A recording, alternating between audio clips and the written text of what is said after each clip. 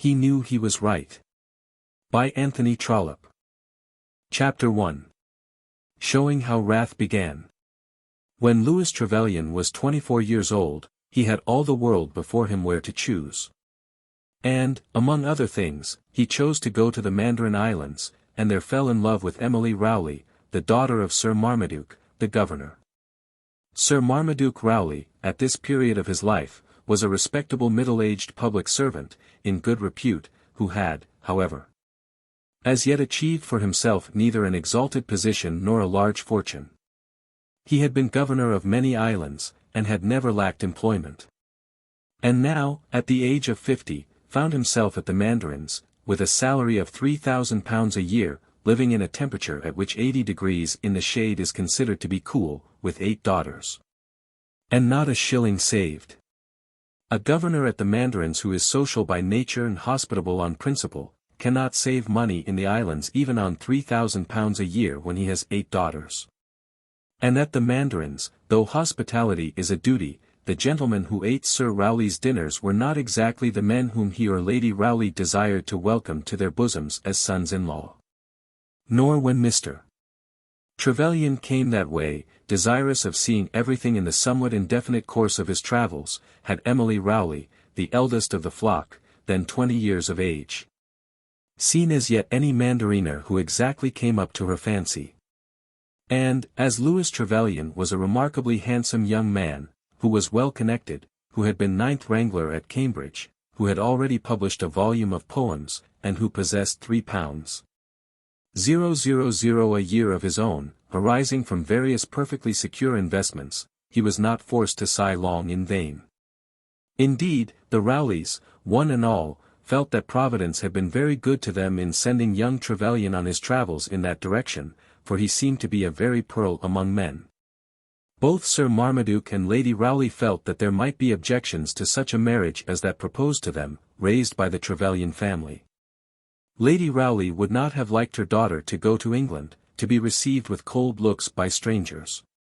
But it soon appeared that there was no one to make objections. Louis, the lover, had no living relative nearer than cousins. His father, a barrister of repute, had died a widower, and had left the money which he had made to an only child. The head of the family was a first cousin who lived in Cornwall on a moderate property, a very good sort of stupid fellow, as Louis said, who would be quite indifferent as to any marriage that his cousin might make. No man could be more independent or more clearly justified in pleasing himself than was this lover. And then he himself proposed that the second daughter, Nora, should come and live with them in London. What a lover to fall suddenly from the heavens into such a dovecot! I haven't a penny piece to give to either of them, said Sir Rowley. It is my idea that girls should not have fortunes, said Trevelyan. At any rate, I am quite sure that men should never look for money. A man must be more comfortable, and, I think, is likely to be more affectionate, when the money has belonged to himself. Sir Rowley was a high-minded gentleman, who would have liked to have handed over a few £1,000s on giving up his daughters. But, having no thousands of pounds to hand over, he could not but admire the principles of his proposed son-in-law. As it was about time for him to have his leave of absence, he and sundry of the girls went to England with Mr. Trevelyan, and the wedding was celebrated in London by the Rev. Oliphant Outhouse, of St. Didulph in the East, who had married Sir Rowley's sister. Then a small house was taken and furnished in Curzon Street, Mayfair, and the Rowleys went back to the seat of their government, leaving Nora, the second girl, in charge of her elder sister. The Rowleys had found, on reaching London, that they had lighted upon a pearl indeed. Louis Trevelyan was a man of whom all people said all good things. He might have been a fellow of his college had he not been a man of fortune.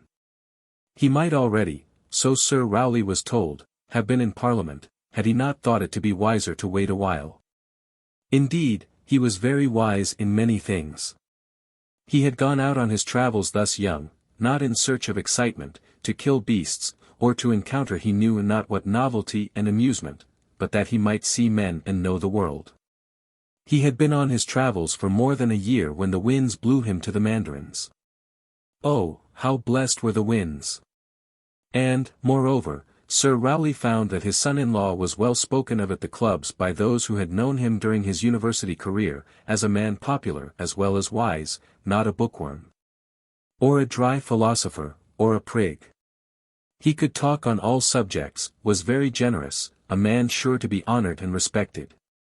And then such a handsome, manly fellow, with short brown hair, a nose divinely chiselled, and Apollo's mouth, 6 feet high, with shoulders and legs and arms in proportion, a pearl of pearls. Only, as Lady Rowley was the first to find out, he liked to have his own way. But his way is such a good way, said Sir Marmaduke.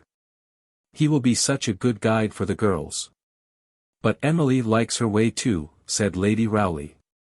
Sir Marmaduke argued the matter no further, but thought, no doubt, that such a husband as Louis Trevelyan was entitled to have his own way. He probably had not observed his daughter's temper so accurately as his wife had done. With 8 of them coming up around him, how should he have observed their tempers? At any rate, if there were anything amiss with Emily's temper, it would be well that she should find her master in such a husband as Louis Trevelyan. For nearly 2 years the little household in Curzon Street went on well, or if anything was the matter no one outside of the little household was aware of it. And there was a baby, a boy, a young Louis, and a baby in such a household is apt to make things go sweetly. The marriage had taken place in July, and after the wedding tour there had been a winter and a spring in London. And then they passed a month or 2 at the seaside, after which the baby had been born. And then there came another winter and another spring. Nora Rowley was with them in London, and by this time Mr. Trevelyan had begun to think that he should like to have his own way completely. His baby was very nice, and his wife was clever, pretty, and attractive. Nora was all that an unmarried sister should be. But there had come to be trouble and bitter words.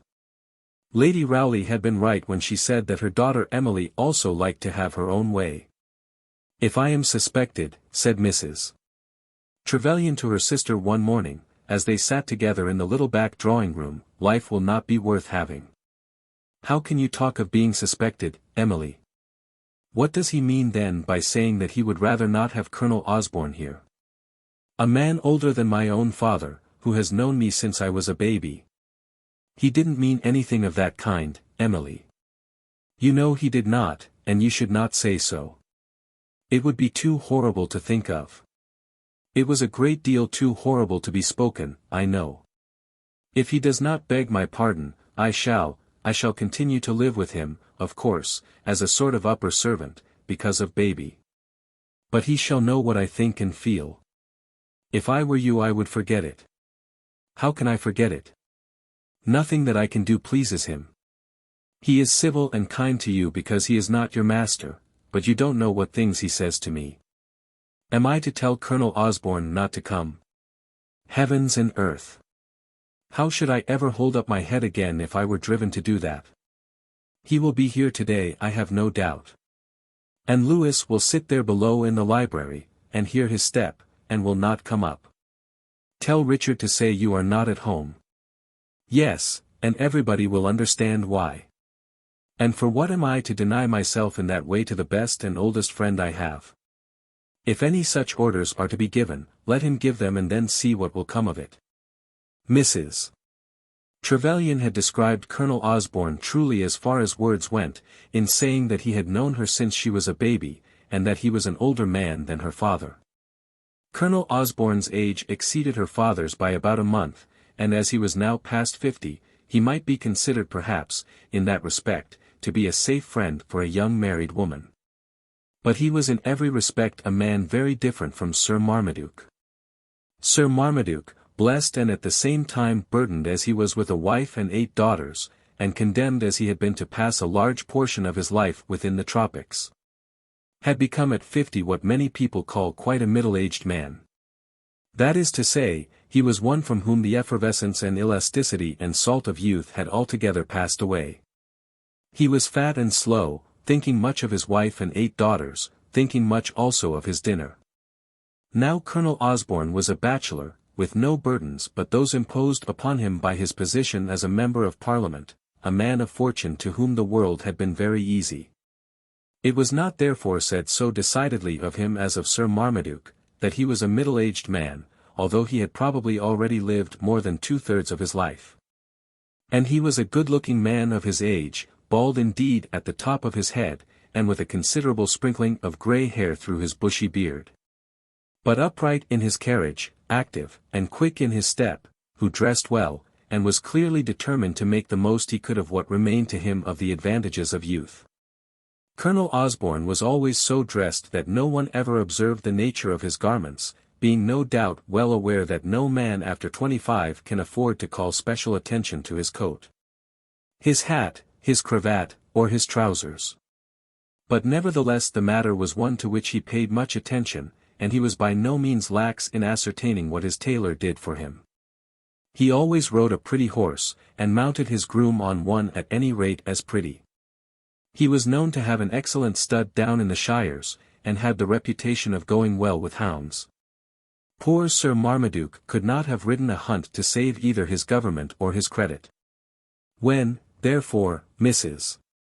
Trevelyan declared to her sister that Colonel Osborne was a man whom she was entitled to regard with semi-parental feelings of veneration because he was older than her father, she made a comparison which was more true in the letter than in the spirit.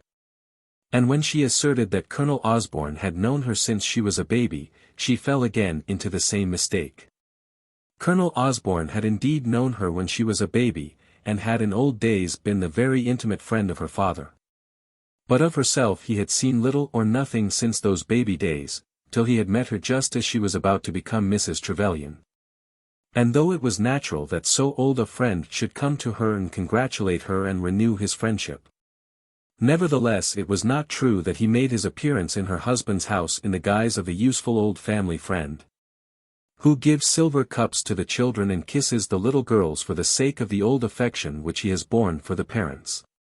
We all know the appearance of that old gentleman, how pleasant and dear a fellow he is, how welcome is his face within the gate, how free he makes with our wine, generally abusing it. How he tells our eldest daughter to light his candle for him, how he gave silver cups when the girls were born, and now bestows tea services as they get married, a most useful, safe, and charming fellow, not a year younger looking or more nimble than ourselves, without whom life would be very blank.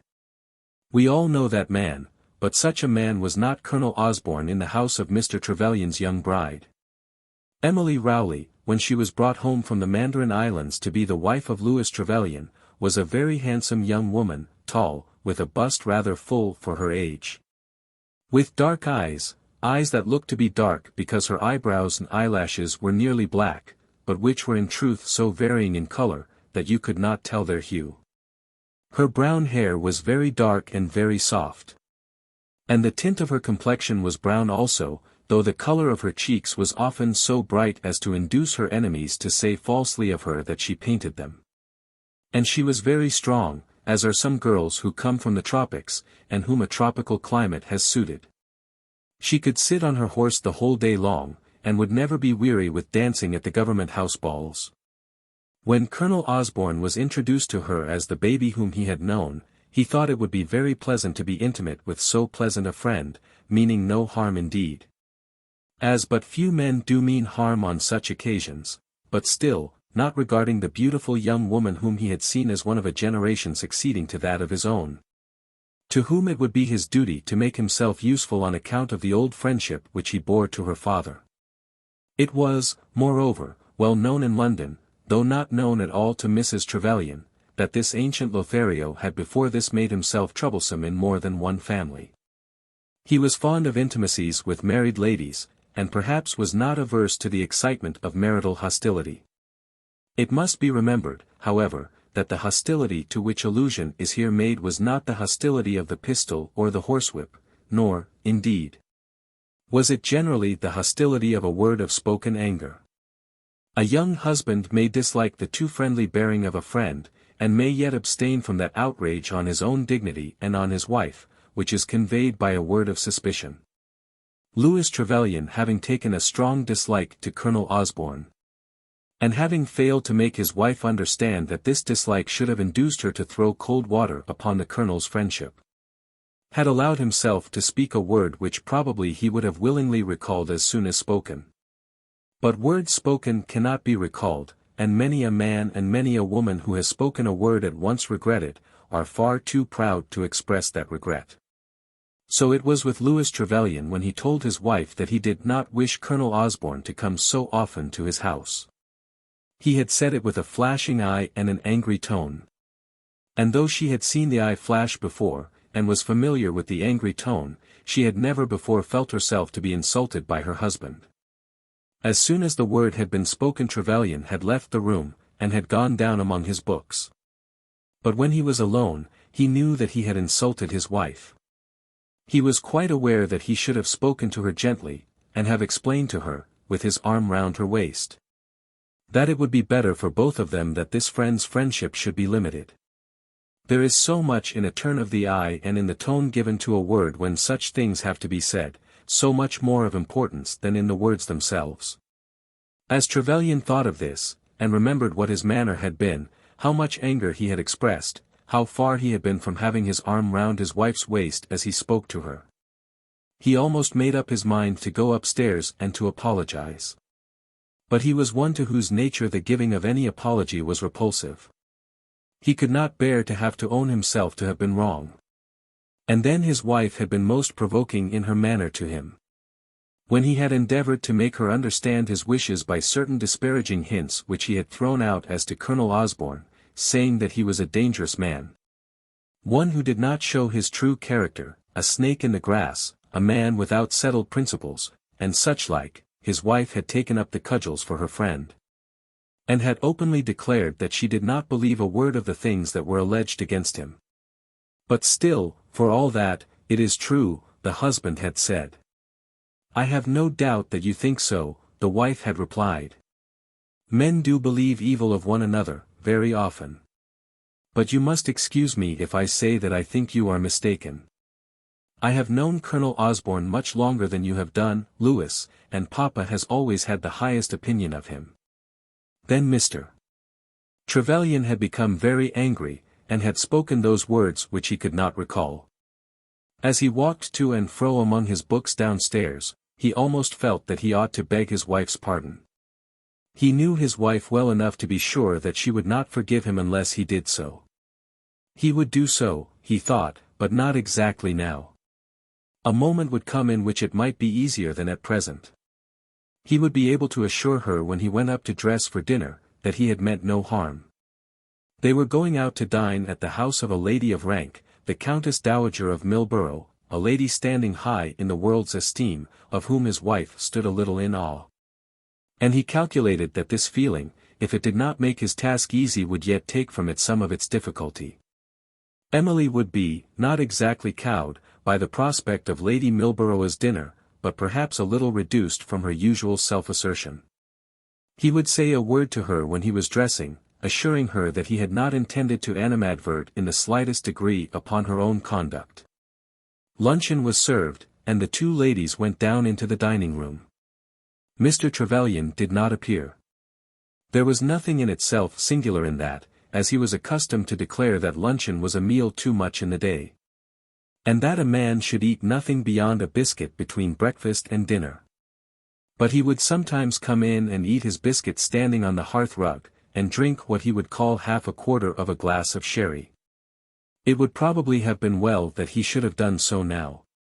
But he remained in his library behind the dining-room, and when his wife and his sister-in-law had gone upstairs, he became anxious to learn whether Colonel Osborne would come on that day, and, if so, whether he would be admitted. He had been told that Nora Rowley was to be called for by another lady, a Mrs. Fairfax, to go out and look at pictures. His wife had declined to join Mrs.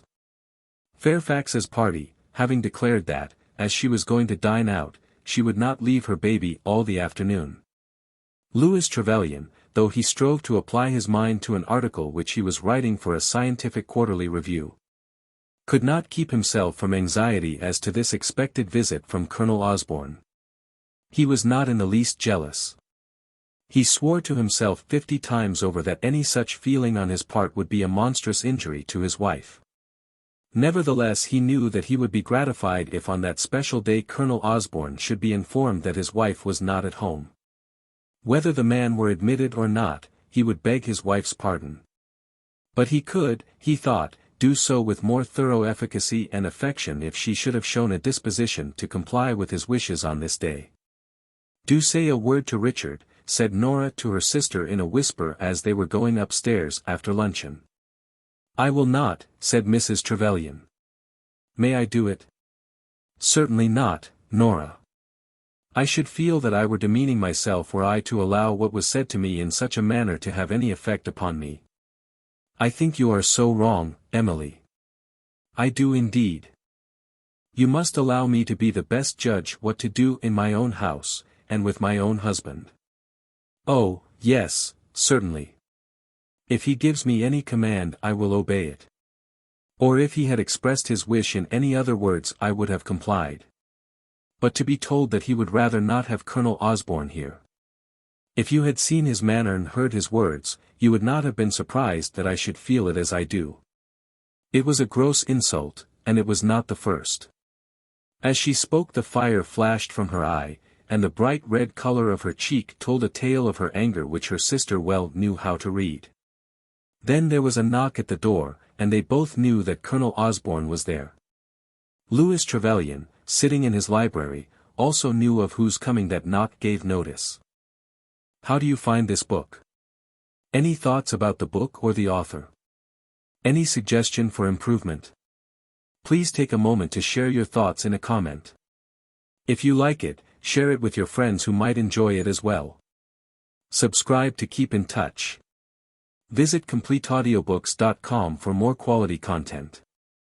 Chapter 2. Colonel Osborne. It has been already said that Colonel Osborne was a bachelor, a man of fortune, a member of Parliament, and one who carried his half-century of years lightly on his shoulders.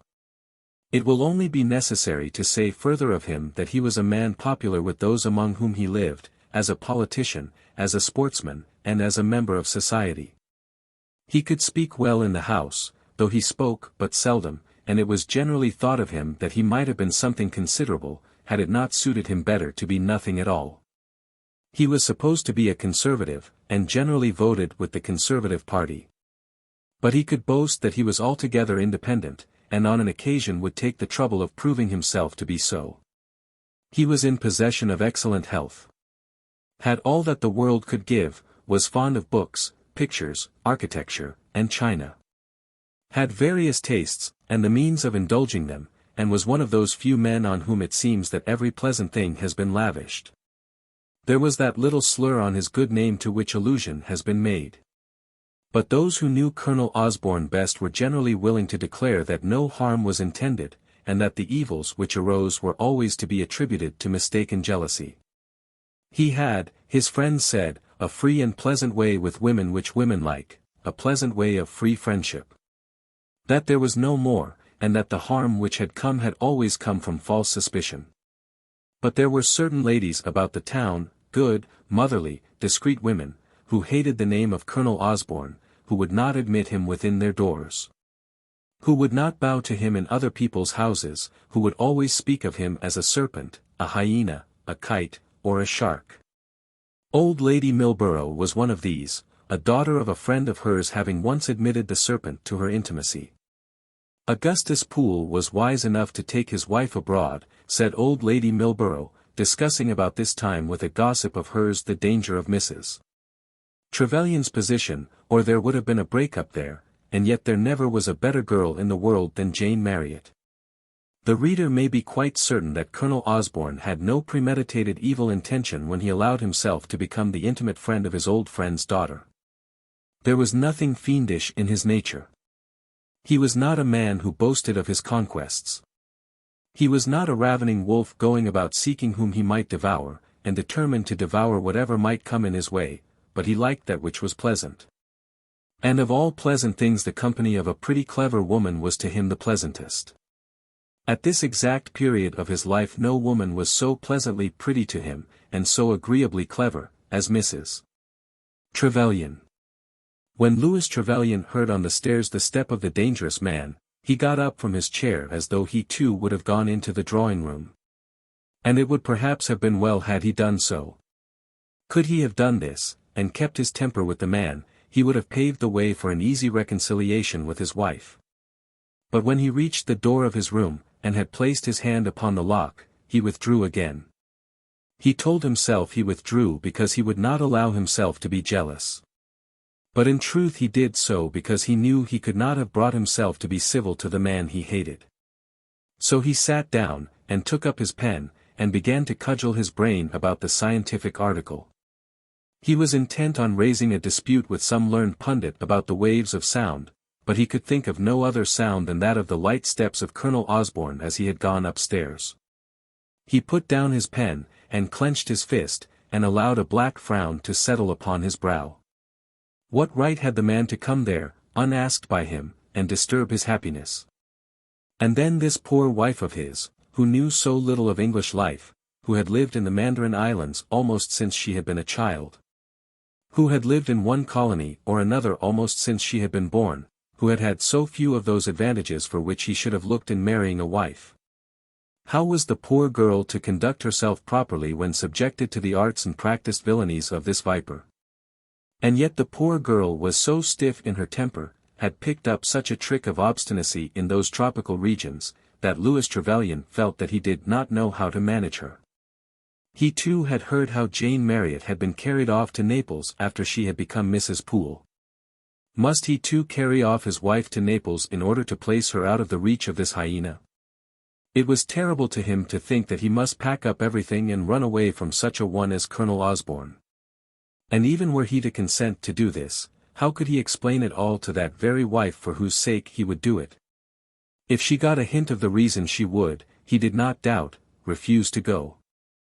As he thought of it, and as that visit upstairs prolonged itself, he almost thought it would be best for him to be round with her. We all know what a husband means when he resolves to be round with his wife. He began to think that he would not apologize at all for the words he had spoken, but would speak them again somewhat more sharply than before. She would be very wrathful with him. There would be a silent enduring indignation, which, as he understood well, would be infinitely worse than any torrent of words. But was he, a man, to abstain from doing that which he believed to be his duty because he was afraid of his wife's anger? Should he be deterred from saying that which he conceived it would be right that he should say, because she was stiff-necked?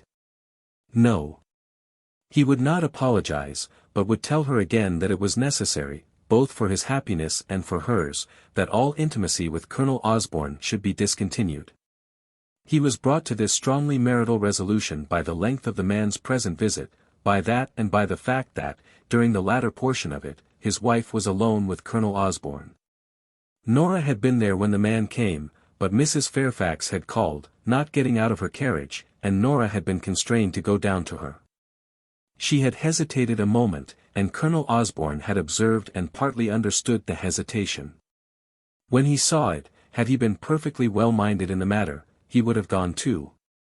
But he probably told himself that Nora Rowley was a fool, and that in such matters it was quite enough for a man to know that he did not intend any harm. "You had better go down, Nora," said Mrs. Trevelyan. "Mrs. Fairfax will be ever so angry if you keep her waiting." Then Nora had gone and the two were alone together. Nora had gone, and Trevelyan had heard her as she was going and knew that Colonel Osborne was alone with his wife. "If you can manage that it will be so nice," said Mrs. Trevelyan, continuing the conversation. "My dear Emily," he said, "you must not talk of my managing it, or you will spoil it all." He had called them both Emily and Nora when Sir Marmaduke and Lady Rowley were with them before the marriage, and, taking the liberty of a very old family friend, had continued the practice. Mrs. Trevelyan was quite aware that she had been so called by him in the presence of her husband, and that her husband had not objected. But that was now some months ago, before baby was born. And she was aware also that he had not called her so latterly in presence of her husband. She thoroughly wished that she knew how to ask him not to do so again. But the matter was very difficult, as she could not make such a request without betraying some fear on her husband's part. The subject which they were now discussing was too important to her to allow her to dwell upon this trouble at the moment, and so she permitted him to go on with his speech. If I were to manage it, as you call it, which I can't do at all, it would be a gross job. That's all nonsense to us, Colonel Osborne. Ladies always like political jobs, and think that they, and they only, make politics bearable. But this would not be a job at all. Papa could do it better than anybody else. Think how long he has been at it. The matter in discussion was the chance of an order being sent out to Sir Marmaduke to come home from his islands at the public expense, to give evidence, respecting colonial government in general, to a committee of the House of Commons which was about to sit on the subject. The committee had been voted, and 2 governors were to be brought home for the purpose of giving evidence. What arrangement could be so pleasant to a governor living in the Mandarin Islands, who had had a holiday lately, and who could but ill afford to take any holidays at his own expense? Colonel Osborne was on this committee, and, moreover, was on good terms at the Colonial Office. There were men in office who would be glad to do Colonel Osborne a service, and then if this were a job, it would be so very little of a job. Perhaps Sir Marmaduke might not be the very best man for the purpose. Perhaps the government of the Mandarins did not afford the best specimen of that colonial lore which it was the business of the committee to master. But then 2 governors were to come, and it might be as well to have one of the best sort, and one of the second best. No one supposed that excellent old Sir Marmaduke was a paragon of a governor, but then he had an infinity of experience. For over 20 years he had been from island to island, and had at least steered clear of great scrapes. We'll try it, at any rate, said the colonel. Do, Colonel Osborne. Mamma would come with him, of course. We should leave him to manage all that. It's not very likely that he would leave Lady Rowley behind. He never has. I know he thinks more of Mamma than he ever does of himself. Fancy having them here in the autumn. I suppose if he came for the end of the session, they wouldn't send him back quite at once. I rather fancy that our foreign and colonial servants know how to stretch a point when they find themselves in England. Of course they do, Colonel Osborne, and why shouldn't they? Think of all that they have to endure out in those horrible places. How would you like to live in the Mandarins? I should prefer London, certainly. Of course you would. And you mustn't begrudge Papa a month or 2 when he comes. I never cared about your being in Parliament before, but I shall think so much of you now if you can manage to get Papa home. There could be nothing more innocent than this, nothing more innocent at any rate as regarded any offence against Mr. Trevelyan. But just then there came a word which a little startled Mrs. Trevelyan, and made her feel afraid that she was doing wrong. I must make one stipulation with you, Emily, said the colonel. What is that? You must not tell your husband. Oh, dear. And why not? I am sure you are sharp enough to see why you should not. A word of this repeated at any club would put an end at once to your project, and would be very damaging to me. And, beyond that, I wouldn't wish him to know that I had meddled with it at all. I am very chary of having my name connected with anything of the kind. And, upon my word, I wouldn't do it for any living human being but yourself. You'll promise me, Emily? She gave the promise, but there were 2 things in the matter, as it stood at present, which she did not at all like. She was very averse to having any secret from her husband with Colonel Osborne. And she was not at all pleased at being told that he was doing for her a favour that he would not have done for any other living human being. Had he said so to her yesterday, before those offensive words had been spoken by her husband, she would not have thought much about it. She would have connected the man's friendship for herself with his very old friendship for her father, and she would have regarded the assurance as made to the Rowleys in general, and not to herself in particular. But now, after what had occurred, it pained her to be told by Colonel Osborne that he would make, specially on her behalf, a sacrifice of his political pride which he would make for no other person living. And then, as he had called her by her Christian name, as he had exacted the promise, there had been a tone of affection in his voice that she had almost felt to be too warm. But she gave the promise. And when he pressed her hand at parting, she pressed his again, in token of gratitude for the kindness to be done to her father and mother. Immediately afterwards Colonel Osborne went away, and Mrs. Trevelyan was left alone in her drawing-room. She knew that her husband was still downstairs, and listened for a moment to hear whether he would now come up to her. And he, too, had heard the Colonel's step as he went, and for a few moments had doubted whether or no he would at once go to his wife. Though he believed himself to be a man very firm of purpose, his mind had oscillated backwards and forwards within the last quarter of an hour between those two purposes of being round with his wife, and of begging her pardon for the words which he had already spoken. He believed that he would best do his duty by that plan of being round with her, but then it would be so much pleasanter, at any rate, so much easier, to beg her pardon.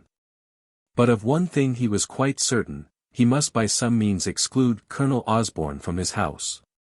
He could not live and continue to endure the feelings which he had suffered while sitting downstairs at his desk, with the knowledge that Colonel Osborne was closeted with his wife upstairs. It might be that there was nothing in it. That his wife was innocent he was quite sure. But nevertheless, he was himself so much affected by some feeling which pervaded him in reference to this man, that all his energy was destroyed, and his powers of mind and body were paralyzed. He could not, and would not, stand it. Rather than that he would follow Mr. Poole, and take his wife to Naples. So resolving, he put his hat on his head and walked out of the house. He would have the advantage of the afternoon's consideration before he took either the one step or the other. As soon as he was gone Emily Trevelyan went upstairs to her baby. She would not stir as long as there had been a chance of his coming to her. She very much wished that he would come, and had made up her mind, in spite of the fierceness of her assertion to her sister, to accept any slightest hint at an apology which her husband might offer to her. To this state of mind she was brought by the consciousness of having a secret from him, and by a sense not of impropriety on her own part, but of conduct which some people might have called improper in her mode of parting from the man against whom her husband had warned her. The warmth of that hand-pressing, and the affectionate tone in which her name had been pronounced, and the promise made to her, softened her heart towards her husband. Had he gone to her now and said a word to her in gentleness all might have been made right. But he did not go to her. If he chooses to be cross and sulky, he may be cross and sulky, said Mrs. Trevelyan to herself as she went up to her baby. Has Louis been with you? Nora asked, as soon as Mrs. Fairfax had brought her home. I have not seen him since you left me, said Mrs. Trevelyan. I suppose he went out before Colonel Osborne. No, indeed. He waited till Colonel Osborne had gone, and then he went himself, but he did not come near me. It is for him to judge of his own conduct, but I must say that I think he is very foolish. This the young wife said in a tone which clearly indicated that she had judged her husband's conduct, and had found it to be very foolish indeed. Do you think that Papa and Mamma will really come? Said Nora, changing the subject of conversation. How can I tell? How am I to know? After all that has passed I am afraid to say a word lest I should be accused of doing wrong. But remember this, Nora, you are not to speak of it to anyone. You will tell Louis? No. I will tell no one. Dear, dear Emily, pray do not keep anything secret from him.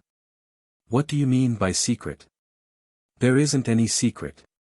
Only in such matters as that, about politics, no gentleman likes to have his name talked about. A look of great distress came upon Nora's face as she heard this.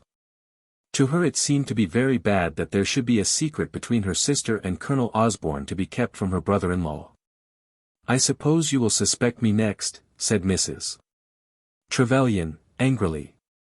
Emily, how can you say anything so cruel? You look as if you did.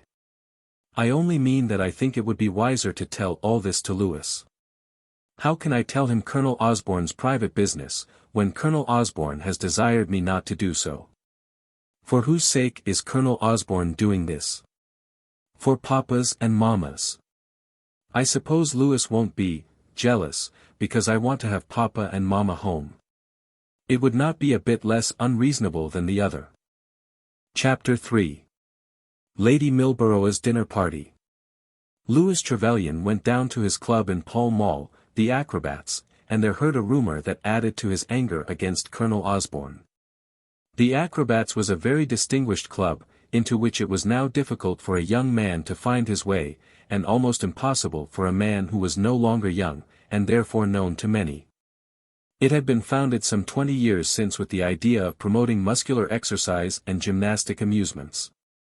But the promoters had become fat and lethargic, and the acrobats spent their time mostly in playing whist, and in ordering and eating their dinners. There were supposed to be, in some out-of-the-way part of the building, certain poles and sticks and parallel bars with which feats of activity might be practiced. But no one ever asked for them nowadays, and a man, when he became an acrobat, did so with a view either to the whist or the cook, or possibly to the social excellences of the club. Louis Trevelyan was an acrobat, as was also Colonel Osborne. "So old Rowley is coming home," said one distinguished acrobat to another in Trevelyan's hearing. "How the deuce is he managing that? He was here a year ago. Osborne is getting it done. He is to come as a witness for this committee. It must be no end of a lounge for him. It doesn't count as leave, and he has every shilling paid for him, down to his cab fares when he goes out to dinner. There's nothing like having a friend at court." Such was the secrecy of Colonel Osborne's secret. He had been so chary of having his name mentioned in connection with a political job, that he had found it necessary to impose on his young friend the burden of a secret from her husband. And yet the husband heard the whole story told openly at his club on the same day. There was nothing in the story to anger Trevelyan had he not immediately felt that there must be some plan in the matter between his wife and Colonel Osborne, of which he had been kept ignorant. Hitherto, indeed, his wife, as the reader knows, could not have told him. He had not seen her since the matter had been discussed between her and her friend.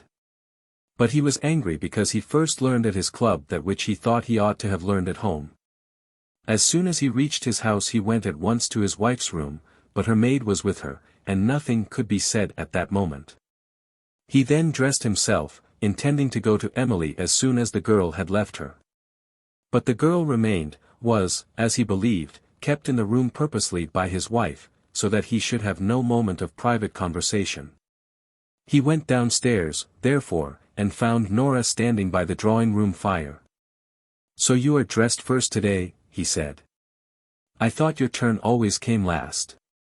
Emily sent Jenny to me first today because she thought you would be home, and she didn't go up to dress till the last minute." This was intended well by Nora, but it did not have the desired effect.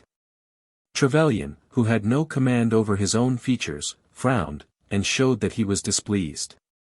He hesitated a moment, thinking whether he would ask Nora any question as to this report about her father and mother, but, before he had spoken, his wife was in the room. "We are all late, I fear," said Emily. "You, at any rate, are the last," said her husband. "About half a minute," said the wife. Then they got into the hired brougham which was standing at the door. Trevelyan, in the sweet days of his early confidence with his wife, had offered to keep a carriage for her, explaining to her that the luxury, though costly, would not be beyond his reach. But she had persuaded him against the carriage, and there had come to be an agreement that instead of the carriage there should always be an autumn tour. One learns something from going about. But one learns nothing from keeping a carriage, Emily had said. Those had been happy days, in which it had been intended that everything should always be rose-colored. Now he was meditating whether, in lieu of that autumn tour, it would not be necessary to take his wife away to Naples altogether, so that she might be removed from the influence of. No, not even to himself would he think of Colonel Osborne as his wife's lover. The idea was too horrible. And yet, how dreadful was it that he should have, for any reason, to withdraw her from the influence of any man. Lady Milborough lived ever so far away, in Eccleston Square, but Trevelyan did not say a single word to either of his companions during the journey. He was cross and vexed, and was conscious that they knew that he was cross and vexed. Mrs. Trevelyan and her sister talked to each other the whole way, but they did so in that tone which clearly indicates that the conversation is made up. Not for any interest attached to the questions asked or the answers given, but because it is expedient that there should not be silence. Nora said something about Marshall and Snelgrove, and tried to make believe that she was very anxious for her sister's answer. And Emily said something about the opera at Covent Garden, which was intended to show that her mind was quite at ease. But both of them failed altogether, and knew that they failed. Once or twice Trevelyan thought that he would say a word in token, as it were, of repentance. Like the naughty child who knew that he was naughty, he was trying to be good. But he could not do it. The fiend was too strong within him. She must have known that there was a proposition for her father's return through Colonel Osborne's influence. As that man at the club had heard it, how could she not have known it? When they got out at Lady Milborough's door he had spoken to neither of them. There was a large dull party, made up mostly of old people. Lady Milborough and Trevelyan's mother had been bosom friends, and Lady Milborough had on this account taken upon herself to be much interested in Trevelyan's wife. But Louis Trevelyan himself, in discussing Lady Milborough with Emily, had rather turned his mother's old friend into ridicule, and Emily had, of course, followed her husband's mode of thinking. Lady Milborough had once or twice given her some advice on small matters, telling her that this or that air would be good for her baby, and explaining that a mother during a certain interesting portion of her life, should refresh herself with a certain kind of malt liquor. Of all counsel on such domestic subjects Mrs. Trevelyan was impatient, as indeed it was her nature to be in all matters, and consequently, authorized as she had been by her husband's manner of speaking of his mother's friend. She had taken a habit of quizzing Lady Milborough behind her back, and almost of continuing the practice before the old lady's face. Lady Milborough, who was the most affectionate old soul alive, and good-tempered with her friends to a fault, had never resented this, but had come to fear that Mrs. Trevelyan was perhaps a little flighty. She had never as yet allowed herself to say anything worse of her young friend's wife than that. And she would always add that that kind of thing would cure itself as the nursery became full. It must be understood therefore that Mrs. Trevelyan was not anticipating much pleasure from Lady Milborough's party, and that she had accepted the invitation as a matter of duty. There was present among the guests a certain Honourable Charles Glascock, the eldest son of Lord Peterborough, who made the affair more interesting to Nora than it was to her sister. It had been whispered into Nora's ears, by more than one person, and among others by Lady Milborough, whose own daughters were all married, that she might, if she thought fit, become the Honourable Mrs. Charles Glascock. Now, whether she might think fit, or whether she might not, the presence of the gentleman under such circumstances, as far as she was concerned, gave an interest to the evening. And as Lady Milborough took care that Mr. Glascock should take Nora down to dinner, the interest was very great. Mr. Glascock was a good-looking man, just under 40, in Parliament, heir to a peerage, and known to be well off in respect to income. Lady Milborough and Mrs. Trevelyan had told Nora Rowley that should encouragement in that direction come in her way, she ought to allow herself to fall in love with Mr. Glascock. A certain amount of encouragement had come in her way, but she had not as yet allowed herself to fall in love with Mr. Glascock. It seemed to her that Mr. Glascock was quite conscious of the advantages of his own position, and that his powers of talking about other matters than those with which he was immediately connected were limited. She did believe that he had in truth paid her the compliment of falling in love with her, and this is a compliment to which few girls are indifferent. Nora might perhaps have tried to fall in love with Mr. Glascock, had she not been forced to make comparisons between him and another. This other one had not fallen in love with her, as she well knew. And she certainly had not fallen in love with him. But still, the comparison was forced upon her, and it did not result in favor of Mr. Glascock. On the present occasion Mr. Glascock as he sat next to her almost proposed to her. "You have never seen Monkham's," he said. Monkham's was his father's seat, a very grand place in Worcestershire. Of course he knew very well that she had never seen Monkham's. How should she have seen it? "I have never been in that part of England at all," she replied. "I should so like to show you Monkham's. The oaks there are the finest in the kingdom. Do you like oaks? Who does not like oaks? But we have none in the islands, and nobody has ever seen so few as I have. I'll show you Monkham some day. Shall I? Indeed, I hope that some day I may really show you Monkhams." Now when an unmarried man talks to a young lady of really showing her the house in which it will be his destiny to live, he can hardly mean other than to invite her to live there with him.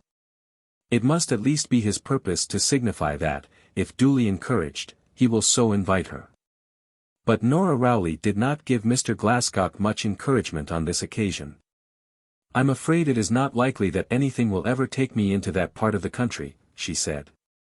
There was something perhaps in her tone which checked Mr. Glascock, so that he did not then press the invitation. When the ladies were upstairs in the drawing-room, Lady Milborough contrived to seat herself on a couch intended for 2 persons only, close to Mrs. Trevelyan. Emily, thinking that she might perhaps hear some advice about Guinness's stout, prepared herself to be saucy. But the matter in hand was graver than that. Lady Milborough's mind was uneasy about Colonel Osborne. "My dear," said she, "was not your father very intimate with that Colonel Osborne?" "He is very intimate with him, Lady Milborough." "Ah, yes, I thought I had heard so. That makes it of course natural that you should know him." "We have known him all our lives," said Emily, forgetting probably that out of the 23 years and some months which she had hitherto lived, there had been a consecutive period of more than 20 years in which she had never seen this man whom she had known all her life. "That makes a difference, of course, and I don't mean to say anything against him." "I hope not, Lady Milborough, because we are all especially fond of him." This was said with so much of purpose, that poor, dear old Lady Milborough was stopped in her good work. She knew well the terrible strait to which Augustus Poole had been brought with his wife, although nobody supposed that Poole's wife had ever entertained a wrong thought in her pretty little heart. Nevertheless he had been compelled to break up his establishment, and take his wife to Naples, because this horrid colonel would make himself at home in Mrs. Poole's drawing-room in Knightsbridge.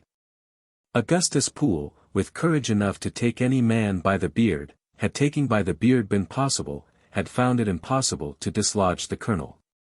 He could not do so without making a row which would have been disgraceful to himself and injurious to his wife, and therefore he had taken Mrs. Poole to Naples. Lady Milborough knew the whole story, and thought that she foresaw that the same thing was about to happen in the drawing-room in Curzon Street.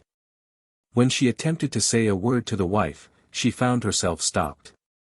She could not go on in that quarter after the reception with which the beginning of her word had been met.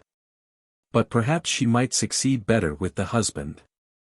After all, her friendship was with the Trevelyan side, and not with the Rowleys.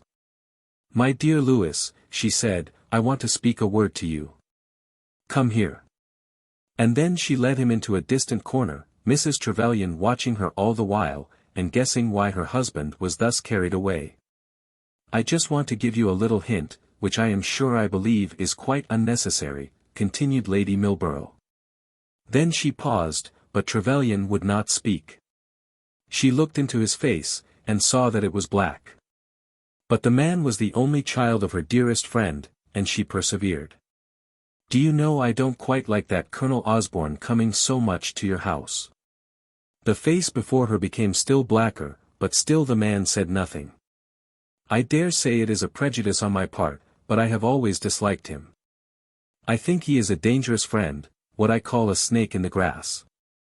And though Emily's high good sense, and love for you, and general feelings on such a subject, are just what a husband must desire, indeed, I am quite sure that the possibility of anything wrong has never entered into her head. But it is the very purity of her innocence which makes the danger.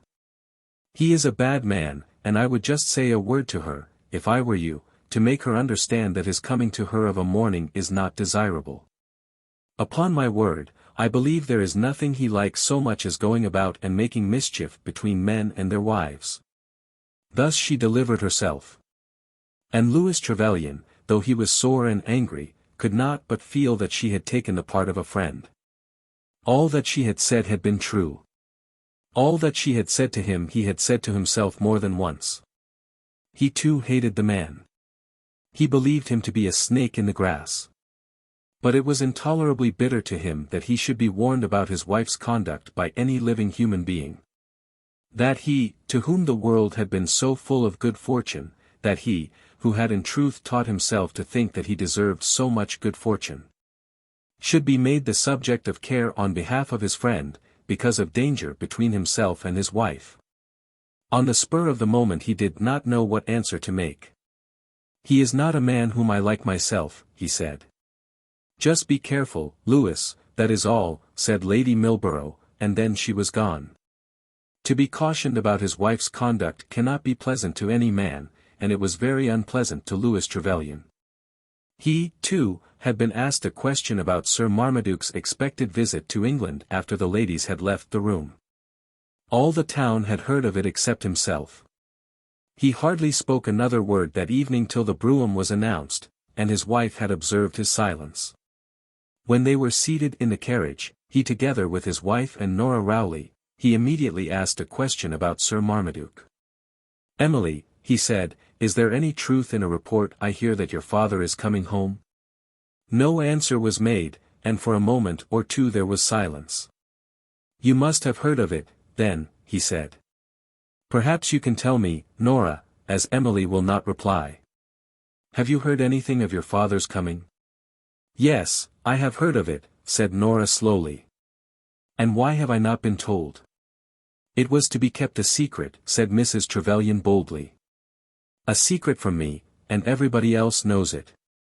"And why was it to be a secret?" "Colonel Osborne did not wish that it should be known," said Mrs. Trevelyan.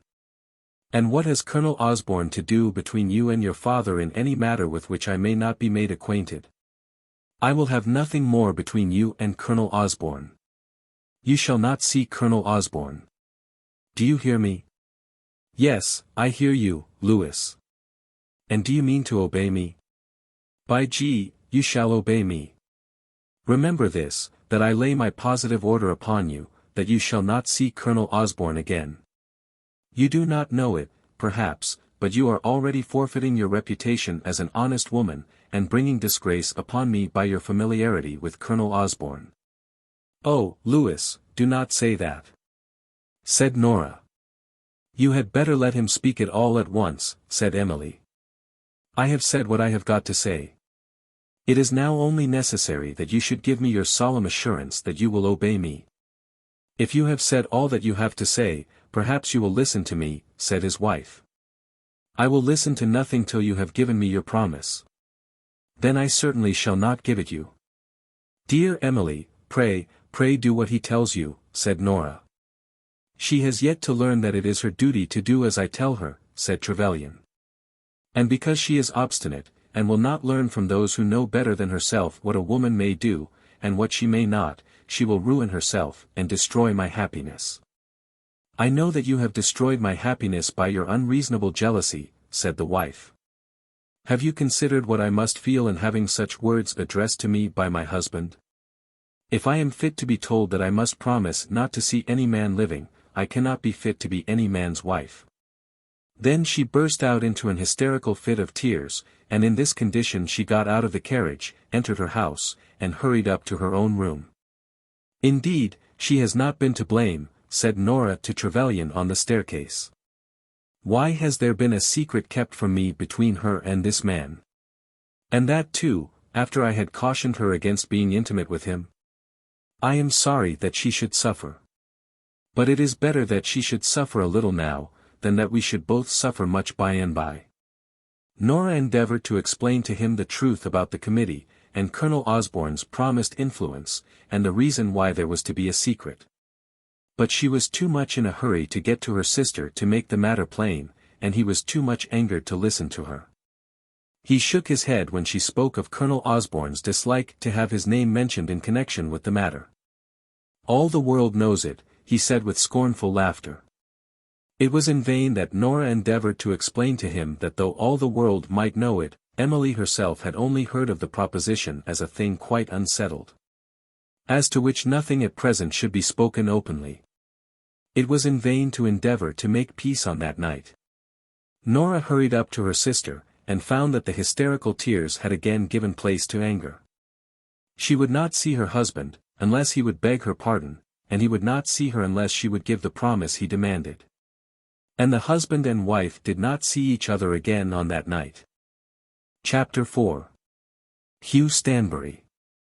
It has been already stated that Nora Rowley was not quite so well disposed as perhaps she ought to have been, to fall in love with the Honourable Charles Glascock. There having come upon her the habit of comparing him with another gentleman whenever this duty of falling in love with Mr. Glascock was exacted from her. That other gentleman was one with whom she knew that it was quite out of the question that she should fall in love, because he had not a shilling in the world. And the other gentleman was equally aware that it was not open to him to fall in love with Nora Rowley, for the same reason. In regard to such matters Nora Rowley had been properly brought up, having been made to understand by the best and most cautious of mothers, that in that matter of falling in love it was absolutely necessary that bread and cheese should be considered. Romance is a very pretty thing, Lady Rowley had been wont to say to her daughters, and I don't think life would be worth having without a little of it. I should be very sorry to think that either of my girls would marry a man only because he had money. But you can't even be romantic without something to eat and drink. Nora thoroughly understood all this, and being well aware that her fortune in the world, if it ever was to be made at all, could only be made by marriage, had laid down for herself certain hard lines intended to be as fast as they were hard. Let what might come to her in the way of likings and dislikings, let the temptation to her be ever so strong, she would never allow her heart to rest on a man who, if he should ask her to be his wife, would not have the means of supporting her. There were many, she knew, who would condemn such a resolution as cold, selfish, and heartless. She heard people saying so daily. She read in books that it ought to be so regarded. But she declared to herself that she would respect the judgment neither of the people nor of the books. To be poor alone, to have to live without a husband, to look forward to a life in which there would be nothing of a career, almost nothing to do. To await the vacuity of an existence in which she would be useful to no one, was a destiny which she could teach herself to endure, because it might probably be forced upon her by necessity. Were her father to die there would hardly be bread for that female flock to eat. As it was, she was eating the bread of a man in whose house she was no more than a visitor. The lot of a woman, as she often told herself, was wretched, unfortunate, almost degrading. For a woman such as herself there was no path open to her energy, other than that of getting a husband. Nora Rowley thought of all this till she was almost sick of the prospect of her life, especially sick of it when she was told with much authority by the Lady Milboroughs of her acquaintance that it was her bounden duty to fall in love with Mr. Glascock. As to falling in love with Mr. Glascock, she had not as yet quite made up her mind. There was so much to be said on that side of the question, if such falling in love could only be made possible. But she had quite made up her mind that she would never fall in love with a poor man. In spite, however, of all that, she felt herself compelled to make comparisons between Mr. Glascock and one Mr. Hugh Stanbury, a gentleman who had not a shilling. Mr. Hugh Stanbury had been at college the most intimate friend of Louis Trevelyan, and at Oxford had been, in spite of Trevelyan's successes, a bigger man than his friend. Stanbury had not taken so high a degree as Trevelyan, indeed had not gone out in honours at all. He had done little for the credit of his college, and had never put himself in the way of wrapping himself up for life in the scanty lambswool of a fellowship. But he had won for himself reputation as a clever speaker, as a man who had learned much that college tutors do not profess to teach, as a hard-headed, ready-witted fellow, who, having the world as an oyster before him, which it was necessary that he should open, would certainly find either a knife or a sword with which to open it. Immediately on leaving college he had come to town, and had entered himself at Lincoln's Inn. Now, at the time of our story, he was a barrister of 4 years' standing, but had never yet made a guinea. He had never made a guinea by his work as a barrister, and was beginning to doubt of himself whether he ever would do so. Not, as he knew well, that guineas are generally made with ease by barristers of 4 years' standing, but because, as he said to his friends, he did not see his way to the knack of it. He did not know an attorney in the world, and could not conceive how any attorney should ever be induced to apply to him for legal aid. He had done his work of learning his trade about as well as other young men, but had had no means of distinguishing himself within his reach. He went the Western Circuit because his aunt, old Miss Stanbury, lived at Exeter, but, as he declared of himself, had he had another aunt living at York, he would have had nothing whatsoever to guide him in his choice. He sat idle in the courts, and hated himself for so sitting. So it had been with him for 2 years without any consolation or additional burden from other employment than that of his profession. After that, by some chance, he had become acquainted with the editor of the Daily Record, and by degrees had taken to the writing of articles. He had been told by all his friends, and especially by Trevelyan, that if he did this, he might as well sell his gown and wig. He declared, in reply, that he had no objection to sell his gown and wig. He did not see how he should ever make more money out of them than he would do by such sale. But for the articles which he wrote, he received instant payment, a process which he found to be most consolatory, most comfortable, and, as he said to Trevelyan, as warm to him as a blanket in winter. Trevelyan, who was a year younger than Stanbury, had taken upon himself to be very angry. He professed that he did not think much of the trade of a journalist, and told Stanbury that he was sinking from the highest to almost the lowest business by which an educated man and a gentleman could earn his bread. Stanbury had simply replied that he saw some bread on the one side, but none on the other, and that bread from some side was indispensable to him. Then there had come to be that famous war between Great Britain and the Republic of Patagonia. And Hugh Stanbury had been sent out as a special correspondent by the editor and proprietor of the Daily Record. His letters had been much read, and had called up a great deal of newspaper pugnacity. He had made important statements which had been flatly denied, and found to be utterly false, which again had been warmly reasserted and proved to be most remarkably true to the letter. In this way the Correspondence, and he as its author, became so much talked about that, on his return to England, he did actually sell his gown and wig and declare to his friends, and to Trevelyan among the number, that he intended to look to journalism for his future career. He had been often at the house in Curzon Street in the earliest happy days of his friend's marriage, and had thus become acquainted, intimately acquainted, with Nora Rowley. And now again, since his return from Patagonia, that acquaintance had been renewed. Quite lately, since the actual sale of that wig and gown had been effected, he had not been there so frequently as before, because Trevelyan had expressed his indignation almost too openly. That such a man as you should be so faint-hearted, Trevelyan had said, is a thing that I cannot understand. Is a man faint-hearted when he finds it improbable that he shall be able to leap his horse over a house? What you had to do had been done by hundreds before you. What I had to do has never yet been done by any man, replied Stanbury. I had to live upon nothing till the lucky hour should strike. I think you have been cowardly, said Trevelyan. Even this had made no quarrel between the two men. But Stanbury had expressed himself annoyed by his friend's language, and partly on that account, and partly perhaps on another, had stayed away from Curzon Street. As Nora Rowley had made comparisons about him, so had he made comparisons about her.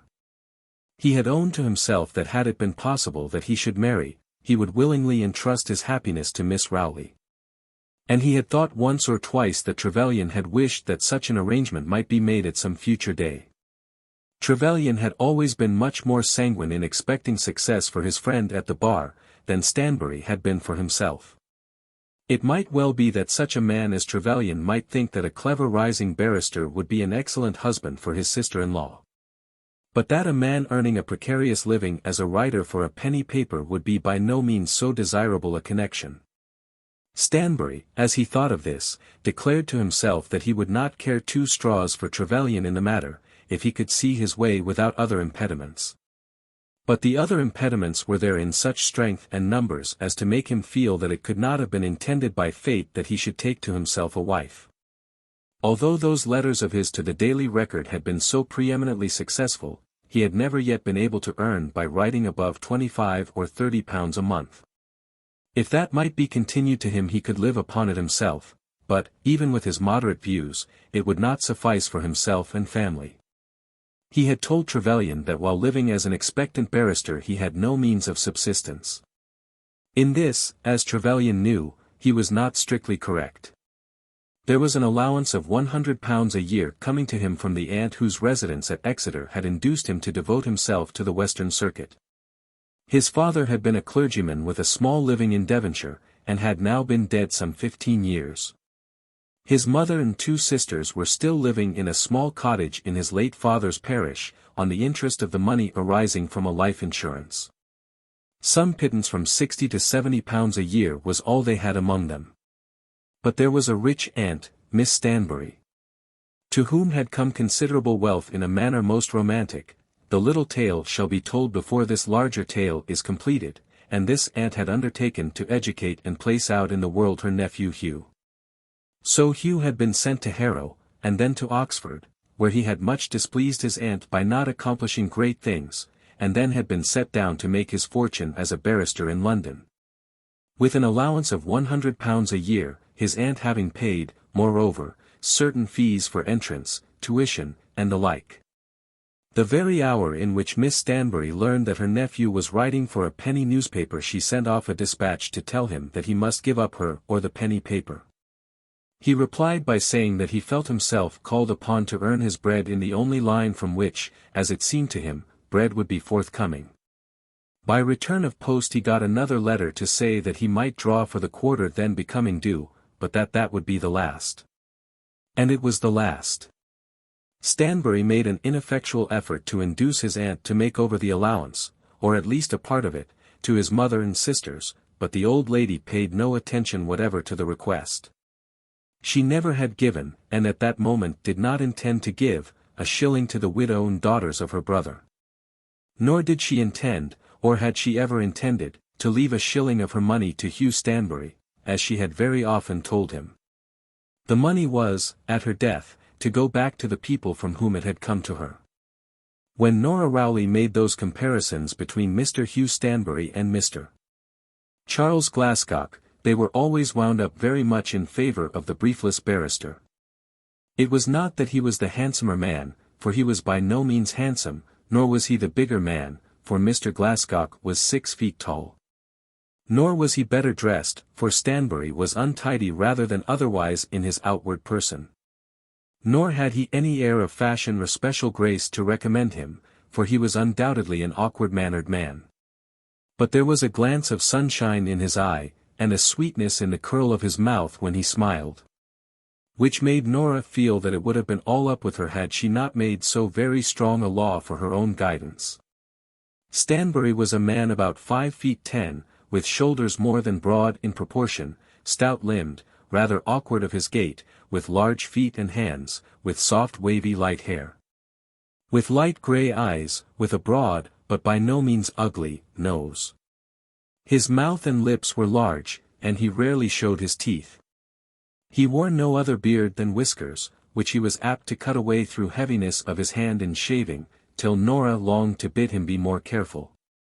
"He doesn't care what sort of a guy he makes of himself," she once said to her sister, almost angrily. "He is a plain man, and he knows it," Emily had replied. Mr. Trevelyan was doubtless a handsome man, and it was almost on Nora's tongue to say something ill-natured on the subject. Hugh Stanbury was reputed to be somewhat hot in spirit and manner. He would be very sage in argument, pounding down his ideas on politics, religion, or social life with his fist as well as his voice. He was quick, perhaps, at making antipathies, and quick, too, in making friendships.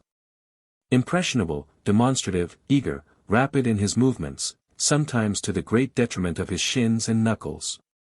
And he possessed the sweetest temper that was ever given to a man for the blessing of a woman. This was the man between whom and Mr. Glascock Nora Rowley found it to be impossible not to make comparisons. On the very day after Lady Milborough's dinner party Stanbury overtook Trevelyan in the street, and asked his friend where he was going eastward. Trevelyan was on his way to call upon his lawyer, and said so. But he did not say why he was going to his lawyer. He had sent to his wife by Nora that morning to know whether she would make to him the promise he required. The only answer which Nora could draw from her sister was a counter-question, demanding whether he would ask her pardon for the injury he had done her.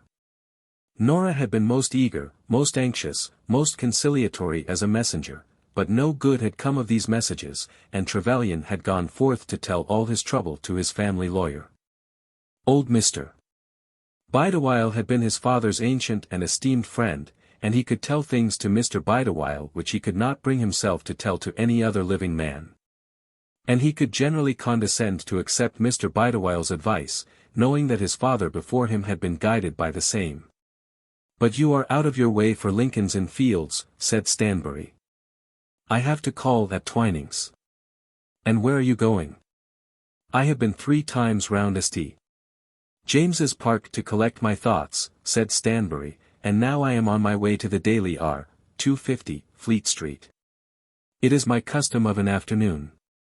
I am prepared to instruct the British public of tomorrow on any subject, as per order, from the downfall of a European compact to the price of a London mutton chop." "I suppose there is nothing more to be said about it," said Trevelyan, after a pause. "Not another word." "How should there be? Aunt Jemima has already drawn tight the purse strings, and it would soon be the casual ward in earnest if it were not for the Daily R. God bless the Daily R. Only think what a thing it is to have all subjects open to one, from the destinies of France to the profit proper to a butcher. If you like it. I do like it. It may not be altogether honest. I don't know what is. But it's a deal honester than defending thieves and bamboozling juries. How is your wife?" "She's pretty well, thank you." Stanbury knew at once from the tone of his friend's voice that there was something wrong.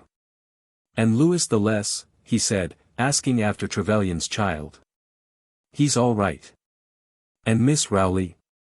When one begins one's inquiries one is bound to go through the whole family. "Miss Rowley is pretty well," said Trevelyan. Previously to this, Trevelyan when speaking of his sister-in-law to Stanbury, had always called her Nora. And had been wont to speak of her as though she were almost as much the friend of one of them as of the other. The change of tone on this occasion was in truth occasioned by the sadness of the man's thoughts in reference to his wife, but Stanbury attributed it to another cause. "He need not be afraid of me," he said to himself, "and at least he should not show me that he is." Then they parted, Trevelyan going into Twining's Bank, and Stanbury passing on towards the office of the Daily R.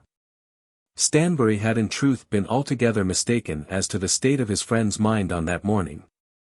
Trevelyan, although he had, according to his custom, put in a word in condemnation of the newspaper line of life, was at the moment thinking whether he would not tell all his trouble to Hugh Stanbury. He knew that he should not find anywhere, not even in Mr. Bideawhile, a more friendly or more trustworthy listener. When Nora Rowley's name had been mentioned, he had not thought of her. He had simply repeated the name with the usual answer. He was at the moment cautioning himself against a confidence which after all might not be necessary, and which on this occasion was not made. When one is in trouble it is a great ease to tell one's trouble to a friend, but then one should always wash one's dirty linen at home. The latter consideration prevailed, and Trevelyan allowed his friend to go on without burdening him with the story of that domestic quarrel. Nor did he on that occasion tell it to Mr. Bideawhile. For Mr. Bideawhile was not found at his chambers. Chapter 5. Showing how the quarrel progressed. Trevelyan got back to his own house at about 3, and on going into the library, found on his table a letter to him addressed in his wife's handwriting. He opened it quickly, hoping to find that promise which he had demanded, and resolving that if it were made he would at once become affectionate, yielding, and gentle to his wife. But there was not a word written by his wife within the envelope. It contained simply another letter, already opened, addressed to her. This letter had been brought up to her during her husband's absence from the house, and was as follows. Acrobats, Thursday. Dear Emily, I have just come from the Colonial Office. It is all settled, and Sir M. has been sent for. Of course, you will tell T. now. Yours. F.O. The letter was, of course, from Colonel Osborne, and Mrs. Trevelyan, when she received it, had great doubts whether she would enclose it to her husband opened or unopened. She had hitherto refused to make the promise which her husband exacted, but nevertheless, she was minded to obey him. Had he included in his demand any requirement that she should receive no letter from Colonel Osborne, she would not have opened this one. But nothing had been said about letters, and she would not show herself to be afraid. So she read the note, and then sent it down to be put on Mr. Trevelyan's table in an envelope addressed to him.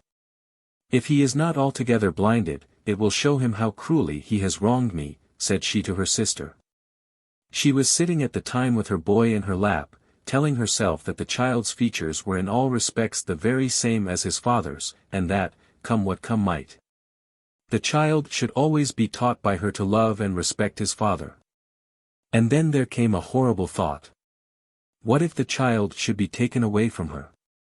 If this quarrel, out of which she saw no present mode of escape, were to lead to a separation between her and her husband, would not the law, and the judges, and the courts, and all the Lady Milboroughs of their joint acquaintance into the bargain, say that the child should go with his father? The judges, and the courts, and the Lady Milboroughs would, of course, say that she was the sinner. And what could she do without her boy? Would not any humility, any grovelling in the dust be better for her than that? It is a very poor thing to be a woman, she said to her sister. It is perhaps better than being a dog, said Nora. But, of course, we can't compare ourselves to men. It would be better to be a dog. One wouldn't be made to suffer so much. When a puppy is taken away from its mother, she is bad enough for a few days, but she gets over it in a week. There was a pause then for a few moments. Nora knew well which way ran the current of her sister's thoughts, and had nothing at the present moment which she could say on that subject. It is very hard for a woman to know what to do, continued Emily, but if she is to marry, I think she had better marry a fool. After all, a fool generally knows that he is a fool, and will trust someone, though he may not trust his wife. I will never wittingly marry a fool, said Nora. You will marry Mr. Glascock, of course. I don't say that he is a fool, but I do not think he has that kind of strength which shows itself in perversity. If he asked me, I should not have him. And he will never ask me. He will ask you, and, of course, you'll take him. Why not? You can't be otherwise than a woman. And you must marry. And this man is a gentleman, and will be a peer. There is nothing on earth against him, except that he does not set the Thames on fire. Lewis intends to set the Thames on fire some day, and see what comes of it. All the same, I shall not marry Mr. Glascock. A woman can die, at any rate, said Nora. No, she can't. A woman must be decent, and to die of want is very indecent. She can't die, and she mustn't be in want, and she oughtn't to be a burden. I suppose it was thought necessary that every man should have two to choose from. And therefore there are so many more of us than the world wants. I wonder whether you'd mind taking that downstairs to his table. I don't like to send it by the servant. And I don't want to go myself. Then Nora had taken the letter down, and left it where Louis Trevelyan would be sure to find it. He did find it, and was sorely disappointed when he perceived that it contained no word from his wife to himself. He opened Colonel Osborne's note, and read it, and became, as he did so, almost more angry than before. Who was this man that he should dare to address another man's wife as "Dear Emily"? At the moment Trevelyan remembered well enough that he had heard the man so call his wife, that it had been done openly in his presence, and had not given him a thought. But Lady Rowley and Sir Marmaduke had then been present also, and that man on that occasion had been the old friend of the old father, and not the would-be young friend of the young daughter. Trevelyan could hardly reason about it, but felt that whereas the one was not improper, the other was grossly impertinent, and even wicked. And then, again, his wife, his Emily, was to show to him, to her husband, or was not to show to him, the letter which she received from this man, the letter in which she was addressed as Dear Emily. According to this man's judgment and wish, and not according to his judgment and wish, not according to the judgment and wish of him who was her husband, her lord, and her master. Of course you will tell T now. This was intolerable to him. It made him feel that he was to be regarded as second, and this man to be regarded as first. And then he began to recapitulate all the good things he had done for his wife, and all the causes which he had given her for gratitude. Had he not taken her to his bosom, and bestowed upon her the half of all that he had simply for herself, asking for nothing more than her love? He had possessed money, position, a name, all that makes life worth having. He had found her in a remote corner of the world, with no fortune, with no advantages of family or social standing, so circumstanced that any friend would have warned him against such a marriage. But he had given her his heart, and his hand, and his house, and had asked for nothing in return but that he should be all in all to her, that he should be her one God upon earth. And he had done more even than this. Bring your sister, he had said. The house shall be big enough for her also, and she shall be my sister as well as yours. Who had ever done more for a woman, or shown a more absolute confidence? And now what was the return he received? She was not contented with her one God upon earth, but must make to herself other gods, another God, and that too out of a lump of the basest clay to be found around her. He thought that he could remember to have heard it said in early days, long before he himself had had an idea of marrying, that no man should look for a wife from among the tropics. That women educated amidst the languors of those sunny climes rarely came to possess those high ideas of conjugal duty and feminine truth which a man should regard as the first requisites of a good wife. As he thought of all this, he almost regretted that he had ever visited the Mandarins, or ever heard the name of Sir Marmaduke Rowley. He should have nourished no such thoughts in his heart. He had, indeed, been generous to his wife and to his wife's family, but we may almost say that the man who is really generous in such matters, is unconscious of his own generosity. The giver who gives the most, gives, and does not know that he gives. And had not she given too? In that matter of giving between a man and his wife, if each gives all, the two are equal, let the things given be what they may. King Cophetua did nothing for his beggar maid, unless she were to him, after he had married her, as royal a queen as though he had taken her from the oldest stock of reigning families then extant. Trevelyan knew all this himself, had said so to himself a score of times, though not probably in spoken words or formed sentences. But, that all was equal between himself and the wife of his bosom, had been a thing ascertained by him as a certainty. There was no debt of gratitude from her to him which he did not acknowledge to exist also as from him to her. But yet, in his anger, he could not keep himself from thinking of the gifts he had showered upon her. And he had been, was, would ever be, if she would only allow it, so true to her. He had selected no other friend to take her place in his counsels. There was no dear Mary, or dear Augusta, with whom he had secrets to be kept from his wife. When there arose with him any question of interest such as was this of the return of Sir Marmaduke to her, he would show it in all its bearings to his wife. He had his secrets too, but his secrets had all been made secrets for her also.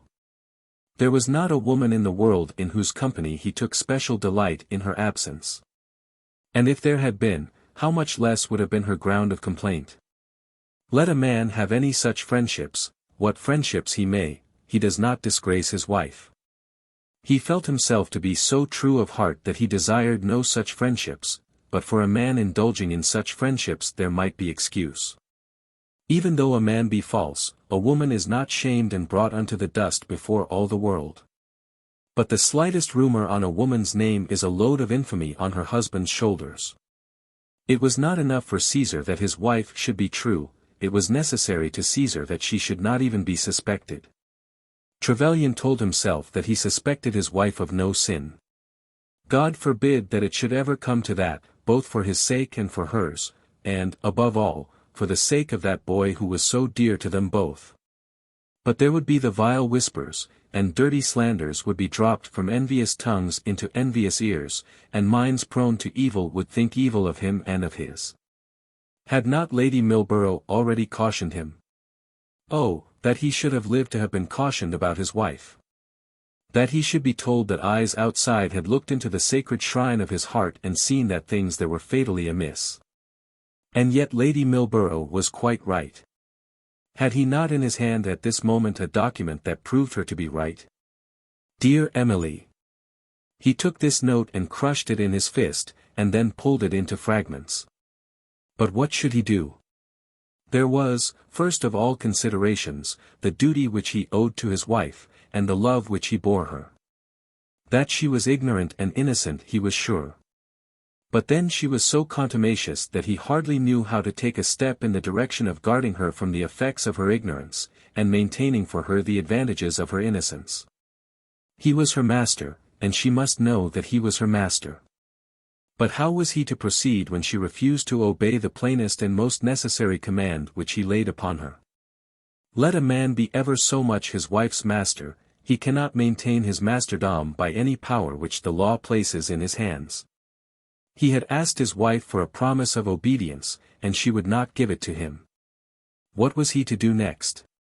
He could, no doubt, at least he thought so, keep the man from her presence. He could order the servant not to admit the man, and the servant would doubtless obey him.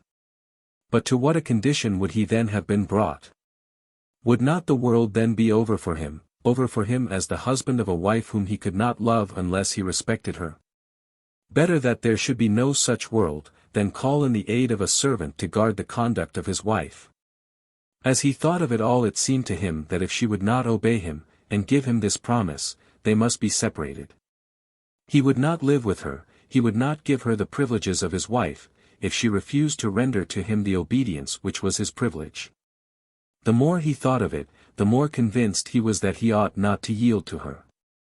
Let her once yield to him, and then his tenderness should begin, and there should be no limit to it. But he would not see her till she had yielded. He would not see her. And if he should find that she did see Colonel Osborne, then he would tell her that she could no longer dwell under the same roof with him. His resolution on these points was very strong, and yet there came over him a feeling that it was his duty to be gentle. There was a feeling also that that privilege of receiving obedience, which was so indubitably his own, could only be maintained by certain wise practices on his part, in which gentleness must predominate. Wives are bound to obey their husbands, but obedience cannot be exacted from wives, as it may from servants, by aid of law and with penalties, or as from a horse, by punishments and manger curtailments. A man should be master in his own house, but he should make his mastery palatable, equitable, smooth, soft to the touch, a thing almost unfelt. How was he to do all this now, when he had already given an order to which obedience had been refused unless under certain stipulations, an agreement with which would be degradation to him? He had pointed out to his wife her duty, and she had said she would do her duty as pointed out, on condition that he would beg her pardon for having pointed it out. This he could not and would not do. Let the heavens fall, and the falling of the heavens in this case was a separation between him and his wife, but he would not consent to such injustice as that. But what was he to do at this moment, especially with reference to that note which he had destroyed? At last he resolved to write to his wife, and he consequently did write and send to her the following letter. May 4th. Dearest Emily, if Colonel Osborne should write to you again, it will be better that you should not open his letter. As you know his handwriting, you will have no difficulty in so arranging. Should any further letter come from Colonel Osborne addressed to you, you had better put it under cover to me, and take no notice of it yourself. I shall dine at the club today. We were to have gone to Mrs. Peacock's in the evening. You had better write a line to say that we shall not be there. I am very sorry that Nora should lose her evening. Pray think very carefully over what I have asked of you. My request to you is, that you shall give me a promise that you will not willingly see Colonel Osborne again. Of course you will understand that this is not supposed to extend to accidental meetings, as to which, should they occur, and they would be sure to occur, you would find that they would be wholly unnoticed by me. But I must request that you will comply with my wish in this matter. If you will send for me, I will go to you instantly, and after one word from you to the desired effect, you will find that there will be no recurrence by me to a subject so hateful. As I have done, and am doing what I think to be right, I cannot stultify myself by saying that I think I have been wrong. Yours always, dearest Emily. With the most thorough love. Louis Trevelyan. This letter he himself put on his wife's dressing-room table, and then he went out to his club. Chapter 6. Showing how reconciliation was made. Look at that, said Mrs. Trevelyan, when her sister came into her room about an hour before dinner-time. Nora read the letter, and then asked her sister what she meant to do. I have written to Mrs. Peacock. I don't know what else I can do. It is very hard upon you, that you should have been kept at home. But I don't suppose Mr. Glascock would have been at Mrs. Peacock's. And what else will you do, Emily? Nothing. Simply live deserted and forlorn till he shall choose to find his wits again. There is nothing else that a woman can do. If he chooses to dine at his club every day, I can't help it. We must put off all the engagements, and that will be hard upon you. Don't talk about me. It is too terrible to think that there should be such a quarrel. What can I do? Have I been wrong? Simply do what he tells you, whether it is wrong or right. If it's right, it ought to be done, and if it's wrong, it will not be your fault. That's very easily said, and it sounds logical. But you must know it's unreasonable. I don't care about reason. He is your husband, and if he wishes it you should do it. And what will be the harm? You don't mean to see Colonel Osborne any more. You have already said that he's not to be admitted. I have said that nobody is to be admitted. Louis has driven me to that. How can I look the servant in the face and tell him that any special gentleman is not to be admitted to see me? Oh dear! Oh dear! Have I done anything to deserve it? Was ever so monstrous an accusation made against any woman? If it were not for my boy, I would defy him to do his worst. On the day following, Nora again became a messenger between the husband and wife, and before dinner-time a reconciliation had been effected. Of course the wife gave way at last. And of course she gave way so cunningly that the husband received none of the gratification which he had expected in her surrender. Tell him to come, Nora had urged. Of course he can come if he pleases, Emily had replied. Then Nora had told Louis to come, and Louis had demanded whether, if he did so, the promise which he had exacted would be given. It is to be feared that Nora perverted the truth a little, but if ever such perversion may be forgiven, forgiveness was due to her. If they could only be brought together, she was sure that there would be a reconciliation. They were brought together, and there was a reconciliation. Dearest Emily, I am so glad to come to you, said the husband, walking up to his wife in their bedroom, and taking her in his arms. I have been very unhappy, Louis, for the last 2 days, said she, very gravely, returning his kiss, but returning it somewhat coldly. We have both been unhappy, I am sure, said he. Then he paused that the promise might be made to him. He had certainly understood that it was to be made without reserve, as an act on her part which she had fully consented to perform. But she stood silent, with one hand on the dressing-table, looking away from him, very beautiful, and dignified too, in her manner, but not, as far as he could judge, either repentant or submissive. Nora said that you would make me the promise which I ask from you. I cannot think, Louis, how you can want such a promise from me. I think it right to ask it, I do indeed. Can you imagine that I shall ever willingly see this gentleman again after what has occurred? It will be for you to tell the servant. I do not know how I can do that. But, as a matter of course, I will encourage no person to come to your house of whom you disapprove. It would be exactly the same of any man or of any woman. That is all that I ask. I am surprised that you should have thought it necessary to make any formal request in the matter. Your word was quite sufficient. That you should find cause of complaint in Colonel Osborne's coming here is of course a different thing. "Quite a different thing," said he. "I cannot pretend to understand either your motives or your fears. I do not understand them. My own self-respect prevents me from supposing it to be possible that you have attributed an evil thought to me." Indeed, I never have," said the husband. "That I can assure you I regard as a matter of course," said the wife. "But you know, Emily, the way in which the world talks." "The world? And do you regard the world, Lewis? Lady Milborough, I believe, spoke to yourself." "Lady Milborough? No, she did not speak to me. She began to do so, but I was careful to silence her at once. From you, Lewis, I am bound to hear whatever you may choose to say to me, but I will not hear from any other lips a single word that may be injurious to your honor." This she said very quietly, with much dignity, and he felt that he had better not answer her. She had given him the promise which he had demanded, and he began to fear that if he pushed the matter further she might go back even from that amount of submission. So he kissed her again, and had the boy brought into the room, and by the time that he went to dress for dinner he was able, at any rate, to seem to be well pleased. "Richard," he said to the servant, as soon as he was downstairs, "when Colonel Osborne calls again, say that your mistress is not at home."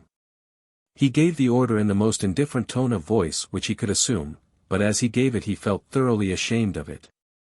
Richard, who, with the other servants, had of course known that there had been a quarrel between his master and mistress for the last 2 days, no doubt understood all about it. While they were sitting at dinner on the next day, a Saturday, there came another note from Colonel Osborne. The servant brought it to his mistress, and she, when she had looked at it, put it down by her plate. Trevelyan knew immediately from whom the letter had come, and understood how impossible it was for his wife to give it up in the servant's presence. The letter lay there till the man was out of the room, and then she handed it to Nora. "Will you give that to Lewis?" she said. "It comes from the man whom he supposes to be my lover." "Emily," said he, jumping from his seat, "how can you allow words so horrible and so untrue to fall from your mouth? If it be not so, why am I to be placed in such a position as this?"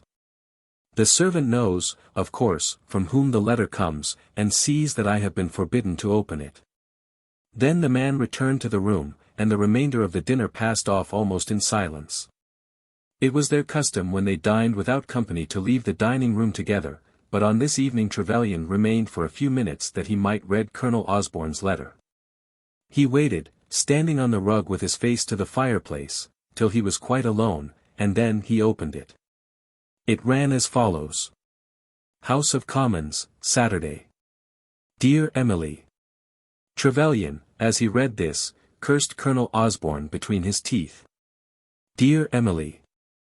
I called this afternoon, but you were out. I am afraid you will be disappointed by what I have to tell you, but you should rather be glad of it. They say at the CO. that Sir Marmaduke would not receive their letter if sent now till the middle of June, and that he could not be in London, let him do what he would, till the end of July. They hope to have the session over by that time, and therefore the committee is to be put off till next session. They mean to have Lord Bowles home from Canada, and they think that Bowles would like to be here in the winter. Sir Marmaduke will be summoned for February next, and will of course stretch his stay over the hot months. All this will, on the whole, be for the best. Lady Rowley could hardly have packed up her things and come away at a day's notice, whatever your father might have done. I'll call tomorrow at luncheon time. Yours always. F.O. There was nothing objectionable in this letter, excepting always the dear Emily. Nothing which it was not imperative on Colonel Osborne to communicate to the person to whom it was addressed. Trevelyan must now go upstairs and tell the contents of the letter to his wife. But he felt that he had created for himself a terrible trouble. He must tell his wife what was in the letter, but the very telling of it would be a renewing of the soreness of his wound. And then what was to be done in reference to the threatened visit for the Sunday morning? Trevelyan knew very well that were his wife denied at that hour, Colonel Osborne would understand the whole matter. He had doubtless in his anger intended that Colonel Osborne should understand the whole matter. But he was calmer now than he had been then, and almost wished that the command given by him had not been so definite and imperious. He remained with his arm on the mantelpiece, thinking of it, for some 10 minutes, and then went up into the drawing-room. "Emily," he said, walking up to the table at which she was sitting, "you had better read that letter." "I would so much rather not," she replied haughtily. "Then Nora can read it. It concerns you both equally." Nora, with hesitating hand, took the letter and read it. "They are not to come after all," said she, "till next February." "And why not?" asked Mrs. Trevelyan. "Something about the session." "I don't quite understand." "Lord Bowles is to come from Canada," said Lewis, "and they think he would prefer being here in the winter." "I dare say he would. But what has that to do with Papa?" "I suppose they must both be here together," said Nora. "I call that very hard indeed," said Mrs. Trevelyan. "I can't agree with you there," said her husband. "His coming at all is so much of a favor that it is almost a job." "I don't see that it is a job at all," said Mrs. Trevelyan. "Somebody is wanted, and nobody can know more of the service than Papa does. But as the other man is a lord, I suppose Papa must give way." "Does he say anything about Mama, Nora?" "You had better read the letter yourself," said Trevelyan, who was desirous that his wife should know of the threatened visit. "No, Lewis, I shall not do that. You must not blow hot and cold too. Till the other day I should have thought that Colonel Osborne's letters were as innocent as an old newspaper. As you have supposed them to be poisoned, I will have nothing to do with them." This speech made him very angry. It seemed that his wife, who had yielded to him, was determined to take out the value of her submission in the most disagreeable words which she could utter. Nora now closed the letter and handed it back to her brother-in-law. He laid it down on the table beside him, and sat for a while with his eyes fixed upon his book. At last he spoke again. "Colonel Osborne says that he will call tomorrow at luncheon time. You can admit him, if you please, and thank him for the trouble he has taken in this matter." "I shall not remain in the room if he be admitted," said Mrs. Trevelyan. There was silence again for some minutes, and the cloud upon Trevelyan's brow became blacker than before. Then he rose from his chair and walked round to the sofa on which his wife was sitting. "I presume," said he, "that your wishes and mine in this matter must be the same." "I cannot tell what your wishes are," she replied. "I never was more in the dark on any subject in my life. My wishes at present are confined to a desire to save you as far as may be possible from the shame which must be attached to your own suspicions. I have never had any suspicions. A husband without suspicions does not intercept his wife's letters. A husband without suspicions does not call in the aid of his servants to guard his wife. A husband without suspicions." "Emily," exclaimed Nora Rowley, "how can you say such things, on purpose to provoke him?" "Yes, on purpose to provoke me," said Trevelyan. "And have I not been provoked? Have I not been injured? You say now that you have not suspected me, and yet in what condition do I find myself? Because an old woman has chosen to talk scandal about me, I am placed in a position in my own house which is disgraceful to you and insupportable to myself. This man has been in the habit of coming here on Sundays, and will, of course, know that we are at home. You must manage it as you please. If you choose to receive him, I will go upstairs." "Why can't you let him come in and go away, just as usual?" said Nora. "Because Lewis has made me promise that I will never willingly be in his company again," said Mrs. Trevelyan. "I would have given the world to avoid a promise so disgraceful to me, but it was exacted, and it shall be kept." Having so spoken, she swept out of the room, and went upstairs to the nursery. Trevelyan sat for an hour with his book before him, reading or pretending to read, but his wife did not come downstairs. Then Nora went up to her, and he descended to his solitude below. So far he had hardly gained much by the enforced obedience of his wife.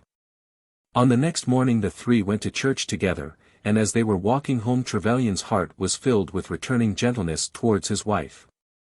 He could not bear to be at wrath with her after the church service which they had just heard together. But he was softer-hearted than was she, and knowing this, was almost afraid to say anything that would again bring forth from her expressions of scorn.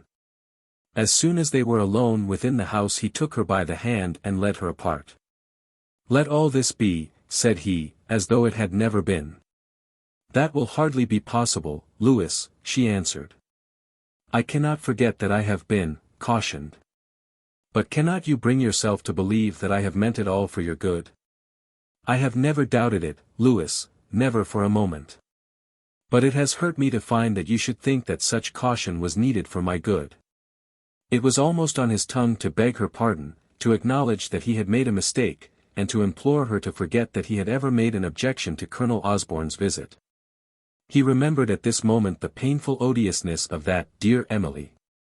But he had to reconcile himself even to that, telling himself that, after all, Colonel Osborne was an old man, a man older even than his wife's father. If she would only have met him with gentleness, he would have withdrawn his command, and have acknowledged that he had been wrong. But she was hard, dignified, obedient, and resentful. "It will, I think," he said, "be better for both of us that he should be asked in to lunch today." "You must judge of that," said Emily. "Perhaps, upon the whole, it will be best. I can only say that I will not be present. I will lunch upstairs with baby, and you can make what excuse for me you please." This was all very bad, but it was in this way that things were allowed to arrange themselves. Richard was told that Colonel Osborne was coming to lunch, and when he came something was muttered to him about Mrs. Trevelyan being not quite well. It was Nora who told the innocent fib, and though she did not tell it well, she did her very best. She felt that her brother-in-law was very wretched, and she was most anxious to relieve him. Colonel Osborne did not stay long, and then Nora went upstairs to her sister. Louis Trevelyan felt that he had disgraced himself. He had meant to have been strong, and he had, as he knew, been very weak. He had meant to have acted in a high-minded, honest, manly manner. But circumstances had been so untoward with him, that on looking at his own conduct, it seemed to him to have been mean, and almost false and cowardly. As the order for the exclusion of this hated man from his house had been given, he should at any rate have stuck to the order. At the moment of his vacillation he had simply intended to make things easy for his wife, but she had taken advantage of his vacillation, and had now clearly conquered him. Perhaps he respected her more than he had done when he was resolving, 3 or 4 days since, that he would be the master in his own house. But it may be feared that the tenderness of his love for her had been impaired. Late in the afternoon his wife and sister-in-law came down dressed for walking, and, finding Trevelyan in the library, they asked him to join them. It was a custom with them to walk in the park on a Sunday afternoon, and he at once assented, and went out with them. Emily, who had had her triumph, was very gracious. There should not be a word more said by her about Colonel Osborne. She would avoid that gentleman, never receiving him in Curzon Street, and having as little to say to him as possible elsewhere. But she would not throw his name in her husband's teeth, or make any reference to the injury which had so manifestly been done to her. Unless Louis should be indiscreet, it should be as though it had been forgotten. As they walked by Chesterfield House and Stanhope Street into the park, she began to discuss the sermon they had heard that morning, and when she found that that subject was not alluring, she spoke of a dinner to which they were to go at Mrs. Fairfax's house. Louis Trevelyan was quite aware that he was being treated as a naughty boy, who was to be forgiven.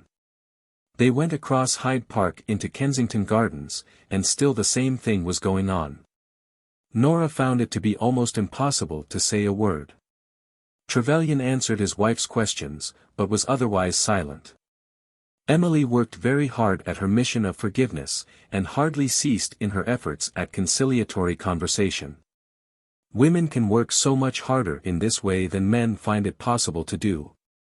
She never flagged, but continued to be fluent, conciliatory, and intolerably wearisome. On a sudden they came across 2 men together, who, as they all knew, were barely acquainted with each other. These were Colonel Osborne and Hugh Stanbury. "I am glad to find you are able to be out," said the Colonel. "Thanks, yes.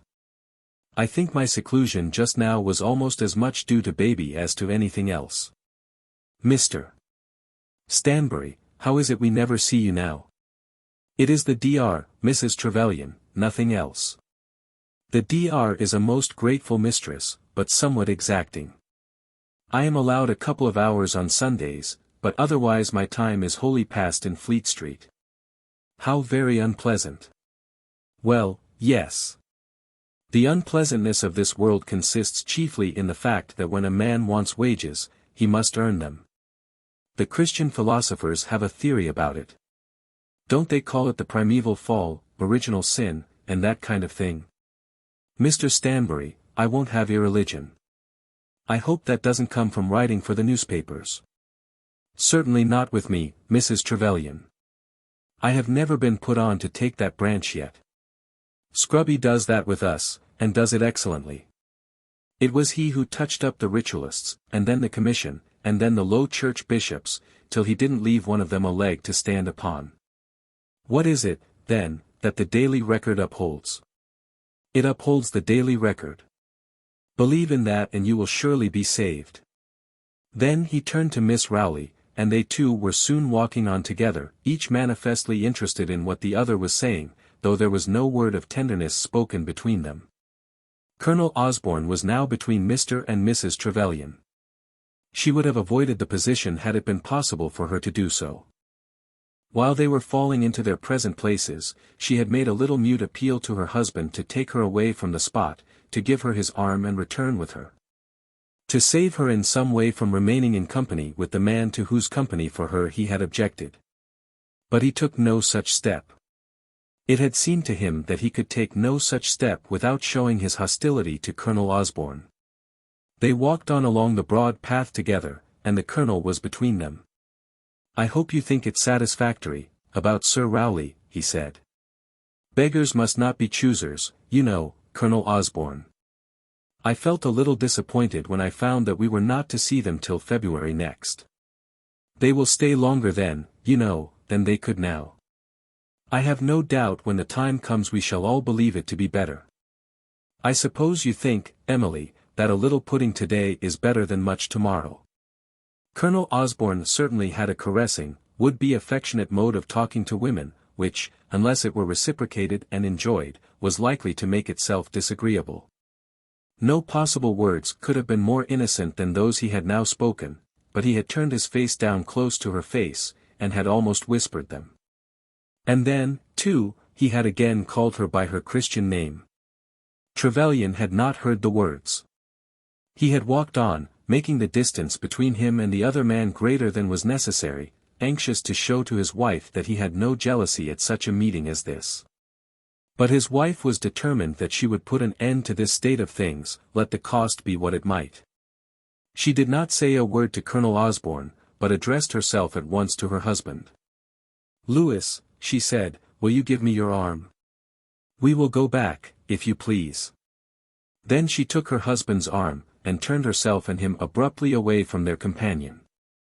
The thing was done in such a manner that it was impossible that Colonel Osborne should not perceive that he had been left in anger. When Trevelyan and his wife had gone back a few yards, he was obliged to return for Nora. He did so, and then rejoined his wife. "It was quite unnecessary, Emily," he said, "that you should behave like that. Your suspicions," she said, "have made it almost impossible for me to behave with propriety." "You have told him everything now," said Trevelyan. "And it was requisite that he should be told," said his wife. Then they walked home without interchanging another word. When they reached their house, Emily at once went up to her own room, and Trevelyan to his.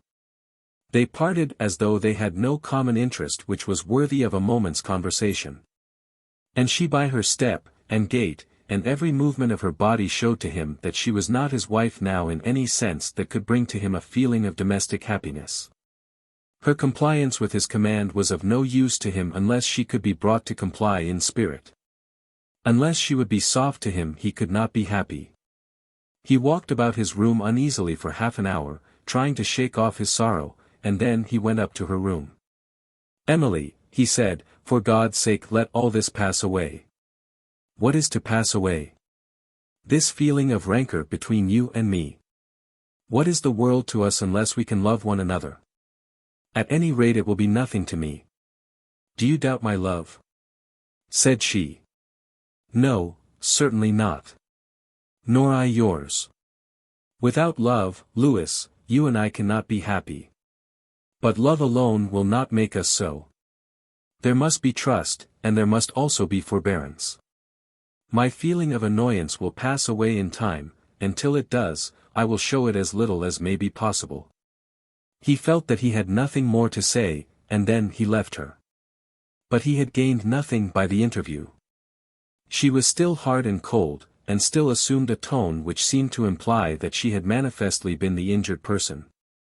Colonel Osborne, when he was left alone, stood for a few moments on the spot, and then with a whistle, a shake of the head, and a little low chuckle of laughter, rejoined the crowd. Chapter 7. Miss Jemima Stanbury, of Exeter. Miss Jemima Stanbury, the aunt of our friend Hugh, was a maiden lady, very much respected, indeed, in the city of Exeter. It is to be hoped that no readers of these pages will be so un-English as to be unable to appreciate the difference between county society and town society, the society, that is, of a provincial town, or so ignorant as not to know also that there may be persons so privileged, that although they live distinctly within a provincial town, there is accorded to them, as though by brevet rank, all the merit of living in the county. In reference to persons so privileged, it is considered that they have been made free from the contamination of contiguous bricks and mortar by certain inner gifts, probably of birth, occasionally of profession, possibly of merit. It is very rarely, indeed, that money alone will bestow this acknowledged rank. And in Exeter, which by the stringency and excellence of its well-defined rules on such matters, may perhaps be said to take the lead of all English provincial towns, money alone has never availed. Good blood, especially if it be blood good in Devonshire, is rarely rejected. Clergymen are allowed within the pale, though by no means as certainly as used to be the case. And, indeed, in these days of literates, clergymen have to pass harder examinations than those ever imposed upon them by bishops' chaplains, before they are admitted ad undem among the chosen ones of the city of Exeter. The wives and daughters of the old prebendaries see well to that. And, as has been said, special merit may prevail. Sir Peter Mancredy, the great Exeter physician, has won his way in, not at all by being Sir Peter, which has stood in his way rather than otherwise, but by the acknowledged excellence of his book about salsas. Sir Peter Mancredy is supposed to have quite a metropolitan, almost a European reputation, and therefore is acknowledged to belong to the county set, although he never dines out at any house beyond the limits of the city. Now, let it be known that no inhabitant of Exeter ever achieved a clearer right to be regarded as county, in opposition to town, than had Miss Jemima Stanbury. There was not a tradesman in Exeter who was not aware of it, and who did not touch his hat to her accordingly. The men who drove the flies, when summoned to take her out at night, would bring oats with them, knowing how probable it was that they might have to travel far. A distinct apology was made if she was asked to drink tea with people who were simply town. The Noels of Doddescombe Lee, the Cliffords of Budleigh Salterton, the Powells of Holden, the Sheratons of Alphington, all county persons, but very frequently in the city, were greeted by her. And greeted her, on terms of equality. Her most intimate friend was old Mrs. Machew, the widow of the last dean but two, who could not have stood higher had she been the widow of the last bishop. And then, although Miss Stanbury was intimate with the Frenches of Heavitree, with the Wrights of Northern Hay, with the Upjohns of Hellyon Villa, a really magnificent house 2 miles out of the city on the Crediton Road, and with the Crummies of Kronstadt House, St. Ides, who would have been county people, if living in the country made the difference. Although she was intimate with all these families, her manner to them was not the same, nor was it expected to be the same, as with those of her own acknowledged set. These things are understood in Exeter so well. Miss Stanbury belonged to the county set, but she lived in a large brick house, standing in the close, almost behind the cathedral. Indeed, it was so close to the eastern end of the edifice that a carriage could not be brought quite up to her door. It was a large brick house, very old, with a door in the middle, and 5 steps ascending to it between high iron rails. On each side of the door there were 2 windows on the ground floor, and above that there were 3 tiers of 5 windows each, and the house was double throughout, having as many windows looking out behind into a gloomy courtyard. But the glory of the house consisted in this, that there was a garden attached to it, a garden with very high walls, over which the boughs of trees might be seen, giving to the otherwise gloomy abode a touch of freshness in the summer, and a look of space in the winter, which no doubt added something to the reputation even of Miss Stanbury. The fact, for it was a fact, that there was no gloomier or less attractive spot in the whole city than Miss Stanbury's garden, when seen inside, did not militate against this advantage. There were but 6 trees, and a few square yards of grass that was never green, and a damp ungravelled path on which no one ever walked. Seen from the inside the garden was not much. But, from the outside, it gave a distinct character to the house, and produced an unexpressed acknowledgment that the owner of it ought to belong to the county set. The house and all that was in it belonged to Miss Stanbury herself, as did also many other houses in the neighbourhood. She was the owner of the Cock and Bottle, a very decent second-class inn on the other side of the close, an inn supposed to have clerical tendencies, which made it quite suitable for a close. The choristers took their beer there, and the landlord was a retired verger. Nearly the whole of one side of a dark passage leading out of the close towards the High Street belonged to her. And though the passage be narrow and the houses dark, the locality is known to be good for trade. And she owned 2 large houses in the High Street, and a great warehouse at St. Thomas's, and had been bought out of land by the railway at St. David's, much to her own dissatisfaction, as she was wont to express herself, but, undoubtedly, at a very high price. It will be understood therefore, that Miss Stanbury was wealthy, and that she was bound to the city in which she lived by peculiar ties. But Miss Stanbury had not been born to this wealth, nor can she be said to have inherited from her forefathers any of these high privileges which had been awarded to her. She had achieved them by the romance of her life and the manner in which she had carried herself amidst its vicissitudes. Her father had been vicar of Nuncombe, Putney, a parish lying 20 miles west of Exeter, among the moors. And on her father's death, her brother, also now dead, had become vicar of the same parish, her brother, whose only son, Hugh Stanbury, we already know, working for the Dr. up in London. When Miss Stanbury was 21 she became engaged to a certain Mr. Brooke Burgess, the eldest son of a banker in Exeter, or, it might, perhaps, be better said, a banker himself. For at the time Mr. Brooke Burgess was in the firm. It need not here be told how various misfortunes arose, how Mr.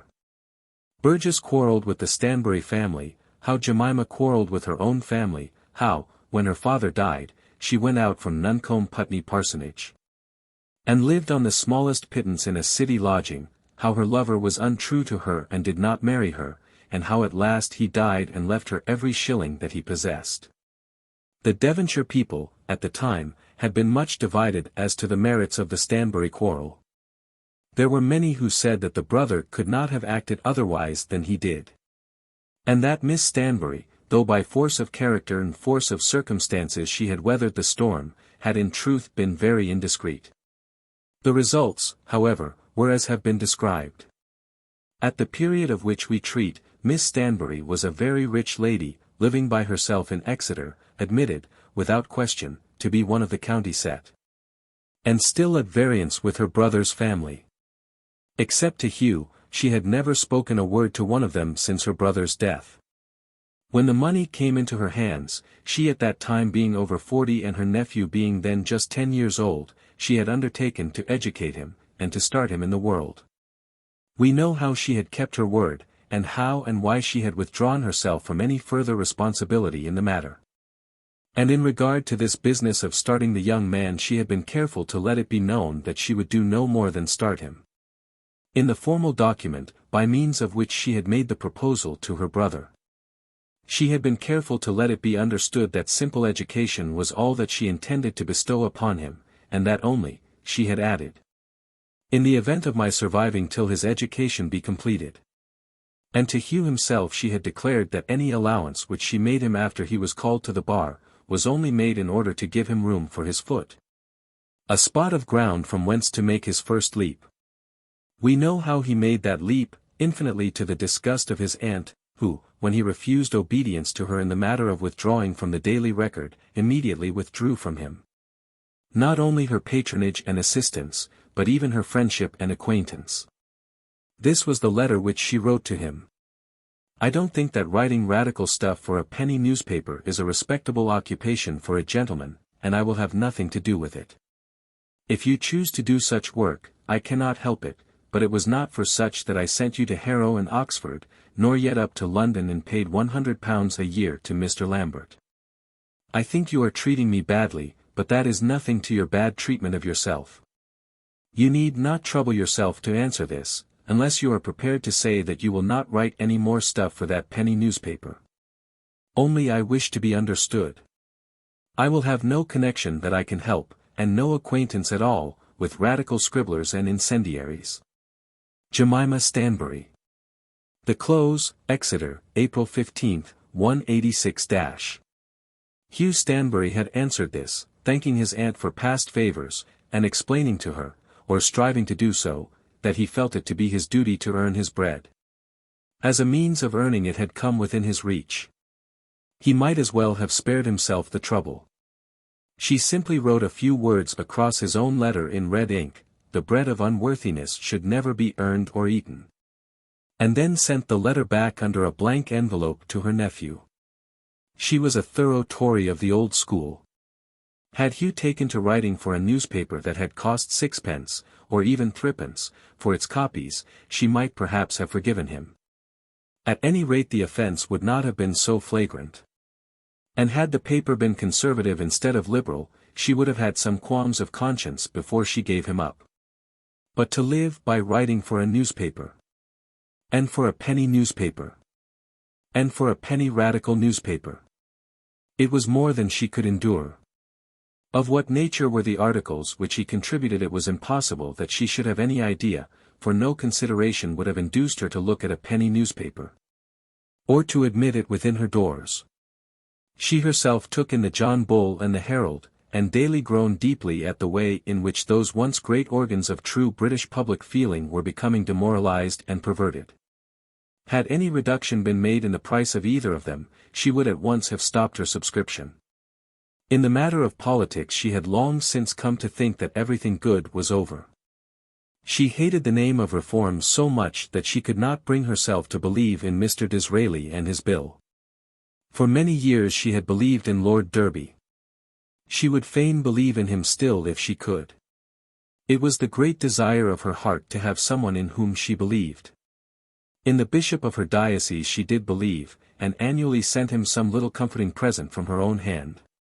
And in 2 or 3 of the clergymen around her she believed, finding in them a flavour of the unascetic godliness of ancient days which was gratifying to her palate. But in politics there was hardly a name remaining to which she could fix her faith and declare that there should be her guide. For a while she thought she would cling to Mr. Lowe. But, when she made inquiry, she found that there was no base there of really well-formed conservative granite. The 3 gentlemen who had dissevered themselves from Mr. Disraeli when Mr. Disraeli was passing his reform bill, were doubtless very good in their way, but they were not big enough to fill her heart.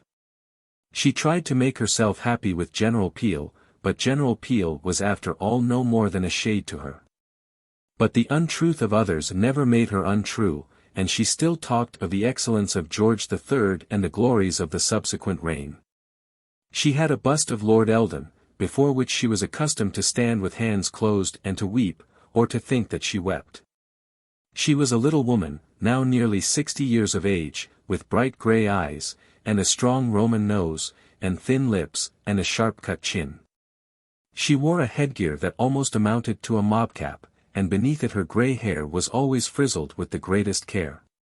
Her dress was invariably of black silk, and she had 5 gowns, 1 for church, 1 for evening parties, 1 for driving out, and 1 for evenings at home, and 1 for mornings. The dress, when new, always went to church. Nothing, she was wont to say, was too good for the Lord's house. In the days of crinolines she had protested that she had never worn one, a protest, however, which was hardly true. And now, in these later days, her hatred was especially developed in reference to the headdresses of young women. Chignon was a word which she had never been heard to pronounce. She would talk of those bandboxes which the sluts wear behind their noddles, for Miss Stanbury allowed herself the use of much strong language. She was very punctilious in all her habits, breakfasting ever at 8:30, and dining always at 6. 5:30 had been her time, till the bishop, who, on an occasion, was to be her guest, once signified to her that such an hour cut up the day and interfered with clerical work. Her lunch was always of bread and cheese, and they who lunched with her either eat that, or the bread without the cheese. An afternoon tea was a thing horrible to her imagination. Tea and buttered toast at 8:30 in the evening was the great luxury of her life. She was as strong as a horse, and had never hitherto known a day's illness. As a consequence of this, she did not believe in the illness of other people, especially not in the illness of women. She did not like a girl who could not drink a glass of beer with her bread and cheese in the middle of the day, and she thought that a glass of port after dinner was good for everybody. Indeed, she had a thorough belief in port wine, thinking that it would go far to cure most miseries. But she could not put up with the idea that a woman, young or old, should want the stimulus of a glass of sherry to support her at any odd time of the day.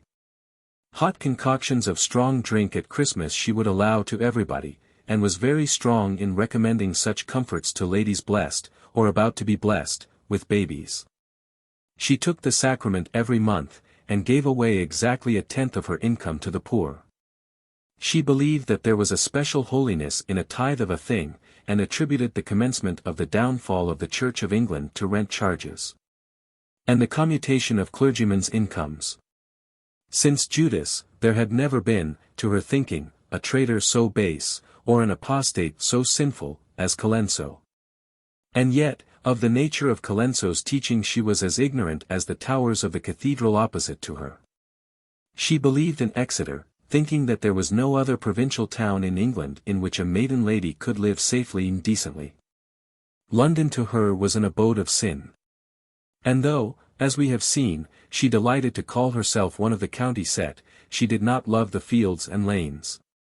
And in Exeter the only place for a lady was the close.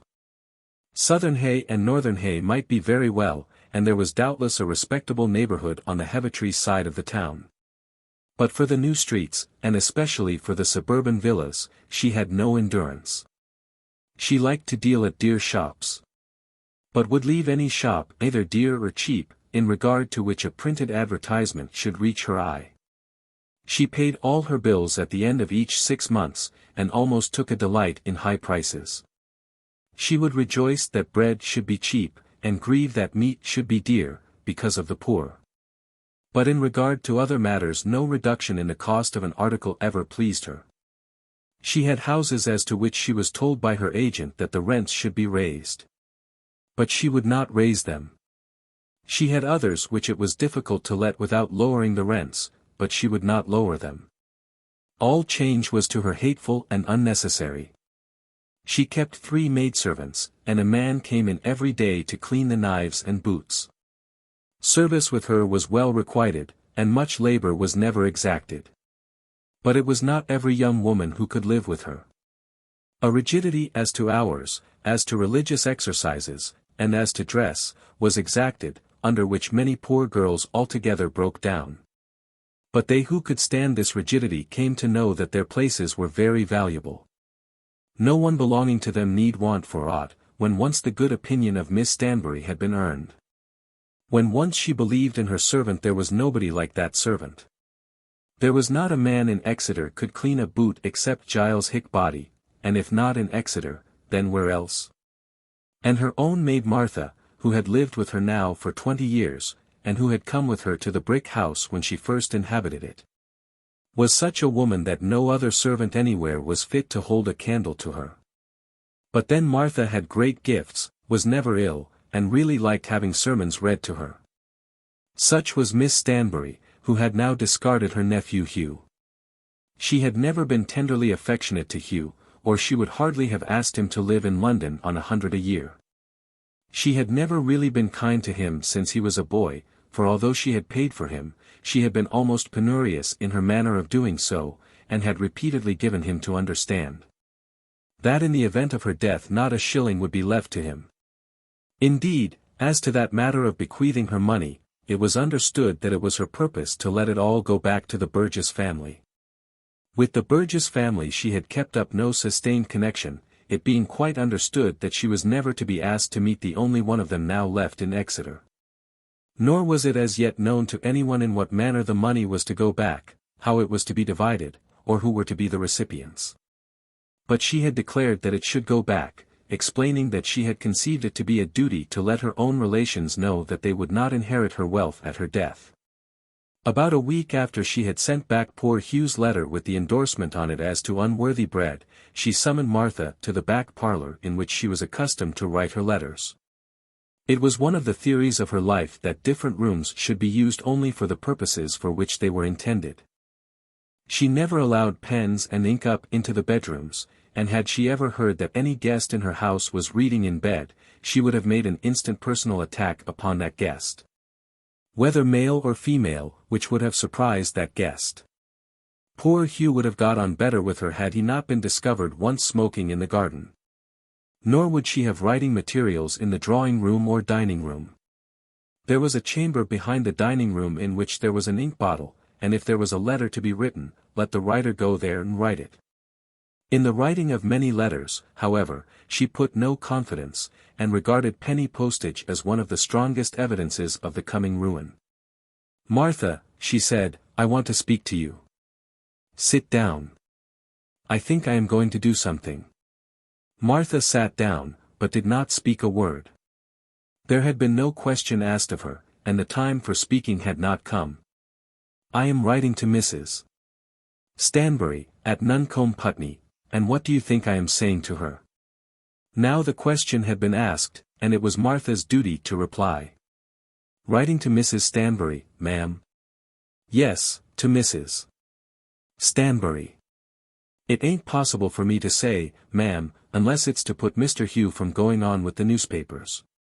When my nephew won't be controlled by me, I shan't go elsewhere to look for control over him, you may be sure of that, Martha. And remember, Martha, I don't want to have his name mentioned again in the house. You will tell them all so, if you please. He was a very nice gentleman, ma'am." "Martha, I won't have it. And there's an end of it. I won't have it. Perhaps I know what goes to the making of a nice gentleman as well as you do. Mr. Hugh, ma'am. I won't have it, Martha. And when I say so, let there be an end of it." As she said this, she got up from her chair, and shook her head, and took a turn about the room. "If I'm not mistress here, I'm nobody. Of course you're mistress here, ma'am. And if I don't know what's fit to be done, and what's not fit, I'm too old to learn, and, what's more, I won't be taught. I'm not going to have my house crammed with radical incendiary stuff, printed with ink that stinks, on paper made out of straw. If I can't live without penny literature, at any rate I'll die without it. Now listen to me." "Yes, ma'am. I have asked Mrs. Stanbury to send one of the girls over here." "To live, ma'am?"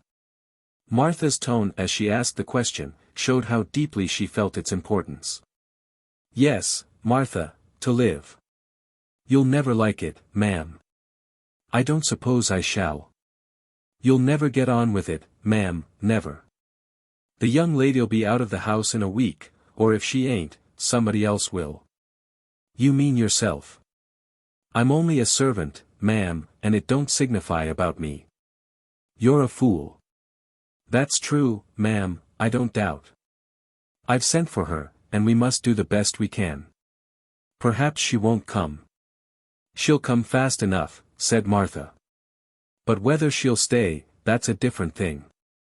I don't see how it's possible she's to stay. I'm told they're feckless, idle young ladies. She'll be so soft, ma'am, and you. Well, what of me? You'll be so hard, ma'am. I'm not a bit harder than you, Martha, nor yet so hard. I'll do my duty, or at least I'll try. Now you know all about it, and you may go away. There's the letter, and I mean to go out and post it myself. Chapter 8. I know it will do. Miss Stanbury carried her letter all the way to the chief post office in the city. Having no faith whatever in those little subsidiary receiving houses which are established in different parts of the city. As for the iron pillar boxes which had been erected of late years for the receipt of letters, one of which, a most hateful thing to her, stood almost close to her own hall door. She had not the faintest belief that any letter put into one of them would ever reach its destination. She could not understand why people should not walk with their letters to a respectable post office instead of chucking them into an iron stump, as she called it, out in the middle of the street with nobody to look after it. Positive orders had been given that no letter from her house should ever be put into the iron post. Her epistle to her sister-in-law, of whom she never spoke otherwise than as Mrs. Stanbury, was as follows. The Close, Exeter, April 22, 186-. My dear Sister Stanbury. Your son, Hugh, has taken to courses of which I do not approve, and therefore I have put an end to my connection with him. I shall be happy to entertain your daughter Dorothy in my house if you and she approve of such a plan. Should you agree to this, she will be welcome to receive you or her sister, not her brother, in my house any Wednesday morning between 9:30 and 12:30. I will endeavour to make my house pleasant to her and useful, and will make her an allowance of £25 per annum for her clothes as long as she may remain with me. I shall expect her to be regular at meals, to be constant in going to church, and not to read modern novels. I intend the arrangement to be permanent, but of course I must retain the power of closing it if, and when, I shall see fit. Its permanence must be contingent on my life. I have no power of providing for anyone after my death. Yours truly, Jemima Stanbury. I hope the young lady does not have any false hair about her. When this note was received at Nuncombe, Putney, the amazement which it occasioned was extreme. Mrs. Stanbury, the widow of the late vicar, lived in a little morsel of a cottage on the outskirts of the village, with her 2 daughters, Priscilla and Dorothy. Their whole income, out of which it was necessary that they should pay rent for their cottage, was less than £70 per annum. During the last few months a £5 note now and again had found its way to Nuncombe Putney out of the coffers of the Dr. But the ladies there were most unwilling to be so relieved, thinking that their brother's career was of infinitely more importance than their comforts or even than their living. They were very poor, but they were accustomed to poverty. The elder sister was older than Hugh, but Dorothy, the younger, to whom this strange invitation was now made, was 2 years younger than her brother, and was now nearly 26. How they had lived, and dressed themselves, and had continued to be called ladies by the inhabitants of the village was, and is, and will be a mystery to those who have had the spending of much larger incomes, but have still been always poor. But they had lived, had gone to church every Sunday in decent apparel, and had kept up friendly relations with the family of the present vicar, and with 1 or 2 other neighbours. When the letter had been read first by the mother, and then aloud, and then by each of them separately, in the little sitting room in the cottage, there was silence among them, for neither of them desired to be the first to express an opinion. Nothing could be more natural than the proposed arrangement, had it not been made unnatural by a quarrel existing nearly throughout the whole life of the person most nearly concerned. Priscilla, the elder daughter, was the one of the family who was generally the ruler, and she at last expressed an opinion adverse to the arrangement. "My dear, you would never be able to bear it," said Priscilla. "I suppose not," said Mrs. Stanbury, plaintively. "I could try," said Dorothy. "My dear, you don't know that woman," said Priscilla. "Of course I don't know her," said Dorothy. "She has always been very good to Hugh," said Mrs. Stanbury. "I don't think she has been good to him at all," said Priscilla. "But think what a saving it would be," said Dorothy. "And I could send home half of what Aunt Stanbury says she would give me." "You must not think of that," said Priscilla, "because she expects you to be dressed." "I should like to try," she said, before the morning was over, "if you and Mamma don't think it would be wrong." The conference that day ended in a written request to Aunt Stanbury that a week might be allowed for consideration, the letter being written by Priscilla, but signed with her mother's name, and with a very long epistle to Hugh, in which each of the ladies took a part, and in which advice and decision were demanded. It was very evident to Hugh that his mother and Dorothy were for compliance, and that Priscilla was for refusal. But he never doubted for a moment.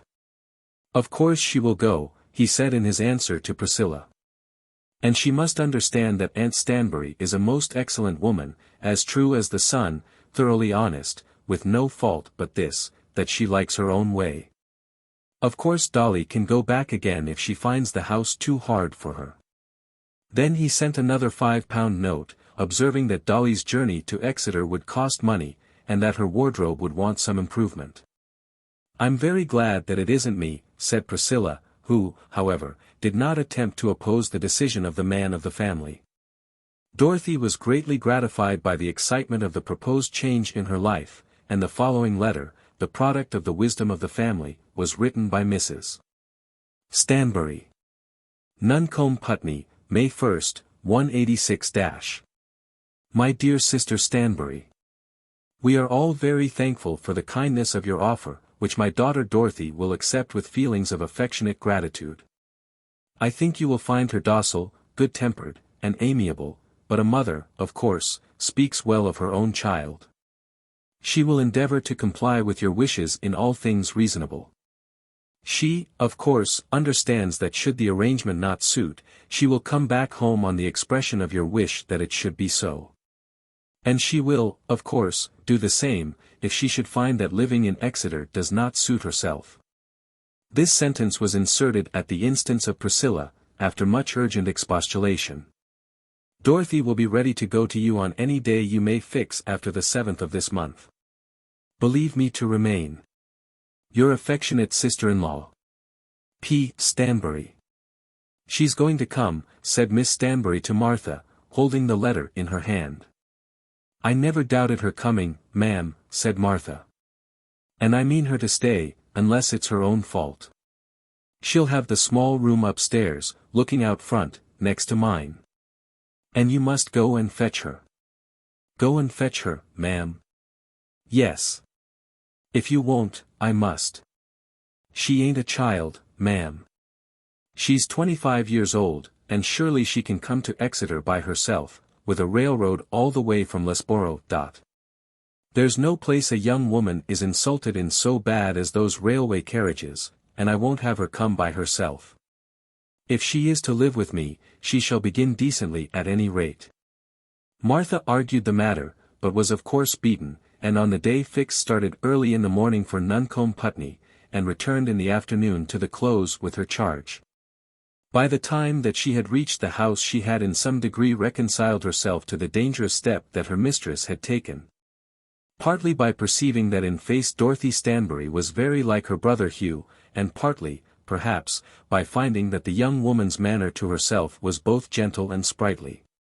She knew well that gentleness alone, without some backbone of strength under it, would not long succeed with Miss Stanbury. As far as I can judge, ma'am, she's a sweet young lady, said Martha, when she reported her arrival to her mistress, who had retired upstairs to her own room, in order that she might thus hear a word of tidings from her lieutenant, before she showed herself on the field of action. Sweet. I hate your sweets, said Miss Stanbury. Then why did you send for her, ma'am? Because I was an old fool. But I must go down and receive her, I suppose. Then Miss Stanbury went down, almost trembling as she went. The matter to her was one of vital importance. She was going to change the whole tenor of her life for the sake, as she told herself, of doing her duty by a relative whom she did not even know. But we may fairly suppose that there had in truth been a feeling beyond that, which taught her to desire to have someone near her to whom she might not only do her duty as guardian, but whom she might also love. She had tried this with her nephew, but her nephew had been too strong for her, too far from her, too unlike to herself. When he came to see her he had smoked a short pipe, which had been shocking to her, and he had spoken of reform, and trades unions, and meetings in the parks. As though they had not been devil's ordinances. And he was very shy of going to church, utterly refusing to be taken there twice on the same Sunday. And he had told his aunt that owing to a peculiar and unfortunate weakness in his constitution he could not listen to the reading of sermons. And then she was almost certain that he had once kissed one of the maids. She had found it impossible to manage him in any way. And when he positively declared himself as permanently devoted to the degrading iniquities of penny newspapers, she had thought it best to cast him off altogether. Now, thus late in life, she was going to make another venture, to try an altogether new mode of living, in order, as she said to herself, that she might be of some use to somebody, but, no doubt, with a further unexpressed hope in her bosom, that the solitude of her life might be relieved by the companionship of someone whom she might love. She had arrayed herself in a clean cap and her evening gown, and she went downstairs looking sternly, with a fully developed idea that she must initiate her new duties by assuming a mastery at once. But inwardly she trembled, and was intensely anxious as to the first appearance of her niece. Of course there would be a little morsel of a bonnet. She hated those vile patches, dirty flat daubs of millinery as she called them, but they had become too general for her to refuse admittance for such a thing within her doors. But a chignon, a bandbox behind the noddle, she would not endure. And then there were other details of feminine gear, which shall not be specified.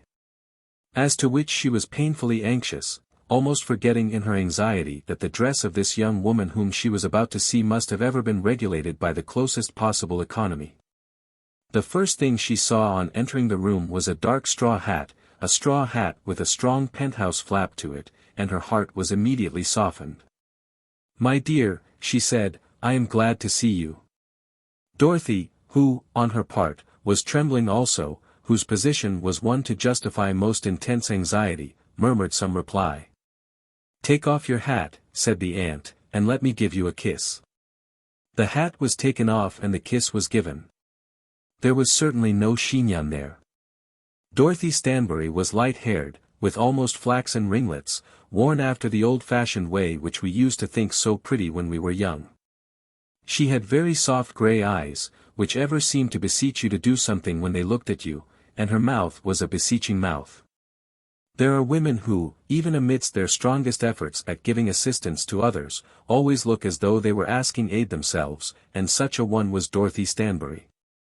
Her complexion was pale, but there was always present in it a tint of pink running here and there, changing with every word she spoke, changing indeed with every pulse of her heart. Nothing ever was softer than her cheek, but her hands were thin and hard, and almost fibrous with the working of the thread upon them. She was rather tall than otherwise, but that extreme look of feminine dependence which always accompanied her, took away something even from the appearance of her height. "These are all real, at any rate," said her aunt, taking hold of the curls, "and won't be hurt by a little cold water." Dorothy smiled but said nothing, and was then taken up to her bedroom. Indeed, when the aunt and niece sat down to dinner together Dorothy had hardly spoken. But Miss Stanbury had spoken, and things upon the whole had gone very well. "I hope you like roast chicken, my dear," said Miss Stanbury. "Oh, thank you. And bread sauce." "Jane, I do hope the bread sauce is hot." If the reader thinks that Miss Stanbury was indifferent to considerations of the table, the reader is altogether ignorant of Miss Stanbury's character. When Miss Stanbury gave her niece the liver wing, and picked out from the attendant sausages one that had been well browned and properly broken in the frying, she meant to do a real kindness. "And now, my dear, there are mashed potatoes and bread sauce. As for green vegetables, I don't know what has become of them. They tell me I may have green peas from France at $1 a quart. But if I can't have English green peas, I won't have any." Miss Stanbury was standing up as she said this, as she always did on such occasions, liking to have a full mastery over the dish. "I hope you like it, my dear. Everything is so very nice." "That's right. I like to see a young woman with an appetite. Remember that God sends the good things for us to eat. And as long as we don't take more than our share, and give away something to those who haven't a fair share of their own, I for one think it quite right to enjoy my victuals. Jane, this bread sauce isn't hot. It never is hot. Don't tell me, I know what hot is. Dorothy thought that her aunt was very angry. But Jane knew Miss Stanbury better, and bore the scolding without shaking in her shoes. And now, my dear, you must take a glass of port wine. It will do you good after your journey. Dorothy attempted to explain that she never did drink any wine, but her aunt talked down her scruples at once. One glass of port wine never did anybody any harm, and as there is port wine, it must be intended that somebody should drink it. Miss Stanbury, as she sipped hers out very slowly, seemed to enjoy it much.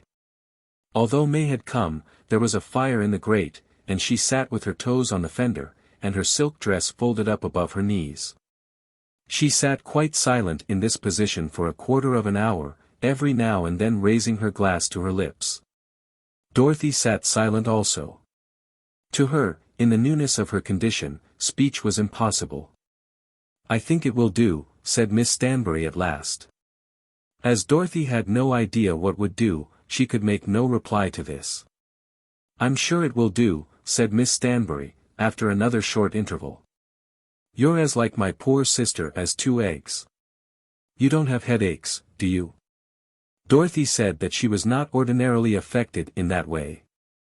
When girls have headaches it comes from tight lacing, and not walking enough, and carrying all manner of nasty smells about with them. "I know what headaches mean. How is a woman not to have a headache, when she carries a thing on the back of her pole as big as a gardener's wheelbarrow? Come, it's a fine evening, and we'll go out and look at the towers. You've never even seen them yet, I suppose?" So they went out, and finding the verger at the cathedral door, he being a great friend of Miss Stanbury's, they walked up and down the aisles. And Dorothy was instructed as to what would be expected from her in regard to the outward forms of religion. She was to go to the cathedral service on the morning of every weekday, and on Sundays in the afternoon. On Sunday mornings she was to attend the little church of St. Margaret.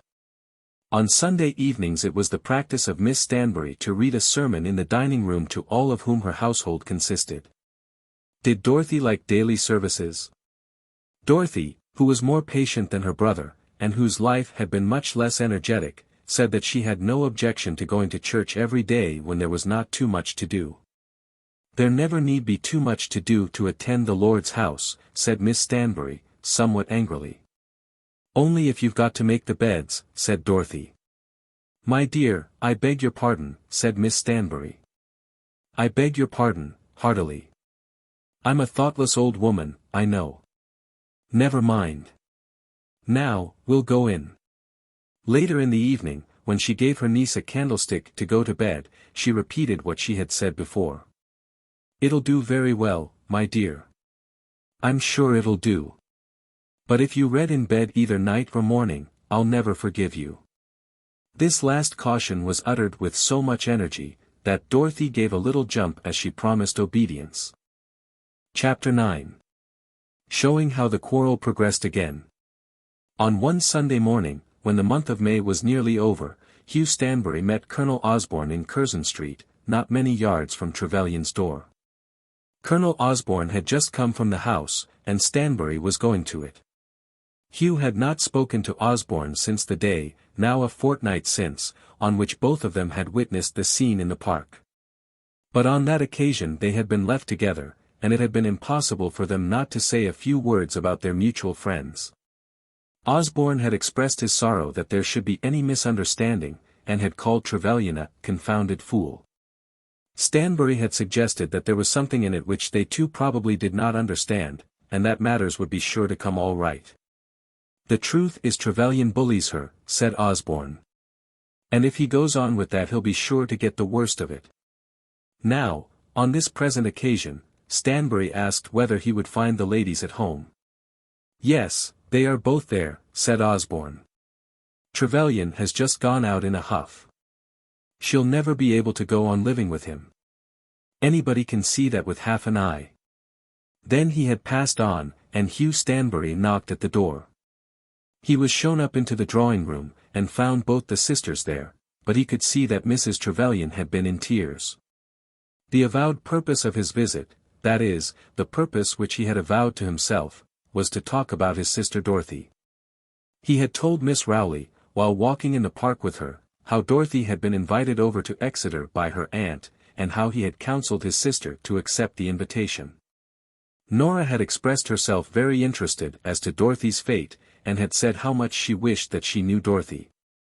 We all understand how sweet it is, when two such persons as Hugh Stanbury and Nora Rowley cannot speak of their love for each other, to say these tender things in regard to someone else.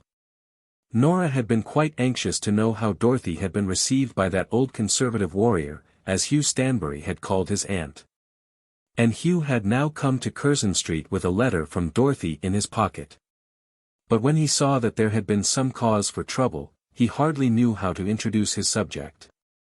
"Trevelyan is not at home?" he asked.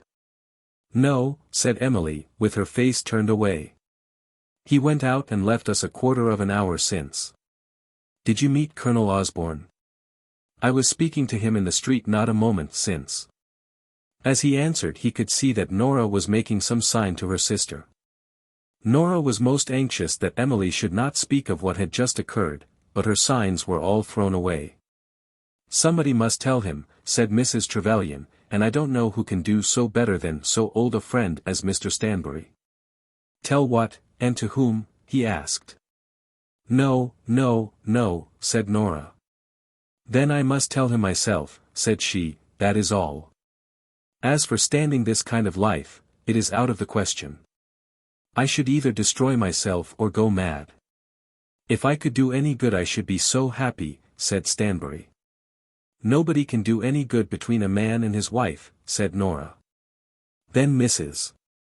Trevelyan began to tell her story, putting aside, with an impatient motion of her hands, the efforts which her sister made to stop her.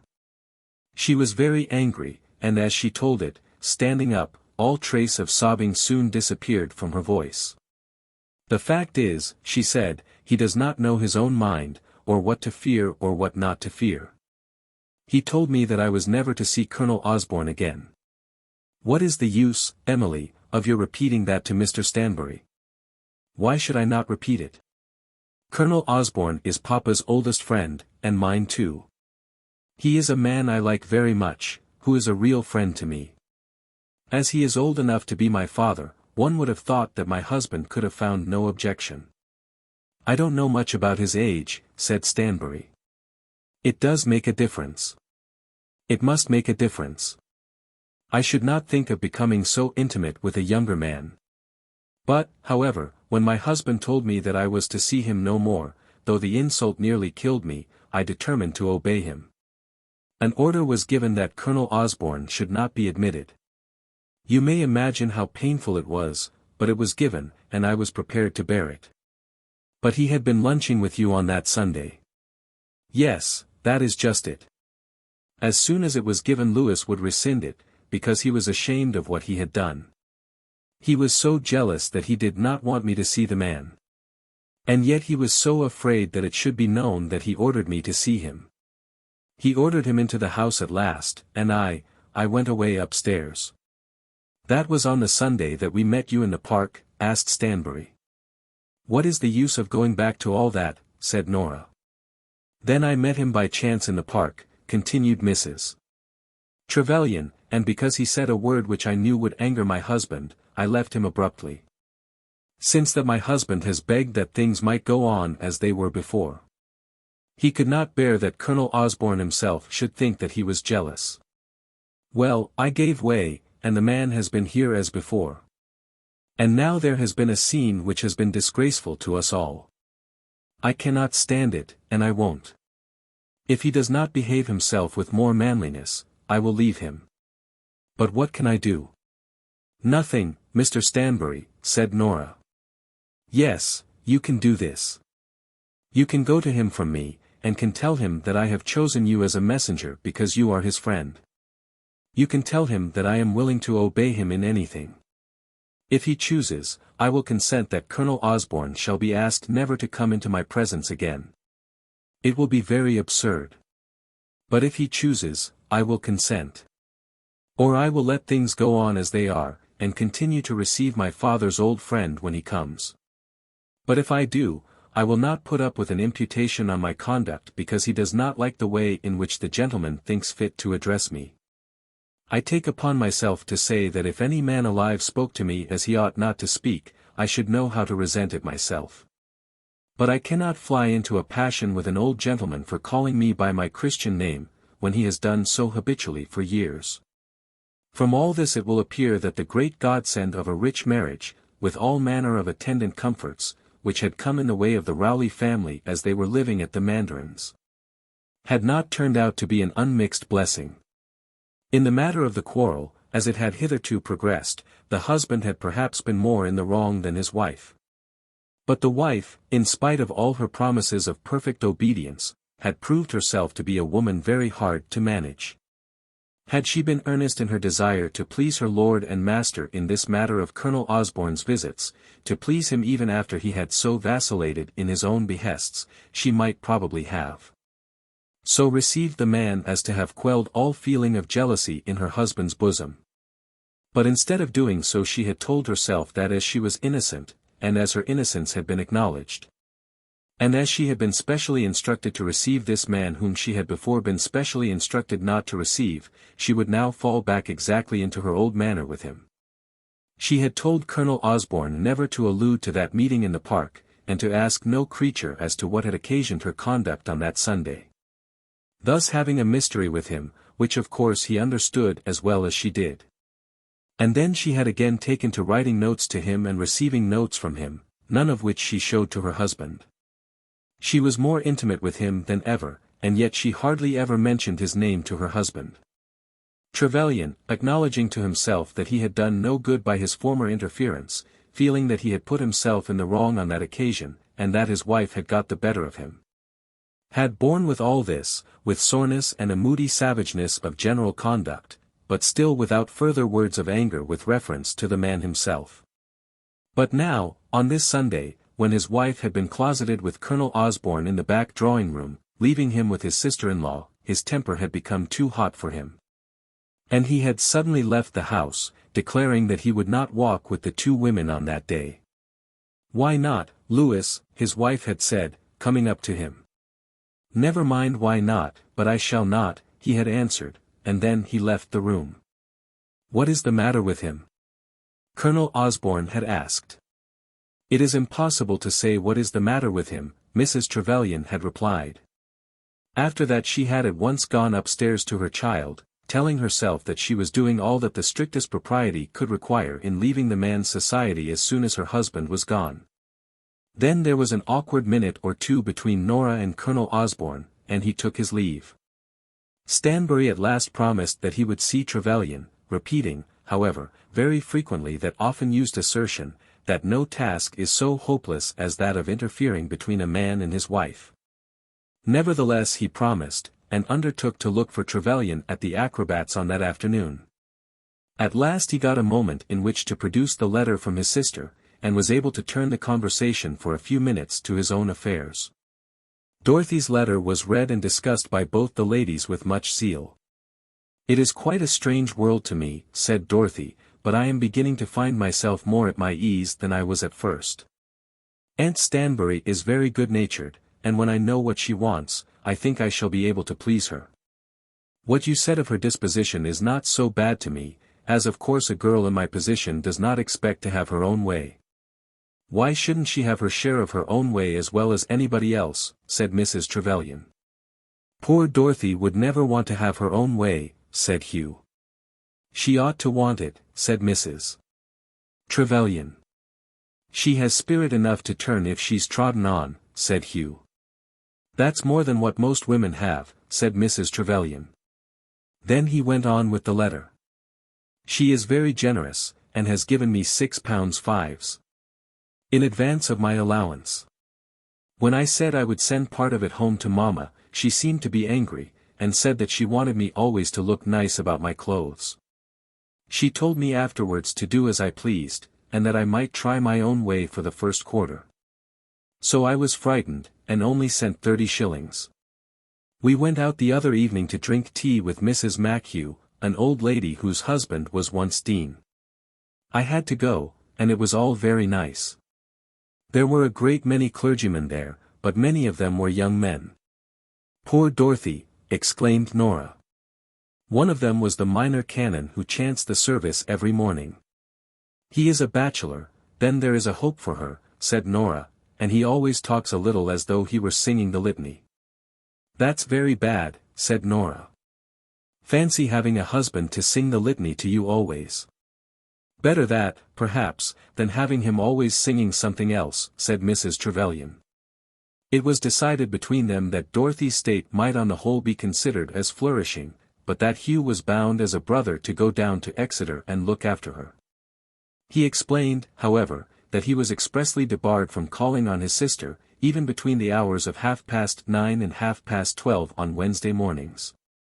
And that he could not see her at all unless he did so surreptitiously.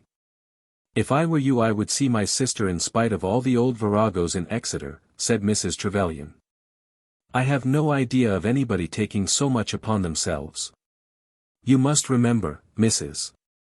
Trevelyan, that she has taken upon herself much also in the way of kindness, in doing what perhaps I ought to call charity. I wonder what I should have been doing now if it were not for my Aunt Stanbury. He took his leave, and went at once from Curzon Street to Trevelyan's club, and found that Trevelyan had not been there as yet. In another hour he called again, and was about to give it up, when he met the man whom he was seeking on the steps. I was looking for you, he said. Well, here I am. It was impossible not to see in the look of Trevelyan's face, and not to hear in the tone of his voice, that he was, at the moment, in an angry and unhappy frame of mind. He did not move as though he were willing to accompany his friend, and seemed almost to know beforehand that the approaching interview was to be an unpleasant one. I want to speak to you, and perhaps you wouldn't mind taking a turn with me, said Stanbury. But Trevelyan objected to this, and led the way into the club waiting room. A club waiting room is always a gloomy, unpromising place for a confidential conversation, and so Stanbury felt it to be on the present occasion. But he had no alternative. There they were together, and he must do as he had promised. Trevelyan kept on his hat and did not sit down, and looked very gloomy. Stanbury, having to commence without any assistance from outward auxiliaries, almost forgot what it was that he had promised to do. I have just come from Curzon Street, he said. Well. At least I was there about 2 hours ago. It doesn't matter, I suppose, whether it was 2 hours or 2 minutes, said Trevelyan. Not in the least. The fact is this. I happened to come upon the 2 girls there, when they were very unhappy, and your wife asked me to come and say a word or two to you. Was Colonel Osborne there? No. I had met him in the street a minute or two before. Well, now, look here, Stanbury. If you'll take my advice, you'll keep your hands out of this. It is not but that I regard you as being as good a friend as I have in the world, but, to own the truth, I cannot put up with interference between myself and my wife. Of course you understand that I only come as a messenger. You had better not be a messenger in such a cause. If she has anything to say she can say it to myself. Am I to understand that you will not listen to me? I had rather not. I think you are wrong, said Stanbury. In that matter you must allow me to judge for myself. I can easily understand that a young woman like her, especially with her sister to back her, should induce such a one as you to take her part. I am taking nobody's part. You wrong your wife, and you especially wrong Miss Rowley. If you please, Stanbury, we will say nothing more about it. This Trevelyan said, holding the door of the room half open in his hand, so that the other was obliged to pass out through it. Good evening, said Stanbury, with much anger. Good evening, said Trevelyan, with an assumption of indifference. Stanbury went away in absolute wrath, though the trouble which he had had in the interview was much less than he had anticipated, and the result quite as favourable. He had known that no good would come of his visit. And yet he was now full of anger against Trevelyan, and had become a partisan in the matter, which was exactly that which he had resolutely determined that he would not become. I believe that no woman on earth could live with him, he said to himself as he walked away. It was always the same with him, a desire for mastery, which he did not know how to use when he had obtained it. If it were Nora, instead of the other sister, he would break her sweet heart within a month. Trevelyan dined at his club, and hardly spoke a word to anyone during the evening. At about 11 he started to walk home, but went by no means straight thither, taking a long turn through St. James's Park, and by Pimlico. It was necessary that he should make up his mind as to what he would do. He had sternly refused the interference of a friend, and he must be prepared to act on his own responsibility. He knew well that he could not begin again with his wife on the next day as though nothing had happened. Stanbury's visit to him, if it had done nothing else, had made this impossible. He determined that he would not go to her room tonight, but would see her as early as possible in the morning, and would then talk to her with all the wisdom of which he was master. How many husbands have come to the same resolution, and how few of them have found the words of wisdom to be efficacious. Chapter 10. Hard words. It is to be feared that men in general do not regret as they should do any temporary ill-feeling, or irritating jealousy between husbands and wives, of which they themselves have been the cause. The author is not speaking now of actual love-makings, of intrigues and devilish villainy, either perpetrated or imagined, but rather of those passing gusts of short-lived and unfounded suspicion to which, as to other accidents, very well-regulated families may occasionally be liable. When such suspicion rises in the bosom of a wife, some woman intervening or being believed to intervene between her and the man who is her own, that woman who has intervened or been supposed to intervene, will either glory in her position or bewail it bitterly, according to the circumstances of the case. We will charitably suppose that, in a great majority of such instances, she will bewail it. But when such painful jealous doubts annoy the husband, the man who is in the way will almost always feel himself justified in extracting a slightly pleasurable sensation from the transaction. He will say to himself probably, unconsciously indeed, and with no formed words, that the husband is an ass. An ass if he be in a twitter either for that which he has kept or for that which he has been unable to keep, that the lady has shown a good deal of appreciation. And that he himself is, quite a Captain Bold of Halifax. All the while he will not have the slightest intention of wronging the husband's honour, and will have received no greater favour from the intimacy accorded to him than the privilege of running on one day to Marshall and Snellgrove's, the haberdashers, and on another to Hancock's, the jewellers. If he be allowed to buy a present or two, or to pay a few shillings here or there, he has achieved much. Terrible things now and again do occur, even here in England. But women, with us, are slow to burn their household gods. It happens, however, occasionally, as we are all aware, that the outward garments of a domestic deity will be a little scorched. And when this occurs, the man who is the interloper, will generally find a gentle consolation in his position, let its interest be ever so flaccid and unreal, and its troubles in running about, and the like, ever so considerable and time-destructive. It was so certainly with Colonel Osborne when he became aware that his intimacy with Mrs. Trevelyan had caused her husband uneasiness. He was not especially a vicious man, and had now, as we know, reached a time of life when such vice as that in question might be supposed to have lost its charm for him. A gentleman over 50, popular in London, with a seat in Parliament, fond of good dinners, and possessed of everything which the world has to give, could hardly have wished to run away with his neighbour's wife, or to have destroyed the happiness of his old friend's daughter. Such wickedness had never come into his head, but he had a certain pleasure in being the confidential friend of a very pretty woman.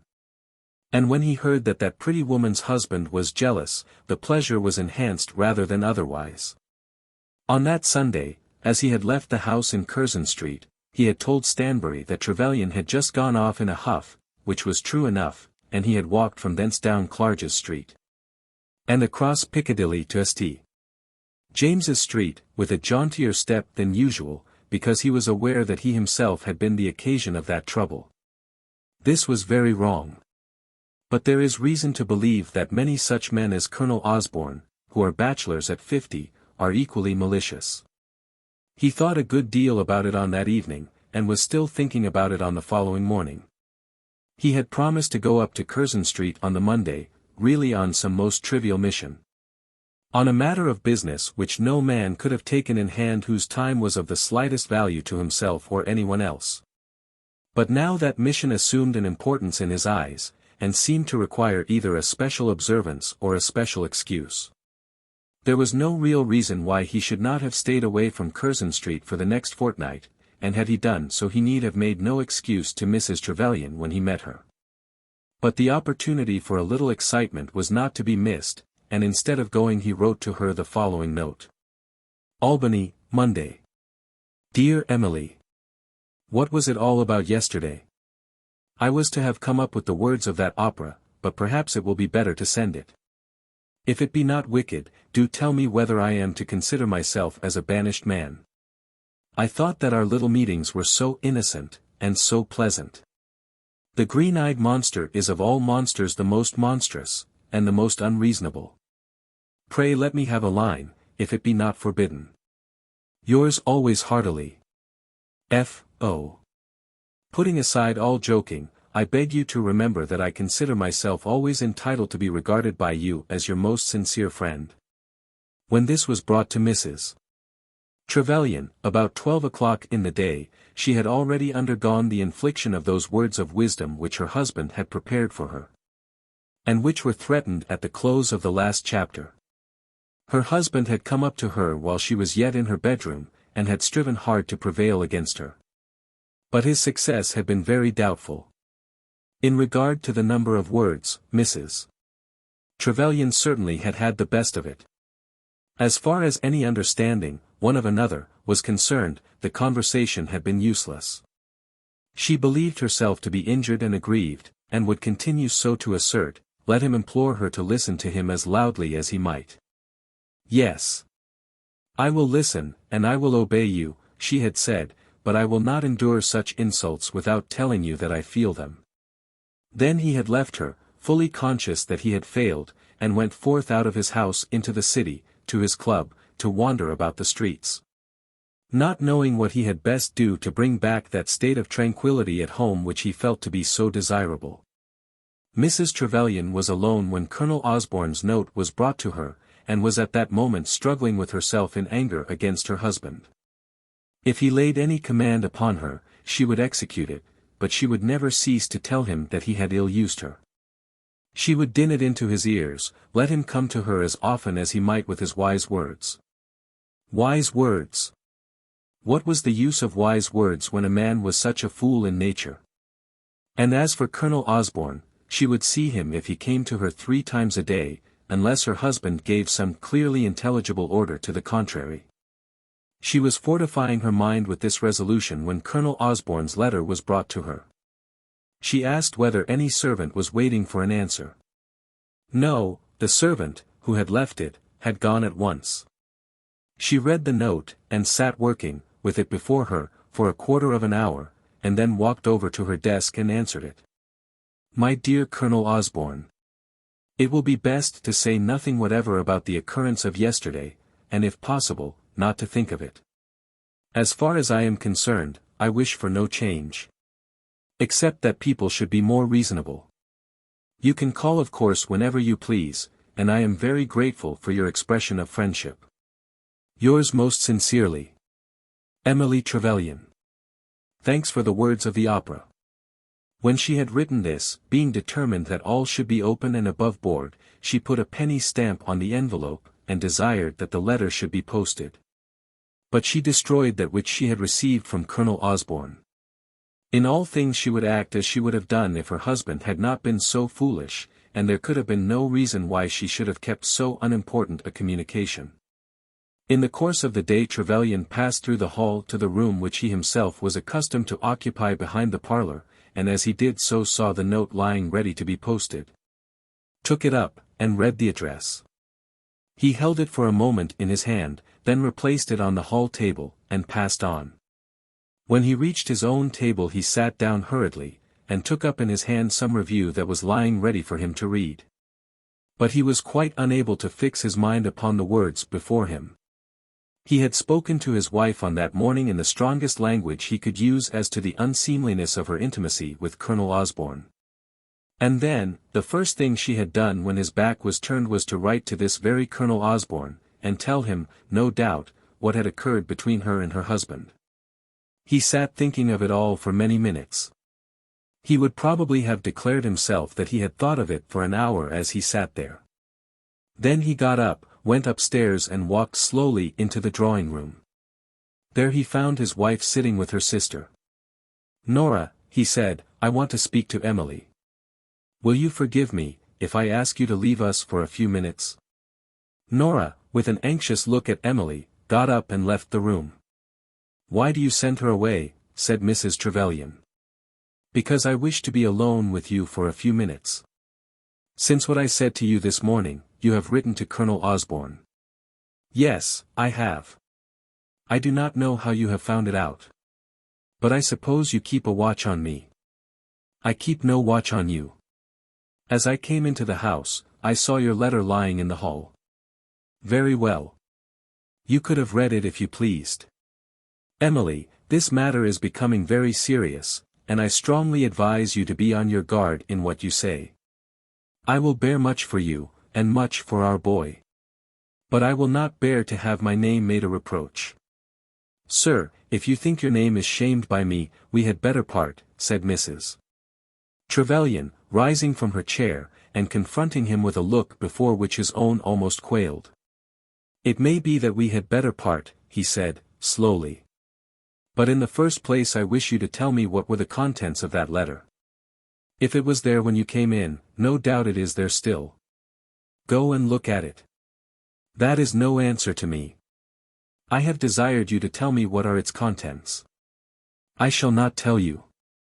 I will not demean myself by repeating anything so insignificant in my own justification. If you suspect me of writing what I should not write, you will suspect me also of lying to conceal it. Have you heard from Colonel Osborne this morning?" "I have." "And where is his letter?" "I have destroyed it." Again he paused, trying to think what he had better do, trying to be calm. And she stood still opposite to him, confronting him with the scorn of her bright angry eyes. Of course, he was not calm. He was the very reverse of calm. "And you refuse to tell me what you wrote," he said. "The letter is there," she answered, pointing away towards the door. "If you want to play the spy, go and look at it for yourself." "Do you call me a spy? And what have you called me?" "Because you are a husband, is the privilege of vituperation to be all on your side?" "It is impossible that I should put up with this," he said, "quite impossible. This would kill me. Anything is better than this. My present orders to you are not to see Colonel Osborne, not to write to him or have any communication with him, and to put under cover to me, unopened, any letter that may come from him. I shall expect your implicit obedience to these orders." "Well, go on. Have I your promise?" "No, no. You have no promise. I will make no promise exacted from me in so disgraceful a manner. You refuse to obey me?" "I will refuse nothing, and will promise nothing." "Then we must part, that is all. I will take care that you shall hear from me before tomorrow morning." So saying, he left the room, and, passing through the hall, saw that the letter had been taken away. Chapter 11. Lady Milborough as Ambassador. "Of course, I know you are right," said Nora to her sister, "right as far as Colonel Osborne is concerned, but nevertheless you ought to give way." "And be trampled upon," said Mrs. Trevelyan. "Yes, and be trampled upon, if he should trample on you, which, however, he is the last man in the world to do. And to endure any insult and any names. You yourself, you would be a Griselda, I suppose." "I don't want to talk about myself," said Nora, "nor about Griselda. But I know that, however unreasonable it may seem, you had better give way to him now and tell him what there was in the note to Colonel Osborne." "Never. He has ordered me not to see him or to write to him, or to open his letters, having, mind you, ordered just the reverse a day or two before, and I will obey him. Absurd as it is, I will obey him. But as for submitting to him, and letting him suppose that I think he is right, never. I should be lying to him then, and I will never lie to him. He has said that we must part, and I suppose it will be better so. How can a woman live with a man that suspects her? He cannot take my baby from me. There were many such conversations as the above between the two sisters before Mrs. Trevelyan received from her husband the communication with which she had been threatened. And Nora, acting on her own judgment in the matter, made an attempt to see Mr. Trevelyan, writing to him a pretty little note, and beseeching him to be kind to her. But he declined to see her, and the two women sat at home, with the baby between them, holding such pleasant conversations as that above narrated. When such tempests occur in a family, a woman will generally suffer the least during the thick of the tempest.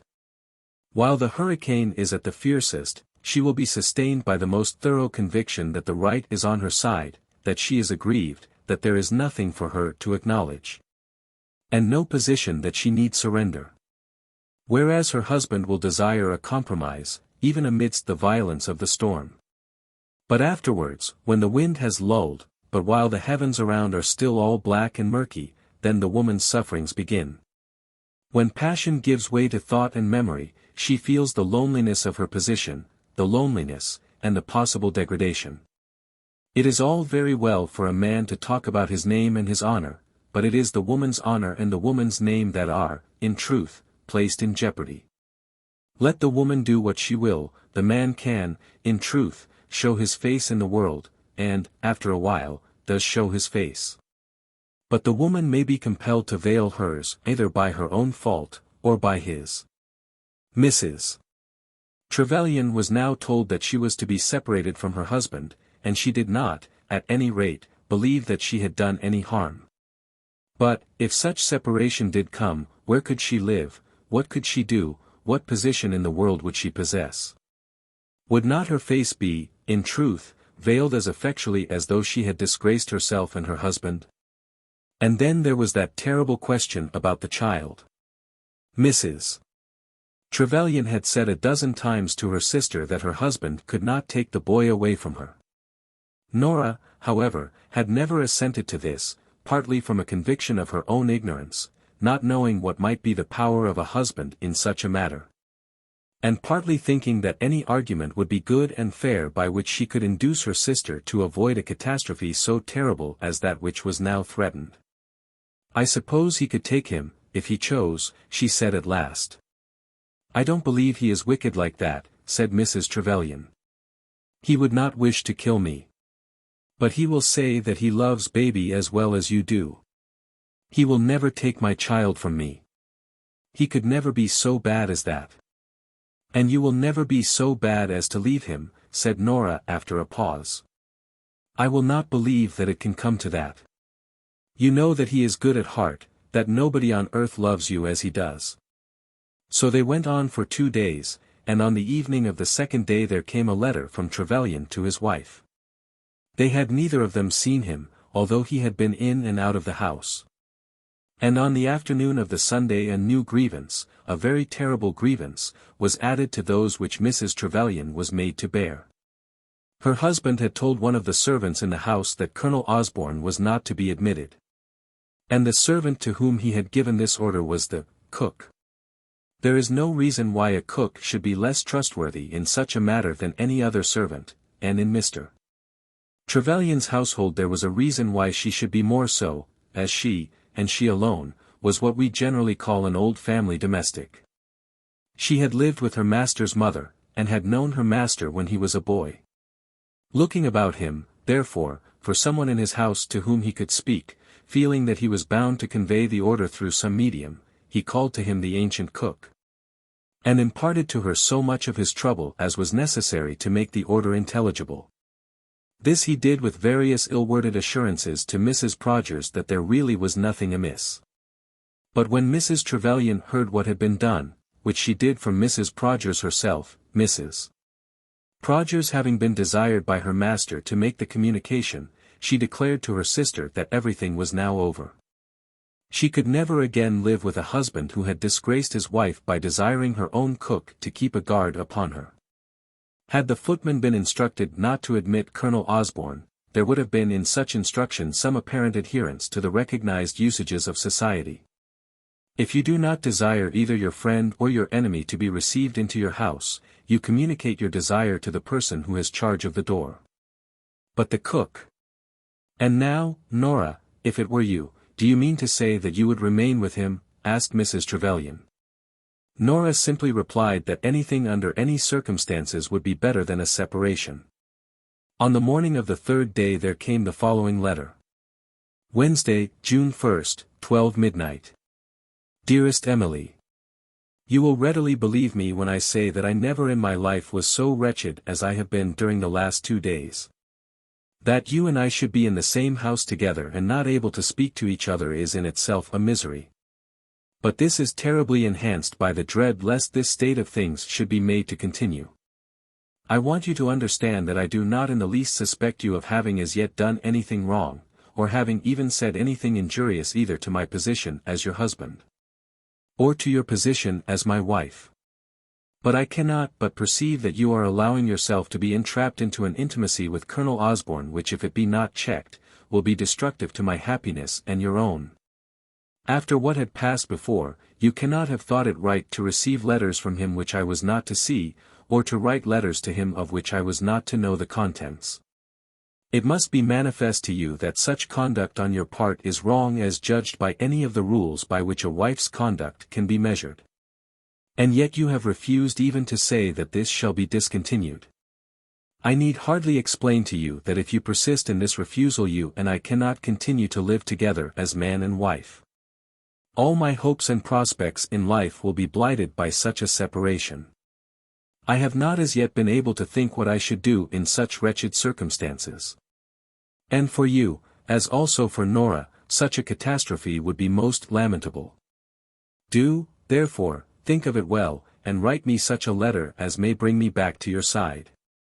There is only one friend in the world to whom I could endure to talk of this great grief, and I have been to her and told her everything.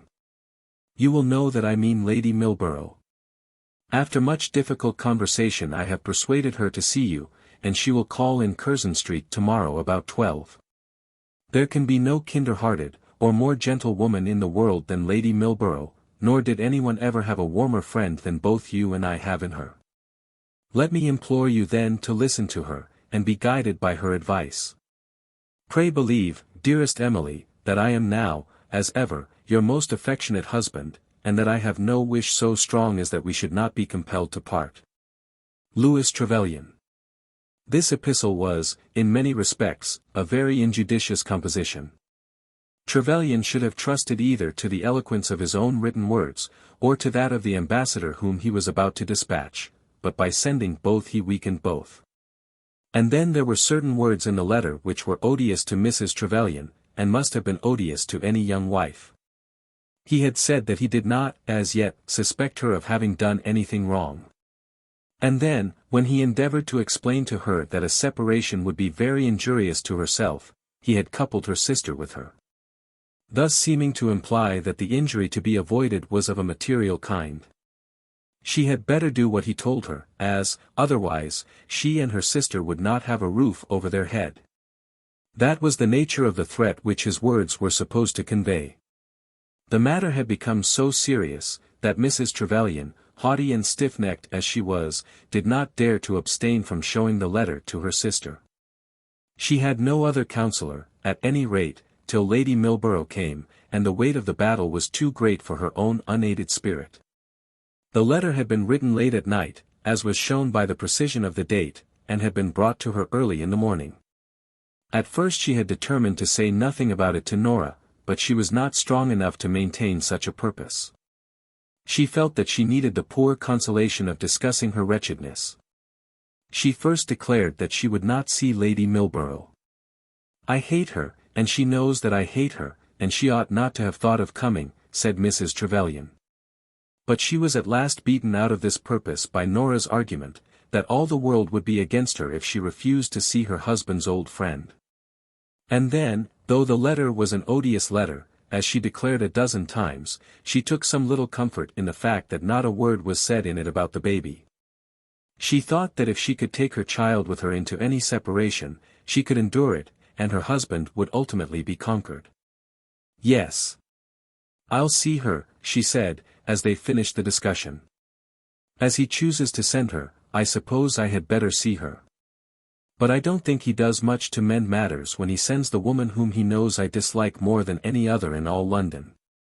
Exactly at 12 o'clock Lady Milborough's carriage was at the door. Trevelyan was in the house at the time and heard the knock at the door. During those 2 or 3 days of absolute wretchedness, he spent most of his hours under the same roof with his wife and sister-in-law, though he spoke to neither of them. He had had his doubts as to the reception of Lady Milborough, and was, to tell the truth, listening with most anxious ear, when her ladyship was announced. His wife, however, was not so bitterly contumacious as to refuse admittance to his friend, and he heard the rustle of the ponderous silk as the old woman was shown upstairs. When Lady Milborough reached the drawing-room, Mrs. Trevelyan was alone. "I had better see her by myself," she had said to her sister. Nora had then left her, with one word of prayer that she would be as little defiant as possible. "That must depend," Emily had said, with a little shake of her head. There had been a suggestion that the child should be with her, but the mother herself had rejected this. "It would be stagey," she had said, "and claptrap. There is nothing I hate so much as that." She was sitting, therefore, quite alone, and as stiff as a man in armour, when Lady Milborough was shown up to her. And Lady Milborough herself was not at all comfortable as she commenced the interview. She had prepared many wise words to be spoken, but was not so little ignorant of the character of the woman with whom she had to deal, as to suppose that the wise words would get themselves spoken without interruption. She had known from the first that Mrs. Trevelyan would have much to say for herself, and the feeling that it would be so became stronger than ever as she entered the room. The ordinary feelings between the two ladies were cold and constrained, and then there was silence for a few moments when the Countess had taken her seat. Mrs. Trevelyan had quite determined that the enemy should fire the first shot. "This is a very sad state of things," said the Countess. "Yes, indeed, Lady Milborough. The saddest in the world. And so unnecessary, is it not? Very unnecessary, indeed, as I think." "Yes, my dear, yes. But, of course, we must remember." Then Lady Milborough could not clearly bring to her mind what it was that she had to remember. "The fact is, my dear, that all this kind of thing is too monstrous to be thought of. Goodness gracious me. Two young people like you and Louis, who thoroughly love each other, and who have got a baby, to think of being separated. Of course it is out of the question. You cannot suppose, Lady Milborough, that I want to be separated from my husband? Of course not. How should it be possible? The very idea is too shocking to be thought of. I declare I haven't slept since Louis was talking to me about it. But, my dear, you must remember, you know, that a husband has a right to expect a sort of, submission from his wife. He has a right to expect obedience, Lady Milborough. Of course, that is all one wants. And I will obey Mr. Trevelyan, in anything reasonable. But, my dear, who is to say what is reasonable? That, you see, is always the difficulty. You must allow that your husband is the person who ought to decide that. Has he told you that I have refused to obey him, Lady Milborough?" The Countess paused a moment before she replied. "Well, yes, I think he has," she said. "He asked you to do something about a letter to that Colonel Osborne, who is a man, my dear, really to be very much afraid of. A man who has done a great deal of harm, and you declined. Now in a matter of that kind of course the husband. Lady Milborough, I must ask you to listen to me. You have listened to Mr. Trevelyan, and I must ask you to listen to me.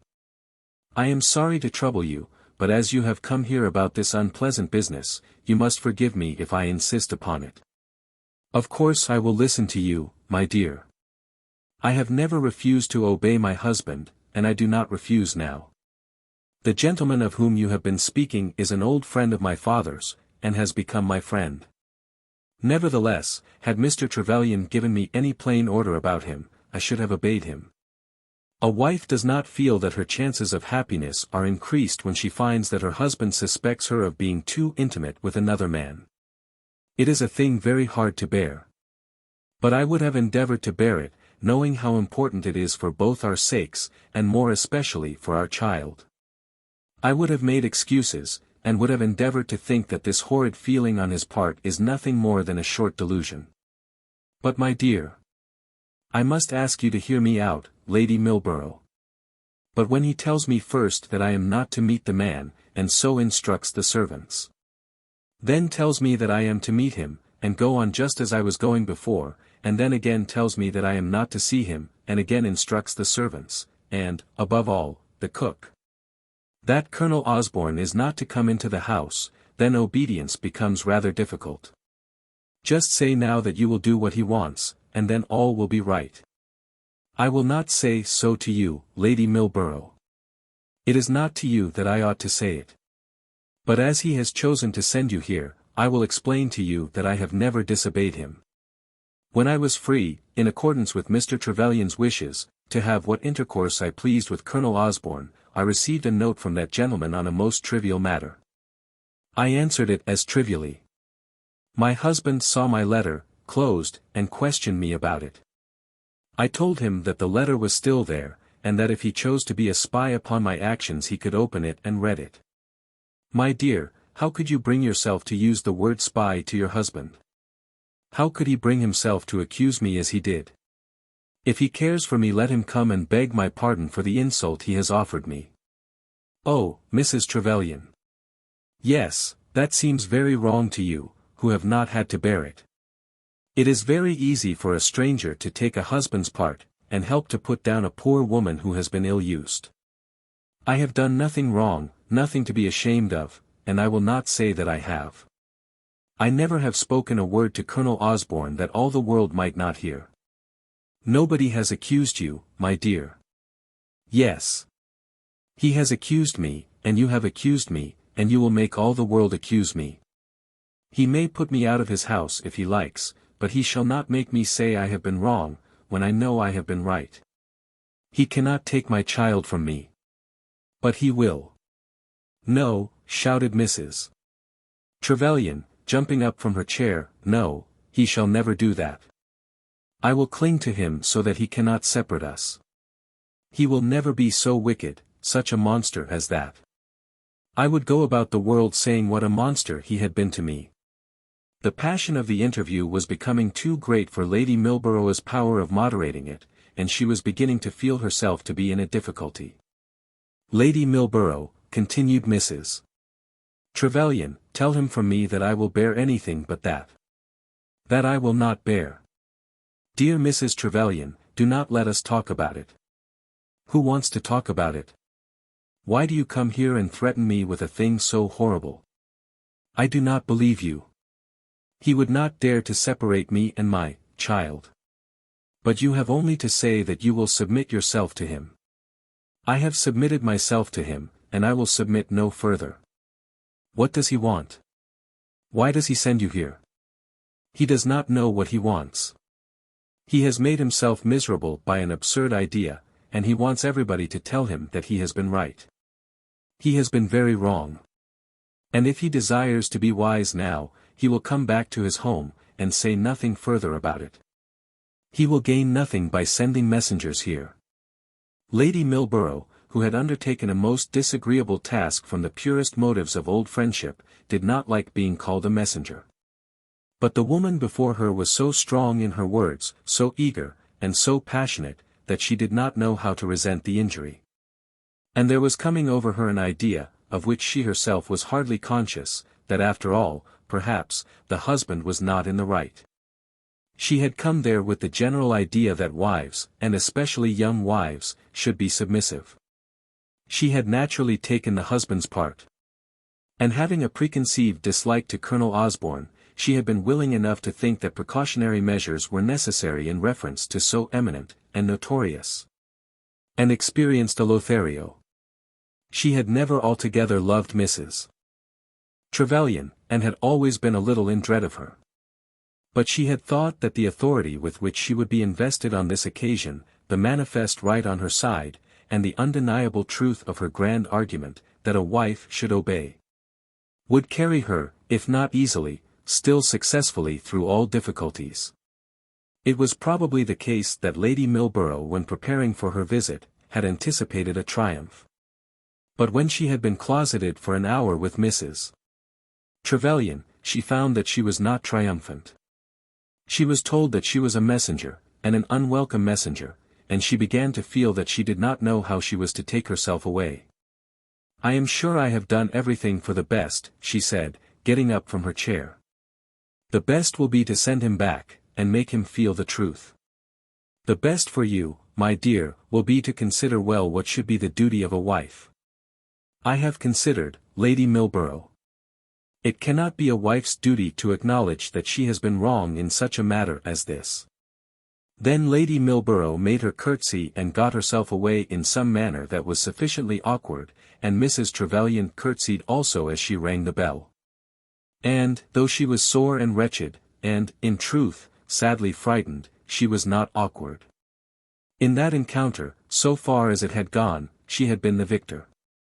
As soon as she was alone and the carriage had been driven well away from the door, Mrs. Trevelyan left the drawing-room and went up to the nursery. As she entered she clothed her face with her sweetest smile. "How is his own mother's dearest, darling duck?" she said, putting out her arms and taking the boy from the nurse. The child was at this time about 10 months old, and was a strong, hearty, happy infant, always laughing when he was awake and always sleeping when he did not laugh. Because his little limbs were free from pain and his little stomach was not annoyed by internal troubles. He kicked, and crowed, and sputtered, when his mother took him, and put up his little fingers to clutch her hair, and was to her as a young god upon the earth. Nothing in the world had ever been created so beautiful, so joyous, so satisfactory, so divine. And they told her that this apple of her eye was to be taken away from her. No. That must be impossible. "I will take him into my own room, nurse, for a little while. You have had him all the morning," she said. As though the having baby was a privilege over which there might almost be a quarrel. Then she took her boy away with her, and when she was alone with him, went through such a service in baby worship as most mothers will understand. Divide these two? No, nobody should do that. Sooner than that, she, the mother, would consent to be no more than a servant in her husband's house. Was not her baby all the world to her? On the evening of that day the husband and wife had an interview together in the library, which, unfortunately, was as unsatisfactory as Lady Milborough's visit. The cause of the failure of them all lay probably in this, that there was no decided point which, if conceded, would have brought about a reconciliation. Trevelyan asked for general submission, which he regarded as his right, and which in the existing circumstances he thought it necessary to claim, and though Mrs. Trevelyan did not refuse to be submissive, she would make no promise on the subject. But the truth was that each desired that the other should acknowledge a fault, and that neither of them would make that acknowledgement. Emily Trevelyan felt acutely that she had been ill-used, not only by her husband's suspicion, but by the manner in which he had talked of his suspicion to others, to Lady Milborough and the cook. And she was quite convinced that she was right herself, because he had been so vacillating in his conduct about Colonel Osborne. But Trevelyan was equally sure that justice was on his side. Emily must have known his real wishes about Colonel Osborne. But when she had found that he had rescinded his verbal orders about the admission of the man to the house, which he had done to save himself and her from slander and gossip, she had taken advantage of this and had thrown herself more entirely than ever into the intimacy of which he disapproved. When they met, each was so sore that no approach to terms was made by them. "If I am to be treated in that way, I would rather not live with you," said the wife. "It is impossible to live with a husband who is jealous. All I ask of you is that you shall promise me to have no further communication with this man. I will make no promise that implies my own disgrace. Then we must part, and if that be so, this house will be given up. You may live where you please, in the country, not in London. But I shall take steps that Colonel Osborne does not see you. I will not remain in the room with you to be insulted thus, said Mrs. Trevelyan. And she did not remain, but left the chamber, slamming the door after her as she went. It will be better that she should go, said Trevelyan, when he found himself alone. And so it came to pass that that blessing of a rich marriage, which had as it were fallen upon them at the mandarins from out of heaven, had become, after an interval of but 2 short years, anything but an unmixed blessing. Chapter 12. Miss Stanbury's Generosity. On one Wednesday morning early in June, great preparations were being made at the brick house in the close at Exeter for an event which can hardly be said to have required any preparation at all. Mrs. Stanbury and her elder daughter were coming into Exeter from Nuncombe, Putney, to visit Dorothy. The reader may perhaps remember that when Miss Stanbury's invitation was sent to her niece, she was pleased to promise that such visits should be permitted on a Wednesday morning. Such a visit was now to be made, and old Miss Stanbury was quite moved by the occasion. I shall not see them, you know, Martha, she had said, on the afternoon of the preceding day. I suppose not, ma'am. Certainly not. Why should I? It would do no good. It is not for me to say, ma'am, of course. No, Martha, it is not. And I am sure that I am right. It's no good going back and undoing in 10 minutes what 20 years have done. She's a poor harmless creature, I believe. The most harmless in the world, ma'am. But she was as bad as poison to me when she was young, and what's the good of trying to change it now? If I was to tell her that I loved her, I should only be lying. Then, ma'am, I would not say it. And I don't mean. But you'll take in some wine and cake, you know. I don't think they'll care for wine and cake. Will you do as I tell you? What matters whether they care for it or not? They need not take it. It will look better for Miss Dorothy. If Dorothy is to remain here, I shall choose that she should be respected. And so the question of the cake and wine had been decided overnight. But when the morning came, Miss Stanbury was still in a twitter. 10:30 had been the hour fixed for the visit, in consequence of there being a train in from Limsborough, due at the Exeter station at 10. As Miss Stanbury breakfasted always at 8:30, there was no need of hurry on account of the expected visit. But, nevertheless, she was in a fuss all the morning, and spoke of the coming period as one in which she must necessarily put herself into solitary confinement. Perhaps your mamma will be cold, she said, and will expect a fire. Oh, dear, no, Aunt Stanbury. It could be lighted, of course. It is a pity they should come just so as to prevent you from going to morning service, is it not? I could go with you, Aunt, and be back very nearly in time. They won't mind waiting a quarter of an hour. What, and have them here all alone? I wouldn't think of such a thing. I shall go upstairs. You had better come to me when they are gone. Don't hurry them. I don't want you to hurry them at all, and if you require anything, Martha will wait upon you. I have told the girls to keep out of the way. They are so giddy, there's no knowing what they might be after. Besides, they've got their work to mind.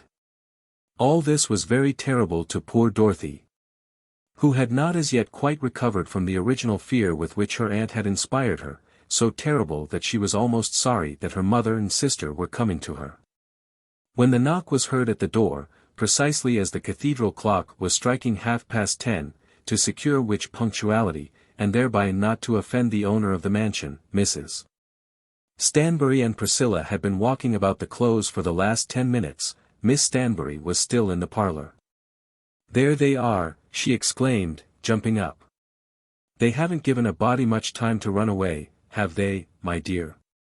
Half a minute, Martha, just half a minute. Then she gathered up her things as though she had been ill-treated in being driven to make so sudden a retreat, and Martha, as soon as the last hem of her mistress's dress had become invisible on the stairs, opened the front door for the visitors. Do you mean to say you like it? Said Priscilla, when they had been there about a quarter of an hour. "Hush," whispered Mrs. Stanbury. "I don't suppose she's listening at the door," said Priscilla. "Indeed, she's not," said Dorothy. "There can't be a truer, honester woman, than Aunt Stanbury." "But is she kind to you, Dolly?" asked the mother. "Very kind, too kind. Only I don't understand her quite, and then she gets angry with me. I know she thinks I'm a fool, and that's the worst of it." "Then, if I were you, I would come home," said Priscilla. "She'll never forgive you if you do," said Mrs. Stanbury. "And who need care about her forgiveness?" said Priscilla. "I don't mean to go home yet, at any rate," said Dorothy. Then there was a knock at the door, and Martha entered with the cake and wine. "Miss Stanbury's compliments, ladies, and she hopes you'll take a glass of sherry." Whereupon she filled out the glasses and carried them round. "Pray give my compliments and thanks to my sister Stanbury," said Dorothy's mother. But Priscilla put down the glass of wine without touching it, and looked her sternest at the maid. Altogether, the visit was not very successful, and poor Dorothy almost felt that if she chose to remain in the close she must lose her mother and sister. And that without really making a friend of her aunt. There had as yet been no quarrel, nothing that had been plainly recognized as disagreeable, but there had not as yet come to be any sympathy, or assured signs of comfortable love.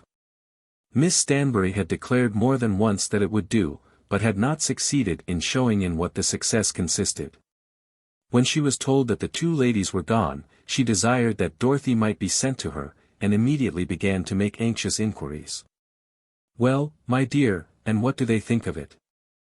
"I don't know, Aunt, that they think very much." "And what do they say about it?" "They didn't say very much, Aunt.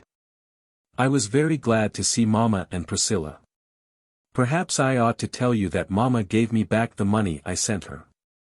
"What did she do that for?" asked Miss Stanbury very sharply.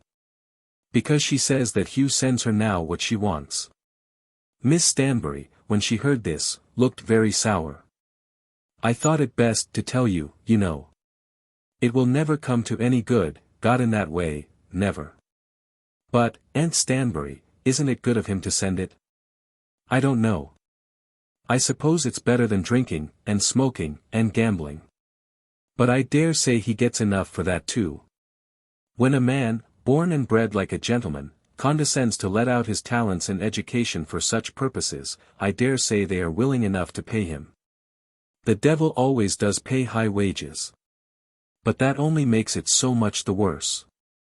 One almost comes to doubt whether anyone ought to learn to write at all, when it is used for such vile purposes. I've said what I've got to say, and I don't mean to say anything more. What's the use? But it has been hard upon me, very. It was my money did it, and I feel I've misused it. It's a disgrace to me which I don't deserve." For a couple of minutes Dorothy remained quite silent, and Miss Stanbury did not herself say anything further. Nor during that time did she observe her niece, or she would probably have seen that the subject was not to be dropped. Dorothy, though she was silent, was not calm, and was preparing herself for a crusade in her brother's defense. "Aunt Stanbury, he's my brother, you know." "Of course he's your brother." "I wish he were not. I think him the best brother in the world, and the best son. Why does he sell himself to write sedition?" "He doesn't sell himself to write sedition. I don't see why it should be sedition, or anything wicked, because it's sold for a penny. If you are going to cram him down my throat, Dorothy, you and I had better part. I don't want to say anything about him, only you ought, not, to abuse him, before me." By this time Dorothy was beginning to sob, but Miss Stanbury's countenance was still very grim and very stern. "He's coming home to Nuncombe, Putney, and I want to see him," continued Dorothy. "Hugh Stanbury coming to Exeter. He won't come here." "Then I'd rather go home, Aunt Stanbury." Very well," said Miss Stanbury, and she got up and left the room. Dorothy was in dismay, and began to think that there was nothing for her to do but to pack up her clothes and prepare for her departure. She was very sorry for what had occurred, being fully alive to the importance of the aid not only to herself, but to her mother and sister, which was afforded by the present arrangement. And she felt very angry with herself, in that she had already driven her aunt to quarrel with her. But she had found it to be impossible to hear her own brother abused without saying a word on his behalf. She did not see her aunt again till dinner time, and then there was hardly a word uttered. Once or twice Dorothy made a little effort to speak, but these attempts failed utterly. The old woman would hardly reply even by a monosyllable, but simply muttered something, or shook her head when she was addressed. Jane, who waited at table, was very demure and silent, and Martha, who once came into the room during the meal, merely whispered a word into Miss Stanbury's ear.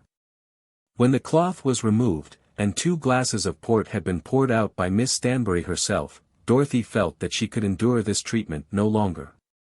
How was it possible that she could drink wine under such circumstances? "Not for me, Aunt Stanbury," said she, with a deploring tone. "Why not?" "I couldn't drink it today." "Why didn't you say so before it was poured out?" "And why not today?" "Come, drink it. Do as I bid you." And she stood over her niece, as a tragedy queen in a play with a bowl of poison. Dorothy took it and sipped it from mere force of obedience. "You make as many bones about a glass of port wine as though it were senna and salts," said Miss Stanbury. "Now I've got something to say to you." By this time the servant was gone, and the two were seated alone together in the parlour. Dorothy, who had not as yet swallowed above half her wine, at once put the glass down.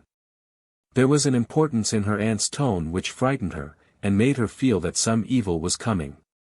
And yet, as she had made up her mind that she must return home, there was no further evil that she need dread. "You didn't write any of those horrid articles," said Miss Stanbury. "No, Aunt. I didn't write them. I shouldn't know how. And I hope you'll never learn. They say women are to vote, and become doctors, and if so, there's no knowing what devil's tricks they mayn't do. But it isn't your fault about that filthy newspaper. How he can let himself down to write stuff that is to be printed on straw is what I can't understand. I don't see how it can make a difference as he writes it. It would make a great deal of difference to me. And I'm told that what they call ink comes off on your fingers like lampblack. I never touched one, thank God, but they tell me so. All the same, it isn't your fault. I've nothing to do with it, Aunt Stanbury. Of course you've not. And as he is your brother it wouldn't be natural that you should like to throw him off. And, my dear, I like you for taking his part. Only you needn't have been so fierce with an old woman. Indeed I didn't mean to be fierce, Aunt Stanbury. I never was taken up so short in my life. But we won't mind that. There, he shall come and see you. I suppose he won't insist on leaving any of his nastiness about. But is he to come here, Aunt Stanbury? He may if he pleases. Oh, Aunt Stanbury. When he was here last he generally had a pipe in his mouth, and I dare say he never puts it down at all now. Those things grow upon young people so fast. But if he could leave it on the doorstep just while he's here I should be obliged to him. But, dear aunt, couldn't I see him in the street? Out in the street? No, my dear. All the world is not to know that he's your brother, and he is dressed in such a rapscallion manner that the people would think you were talking to a housebreaker. Dorothy's face became again red as she heard this, and the angry words were very nearly spoken. The last time I saw him, continued Miss Stanbury, he had on a short, rough jacket, with enormous buttons, and one of those flipperty-flopperty things on his head, that the butcher boys wear. And, oh, the smell of tobacco. As he had been up in London I suppose he thought Exeter was no better than a village, and he might do just as he pleased. But he knew that if I'm particular about anything, it is about a gentleman's hat in the streets. And he wanted me, to walk with him across to Mrs. MacHugh's. We should have been hooted about the close like a pair of mad dogs, and so I told him. All the young men seem to dress like that now, Aunt Stanbury. No, they don't.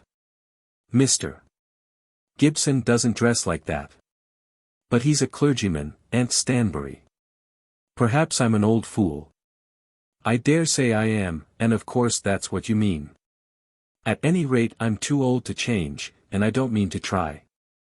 I like to see a difference between a gentleman and a housebreaker. For the matter of that I'm told that there is a difference, and that the housebreakers all look like gentlemen now. It may be proper to make us all stand on our heads, with our legs sticking up in the air, but I for one don't like being topsy-turvy, and I won't try it. When is he to reach Exeter? He is coming on Tuesday next, by the last train. Then you can't see him that night. That's out of the question. No doubt he'll sleep at the Nag's Head, as that's the lowest radical public house in the city. Martha shall try to find him. She knows more about his doings than I do. If he chooses to come here the following morning before he goes down to Nuncombe Putney, well and good.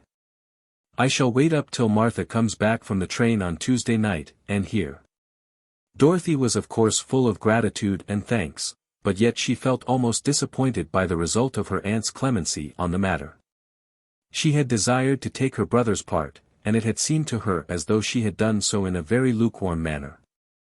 She had listened to an immense number of accusations against him, and had been unable to reply to them because she had been conquered by the promise of a visit.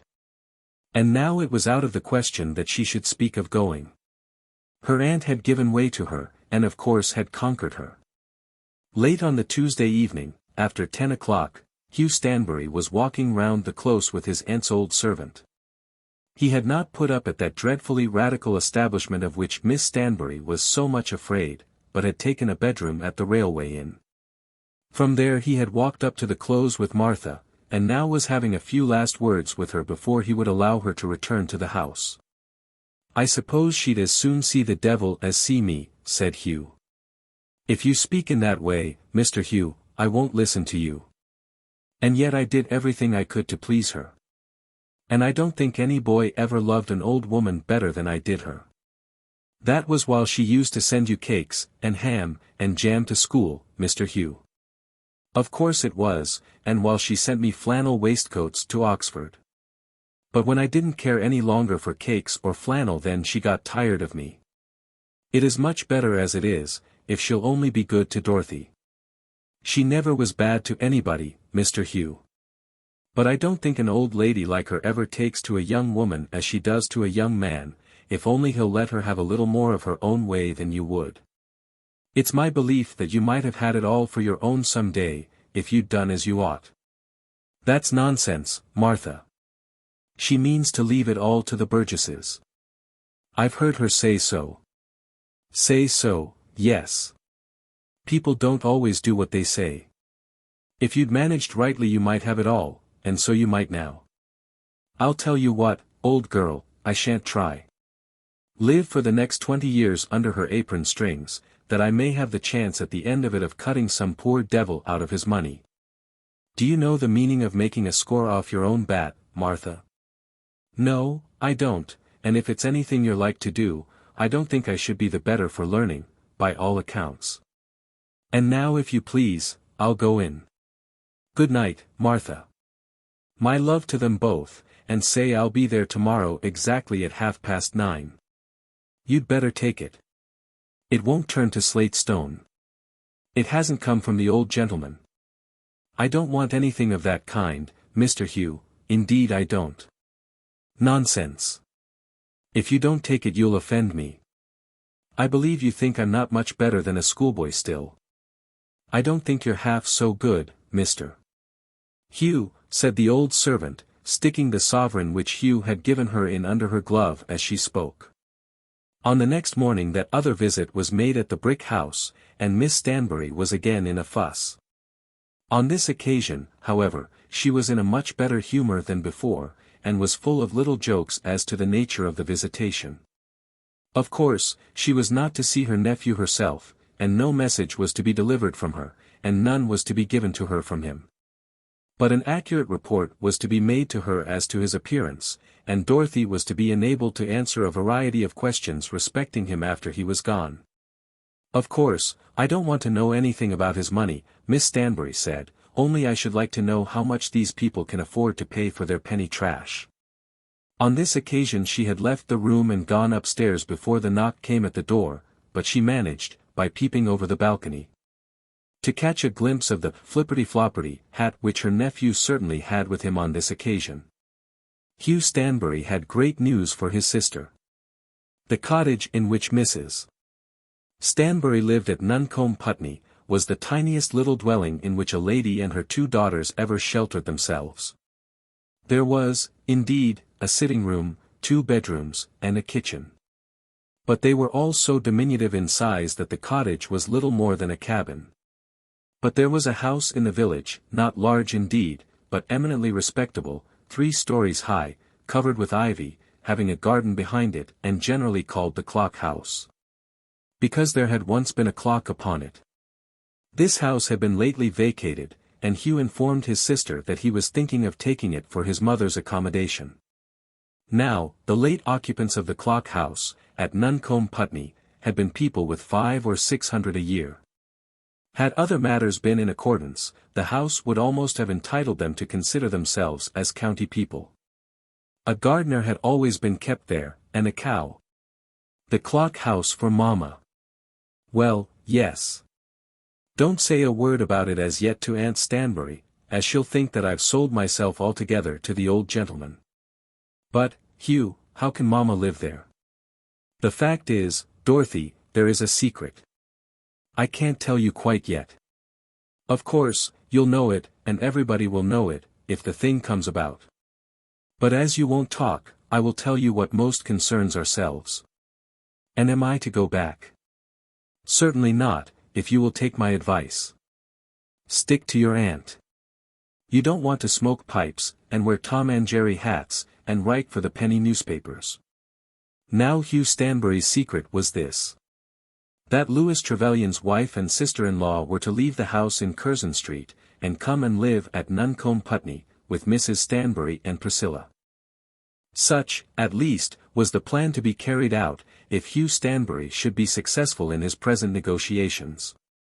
Chapter 13. The Honourable Mr. Glascock. By the end of July Mrs. Trevelyan with her sister was established in the Clock House, at Nuncombe, Putney, under the protection of Hugh's mother. But before the reader is made acquainted with any of the circumstances of their life there, a few words must be said of an occurrence which took place before those 2 ladies left Curzon Street. As to the quarrel between Trevelyan and his wife, things went from bad to worse. Lady Milborough continued to interfere, writing letters to Emily which were full of good sense, but which, as Emily said herself, never really touched the point of dispute. Am I, who am altogether unconscious of having done anything amiss, to confess that I have been in the wrong? If it were about a small matter, I would not mind, for the sake of peace. But when it concerns my conduct in reference to another man, I would rather die first. That had been Mrs. Trevelyan's line of thought and argument in the matter. But then old Lady Milborough in her letter spoke only of the duty of obedience as promised at the altar. But I didn't promise to tell a lie, said Mrs. Trevelyan. And there were interviews between Lady Milborough and Trevelyan, and interviews between Lady Milborough and Nora Rowley. The poor dear old dowager was exceedingly busy and full of groans, prescribing Naples, prescribing a course of extra prayers, prescribing a general course of letting bygones be bygones, to which, however, Trevelyan would by no means assent without some assurance, which he might regard as a guarantee, prescribing retirement to a small town in the west of France if Naples would not suffice. But she could effect nothing. Mrs. Trevelyan, indeed, did a thing which was sure of itself to render any steps taken for a reconciliation ineffectual. In the midst of all this turmoil, while she and her husband were still living in the same house, but apart because of their absurd quarrel respecting Colonel Osborne, she wrote another letter to that gentleman. The argument by which she justified this to herself, and to her sister after it was done, was the real propriety of her own conduct throughout her whole intimacy with Colonel Osborne. But that is just what Louis doesn't want you to do, Nora had said, filled with anger and dismay. Then let Louis give me an order to that effect, and behave to me like a husband, and I will obey him, Emily had answered. And she had gone on to plead that in her present condition she was under no orders from her husband. She was left to judge for herself, and, judging for herself, she knew, as she said, that it was best that she should write to Colonel Osborne. Unfortunately there was no ground for hoping that Colonel Osborne was ignorant of this insane jealousy on the part of her husband. It was better, therefore, she said, that she should write to him, whom on the occasion she took care to name to her sister as Papa's old friend, and explain to him what she would wish him to do. And what not to do. Colonel Osborne answered the letter very quickly, throwing much more of demonstrative affection than he should have done into his "dear Emily," and his "dearest friend." Of course Mrs. Trevelyan had burned this answer, and of course Mr. Trevelyan had been told of the correspondence. His wife, indeed, had been especially careful that there should be nothing secret about the matter, that it should be so known in the house that Mr. Trevelyan should be sure to hear of it. And he had heard of it, and been driven almost mad by it. He had flown off to Lady Milborough, and had reduced his old friend to despair by declaring that, after all, he began to fear that his wife was infatuated by that scoundrel. Lady Milborough forgave the language, but protested that he was wrong in his suspicion. "To continue to correspond with him after what I have said to her," exclaimed Trevelyan. "Take her to Naples at once," said Lady Milborough, "at once." "And have him after me," said Trevelyan. Lady Milborough had no answer ready, and not having thought of this looked very blank. "I should find it harder to deal with her there even than here," continued Trevelyan. Then it was that Lady Milborough spoke of the small town in the west of France, urging as her reason that such a man as Colonel Osborne would certainly not follow them there. But Trevelyan had become indignant at this, declaring that if his wife's good name could be preserved in no other manner than that, it would not be worth preserving at all. Then Lady Milborough had begun to cry, and had continued crying for a very long time. She was very unhappy as her nature would allow her to be. She would have made almost any sacrifice to bring the two young people together, would have willingly given her time, her money, her labor in the cause. Would probably herself have gone to the little town in the west of France, had her going been of any service. But, nevertheless, after her own fashion, she extracted no small enjoyment out of the circumstances of this miserable quarrel. The Lady Milboroughs of the day hate the Colonel Osbornes from the very bottoms of their warm hearts and pure souls. But they respect the Colonel Osbornes almost as much as they hate them, and find it to be an inestimable privilege to be brought into some contact with these roaring lions. But there arose to dear Lady Milborough a great trouble out of this quarrel, irrespective of the absolute horror of the separation of a young husband from his young wife. And the excess of her trouble on this head was great proof of the real goodness of her heart. For, in this matter, the welfare of Trevelyan himself was not concerned, but rather that of the Rowley family. Now the Rowleys had not given Lady Milborough any special reason for loving them. When she had first heard that her dear young friend Louis was going to marry a girl from the Mandarins, she had been almost in despair. It was her opinion that had he properly understood his own position, he would have promoted his welfare by falling in love with the daughter of some English country gentleman, or some English peer. To which honour, with his advantages, Lady Milborough thought that he might have aspired. Nevertheless, when the girl from the Mandarins had been brought home as Mrs. Trevelyan, Lady Milborough had received her with open arms, had received even the sister-in-law with arms partly open. Had either of them shown any tendency to regard her as a mother, she would have showered motherly cares upon them. For Lady Milborough was like an old hen, in her capacity for taking many under her wings. The two sisters had hardly done more than bear with her, Nora, indeed, bearing with her more graciously than Mrs. Trevelyan, and in return, even for this, the old dowager was full of motherly regard.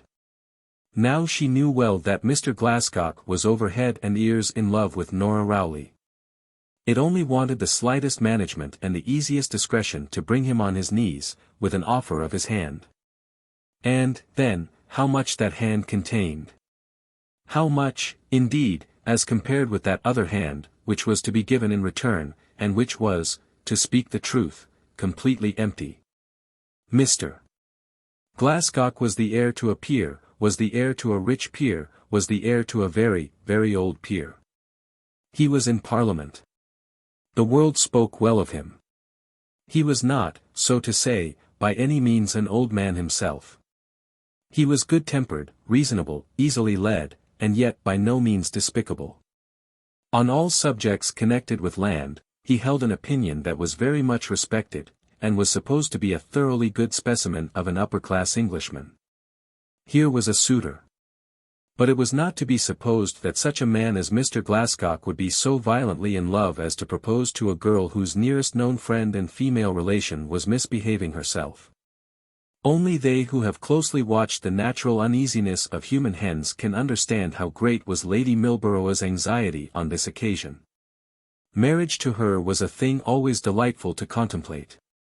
Though she had never been sordidly a matchmaker, the course of the world around her had taught her to regard men as fish to be caught, and girls as the anglers who ought to catch them. Or, rather, could her mind have been accurately analyzed, it would have been found that the girl was regarded as half angler and half bait. Any girl that angled visibly with her own hook, with a manifestly expressed desire to catch a fish, was odious to her. And she was very gentle-hearted in regard to the fishes, thinking that every fish in the river should have the hook and bait presented to him in the mildest, pleasantest form. But still, when the trout was well in the basket, her joy was great. And then came across her unlaborious mind some half-formed idea that a great ordinance of nature was being accomplished in the teeth of difficulties. For, as she well knew, there is a difficulty in the catching of fish. Lady Milborough, in her kind anxiety on Nora's behalf, that the fish should be landed before Nora might be swept away in her sister's ruin, hardly knew what step she might safely take. Mrs. Trevelyan would not see her again, having already declared that any further interview would be painful and useless. She had spoken to Trevelyan, but Trevelyan had declared that he could do nothing. What was there that he could have done? He could not, as he said, overlook the gross improprieties of his wife's conduct, because his wife's sister had, or might possibly have, a lover. And then as to speaking to Mr. Glascock himself, nobody knew better than Lady Milborough how very apt fish are to be frightened. But at last Lady Milborough did speak to Mr. Glascock, making no allusion whatever to the hook prepared for himself, but saying a word or two as to the affairs of that other fish, whose circumstances, as he floundered about in the bucket of matrimony, were not as happy as they might have been. The care, the discretion, nay, the wisdom with which she did this were most excellent. She had become aware that Mr. Glascock had already heard of the unfortunate affair in Curzon Street. Indeed, everyone who knew the Trevelyans had heard of it, and a great many who did not know them. No harm, therefore, could be done by mentioning the circumstance. Lady Milborough did mention it, explaining that the only person really in fault was that odious destroyer of the peace of families, Colonel Osborne, of whom Lady Milborough, on that occasion, said some very severe things indeed. Poor dear Mrs. Trevelyan was foolish, obstinate, and self-reliant, but as innocent as the babe unborn. That things would come right before long no one who knew the affair, and she knew it from beginning to end, could for a moment doubt. The real victim would be that sweetest of all girls, Nora Rowley. Mr. Glascock innocently asked why Nora Rowley should be a victim. Don't you understand, Mr. Glascock, how the most remote connection with a thing of that kind tarnishes a young woman's standing in the world? Mr. Glascock was almost angry with the well-pleased Countess as he declared that he could not see that Miss Rowley's standing was at all tarnished.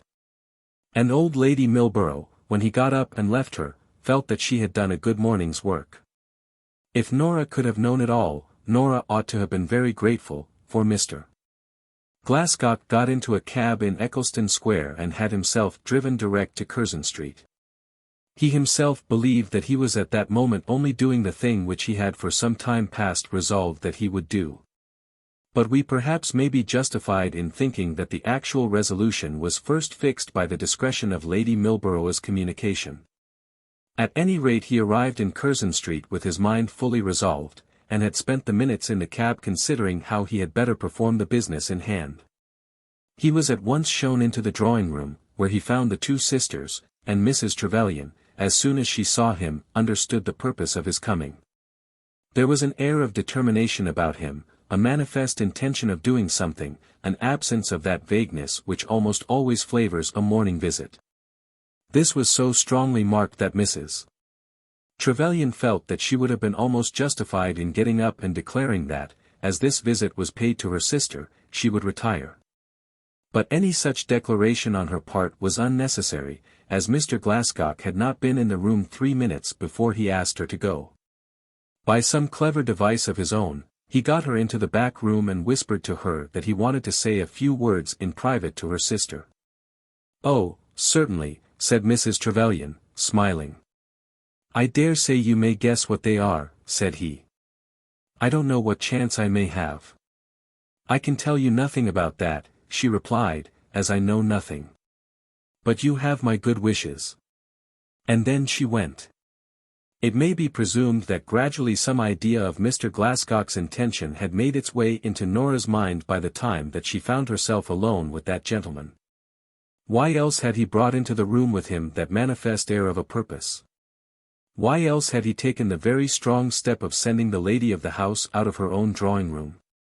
Nora, beginning to understand this, put herself into an attitude of defense. She had never told herself that she would refuse Mr. Glascock. She had never acknowledged to herself that there was another man whom she liked better than she liked Mr. Glascock. But had she ever encouraged any wish for such an interview, her feelings at this moment would have been very different from what they were.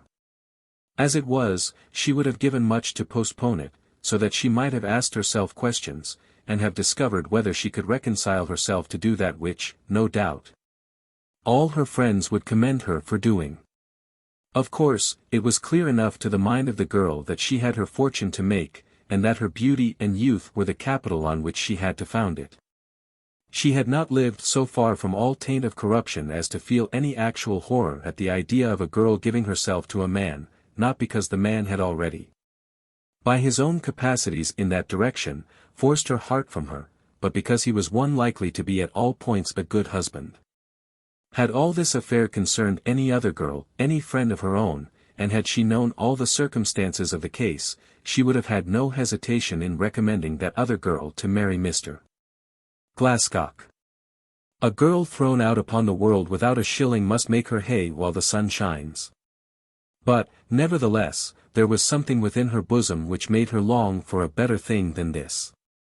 She had dreamed, if she had not thought, of being able to worship a man. But she could hardly worship Mr. Glascock. She had dreamed, if she had not thought, of leaning upon a man all through life with her whole weight, as though that man had been specially made to be her staff, her prop, her support, her wall of comfort and protection. She knew that if she were to marry Mr. Glascock and become Lady Peterborough, in due course she must stand a good deal by her own strength, and live without that comfortable leaning. Nevertheless, when she found herself alone with the man, she by no means knew whether she would refuse him or not. But she knew that she must pluck up courage for an important moment, and she collected herself, braced her muscles, as it were, for a fight, and threw her mind into an attitude of contest. Mr. Glascock, as soon as the door was shut behind Mrs. Trevelyan's back, took a chair and placed it close beside the head of the sofa on which Nora was sitting.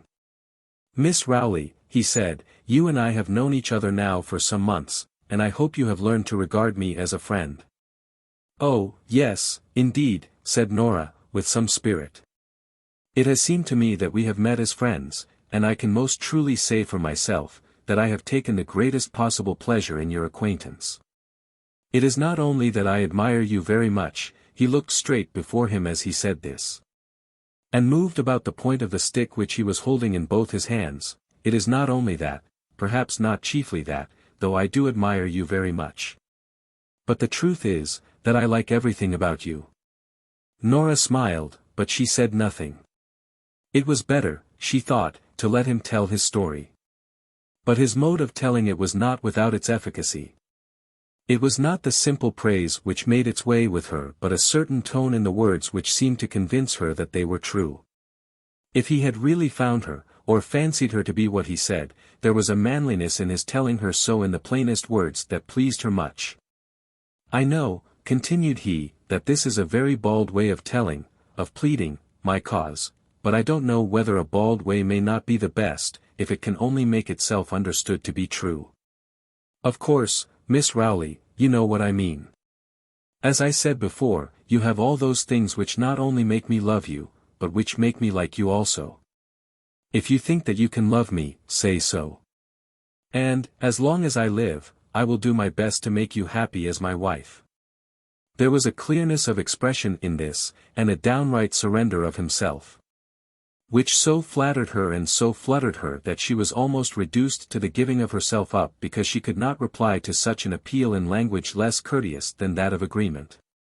After a moment or two she found herself remaining silent, with a growing feeling that silence would be taken as conveying consent. There floated quickly across her brain an idea of the hardness of a woman's lot, in that she should be called upon to decide her future fate for life in half a minute. He had had weeks to think of this, weeks in which it would have been almost unmaidenly in her so to think of it as to have made up her mind to accept the man. Had she so made up her mind, and had he not come to her, where would she have been then? But he had come to her. There he was, still poking about with his stick, waiting for her, and she must answer him. And he was the eldest son of a peer, an enormous match for her, very proper in all respects. Such a man, that if she should accept him, everybody around her would regard her fortune in life as miraculously successful. He was not such a man that anyone would point at her and say, "There. See another of them who has sold herself for money and a title." Mr. Glascock was not an Apollo, not an Admirable Crichton, but he was a man whom any girl might have learned to love. Now he had asked her to be his wife, and it was necessary that she should answer him. He sat there waiting for her very patiently, still poking about the point of his stick. Did she really love him?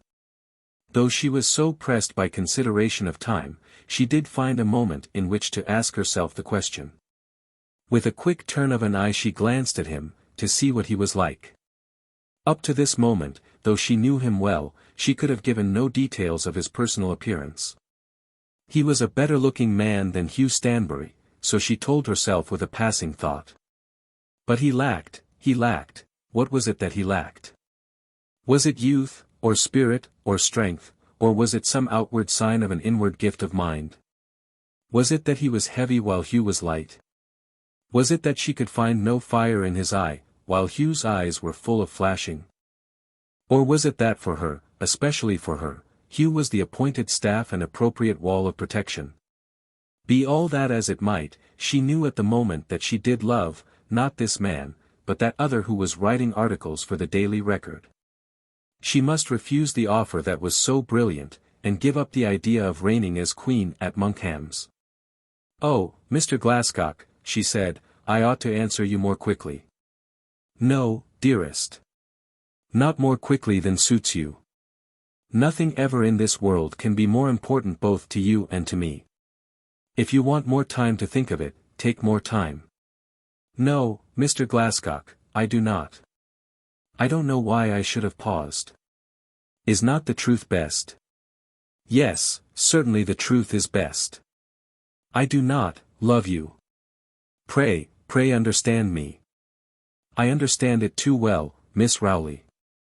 The stick was still going, and the eyes more intently fixed than ever on something opposite. "I do like you, I like you very much. And I am so grateful. I cannot understand why such a man as you should want to make me your wife. Because I love you better than all the others, simply that. That reason, and that only, justifies a man in wanting to marry a girl." What a good fellow he was, and how flattering were his words. Did he not deserve what he wanted, even though it could not be given without a sacrifice? But yet she did not love him. As she looked at him again she could not there recognize her staff. As she looked at him she was more than ever convinced that that other staff ought to be her staff. "May I come again, after a month, say?" he asked, when there had been another short period of silence. "No, no. Why should you trouble yourself? I am not worth it. It is for me to judge of that, Miss Rowley. All the same, I know that I am not worth it. And I could not tell you to do that. Then I will wait, and come again without your telling me. Oh, Mr. Glascock, I did not mean that. Indeed I did not. Pray do not think that. Take what I say as final. I like you more than I can say, and I feel a gratitude to you that I cannot express, which I shall never forget. I have never known anyone who has seemed to be so good as you. But, it is just what I said before. And then she fairly burst into tears. Miss Rowley, he said, very slowly, pray do not think that I want to ask any question which it might embarrass you to answer. But my happiness is so greatly at stake. And, if you will allow me to say so, your happiness, too, is so greatly concerned, that it is most important that we should not come to a conclusion too quickly. If I thought that your heart were vacant I would wait patiently. I have been thinking of you as my possible wife for weeks past, for months past. Of course you have not had such thoughts about me. As he said this she almost loved him for his considerate goodness. It has sometimes seemed to me odd that girls should love men in such a hurry. If your heart be free, I will wait. And if you esteem me, you can see, and try whether you cannot learn to love me. I do esteem you. It depends on that question, then, he said, slowly. She sat silent for fully a minute, with her hands clasped, and then she answered him in a whisper. I do not know, she said. He also was silent for a while before he spoke again. He ceased to poke with his stick, and got up from his chair, and stood a little apart from her, not looking at her even yet. I see, he said at last. I understand. Well, Miss Rowley, I quite perceive that I cannot press my suit any further now. But I shall not despair altogether. I know this, that if I might possibly succeed, I should be a very happy man. Goodbye, Miss Rowley. She took his offered hand and pressed it so warmly, that had he not been manly and big-hearted, he would have taken such pressure as a sign that she wished him to ask her again. But such was his nature. God bless you, he said, and make you happy, whatever you may choose to do. Then he left her, and she heard him walk down the stairs with heavy slow steps, and she thought that she could perceive from the sound that he was sad at heart. But that he was resolved not to show his sadness outwardly. When she was alone she began to think in earnest of what she had done. If the reader were told that she regretted the decision which she had been forced to make so rapidly, a wrong impression would be given of the condition of her thoughts. But there came upon her suddenly a strange capacity for counting up and making a mental inventory of all that might have been hers. She knew, and where is the girl so placed that does not know, that it is a great thing to be an English peeress. Now, as she stood there thinking of it all, she was Nora Rowley without a shilling in the world, and without a prospect of a shilling. She had often heard her mother speak fearful words of future possible days, when colonial governing should no longer be within the capacity of Sir Marmaduke.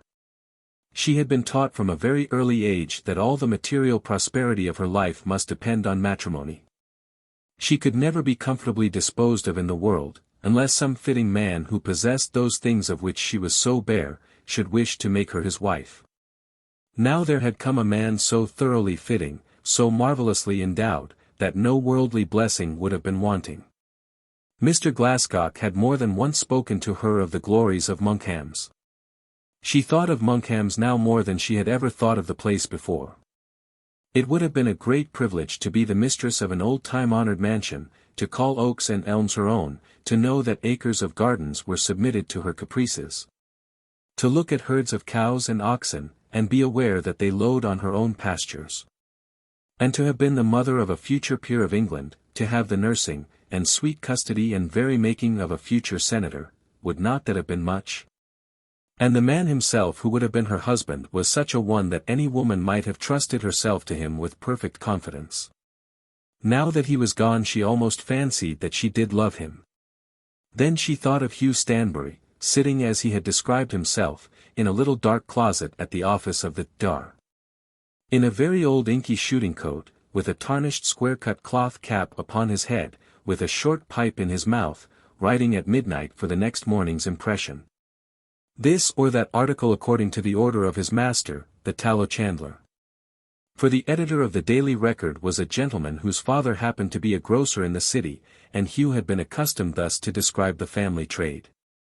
And she might certainly have had the peer, and the acres of garden, and the big house, and the senatorial honours, whereas the tallow chandler's journeyman had never been so outspoken. She told herself from moment to moment that she had done right, that she would do the same a dozen times, if a dozen times the experiment could be repeated. But still, there was the remembrance of all that she had lost. How would her mother look at her, her anxious, heavily laden mother, when the story should be told of all that had been offered to her and all that had been refused? As she was thinking of this, Mrs. Trevelyan came into the room. Nora felt that though she might dread to meet her mother, she could be bold enough on such an occasion before her sister. Emily had not done so well with her own affairs, as to enable her to preach with advantage about marriage. "He has gone," said Mrs. Trevelyan, as she opened the door. "Yes, he has gone." "Well? Do not pretend, Nora, that you will not tell me." "There is nothing worth the telling, Emily." "What do you mean?" "I am sure he has proposed. He told me in so many words that it was his intention. Whatever has happened, dear, you may be quite sure that I shall never be Mrs. Glascock."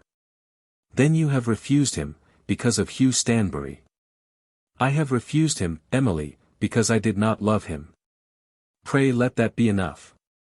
Then she walked out of the room with something of stateliness in her gait, as might become a girl who had had it in her power to be the future Lady Peterborough. But as soon as she reached the sacredness of her own chamber, she gave way to an agony of tears. It would, indeed, be much to be a Lady Peterborough. And she had, in truth, refused it all because of Hugh Stanbury. Was Hugh Stanbury worth so great a sacrifice? Chapter 14. The Clock House at Nuncombe, Putney. It was not till a fortnight had passed after the transaction recorded in the last chapter, that Mrs. Trevelyan and Nora Rowley first heard the proposition that they should go to live at Nuncombe, Putney. From bad to worse the quarrel between the husband and the wife had gone on, till Trevelyan had at last told his friend Lady Milborough that he had made up his mind that they must live apart. "She is so self-willed, and perhaps I am the same," he had said, "that it is impossible that we should live together." Lady Milborough had implored and called to witness all testimonies, profane and sacred, against such a step, had almost gone down on her knees. Go to Naples, why not Naples? Or to the quiet town in the west of France, which was so dull that a wicked roaring lion, fond of cities and gambling, and eating and drinking, could not live in such a place. Oh, why not go to the quiet town in the west of France? Was not anything better than this flying in the face of God and man? Perhaps Trevelyan did not himself like the idea of the quiet dull French town. Perhaps he thought that the flying in the face of God and man was all done by his wife, not by him. And that it was right that his wife should feel the consequences. After many such entreaties, many such arguments, it was at last decided that the house in Curzon Street should be given up, and that he and his wife live apart. "And what about Nora Rowley?" asked Lady Milborough, who had become aware by this time of Nora's insane folly in having refused Mr. Glascock. "She will go with her sister, I suppose. And who will maintain her? Dear, dear, dear. It does seem as though some young people were bent upon cutting their own throats, and all their families." Poor Lady Milborough just at this time went as near to disliking the Rowleys as was compatible with her nature. It was not possible to her to hate anybody. She thought that she hated the Colonel Osbornes, but even that was a mistake. She was very angry, however, with both Mrs. Trevelyan and her sister, and was disposed to speak of them as though they had been born to create trouble and vexation. Trevelyan had not given any direct answer to that question about Nora Rowley's maintenance, but he was quite prepared to bear all necessary expense in that direction. At any rate till Sir Marmaduke should have arrived. At first there had been an idea that the two sisters should go to the house of their aunt, Mrs. Outhouse. Mrs. Outhouse was the wife, as the reader may perhaps remember, of a clergyman living in the east of London. St. Didulphus in the east was very much in the east indeed. It was a parish outside the city, lying near the river, very populous, very poor, very low in character, and very uncomfortable. There was a rectory house, queerly situated at the end of a little blind lane, with a gate of its own, and a so-called garden about 20 yards square. But the rectory of St. Didulphus cannot be said to have been a comfortable abode. The neighbourhood was certainly not alluring. Of visiting society within a distance of 3 or 4 miles there was none but what was afforded by the families of other East End clergymen. And then Mr. Outhouse himself was a somewhat singular man. He was very religious, devoted to his work, most kind to the poor. But he was unfortunately a strongly biased man, and at the same time very obstinate withal. He had never allied himself very cordially with his wife's brother, Sir Marmaduke, allowing himself to be carried away by a prejudice that people living at the West End, who frequented clubs, and were connected in any way with fashion, could not be appropriate companions for himself. The very title which Sir Marmaduke had acquired was repulsive to him, and had induced him to tell his wife more than once that Sir this or Sir that could not be fitting associates for a poor East End clergyman. Then his wife's niece had married a man of fashion, a man supposed at St. Didulphus to be very closely allied to fashion, and Mr. Outhouse had never been induced even to dine in the house in Curzon Street. When, therefore, he heard that Mr. and Mrs. Trevelyan were to be separated within 2 years of their marriage, it could not be expected that he should be very eager to lend to the two sisters the use of his rectory. There had been interviews between Mr. Outhouse and Trevelyan, and between Mrs. Outhouse and her niece, and then there was an interview between Mr. Outhouse and Emily, in which it was decided that Mrs. Trevelyan would not go to the parsonage of St. Didulphus.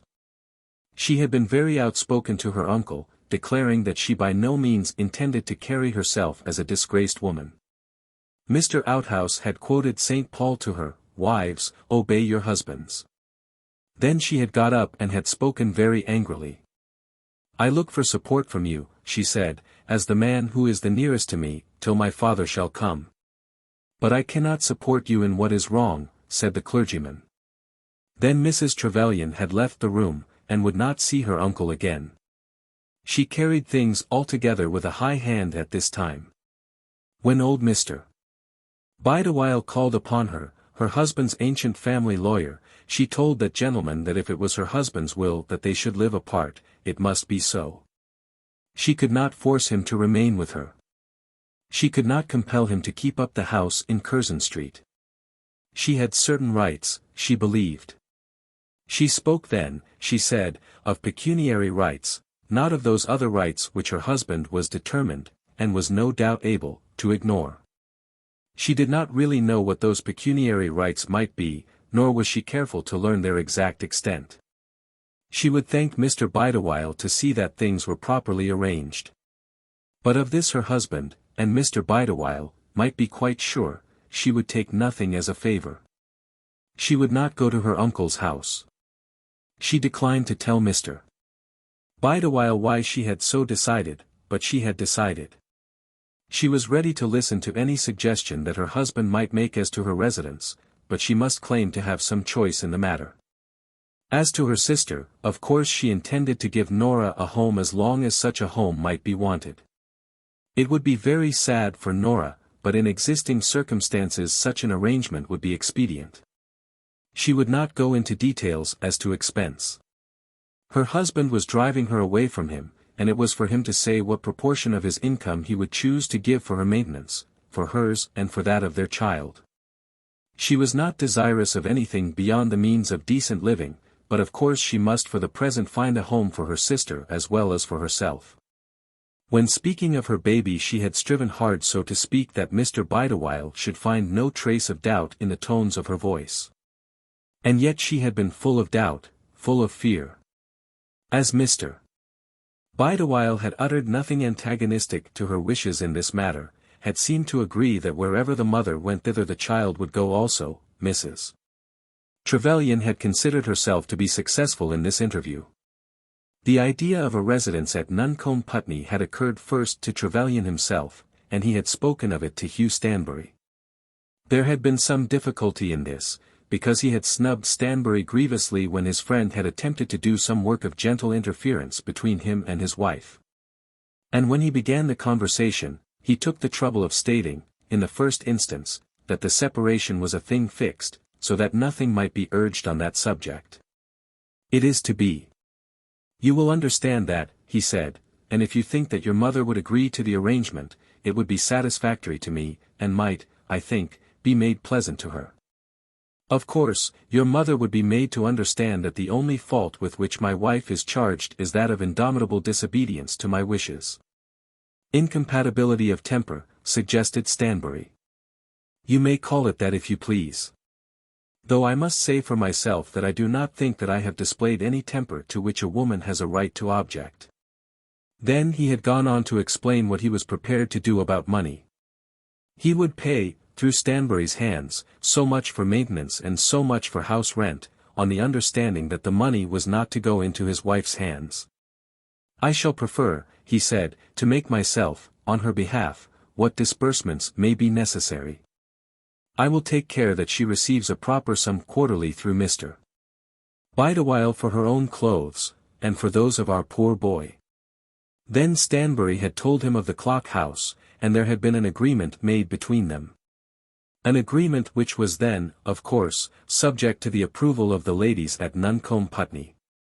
When the suggestion was made to Mrs. Trevelyan, with a proposition that the clock house should be taken for 1 year, and that for that year, at least, her boy should remain with her, she assented to it.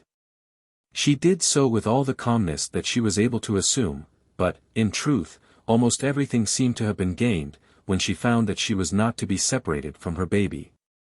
I have no objection to living in Devonshire if Mr. Trevelyan wishes it, she said, in her most stately manner, and certainly no objection to living with Mr. Stanbury's mother. Then Mr. Bideawhile explained to her that Nuncombe Putney was not a large town, was, in fact, a very small and a very remote village. That will make no difference whatsoever as far as I am concerned, she answered, and as for my sister, she must put up with it till my father and my mother are here. I believe the scenery at Nuncombe Putney is very pretty. Lovely, said Mr. Bideawhile, who had a general idea that Devonshire is supposed to be a picturesque county. With such a life before me as I must lead, continued Mrs. Trevelyan, an ugly neighbourhood, one that would itself have had no interest for a stranger, would certainly have been an additional sorrow. So it had been settled, and by the end of July, Mrs. Trevelyan, with her sister and baby, was established at the clock house, under the protection of Mrs. Stanbury. Mrs. Trevelyan had brought down her own maid and her own nurse, and had found that the arrangements made by her husband had, in truth, been liberal. The house in Curzon Street had been given up, the furniture had been sent to a warehouse, and Mr. Trevelyan had gone into lodgings. There never were two young people so insane since the world began, said Lady Milborough to her old friend, Mrs. Fairfax, when the thing was done. They will be together again before next April, Mrs. Fairfax had replied. But Mrs. Fairfax was a jolly dame who made the best of everything. Lady Milborough raised her hands in despair, and shook her head.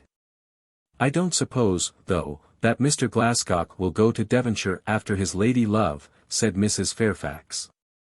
Lady Milborough again raised her hands, and again shook her head. Mrs. Stanbury had given an easy assent when her son proposed to her this new mode of life, but Priscilla had had her doubts. Like all women, she thought that when a man was to be separated from his wife, the woman must be in the wrong. And though it must be doubtless comfortable to go from the cottage to the clock house, it would, she said, with much prudence, be very uncomfortable to go back from the clock house to the cottage. Hugh replied very cavalierly, generously, that is, rashly, and somewhat impetuously, that he would guarantee them against any such degradation. We don't want to be a burden upon you, my dear, said the mother. You would be a great burden on me, he replied, if you were living uncomfortably while I am able to make you comfortable. Mrs. Stanbury was soon won over by Mrs. Trevelyan, by Nora, and especially by the baby, and even Priscilla, after a week or two, began to feel that she liked their company. Priscilla was a young woman who read a great deal, and even had some gifts of understanding what she read. She borrowed books from the clergyman, and paid a penny a week to the landlady of the Stag and Antlers for the hire during half a day of the weekly newspaper. But now there came a box of books from Exeter, and a daily paper from London, and, to improve all this, both the newcomers were able to talk with her about the things she read. She soon declared to her mother that she liked Miss Rowley much the best of the two. Mrs. Trevelyan was too fond of having her own way. She began to understand, she would say to her mother, that a man might find it difficult to live with Mrs. Trevelyan. She hardly ever yields about anything, said Priscilla. As Miss Priscilla Stanbury was also very fond of having her own way, it was not surprising that she should object to that quality in this lady, who had come to live under the same roof with her. The country about Nuncombe Putney is perhaps as pretty as any in England.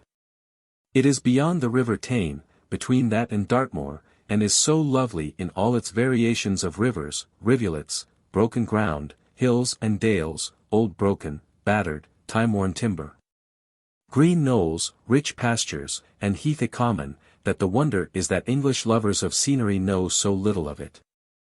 At the Stag and Antlers old Mrs.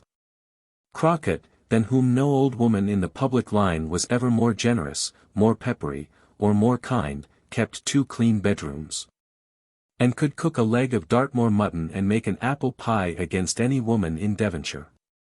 Drat your fish, she would say, when some self-indulgent and exacting traveller would wish for more than these accustomed viands. Cock you up with dainties. If you can't eat your victuals without fish, you must go to Exeter.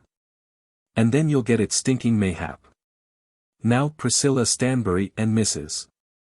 Crockett were great friends, and there had been times of deep want, in which Mrs. Crockett's friendship had been very serviceable to the ladies at the cottage. The 3 young women had been to the inn one morning to ask after a conveyance from Nuncombe Putney to Princetown, and had found that a 4-wheeled open carriage with an old horse and a very young driver could be hired there. We have never dreamed of such a thing, Priscilla Stanbury had said, and the only time I was at Princetown I walked there and back. So they had called at the Stag and Antlers, and Mrs.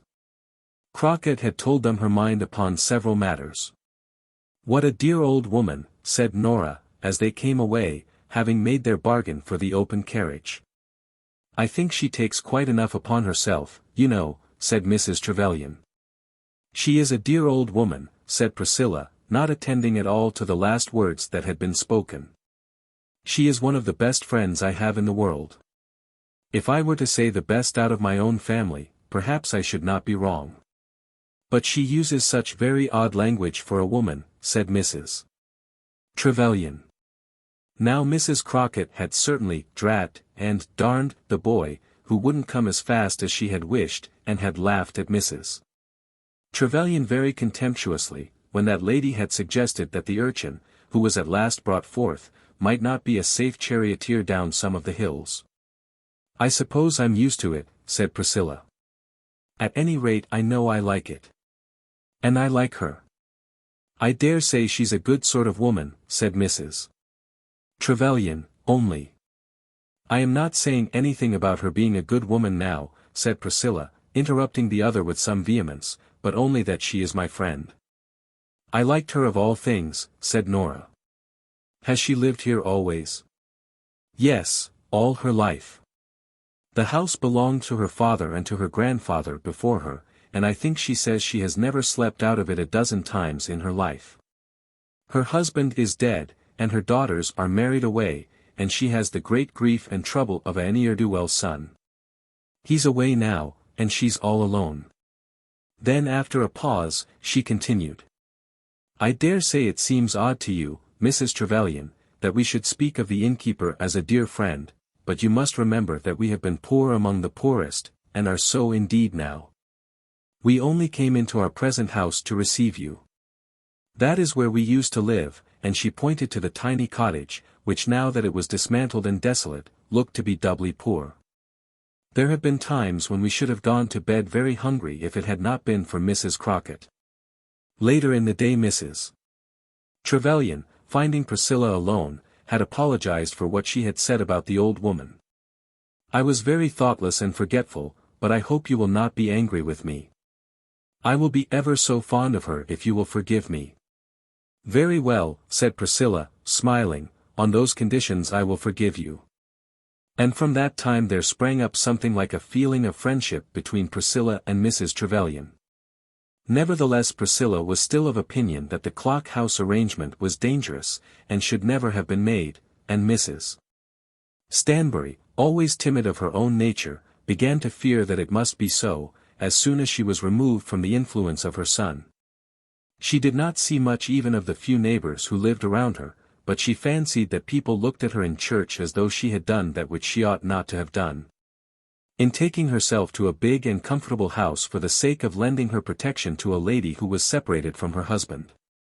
It was not that she believed that Mrs. Trevelyan had been wrong, but that, knowing herself to be weak, she fancied that she and her daughter would be enveloped in the danger and suspicion which could not but attach themselves to the lady's condition. Instead of raising the lady out of the cloud, as would have been the case had she herself been strong, Mrs. Trevelyan, who was sharp-sighted and clear-witted, soon saw that it was so, and spoke to Priscilla on the subject before she had been a fortnight in the house. "I am afraid your mother does not like our being here," she said. "How am I to answer that?" Priscilla replied. "Just tell the truth.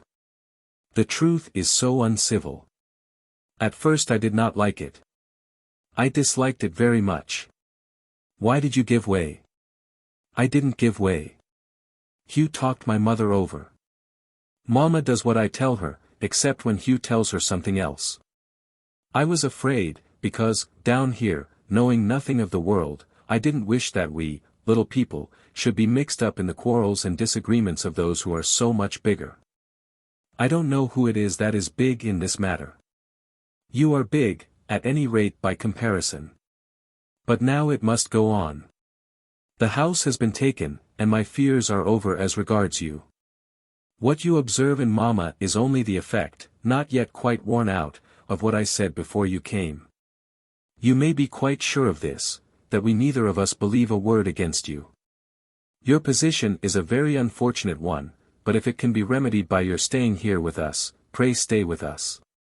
"It cannot be remedied," said Emily. "But we could not be anywhere more comfortable than we are here." Chapter 15. What they said about it in the Close. When Miss Stanbury, in the Close at Exeter, was first told of the arrangement that had been made at Nuncombe Putney, she said some very hard words as to the thing that had been done. She was quite sure that Mrs. Trevelyan was no better than she should be. Ladies who were separated from their husbands never were any better than they should be. And what was to be thought of any woman, who, when separated from her husband, would put herself under the protection of such a paladin as Hugh Stanbury? She heard the tidings of course from Dorothy, and spoke her mind even to Dorothy plainly enough, but it was to Martha that she expressed herself with her fullest vehemence. "We always knew," she said, "that my brother had married an addle-pated, silly woman, one of the most unsuited to be the mistress of a clergyman's house that ever a man set eyes on. But I didn't think she'd allow herself to be led into such a stupid thing as this." "I don't suppose the lady has done anything amiss, any more than combing her husband's hair, and the like of that," said Martha. "Don't tell me. Why, by their own story, she has got a lover. But he ain't to come after her down here, I suppose.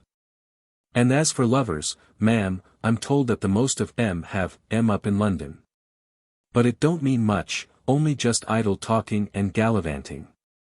When women can't keep themselves from idle talking with strange gentlemen, they are very far gone on the road to the devil.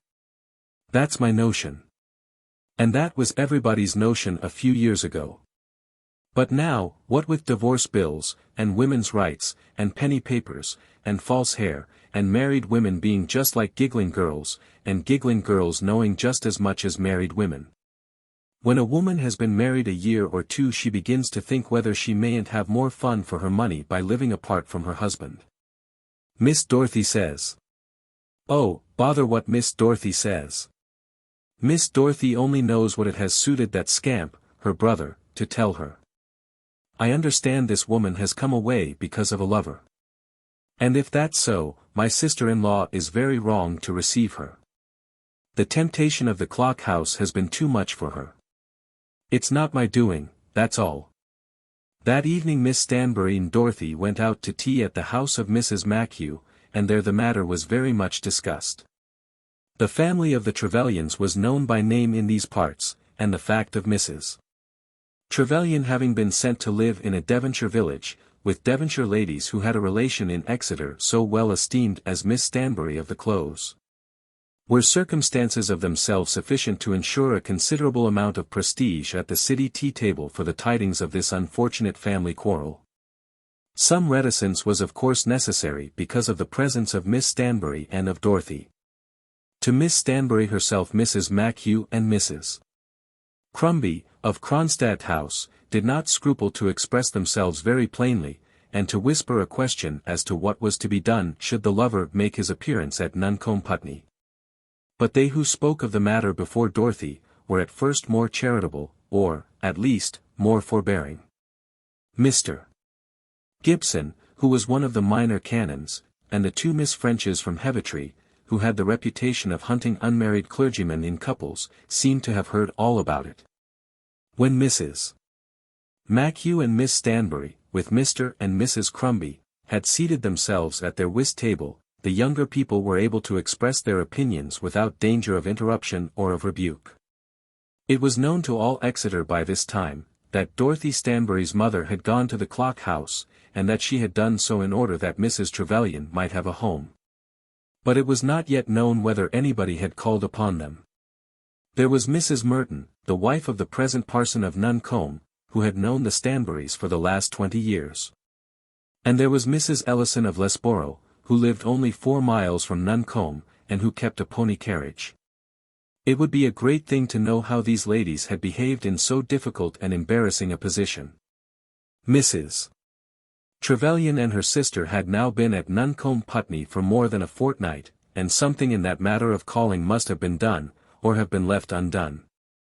In answer to an ingeniously framed question asked by Camilla French, Dorothy at once set the matter at rest. Mrs. Merton, said Camilla French, must find it a great thing to have 2 new ladies come to the village, especially now that she has lost you, Miss Stanbury. Mamma tells me, said Dorothy, that Mrs. Trevelyan and Miss Rowley do not mean to know anybody. They have given it out quite plainly, so that there should be no mistake. Dear, dear, said Camilla French. I dare say it's for the best, said Arabella French, who was the elder, and who looked very meek and soft. Miss French almost always looked meek and soft. I'm afraid it will make it very dull for your mother, not seeing her old friends, said Mr. Gibson. Mamma won't feel that at all, said Dorothy. Mrs. Stanbury, I suppose, will see her own friends at her own house just the same, said Camilla. There would be great difficulty in that, when there is a lady who is to remain unknown, said Arabella. Don't you think so, Mr. Gibson? Mr. Gibson replied that perhaps there might be a difficulty, but he wasn't sure. The difficulty, he thought, might be got over if the ladies did not always occupy the same room. You have never seen Mrs. Trevelyan, have you, Miss Stanbury? Asked Camilla. Never. She is not an old family friend, then, or anything of that sort? Oh, dear, no. Because, said Arabella, it is so odd how different people get together sometimes. Then Dorothy explained that Mr. Trevelyan and her brother Hugh had long been friends. Oh, of Mr. Trevelyan, said Camilla. Then it is he that has sent his wife to Nuncombe, not she that has come there. I suppose there has been some agreement, said Dorothy. Just so, said Arabella, the meek. I should like to see her. They say that she is very beautiful, don't they? My brother says that she is handsome. Exceedingly lovely, I'm told, said Camilla. I should like to see her, shouldn't you, Mr. Gibson? I always like to see a pretty woman, said Mr. Gibson, with a polite bow, which the sisters shared between them. "I suppose she'll go to church," said Camilla. "Very likely not," said Arabella. "Ladies of that sort very often don't go to church. I dare say you'll find that she'll never stir out of the place at all, and that not a soul in Nuncombe will ever see her except the gardener. It is such a thing for a woman to be separated from her husband. Don't you think so, Mr. Gibson?" "Of course it is," said he, with a shake of his head, which was intended to imply that the censure of the church must of course attend any sundering of those whom the church had bound together. But which implied also by the absence from it of any intense clerical severity, that as the separated wife was allowed to live with so very respectable a lady as Mrs. Stanbury, there must probably be some mitigating circumstances attending this special separation. "I wonder what he is like," said Camilla, after a pause. "Who?" asked Arabella. "The gentleman," said Camilla. "What gentleman?" demanded Arabella. "I don't mean Mr. Trevelyan," said Camilla. "I don't believe there really is, is there?" said Mr. Gibson, very timidly. "Oh, dear, yes," said Arabella. "I'm afraid there's something of the kind," said Camilla. "I've heard that there is, and I've heard his name." Then she whispered very closely into the ear of Mr. Gibson the words, "Colonel Osborne," as though her lips were by far too pure to mention aloud any sound so full of iniquity. "Indeed," said Mr. Gibson. "But he's quite an old man," said Dorothy, "and knew her father intimately before she was born. And, as far as I can understand, her husband does not suspect her in the least. And it's only because there's a misunderstanding between them, and not at all because of the gentleman." "Oh," exclaimed Camilla.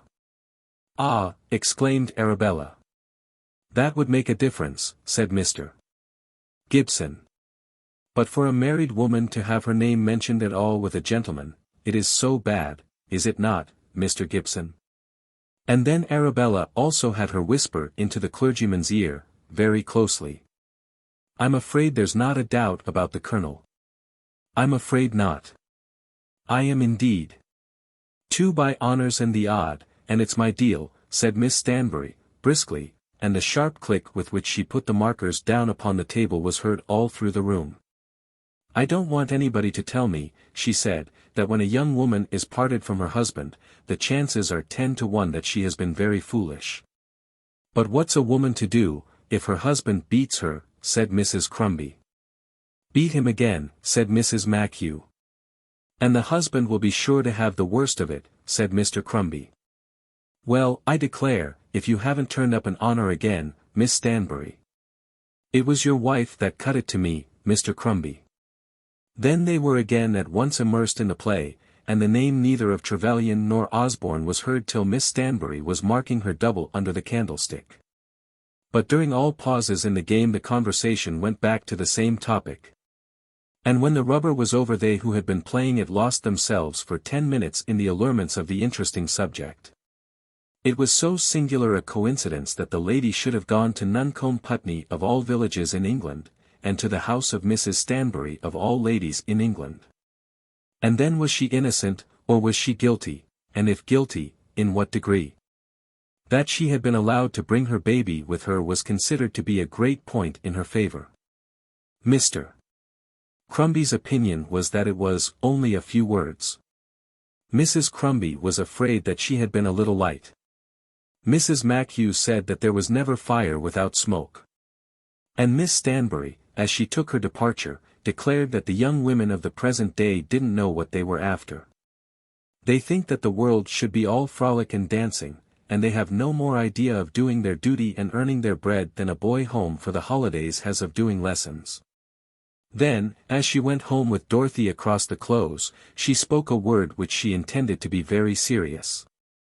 "I don't mean to say anything against your mother for what she has done as yet. Somebody must take the woman in, and perhaps it was natural. But if that Colonel What's-his-name makes his way down to Nuncombe Putney, your mother must send her packing, if she has any respect either for herself or for Priscilla." Chapter 16. Dartmoor. The well-weighed decision of Miss Stanbury respecting the Stanbury-Trevelyan arrangement at Nuncombe Putney had been communicated to Dorothy as the two walked home at night across the Clothes from Mrs. MacHugh's house, and it was accepted by Dorothy as being wise and proper. It amounted to this. If Mrs.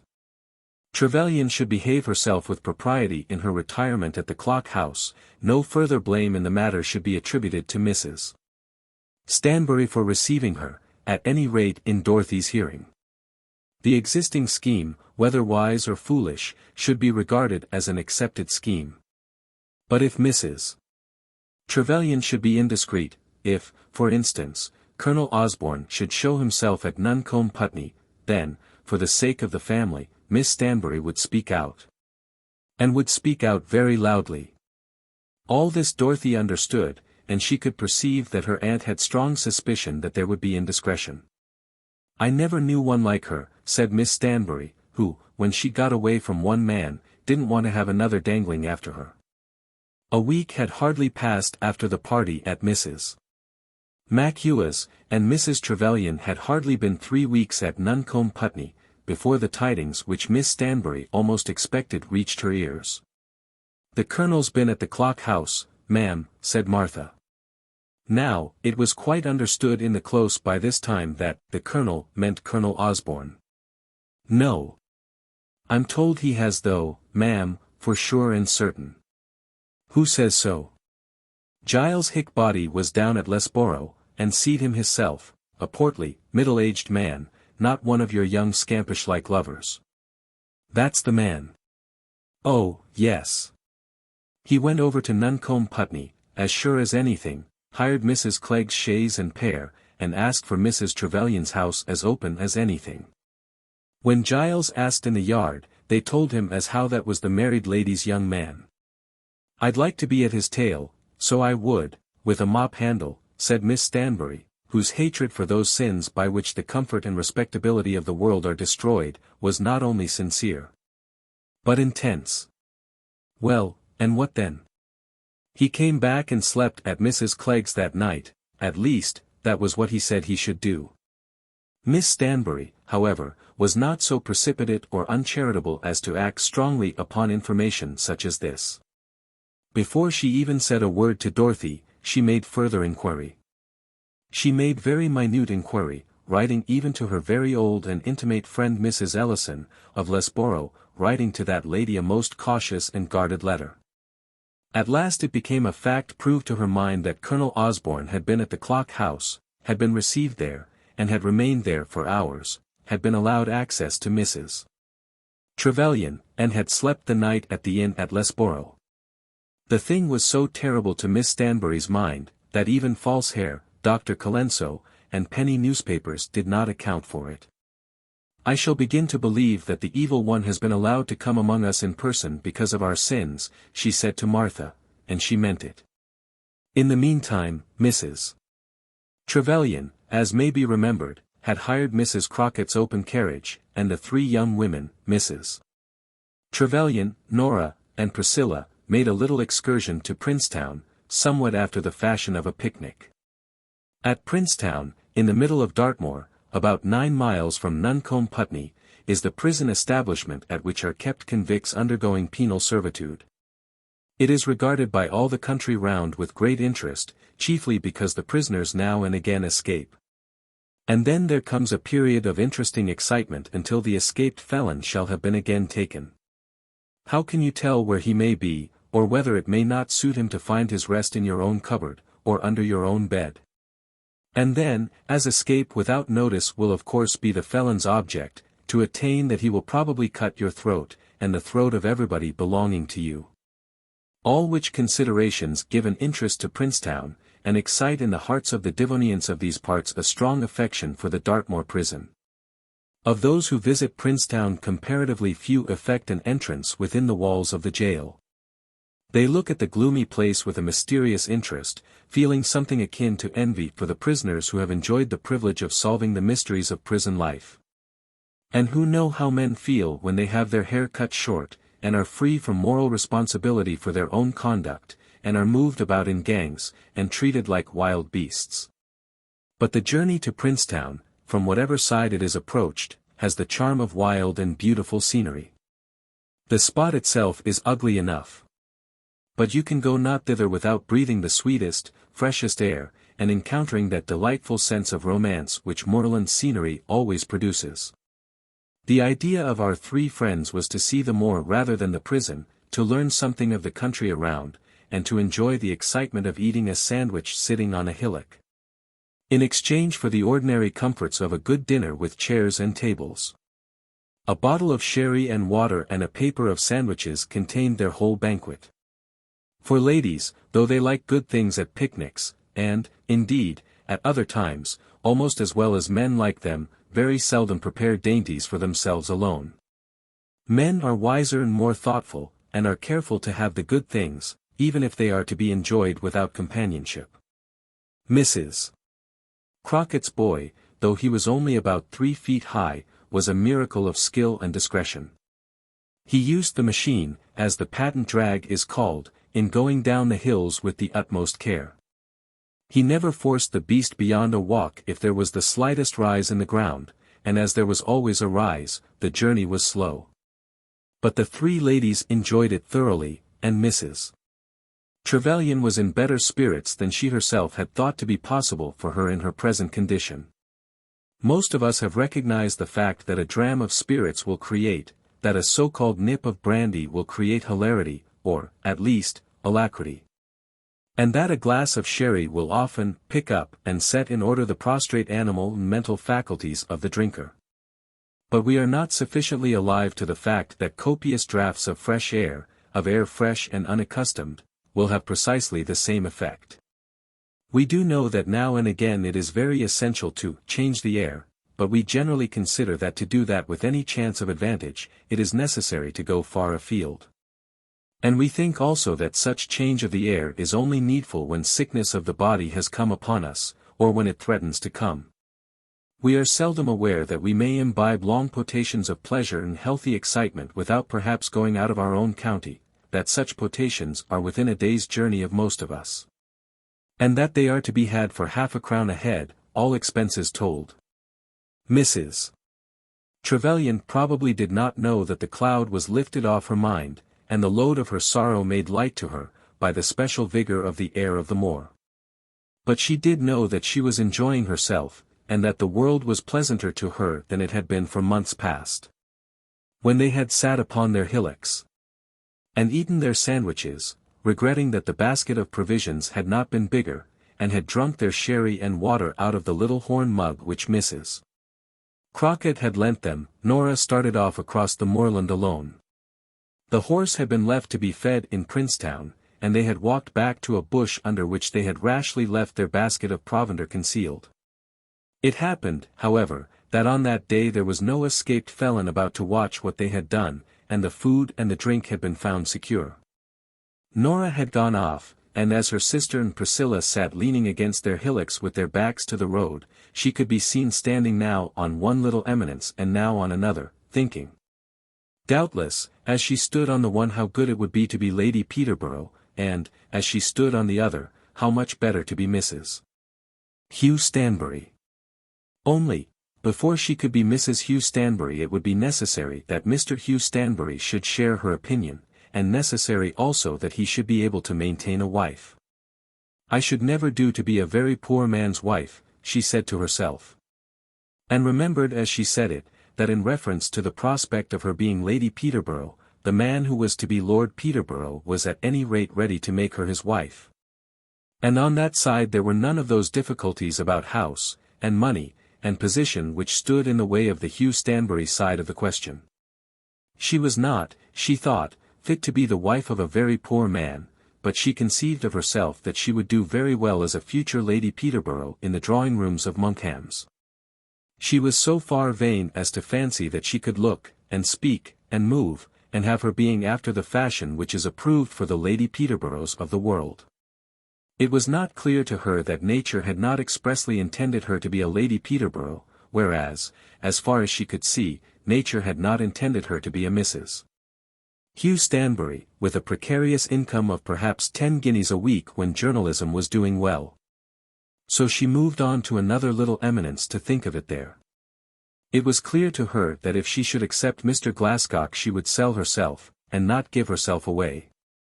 And she had told herself scores of times before this, that a young woman should give herself away, and not sell herself.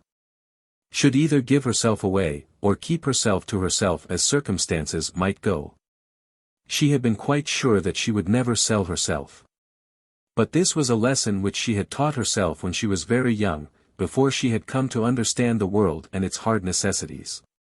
Nothing, she now told herself, could be worse than to hang like a millstone round the neck of a poor man. It might be a very good thing to give herself away for love, but it would not be a good thing to be the means of ruining the man she loved, even if that man were willing to be so ruined. And then she thought that she could also love that other man a little, could love him sufficiently for comfortable domestic purposes. And it would undoubtedly be very pleasant to have all the troubles of her life settled for her. If she were Mrs. Glascock, known to the world as the future Lady Peterborough, would it not be within her power to bring her sister and her sister's husband again together? The tribute of the Nuncombe's authority and influence to her sister's side of the question would be most salutary. She tried to make herself believe that in this way she would be doing a good deed. Upon the whole, she thought that if Mr. Glascock should give her another chance she would accept him. And he had distinctly promised that he would give her another chance. It might be that this unfortunate quarrel in the Trevelyan family would deter him. People do not wish to ally themselves with family quarrels. But if the chance came in her way she would accept it. She had made up her mind to that, when she turned round from off the last knoll on which she had stood, to return to her sister and Priscilla Stanbury. They two had sat still under the shade of a thorn bush, looking at Nora as she was wandering about. And talking together more freely than they had ever done before on the circumstances that had brought them together. "How pretty she looks," Priscilla had said, as Nora was standing with her figure clearly marked by the light. "Yes, she is very pretty, and has been much admired. This terrible affair of mine is a cruel blow to her." "You mean that it is bad for her to come and live here, without society?" "Not exactly that, though of course it would be better for her to go out. And I don't know how a girl is ever to get settled in the world unless she goes out. But it is always an injury to be connected in any way with a woman who is separated from her husband. It must be bad for you." "It won't hurt me," said Priscilla. "Nothing of that kind can hurt me. I mean that people say such ill-natured things." "I stand alone, and can take care of myself," said Priscilla. "I defy the evil tongues of all the world to hurt me. My personal cares are limited to an old gown and bread and cheese. I like a pair of gloves to go to church with, but that is only the remnant of a prejudice. The world has so very little to give me, that I am pretty nearly sure that it will take nothing away." "And you are contented?" "Well, no, I can't say that I am contented. I hardly think that anybody ought to be contented. Should my mother die and Dorothy remain with my aunt, or get married, I should be utterly alone in the world. Providence, or whatever you call it, has made me a lady after a fashion, so that I can't live with the Ploughman's wives, and at the same time has so used me in other respects that I can't live with anybody else. Why should not you get married, as well as Dorothy? Who would have me? And if I had a husband I should want a good one, a man with a head on his shoulders, and a heart. Even if I were young and good-looking, or rich, I doubt whether I could please myself.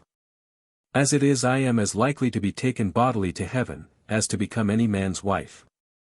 I suppose most women think so of themselves at some time, and yet they are married. I am not fit to marry. I am often cross, and I like my own way, and I have a distaste for men. I never in my life saw a man whom I wished even to make my intimate friend. I should think any man an idiot who began to make soft speeches to me, and I should tell him so." "Ah! You might find it different when he went on with it." "But I think," said Priscilla, "that when a woman is married there is nothing to which she should not submit on behalf of her husband." "You mean that for me?" "Of course I mean it for you. How should I not be thinking of you, living as you are under the same roof with us? And I am thinking of Louis." Louis was the baby. What are you to do when after a year or two his father shall send for him to have him under his own care? "Nothing shall separate me from my child," said Mrs. Trevelyan eagerly.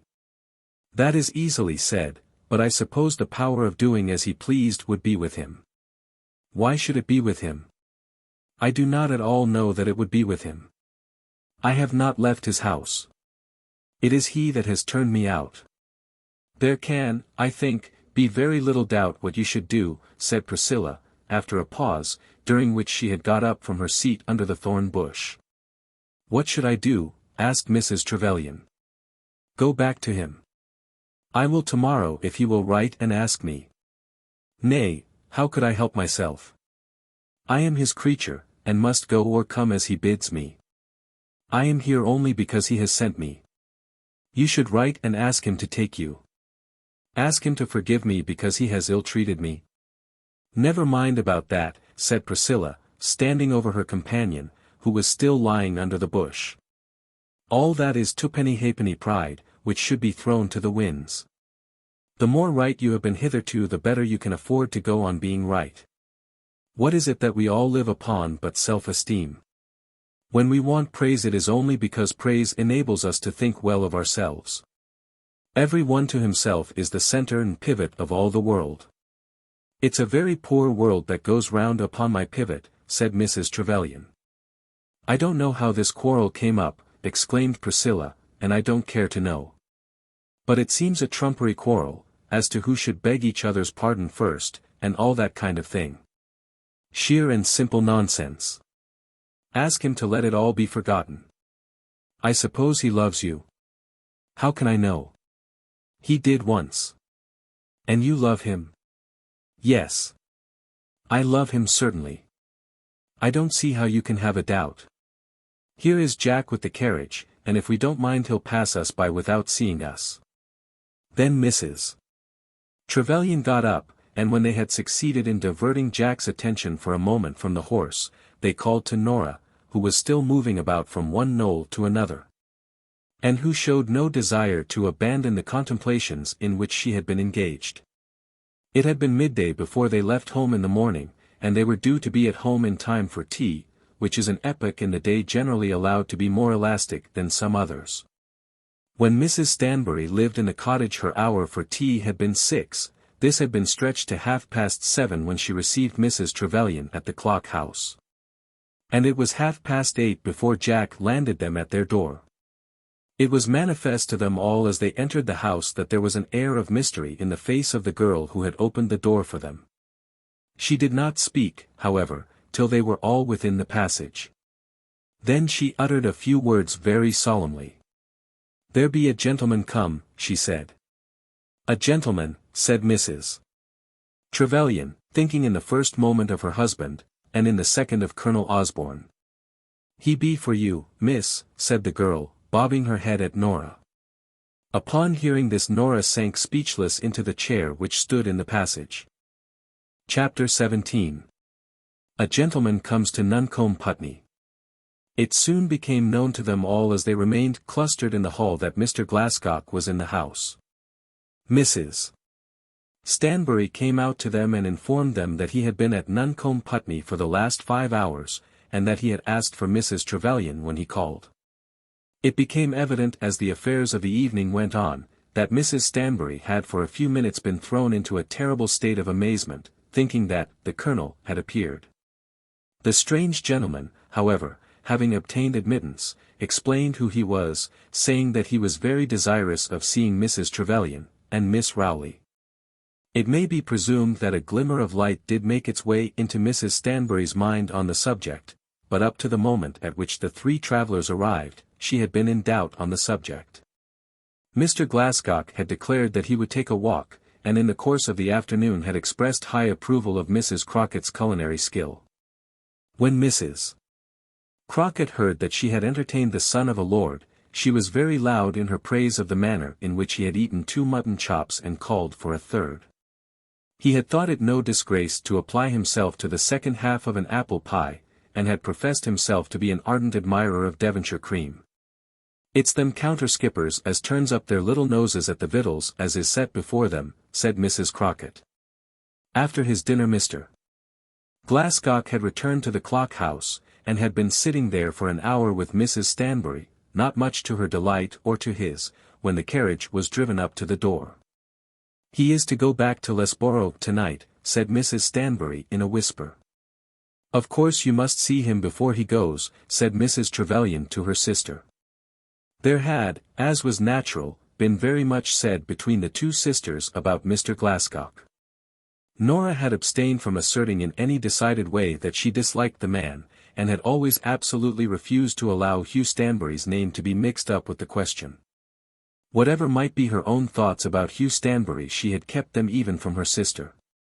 When her sister had told her that she had refused Mr. Glascock because of Hugh, she had shown herself to be indignant, and had since that said one or two fine things as to her capacity to refuse a brilliant offer simply because the man who had made it was indifferent to her.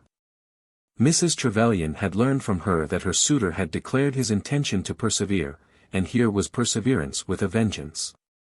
"Of course you must see him, at once," said Mrs. Trevelyan. Nora for a few seconds had remained silent, and then had run up to her room. Her sister followed her instantly. "What is the meaning of it all?" said Priscilla to her mother. "I suppose he is in love with Miss Rowley," said Mrs. Stanbury. "But who is he?" Then Mrs. Stanbury told all that she knew. She had seen from his card that he was an Honourable Mr. Glascock. She had collected from what he had said that he was an old friend of the two ladies. Her conviction was strong in Mr. Glascock's favour, thinking, as she expressed herself, that everything was right and proper, but she could hardly explain why she thought so. "I do wish that they had never come," said Priscilla, who could not rid herself of an idea that there must be danger in having to do with women who had men running after them. "Of course I'll see him," said Nora to her sister. "I have not refused to see him. Why do you scold me?" "I have not scolded you, Nora, but I do want you to think how immensely important this is." "Of course it is important. And so much the more so because of my misfortunes. Think how good he must be, how strong must be his attachment, when he comes down here after you in this way. But I have to think of my own feelings. You know you like him. You have told me so. And only fancy what Mamma will feel. Such a position. And the man so excellent. Everybody says that he hasn't a fault in any way. I hate people without faults." "Oh, Nora, Nora, that is foolish. There, you must go down. Pray do not let any absurd fancy stand in your way, and destroy everything. It will never come again, Nora. And, only think, it is all now your own, if you will only whisper one word." "Ah! One word, and that a falsehood. No. Say you will try to love him, and that will be enough. And you do love him?" "Do I?" "Yes, you do. It is only the opposition of your nature that makes you fight against him. Will you go now?" "Let me be for 2 minutes by myself," said Nora, "and then I'll come down. Tell him that I'm coming." Mrs. Trevelyan stooped over her, kissed her, and then left her. Nora, as soon as she was alone, stood upright in the middle of the room and held her hands up to her forehead. She had been far from thinking, when she was considering the matter easily among the hillocks, that the necessity for an absolute decision would come upon her so instantaneously. She had told herself only this morning that it would be wise to accept the man, if he should ever ask a second time, and he had come already. He had been waiting for her in the village while she had been thinking whether he would ever come across her path again. She thought that it would have been easier for her now to have gone down with a "yes" in her mouth, if her sister had not pressed her so hard to say that "yes." The very pressure from her sister seemed to imply that such pressure ought to be resisted. Why should there have been pressure, unless there were reasons against her marrying him? And yet, if she chose to take him, who would have a right to complain of her? Hugh Stanbury had never spoken to her a word that would justify her in even supposing that he would consider himself to be ill-used. All others of her friends would certainly rejoice, would applaud her, pat her on the back, cover her with caresses, and tell her that she had been born under a happy star. And she did like the man. Nay, she thought she loved him. She withdrew her hands from her brow, assured herself that her lot in life was cast, and with hurrying fingers attempted to smooth her hair and to arrange her ribbons before the glass. She would go to the encounter boldly and accept him honestly. It was her duty to do so. What might she not do for brothers and sisters as the wife of Lord Peterborough of Monkham's? She saw that that arrangement before the glass could be of no service, and she stepped quickly to the door. If he did not like her as she was, he need not ask her. Her mind was made up, and she would do it. But as she went down the stairs to the room in which she knew that he was waiting for her, there came over her a cold feeling of self-accusation, almost of disgrace. "I do not care," she said. "I know that I'm right." She opened the door quickly, that there might be no further doubt, and found that she was alone with him. "Miss Rowley," he said, "I am afraid you will think that I am persecuting you." "I have no right to think that," she answered. "I'll tell you why I have come. My dear father, who has always been my best friend, is very ill. He is at Naples, and I must go to him. He is very old, you know, over 80, and will never live to come back to England. From what I hear, I think it probable that I may remain with him till everything is over. I did not know that he was so old as that. They say that he can hardly live above a month or two. He will never see my wife, if I can have a wife, but I should like to tell him, if it were possible, that. I understand you, Mr. Glascock. I told you that I should come to you again, and as I may possibly linger at Naples all the winter, I could not go without seeing you. Miss Rowley, may I hope that you can love me?" She did not answer him a word, but stood looking away from him with her hands clasped together. Had he asked her whether she would be his wife, it is possible that the answer which she had prepared would have been spoken. But he had put the question in another form. Did she love him? If she could only bring herself to say that she could love him, she might be Lady of Monkham's before the next summer had come round. "Nora," he said, "do you think that you can love me?" "No," she said, and there was something almost of fierceness in the tone of her voice as she answered him. "And must that be your final answer to me?" "Mr. Glascock, what can I say?" she replied. "I will tell you the honest truth, I will tell you everything.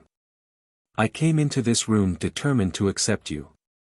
But you are so good, and so kind, and so upright, that I cannot tell you a falsehood.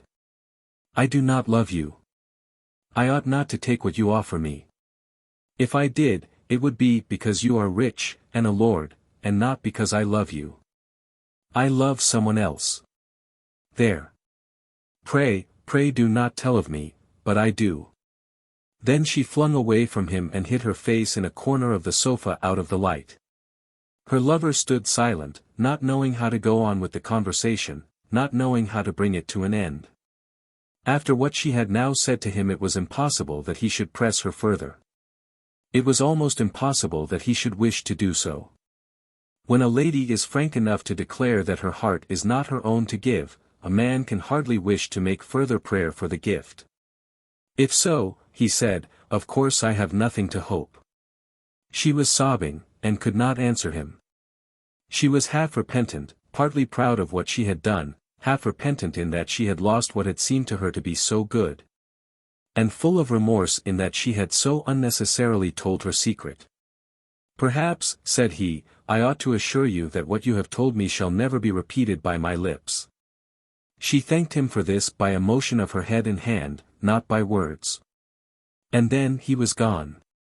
How he managed to bid adieu to Mrs. Stanbury and her sister, or whether he saw them as he left the house, she never knew. In her corner of the sofa, weeping in the dark, partly proud and partly repentant, she remained till her sister came to her. "Emily," she said, jumping up, "say nothing about it, not a word. It is of no use. The thing is done and over, and let it altogether be forgotten." "It is done and over, certainly," said Mrs. Trevelyan. "Exactly. And I suppose a girl may do what she likes with herself in that way. If I choose to decline to take anything that is pleasant, and nice, and comfortable, nobody has a right to scold me. And I won't be scolded. But, my child, who is scolding you? You mean to scold me. But it is of no use. The man has gone, and there is an end of it. Nothing that you can say or I can think will bring him back again. I don't want anybody to tell me that it would be better to be Lady Peterborough, with everything that the world has to give, than to live here without a soul to speak to. And to have to go back to those horrible islands next year. You can't think that I am very comfortable. But what did you say to him, Nora? What did I say to him? What could I say to him? Why didn't he ask me to be his wife without saying anything about love? He asked me if I loved him. Of course I don't love him. I would have said I did, but it stuck in my throat. I am willing enough, I believe, to sell myself to the devil, but I don't know how to do it. Never mind. It's done, and now I'll go to bed. She did go to bed, and Mrs. Trevelyan explained to the two ladies as much as was necessary of what had occurred. When Mrs. Stanbury came to understand that the gentleman who had been closeted with her would, probably, in a few months be a lord himself, that he was a very rich man, a member of Parliament.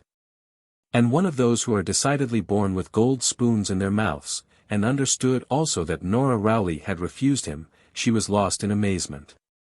Mr. Glascock was about 40 years of age, and appeared to Nora Rowley, who was nearly 20 years his junior, to be almost an old man.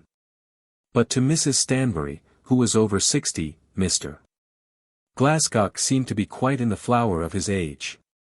The bald place at the top of his head simply showed that he had passed his boyhood, and the grey hairs at the back of his whiskers were no more than outward signs of manly discretion. She could not understand why any girl should refuse such an offer, unless the man were himself bad in morals, or in temper. But Mrs. Trevelyan had told her while Nora and Mr. Glascock were closeted together, that he was believed by them all to be good and gentle. Nevertheless she felt a considerable increase of respect for a young lady who had refused the eldest son of a lord. Priscilla, when she heard what had occurred, expressed to her mother a moderated approval. According to her views a girl would much more often be right to refuse an offer of marriage than to accept it, let him who made the offer be who he might. And the fact of the man having been sent away with a refusal somewhat softened Priscilla's anger at his coming there at all. I suppose he is a goose, said she to her mother, and I hope there won't be any more of this kind running after them while they are with us. Nora, when she was alone, wept till her heart was almost broken. It was done, and the man was gone, and the thing was over. She had quite sufficient knowledge of the world to realize perfectly the difference between such a position as that which had been offered to her, and the position which in all probability she would now be called upon to fill. She had had her chance, and fortune had placed great things at her disposal. It must be said of her also that the great things which fortune had offered to her were treasures very valuable in her eyes. Whether it be right and wise to covet or to despise wealth and rank, there was no doubt but that she coveted them. She had been instructed to believe in them, and she did believe in them. In some mysterious manner of which she herself knew nothing, taught by some preceptor the nobility of whose lessons she had not recognized though she had accepted them. She had learned other things also, to revere truth and love, and to be ambitious as regarded herself of conferring the gift of her whole heart upon someone whom she could worship as a hero. She had spoken the simple truth when she had told her sister that she had been willing to sell herself to the devil, but that she had failed in her attempt to execute the contract.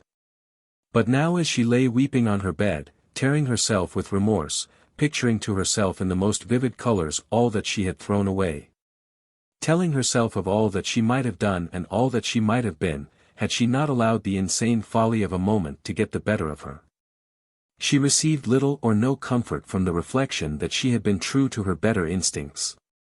She had told the man that she had refused him because she loved Hugh Stanbury, at least, as far as she could remember what had passed, she had so told him.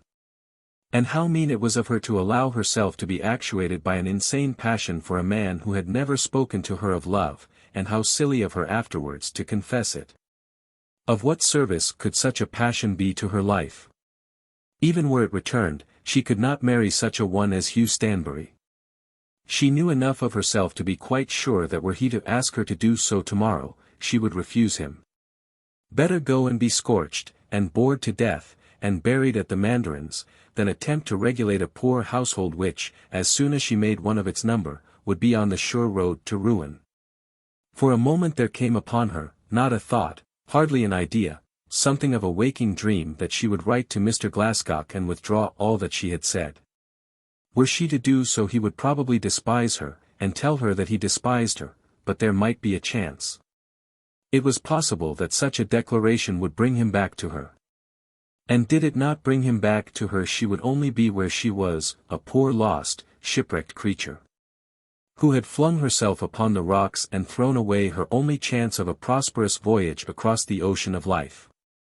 Her only chance, for she was not like other girls, who at any rate remain on the scene of action, and may refit their spars and still win their way. For there were to be no more seasons in London, no more living in Curzon Street, no renewed power of entering the ballrooms and crowded staircases in which high-born wealthy lovers can be conquered.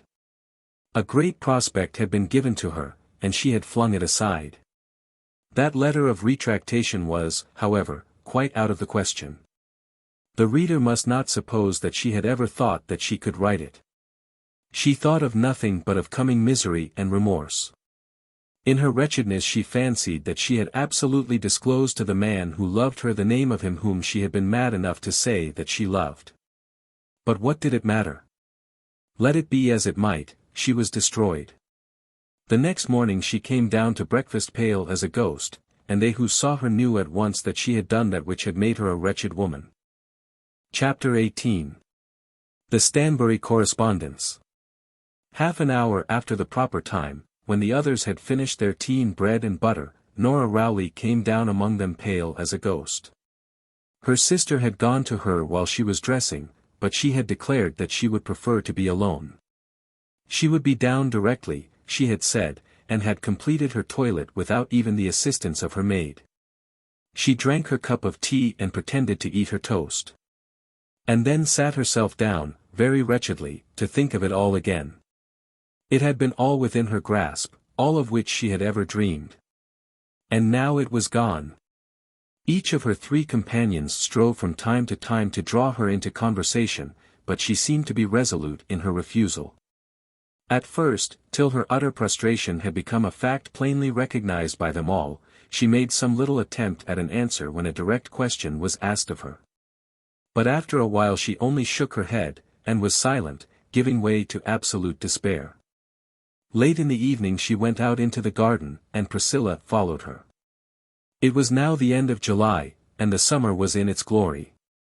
The ladies, during the day, would remain in the drawing-room with the windows open and the blinds down, and would sit in the evening reading and working, or perhaps pretending to read and work, under the shade of a cedar which stood upon the lawn.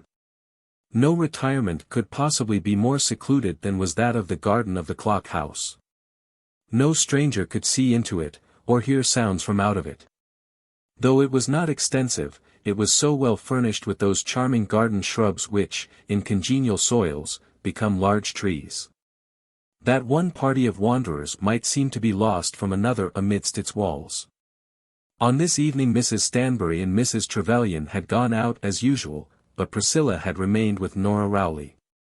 After a while Nora also got up and went through the window all alone. Priscilla, having waited for a few minutes, followed her, and caught her in a long green walk that led round the bottom of the orchard. "What makes you so wretched?" she said. "Why do you say I am wretched?" "Because it's so visible. How is one to go on living with you all day and not notice it?" "I wish you wouldn't notice it." "I don't think it kind of you to notice it. If I wanted to talk of it, I would say so." "It is better generally to speak of a trouble than to keep it to oneself," said Priscilla.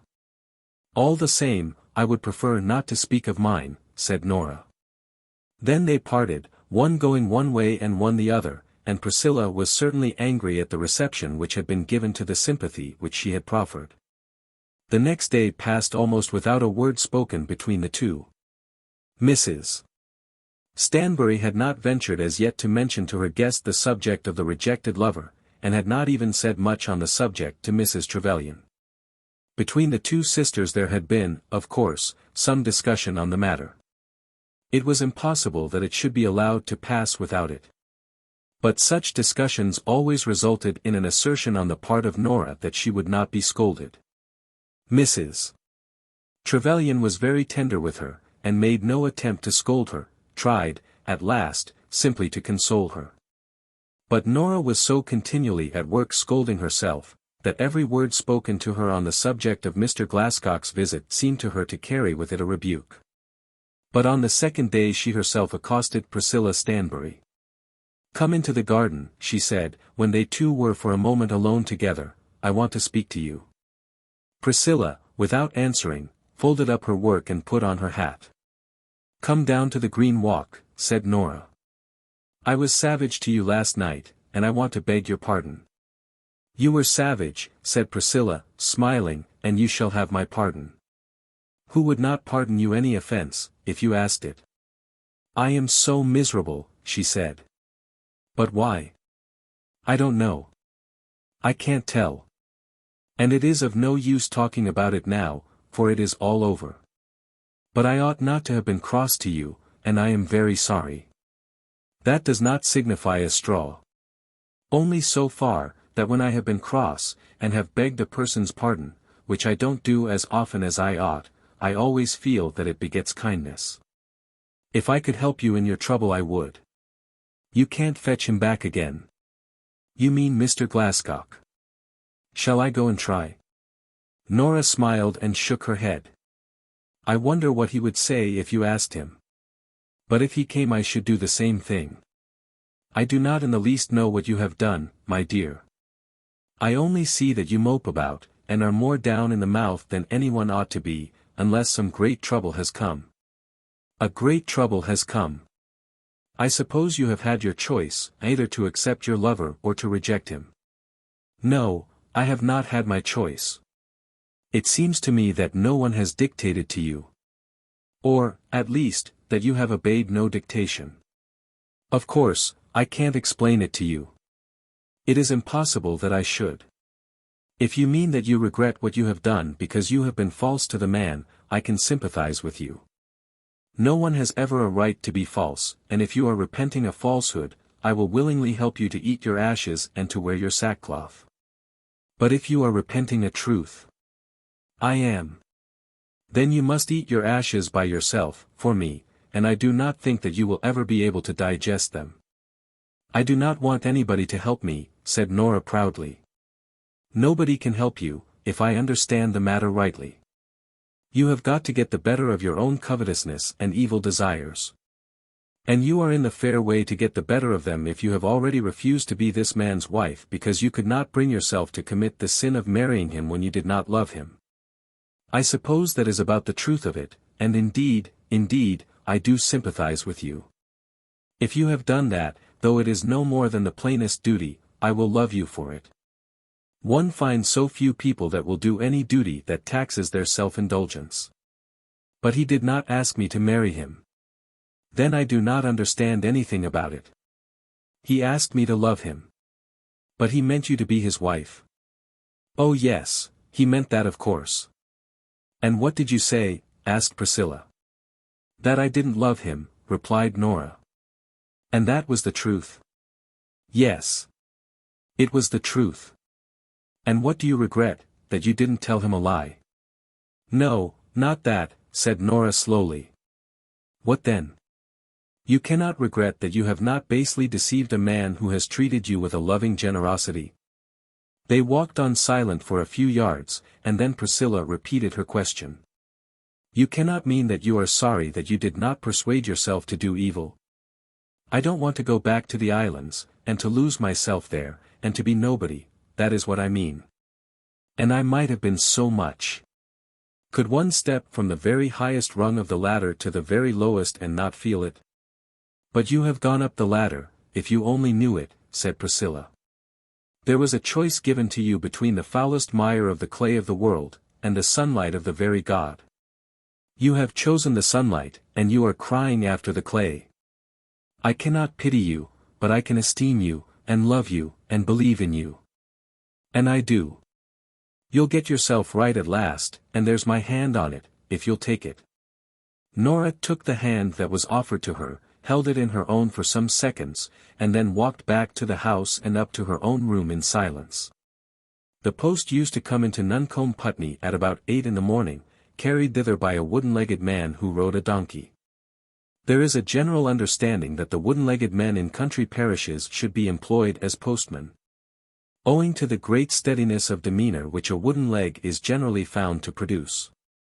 It may be that such men are slower in their operations than would be biped postmen. But as all private employers of labour demand labourers with 2 legs, it is well that the lame and halt should find a refuge in the less exacting service of the government. The one-legged man who rode his donkey into Nuncombe Putney would reach his post office not above half an hour after his proper time. But he was very slow in stumping round the village, and seldom reached the clock house much before 10. On a certain morning 2 or 3 days after the conversation just recorded it was past 10 when he brought 2 letters to the door, one for Mrs. Trevelyan, and one for Mrs. Stanbury. The ladies had finished their breakfast, and were seated together at an open window. As was usual, the letters were given into Priscilla's hands, and the newspaper which accompanied them into those of Mrs. Trevelyan, its undoubted owner. When her letter was handed to her, she looked at the address closely and then walked away with it into her own room. "I think it's from Lewis," said Nora, as soon as the door was closed. "If so, he is telling her to come back." "Mamma, this is for you," said Priscilla. "It is from Aunt Stanbury. I know her handwriting." "From your aunt? What can she be writing about?" "There is something wrong with Dorothy." Mrs. Stanbury held the letter but did not open it. "You had better read it, my dear. If she is ill, pray let her come home." But the letter spoke of nothing amiss as regarded Dorothy, and did not indeed even mention Dorothy's name. Luckily Priscilla read the letter in silence, for it was an angry letter. "What is it, Priscilla? Why don't you tell me?" "Is anything wrong?" said Mrs. Stanbury. "Nothing is wrong, Mamma, except that my aunt is a silly woman." "Goodness me! What is it?" "It is a family matter," said Nora smiling, "and I will go." "What can it be?" demanded Mrs. Stanbury again as soon as Nora had left the room.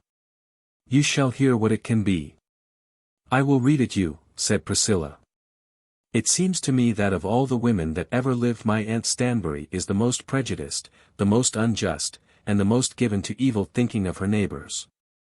This is what she has thought fit to write to you, Mamma." Then Priscilla read her aunt's letter, which was as follows. "The Close, Exeter, July 31st, 186-. Dear Sister Stanbury, I am informed that the lady who is living with you because she could not continue to live under the same roof with her lawful husband, has received a visit at your house from a gentleman who was named as her lover before she left her own. I am given to understand that it was because of this gentleman's visits to her in London, and because she would not give up seeing him, that her husband would not live with her any longer. But the man has never been here at all," said Mrs. Stanbury, in dismay. "Of course he has not been here. But let me go on. I have got nothing to do with your visitors," continued the letter, "and I should not interfere but for the credit of the family.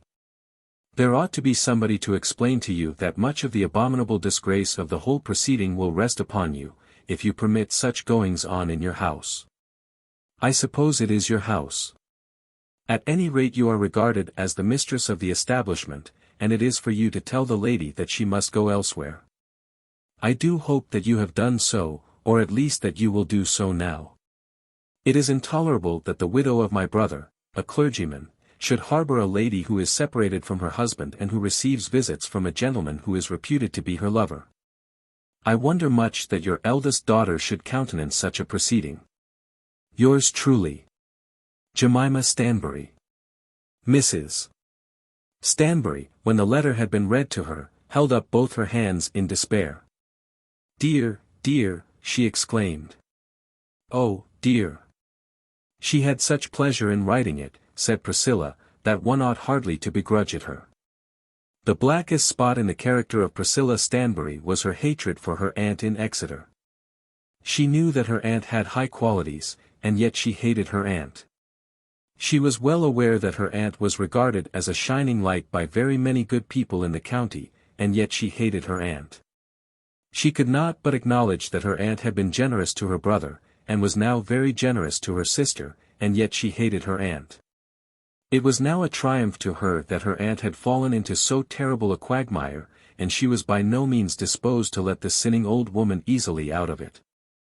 "It is as pretty a specimen," she said, "as I ever knew of malice and eavesdropping combined. Don't use such hard words, my dear." "Look at her words to us," said Priscilla. "What business has she to talk to you about the credit of the family and abominable disgrace?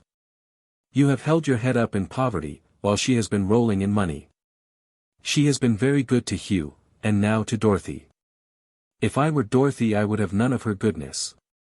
She likes someone to trample on, someone of the name to patronize. She shan't trample on you and me, Mamma." Then there was a discussion as to what should be done, or rather a discourse in which Priscilla explained what she thought fit to do. Nothing, she decided, should be said to Mrs. Trevelyan on the subject, but an answer should be sent to Aunt Stanbury. Priscilla herself would write this answer, and herself would sign it. There was some difference of opinion on this point, as Mrs. Stanbury thought that if she might be allowed to put her name to it, even though Priscilla should write it, the wording of it would be made, in some degree, mild, to suit her own character. But her daughter was imperative, and she gave way. "It shall be mild enough in words," said Priscilla, "and very short." Then she wrote her letter as follows. Nuncombe, Putney, August 1st, 186-. Dear Aunt Stanbury. You have found a mare's nest. The gentleman you speak of has never been here at all, and the people who bring you news have probably hoaxed you. I don't think that Mamma has ever disgraced the family, and you can have no reason for thinking that she ever will. You should, at any rate, be sure of what you are saying before you make such cruel accusations. Yours truly, Priscilla Stanbury. P.S. Another gentleman did call here, not to see Mrs. Trevelyan. But I suppose Mamma's house need not be closed against all visitors. Poor Dorothy had passed evil hours from the moment in which her aunt had so far certified herself as to Colonel Osborne's visit to Nuncombe as to make her feel it to be incumbent on her to interfere. After much consideration Miss Stanbury had told her niece the dreadful news, and had told also what she intended to do. Dorothy, who was in truth horrified at the iniquity of the fact which was related, and who never dreamed of doubting the truth of her aunt's information, hardly knew how to interpose. "I am sure Mamma won't let there be anything wrong," she had said. "And you don't call this wrong," said Miss Stanbury, in a tone of indignation. "But perhaps Mamma will tell them to go. I hope she will. I hope she has." But he was allowed to be there for hours. And now 3 days have passed and there is no sign of anything being done. He came and went and may come again when he pleases. Still Dorothy pleaded. "I shall do my duty," said Miss Stanbury. "I am quite sure Mamma will do nothing wrong," said Dorothy. But the letter was written and sent, and the answer to the letter reached the house in the close in due time. When Miss Stanbury had read and reread the very short reply which her niece had written, she became at first pale with dismay, and then read with renewed vigor and obstinacy. She had made herself, as she thought, quite certain of her facts before she had acted on her information. There was some equivocation, some most unworthy deceit in Priscilla's letter. Or could it be possible that she herself had been mistaken? Another gentleman had been there, not, however, with the object of seeing Mrs. Trevelyan. So said Priscilla. But she had made herself sure that the man in question was a man from London, a middle-aged man from London, who had specially asked for Mrs. Trevelyan, and who had at once been known to Mrs. Clegg, at the Lesborough Inn, to be Mrs. Trevelyan's lover. Miss Stanbury was very unhappy, and at last sent for Giles Hickbody. Giles Hickbody had never pretended to know the name. He had seen the man and had described him, quite a swell, ma'am, and a lawn oner, and one as be up to anything, but not a young no, not just a young certainly. He was cross-examined again now, and said that all he knew about the man's name was that there was a handle to it. This was ended by Miss Stanbury sending him down to Loughborough, to learn the very name of the gentleman, and by his coming back with that of the Honourable George Glascock written on a piece of paper. "They says now as he was arter the other young woman," said Giles Hickbody. Then was the confusion of Miss Stanbury complete. It was late when Giles returned from Loughborough, and nothing could be done that night. It was too late to write a letter for the next morning's post. Miss Stanbury, who was as proud of her own discrimination as she was just and true, felt that a day of humiliation had indeed come for her. She hated Priscilla almost as vigorously as Priscilla hated her. To Priscilla she would not write to own her fault, but it was incumbent on her to confess it to Mrs. Stanbury. It was incumbent on her also to confess it to Dorothy. All that night she did not sleep, and the next morning she went about abashed, wretched, hardly mistress of her own maids. She must confess it also to Martha, and Martha would be very stern to her. Martha had pooh-poohed the whole story of the lover, seeming to think that there could be no reasonable objection to a lover past 50. "Dorothy," she said at last, about noon, "I have been over-hasty about your mother and this man. I am sorry for it, and must beg everybody's pardon." "I knew Mamma would do nothing wrong," said Dorothy.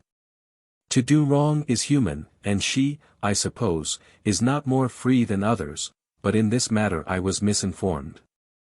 I shall write and beg her pardon. And now I beg your pardon.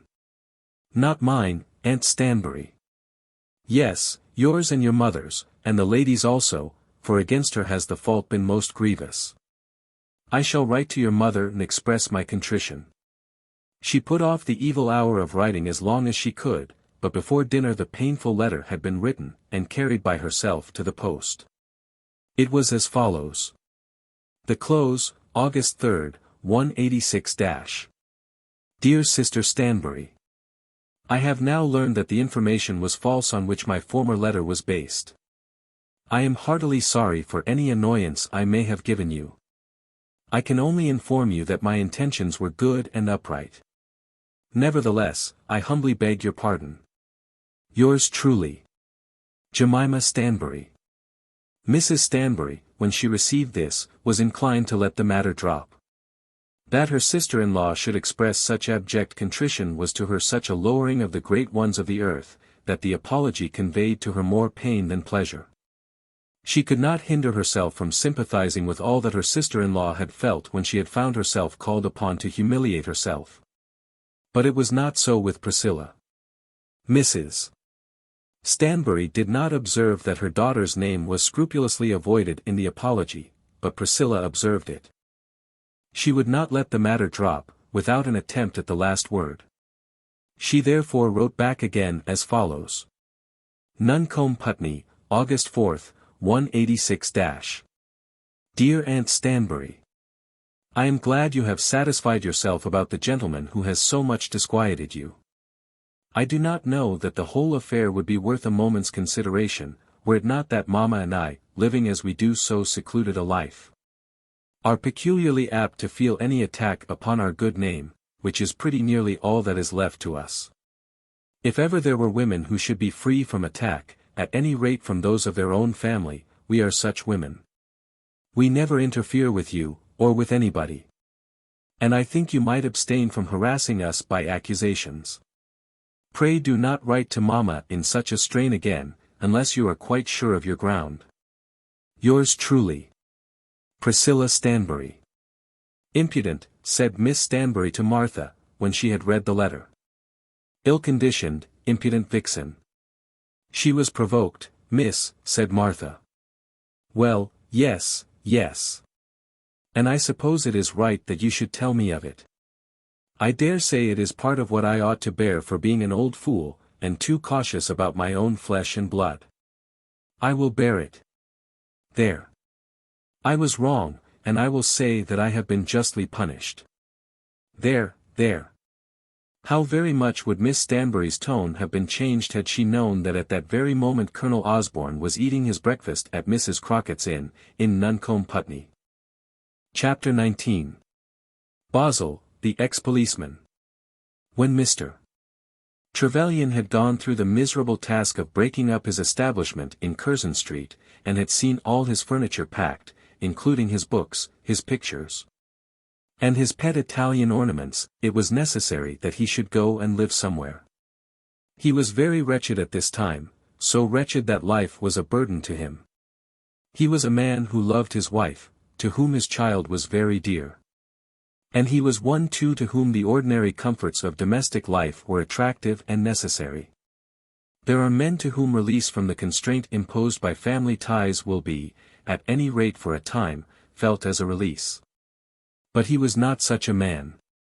There was no delight to him in being able to dine at his club, and being free to go whither he pleased in the evening. As it was, it pleased him to go no whither in the evenings. And his mornings were equally blank to him. He went so often to Mr. Bideawhile, that the poor old lawyer became quite tired of the Trevelyan family quarrel.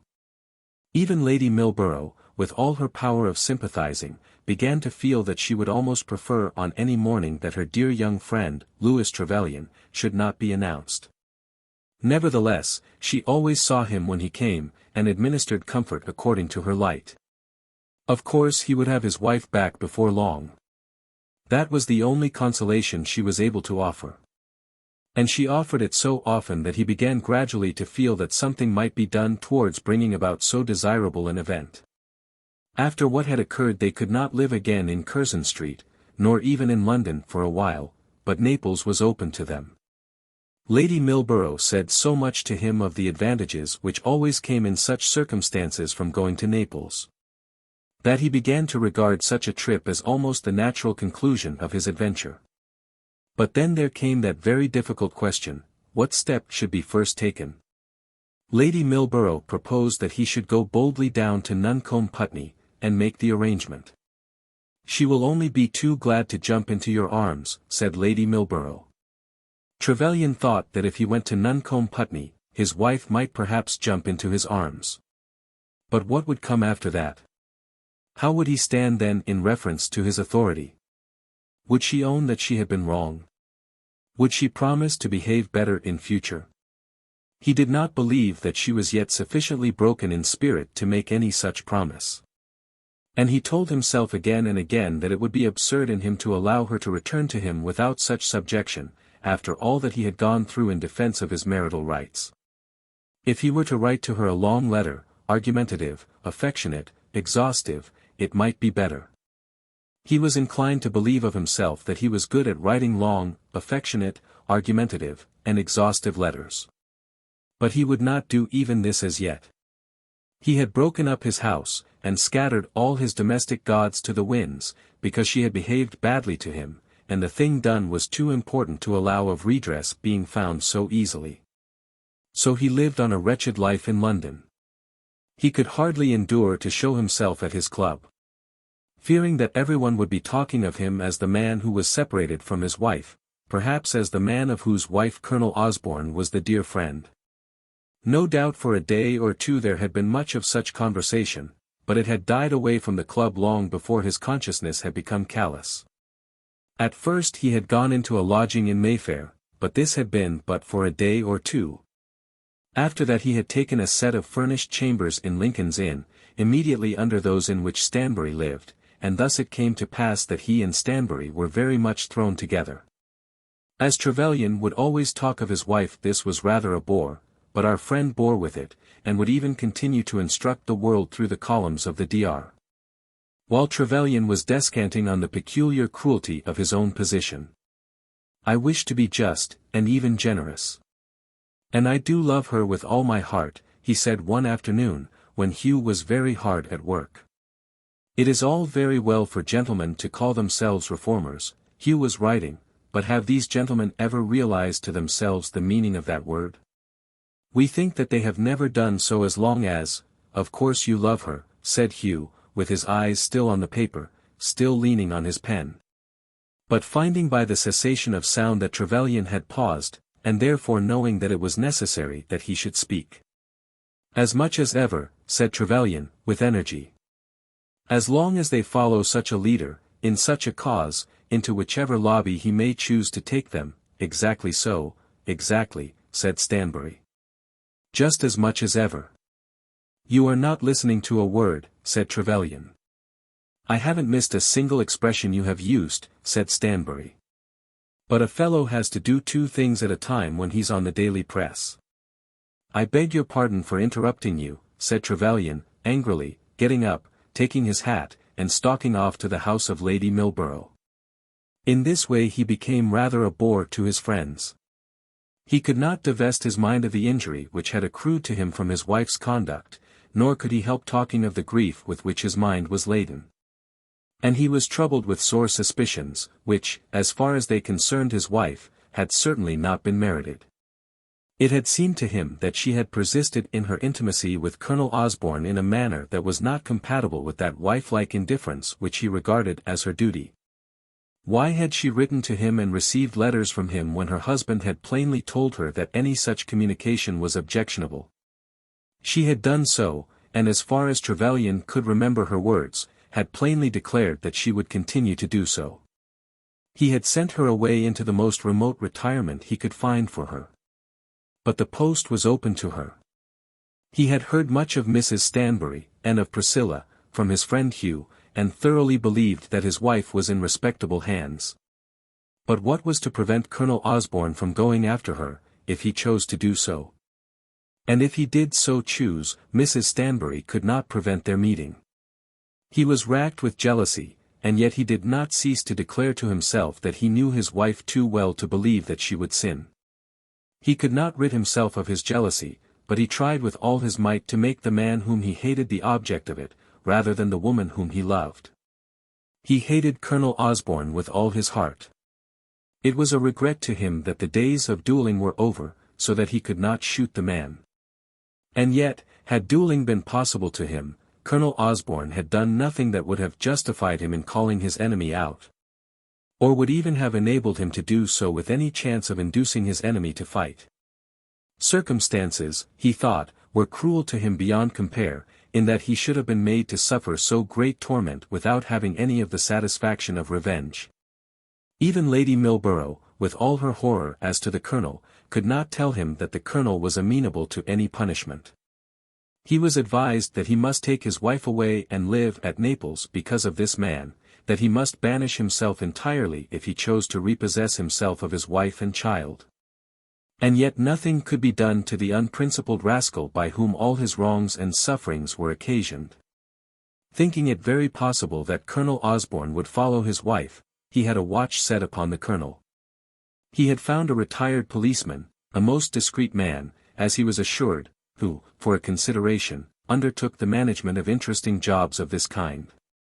The man was one Bozzle, who had not lived without a certain reputation in the police courts. In these days of his madness, therefore, he took Mr. Bozzle into his pay. And after a while he got a letter from Bozzle with the Exeter postmark. Colonel Osborne had left London with a ticket for Lesborough. Bozzle also had taken a place by the same train for that small town. The letter was written in the railway carriage, and, as Bozzle explained, would be posted by him as he passed through Exeter. A further communication should be made by the next day's post, in a letter which Mr. Bozzle proposed to address to XIII, Post Office, Waterloo Place. On receiving this first letter, Trevelyan was in an agony of doubt, as well as misery. What should he do? Should he go to Lady Milborough, or to Stanbury? Or should he at once follow Colonel Osborne and Mr. Bozzle to Lesborough? It ended in his resolving at last to wait for the letter which was to be addressed to XIII. But he spent an interval of horrible suspense, and of insane rage. Let the laws say what they might, he would have the man's blood, if he found that the man had even attempted to wrong him. Then, at last, the second letter reached him. Colonel Osborne and Mr. Bozzle had each of them spent the day in the neighbourhood of Lesborough, not exactly in each other's company, but very near to each other. The Colonel had ordered a gig, on the day after his arrival at Lesborough, for the village of Cockchaffington, and, for all Mr. Bozzle knew, the Colonel had gone to Cockchaffington. Mr. Bozzle was ultimately inclined to think that the Colonel had really spent his day in going to Cockchaffington. Mr. Bozzle himself, knowing the wiles of such men as Colonel Osborne, and thinking at first that that journey to Cockchaffington might only be a deep ruse, had walked over to Nuncombe Putney. There he had had a pint of beer and some bread and cheese at Mrs. Crockett's house, and had asked various questions, to which he did not receive very satisfactory answers. But he inspected the clock house very minutely, and came to a decided opinion as to the point at which it would be attacked, if burglary were the object of the assailants. And he observed the iron gates, and the steps, and the shape of the trees, and the old pigeon-house-looking fabric in which the clock used to be placed. There was no knowing when information might be wanted, or what information might not be of use. But he made himself tolerably sure that Colonel Osborne did not visit Nuncombe Putney on that day. And then he walked back to Lesborough. Having done this, he applied himself to the little memorandum book in which he kept the records of these interesting duties, and entered a claim against his employer for a conveyance to Nuncombe Putney and back, including driver and ostler. And then he wrote his letter. After that he had a hot supper, with 3 glasses of brandy and water, and went to bed with a thorough conviction that he had earned his bread on that day. The letter to Z.A. did not give all these particulars, but it did explain that Colonel Osborne had gone off, apparently, to Cockchaffington, and that he, Bozzle, had himself visited Nuncombe Putney. "The hawk hasn't been nigh the dovecot as yet," said Mr. Bozzle in his letter, meaning to be both mysterious and facetious. It would be difficult to say whether the wit or the mystery disgusted Trevelyan the most. He had felt that he was defiling himself with dirt when he first went to Mr. Bozzle. He knew that he was having recourse to means that were base and low, which could not be other than base or low, let the circumstances be what they might.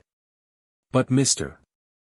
Bozzle's conversation had not been quite so bad as Mr. Bozzle's letters, as it may have been that Mr. Bozzle's successful activity was more insupportable than his futile attempts. But, nevertheless, something must be done.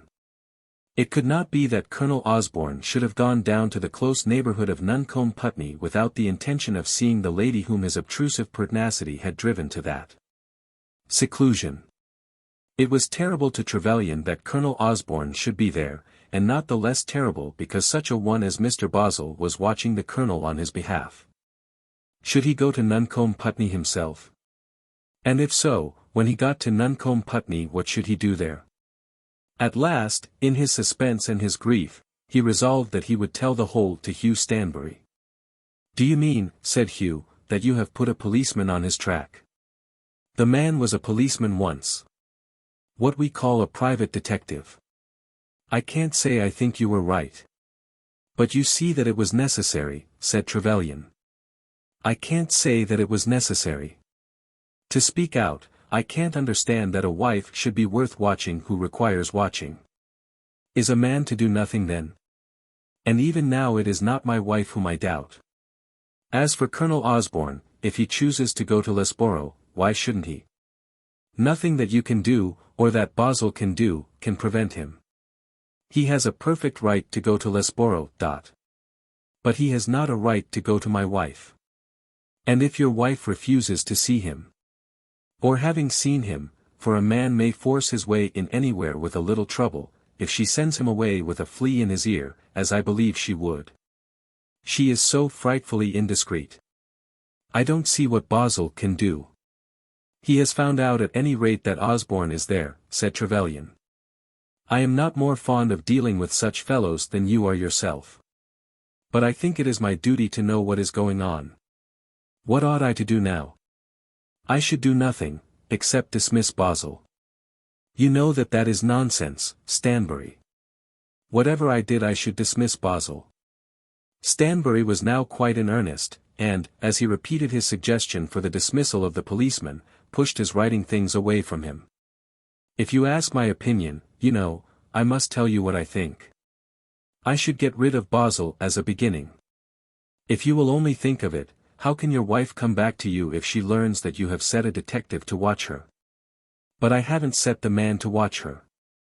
Colonel Osborne is nothing to you, except as he is concerned with her. This man is now down in her neighborhood, and, if she learns that, how can she help feeling it as a deep insult? Of course the man watches her as a cat watches a mouse. But what am I to do? I can't write to the man and tell him to come away. Osborne is down there, and I must do something. Will you go down to Nuncombe Putney yourself, and let me know the truth? After much debating of the subject, Hugh Stanbury said that he would himself go down to Nuncombe Putney alone.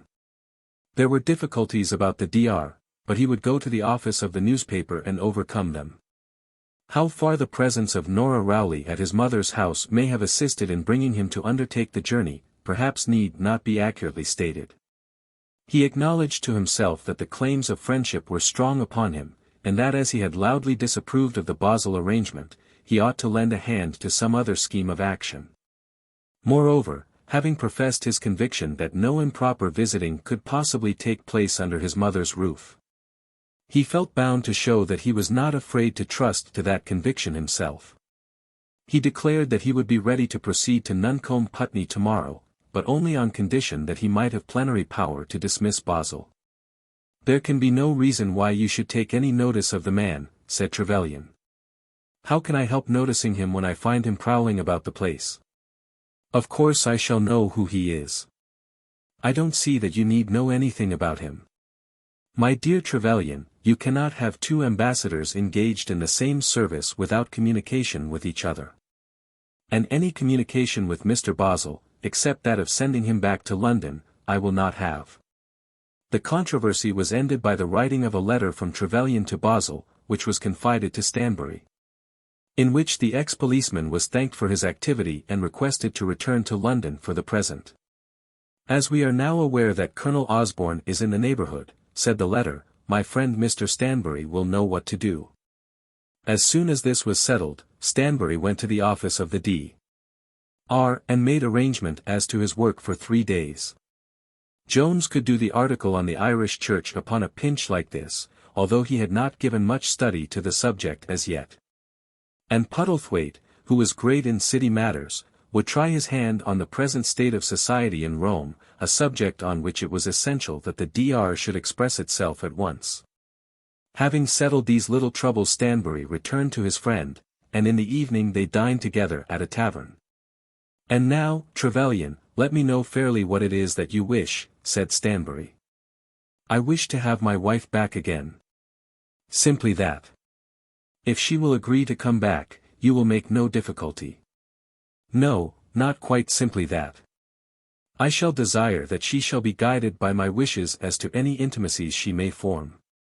"That is all very well, but is she to give any undertaking?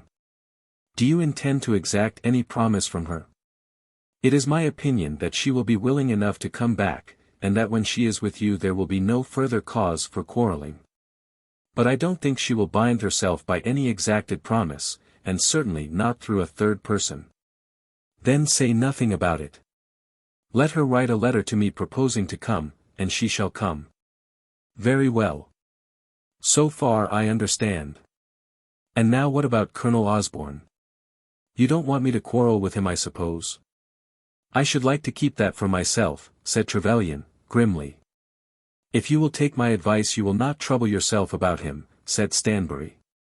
"But as far as I am concerned, I am not to meddle or make with him. Of course," continued Stanbury, after a pause, "if I find that he is intruding himself in my mother's house, I shall tell him that he must not come there. But if you find him installed in your mother's house as a visitor, how then?" "I do not regard that as possible." "I don't mean living there," said Trevelyan, "but coming backwards and forwards. Going on in habits of intimacy with. His voice trembled so as he asked these questions, that he could not pronounce the word which was to complete them. "With Mrs. Trevelyan, you mean?" "Yes, with my wife. I don't say that it is so, but it may be so. You will be bound to tell me the truth." "I will certainly tell you the truth." "And the whole truth?"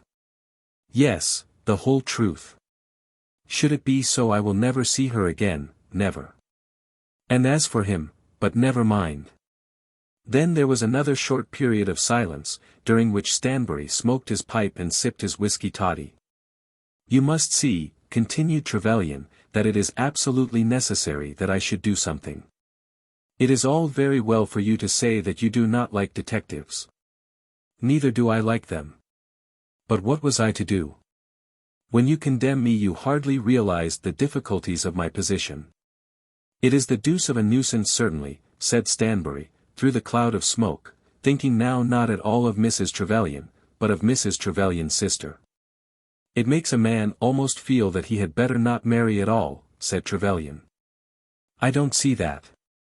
Of course there may come troubles. The tiles may fall on your head, you know, as you walk through the streets. As far as I can see, women go straight enough 19 times out of 20. But they don't like being, what I call looked after. And did I look after my wife more than I ought?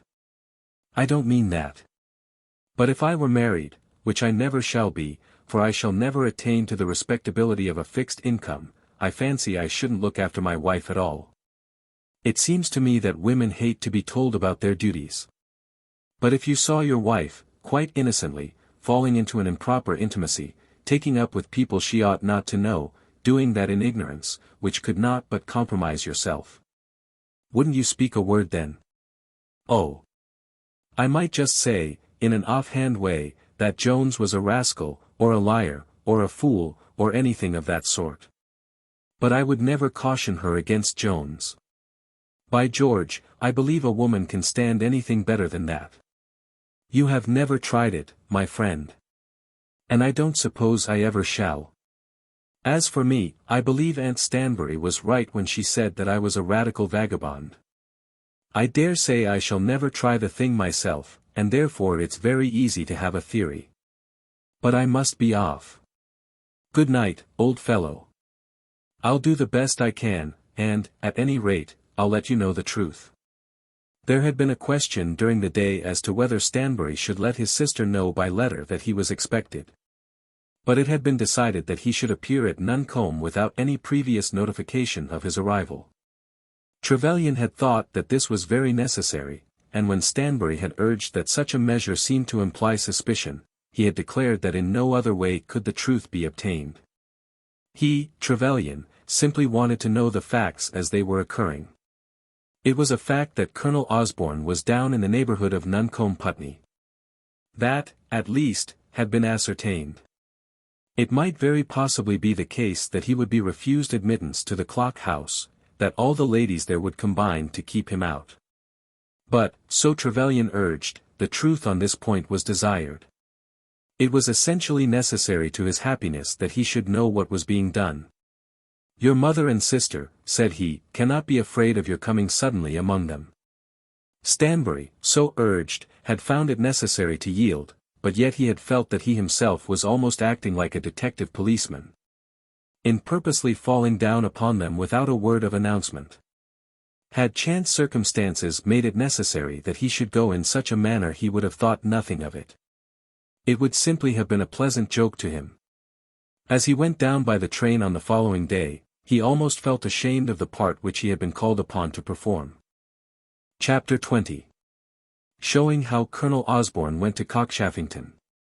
Together with Miss Stanbury's first letter to her sister-in-law, a letter had also been delivered to Mrs. Trevelyan. Nora Rowley, as her sister had left the room with this in her hand, had expressed her opinion that it had come from Trevelyan, but it had in truth been written by Colonel Osborne.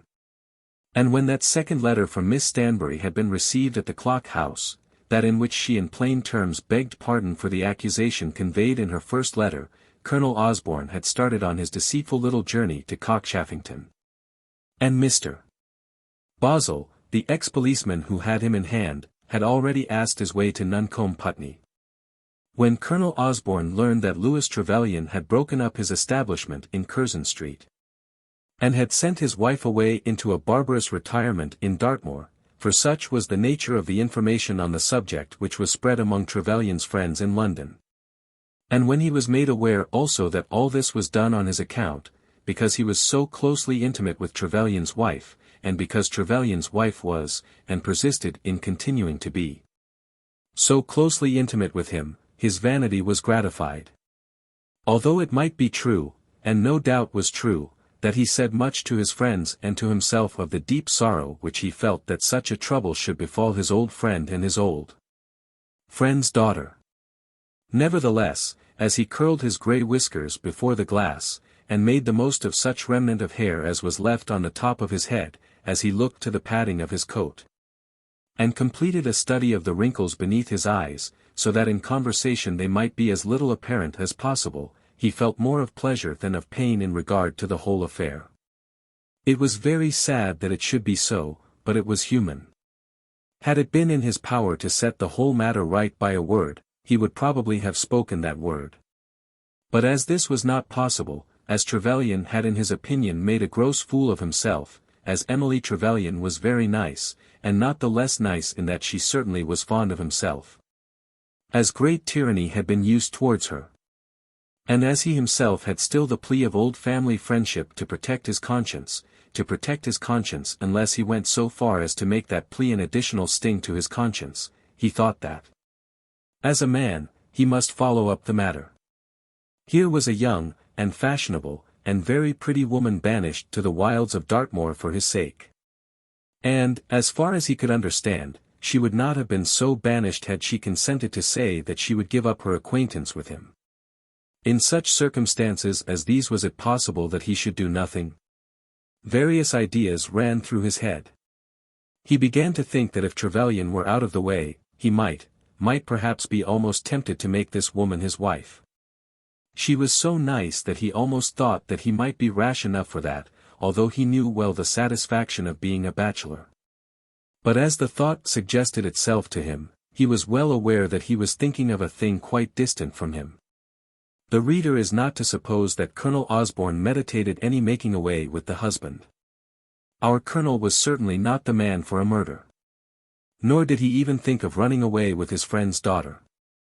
Though he told himself that he could dispose of his wrinkles satisfactorily, still he knew himself and his powers sufficiently to be aware that he was no longer fit to be the hero of such a romance as that. He acknowledged to himself that there was much labor to be gone through in running away with another man's wife, and that the results, in respect to personal comfort, are not always happy.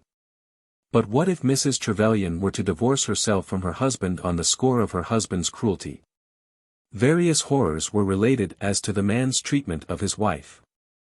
By some it was said that she was in the prison on Dartmoor, or, if not actually in the prison, an arrangement which the prison discipline might perhaps make difficult, that she was in the custody of one of the prison warders who possessed a prim cottage and a grim wife, just outside the prison walls.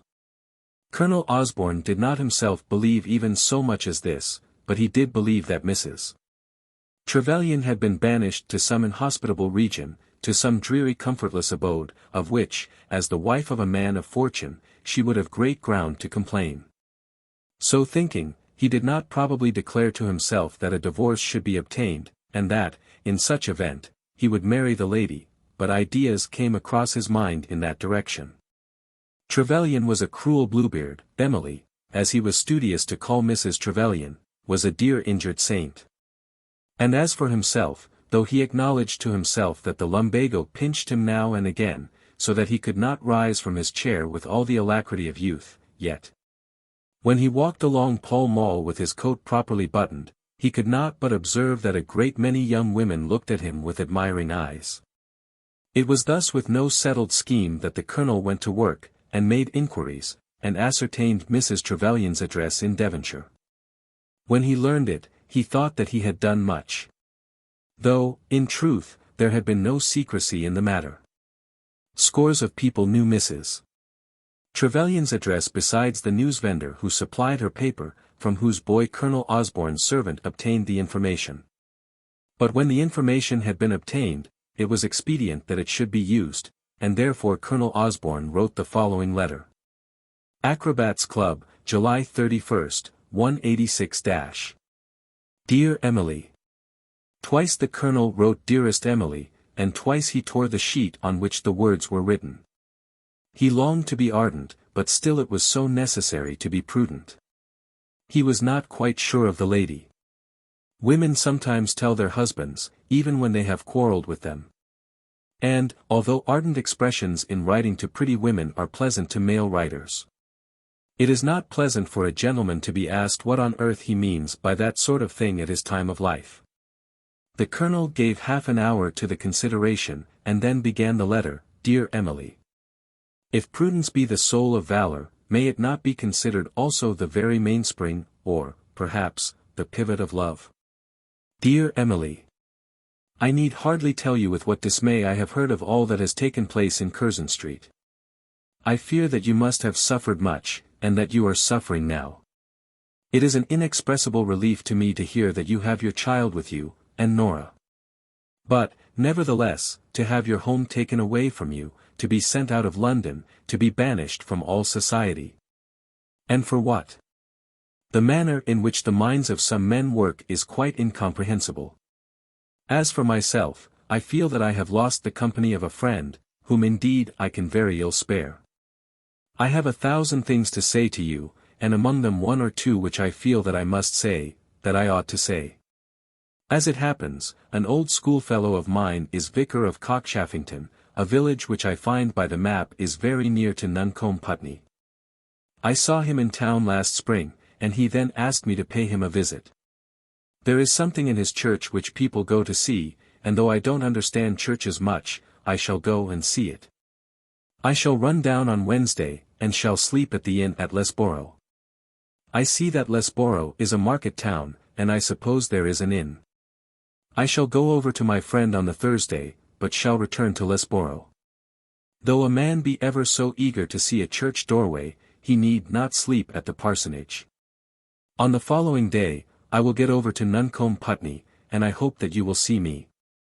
Considering my long friendship with you, and my great attachment to your father and mother, I do not think that the strictest martinet would tell you that you need hesitate in the matter. I have seen Mr. Trevelyan twice at the club, but he has not spoken to me. Under such circumstances I could not of course speak to him. Indeed, I may say that my feelings towards him just at present are of such a nature as to preclude me from doing so with any appearance of cordiality. Dear Emily. Believe me now, as always, your affectionate friend, Frederick Osborne. When he read that letter over to himself a second time he felt quite sure that he had not committed himself.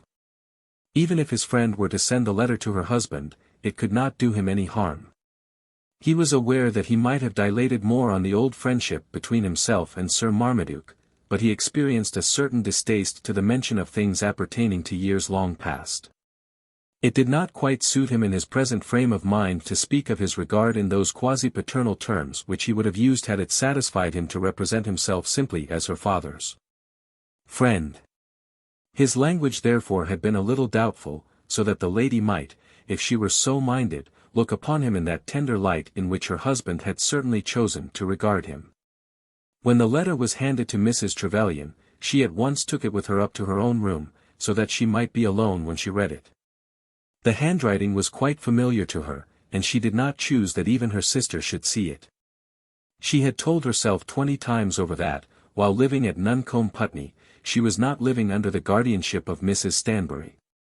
She would consent to live under the guardianship of no one, as her husband did not choose to remain with her and protect her. She had done no wrong, and she would submit to no other authority than that of her legal lord and master. Nor, according to her views of her own position, was it in his power to depute that authority to others.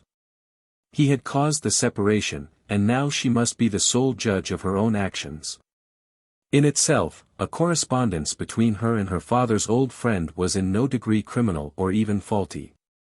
There was no reason, moral, social, or religious, why an old man, over 50, who had known her all her life, should not write to her. But yet she could not say aloud before Mrs. Stanbury, and Priscilla, and her sister, that she had received a letter from Colonel Osborne. She felt that the colour had come to her cheek, and that she could not even walk out of the room as though the letter had been a matter of indifference to her. And would it have been a matter of indifference had there been nobody there to see her? Mrs. Trevelyan was certainly not in love with Colonel Osborne. She was not more so now than she had been when her father's friend, purposely dressed for the occasion, had kissed her in the vestry of the church in which she was married, and had given her a blessing, which was then intended to be semi-paternal, as from an old man to a young woman. She was not in love with him, never would be, never could be in love with him. Reader, you may believe in her so far as that. But where is the woman, who, when she is neglected, thrown over, and suspected by the man that she loves, will not feel the desire of some sympathy, some solicitude, some show of regard from another man? This woman's life, too, had not hitherto been of such a nature that the tranquillity of the clock house at Nuncombe Putney afforded to her all that she desired. She had been there now a month, and was almost sick from the want of excitement. And she was full of wrath against her husband. Why had he sent her there to break her heart in a disgraceful retirement, when she had never wronged him? From morning to night she had no employment, no amusement, nothing to satisfy her cravings. Why was she to be doomed to such an existence? She had declared that as long as she could have her boy with her, she would be happy. She was allowed to have her boy, but she was anything but happy. When she received Colonel Osborne's letter, while she held it in her hand still unopened, she never for a moment thought that that could make her happy. But there was in it something of excitement. And she painted the man to herself in brighter colors now than she had ever given to him in her former portraits. He cared for her. He was gracious to her. He appreciated her talents, her beauty, and her conduct. He knew that she deserved a treatment very different from that accorded to her by her husband. Why should she reject the sympathy of her father's oldest friend, because her husband was madly jealous about an old man? Her husband had chosen to send her away, and to leave her, so that she must act on her own judgment. Acting on her own judgment, she read Colonel Osborne's letter from first to last. She knew that he was wrong to speak of coming to Nuncombe Putney, but yet she thought that she would see him. She had a dim perception that she was standing on the edge of a precipice, on broken ground which might fall under her without a moment's warning, and yet she would not retreat from the danger. Though Colonel Osborne was wrong, very wrong in coming to see her, yet she liked him for coming. Though she would be half afraid to tell her news to Mrs. Stanbury, and more than half afraid to tell Priscilla, yet she liked the excitement of the fear. Nora would scold her, but Nora's scolding she thought she could answer. And then it was not the fact that Colonel Osborne was coming down to Devonshire to see her. He was coming as far as Lesborough, to see his friend at Cockchaffington. And when at Lesborough, was it likely that he should leave the neighbourhood without seeing the daughter of his old ally? And why should he do so? Was he to be unnatural in his conduct, uncivil and unfriendly, because Mr. Trevelyan had been foolish, suspicious, and insane? So arguing with herself, she answered Colonel Osborne's letter before she had spoken on the subject to anyone in the house, and this was her answer. My dear Colonel Osborne, I must leave it to your own judgment to decide whether you will come to Nuncombe Putney or not. There are reasons which would seem to make it expedient that you should stay away, even though circumstances are bringing you into the immediate neighbourhood. But of these reasons I will leave you to be the judge. I will never let it be said that I myself have had cause to dread the visit of any old friend. Nevertheless, if you stay away, I shall understand why you do so. Personally, I shall be glad to see you, as I have always been. It seems odd to me that I cannot write in warmer tones to my father's and mother's oldest friend. Of course, you will understand that though I shall readily see you if you call, I cannot ask you to stay. In the first place, I am not now living in my own house. I am staying with Mrs. Stanbury, and the place is called the Clock House. Yours very sincerely, Emily Trevelyan. The Clock House, Nuncombe Putney, Monday. Soon after she had written it, Nora came into her room, and at once asked concerning the letter which she had seen delivered to her sister that morning. It was from Colonel Osborne, said Mrs. Trevelyan. From Colonel Osborne. How very wrong. I don't see that it is wrong at all.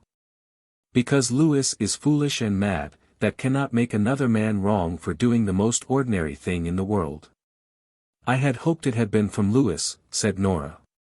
Oh dear, no. He is by no means so considerate.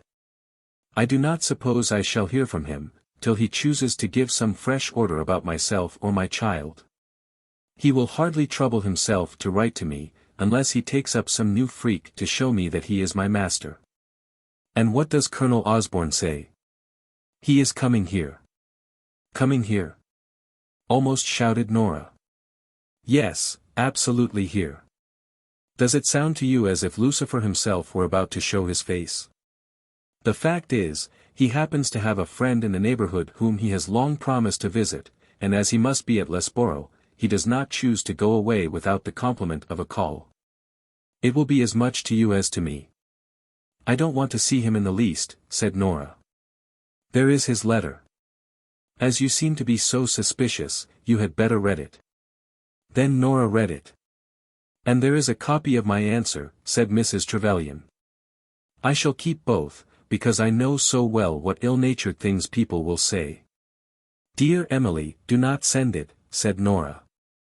Indeed I shall. I will not be frightened by bugbears. And I will not be driven to confess to any man on earth that I am afraid to see him. Why should I be afraid of Colonel Osborne? I will not submit to acknowledge that there can be any danger in Colonel Osborne.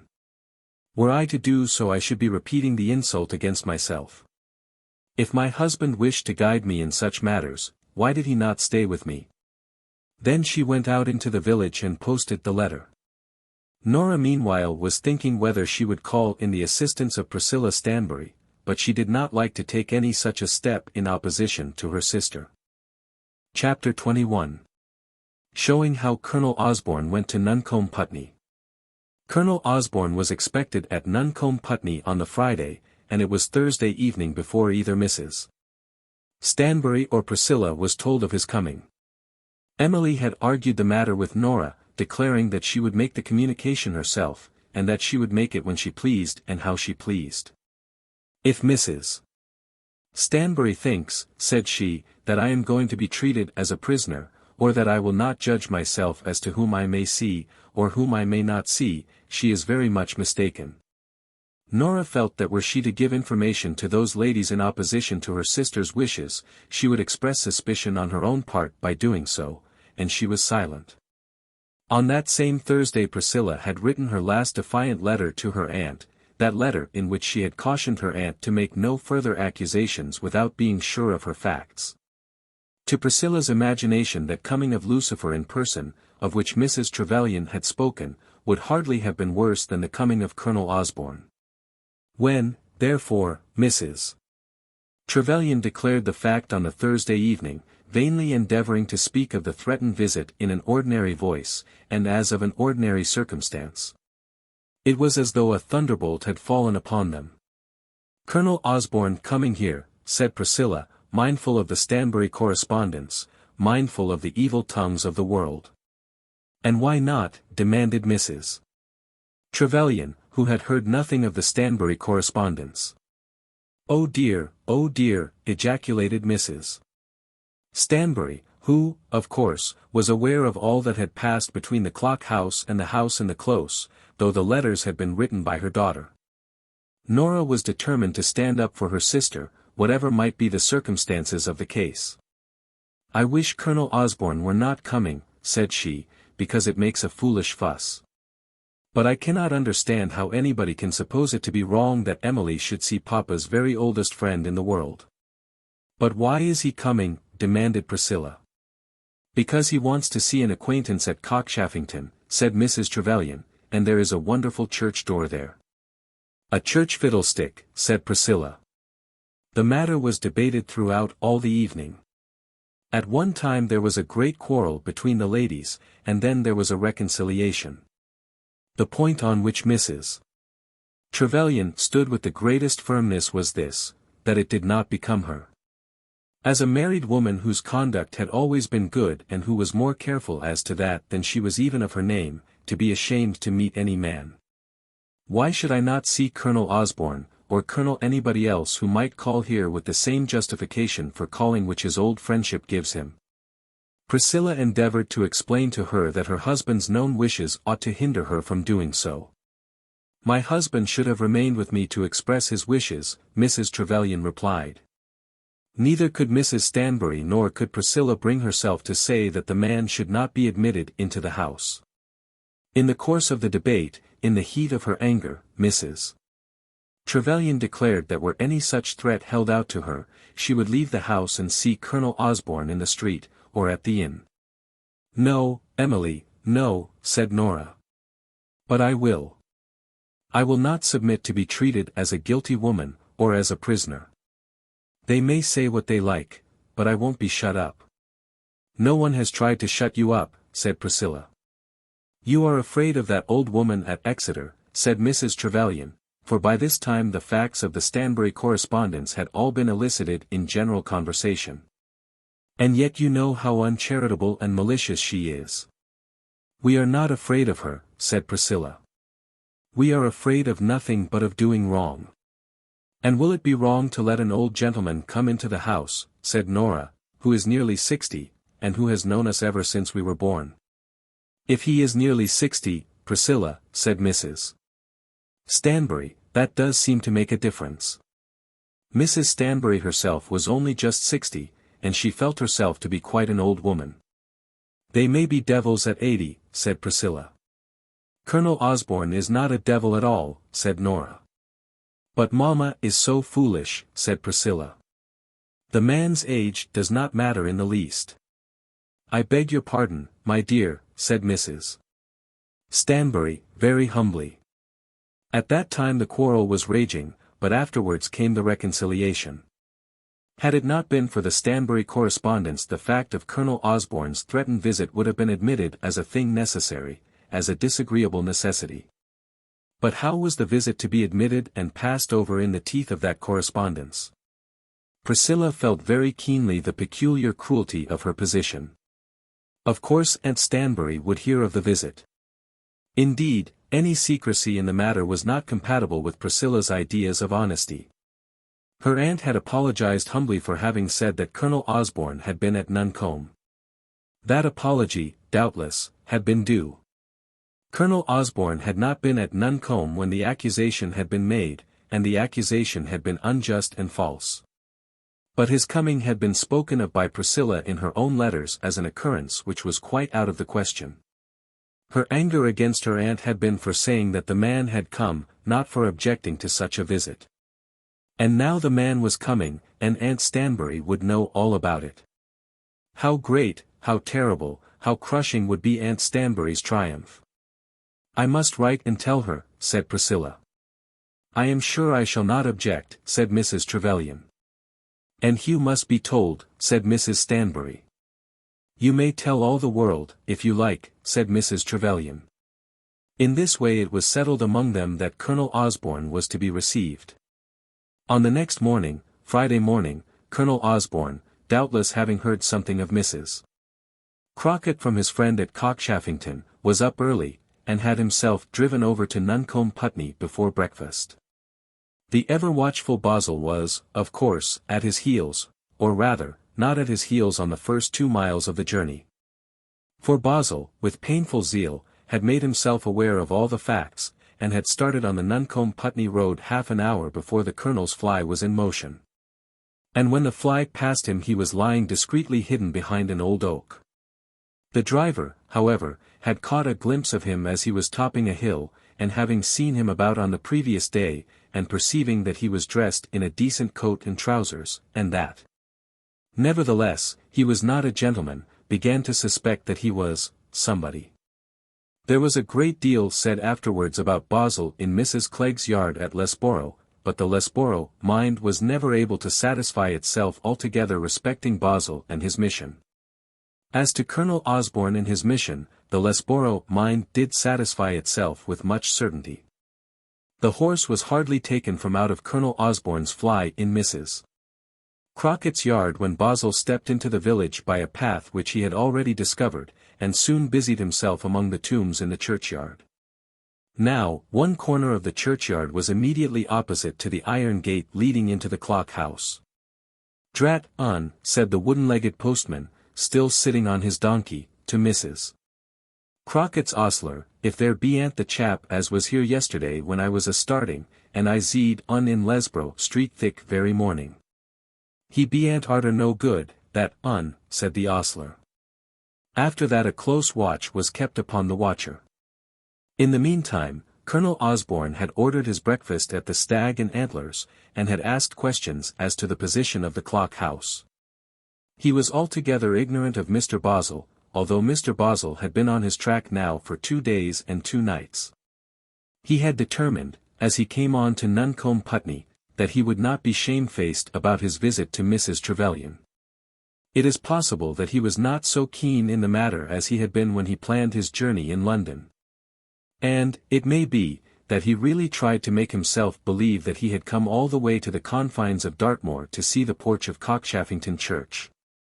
The session in London was over, and it was necessary for such a man as Colonel Osborne that he should do something with himself before he went down to the Scotch grouse. He had long desired to see something of the most picturesque county in England, and now, as he sat eating his breakfast in Mrs. Crocket's parlour, he almost looked upon his dear Emily as a subsidiary attraction. "Oh, that's the clock house," he said to Mrs. Crockett. "No, I have not the pleasure of knowing Mrs. Stanbury." "Very respectable lady, so I have heard, widow of a clergyman." "Ah, yes, son up in London, I know him, always writing books is he?" "Very clever, I dare say. But there's a lady, indeed 2 ladies, whom I do know. Mrs. Trevelyan is there, I think, and Miss Rowley." "You be Aunt Muster Trevelyan, be you?" said Mrs. Crockett, looking at him very hard. "No, I'm not Mr. Trevelyan." "Nor yet, the Colonel, they do be talking about." "Well, yes, I am a Colonel. I don't know why anybody should talk about me. I'll just step out now, however, and see my friends." "It's Madam's lover," said Mrs. Crockett to herself, "as sure as eggs is eggs." As she said so, Colonel Osborne boldly walked across the village and pulled the bell at the iron gate, while Bozzle, crouching among the tombs, saw the handle in his hand. "There he is," said Priscilla. Everybody in the clock house had known that the fly, which they had seen, had brought the Colonel into Nuncombe Putney. Everybody had known that he had breakfasted at the Stag and Antlers. And everybody now knew that he was at the gate ringing the bell. "Into the drawing-room," said Mrs. Stanbury, with a fearful, tremulous whisper, to the girl who went across the little garden in front to open the iron gate. The girl felt as though Apollyon were there, and as though she were called upon to admit Apollyon. Mrs. Stanbury, having uttered her whisper, hurried away upstairs. Priscilla held her ground in the parlour, determined to be near the scene of action if there might be need. And it must be acknowledged that she peeped from behind the curtain, anxious to catch a glimpse of the terrible man, whose coming to Nuncombe Putney she regarded as so severe a misfortune. The plan of the campaign had all been arranged. Mrs. Trevelyan and Nora together received Colonel Osborne in the drawing-room. It was understood that Nora was to remain there during the whole visit. "It is horrible to think that such a precaution should be necessary," Mrs. Trevelyan had said, "but perhaps it may be best. There is no knowing what the malice of people may not invent." "My dear girls," said the Colonel, "I am delighted to see you," and he gave a hand to each. "We are not very cheerful here," said Mrs. Trevelyan, "as you may imagine. But the scenery is beautiful," said Nora, "and the people we are living with are kind and nice." "I am very glad of that," said the Colonel. Then there was a pause, and it seemed, for a moment or two, that none of them knew how to begin a general conversation. Colonel Osborne was quite sure, by this time, that he had come down to Devonshire with the express object of seeing the door of the church at Cockchaffington, and Mrs. Trevelyan was beginning to think that he certainly had not come to see her. "Have you heard from your father since you have been here?" asked the Colonel. Then there was an explanation about Sir Marmaduke and Lady Rowley. Mr. Trevelyan's name was not mentioned, but Mrs. Trevelyan stated that she had explained to her mother all the painful circumstances of her present life. Sir Marmaduke, as Colonel Osborne was aware, was expected to be in England in the spring, and Lady Rowley would, of course, come with him. Nora thought that they might probably now come before that time, but Mrs. Trevelyan declared that it was out of the question that they should do so. She was sure that her father could not leave the islands except when he did so in obedience to official orders. The expense of doing so would be ruinous to him. And what good would he do? In this way there was a great deal of family conversation, in which Colonel Osborne was able to take a part, but not a word was said about Mr. Trevelyan. Nor did the Colonel find an opportunity of expressing a spark of that sentiment, for the purpose of expressing which he had made this journey to Devonshire. It is not pleasant to make love in the presence of a third person, even when that love is all fair and above board. But it is quite impracticable to do so to a married lady, when that married lady's sister is present. No more futile visit than this of Colonel Osborne's to the Clock House was ever made. And yet, though not a word was spoken to which Mr. Trevelyan himself could have taken the slightest exception, the visit, futile as it was, could not but do an enormous deal of harm. Mrs. Crockett had already guessed that the fine gentleman down from London was the lover of the married lady at the Clock House, who was separated from her husband. The wooden-legged postman and the ostler were not long in connecting the man among the tombstones with the visitor to the house. Trevelyan, as we are aware, already knew that Colonel Osborne was in the neighbourhood. And poor Priscilla Stanbury was now exposed to the terrible necessity of owning the truth to her aunt. The Colonel, when he had sat an hour with his young friends, took his leave, and, as he walked back to Mrs. Crockett's, and ordered that his fly might be got ready for him, his mind was heavy with the disagreeable feeling that he had made an ass of himself. The whole affair had been a failure. And though he might be able to pass off the porch at Cockchaffington among his friends, he could not but be aware himself that he had spent his time, his trouble, and his money for nothing. He became aware, as he returned to Loughborough, that had he intended to make any pleasant use whatever of his position in reference to Mrs. Trevelyan, the tone of his letter and his whole mode of proceeding should have been less patriarchal. And he should have contrived a meeting without the presence of Nora Rowley. As soon as he had left them, Mrs. Trevelyan went to her own room, and Nora at once rejoined Priscilla. "Is he gone?" asked Priscilla. "Oh, yes, he has gone. What would I have given that he had never come?" "And yet," said Nora, "what harm has he done? I wish he had not come, because, of course, people will talk. But nothing was more natural than that he should come over to see us when he was so near us." "Nora! What do you mean? You don't believe all that? In the neighbourhood? I believe he came on purpose to see your sister, and I think that it was a dastardly and most ungentlemanlike thing to do." "I am quite sure you are wrong, then, altogether wrong," said Nora. "Very well. We must have our own opinions. I am glad you can be so charitable. But he should not have come here, to this house, even though imperative business had brought him into the very village. But men in their vanity never think of the injury they may do to a woman's name. Now I must go and write to my aunt. I am not going to have it said hereafter that I deceived her. And then I shall write to Hugh. Oh dear, oh dear. I am afraid we are a great trouble to you. I will not deceive you, because I like you. This is a great trouble to me. I have meant to be so prudent, and with all my prudence I have not been able to keep clear of rocks. And I have been so indignant with Aunt Stanbury. Now I must go and eat humble pie." Then she eat humble pie, after the following fashion. "Dear Aunt Stanbury, after what has passed between us, I think it right to tell you that Colonel Osborne has been at Nuncombe, Putney. And that he called at the Clock House this morning. We did not see him. But Mrs. Trevelyan and Miss Rowley, together, did see him.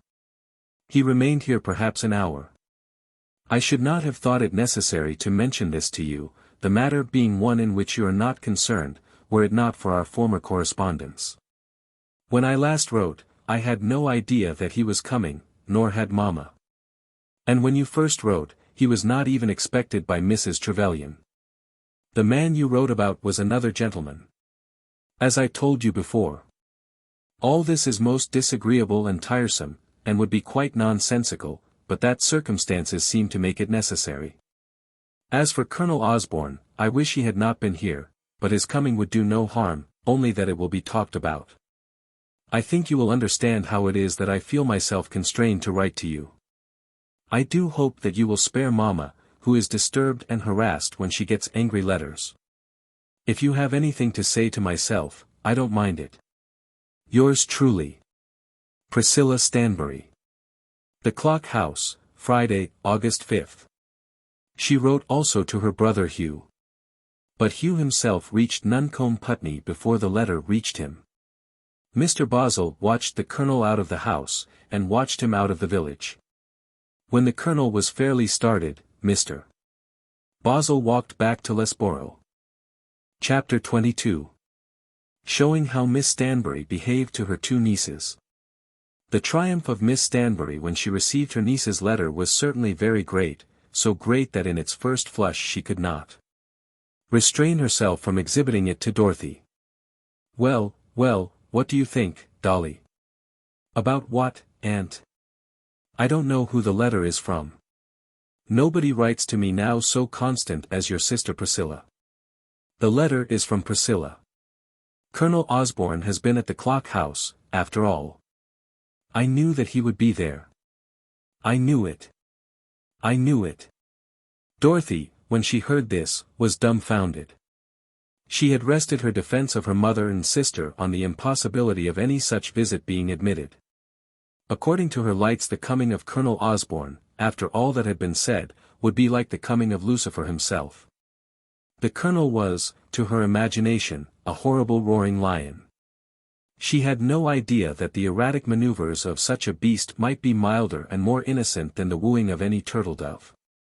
She would have asked whether the roaring lion had gone away again, and, if so, whether he had taken his prey with him, were it not that she was too much frightened at the moment to ask any question. That her mother and sister should have been wilfully concerned in such iniquity was quite incredible to her, but yet she did not know how to defend them. But are you quite sure of it, Aunt Stanbury? May there not be another mistake?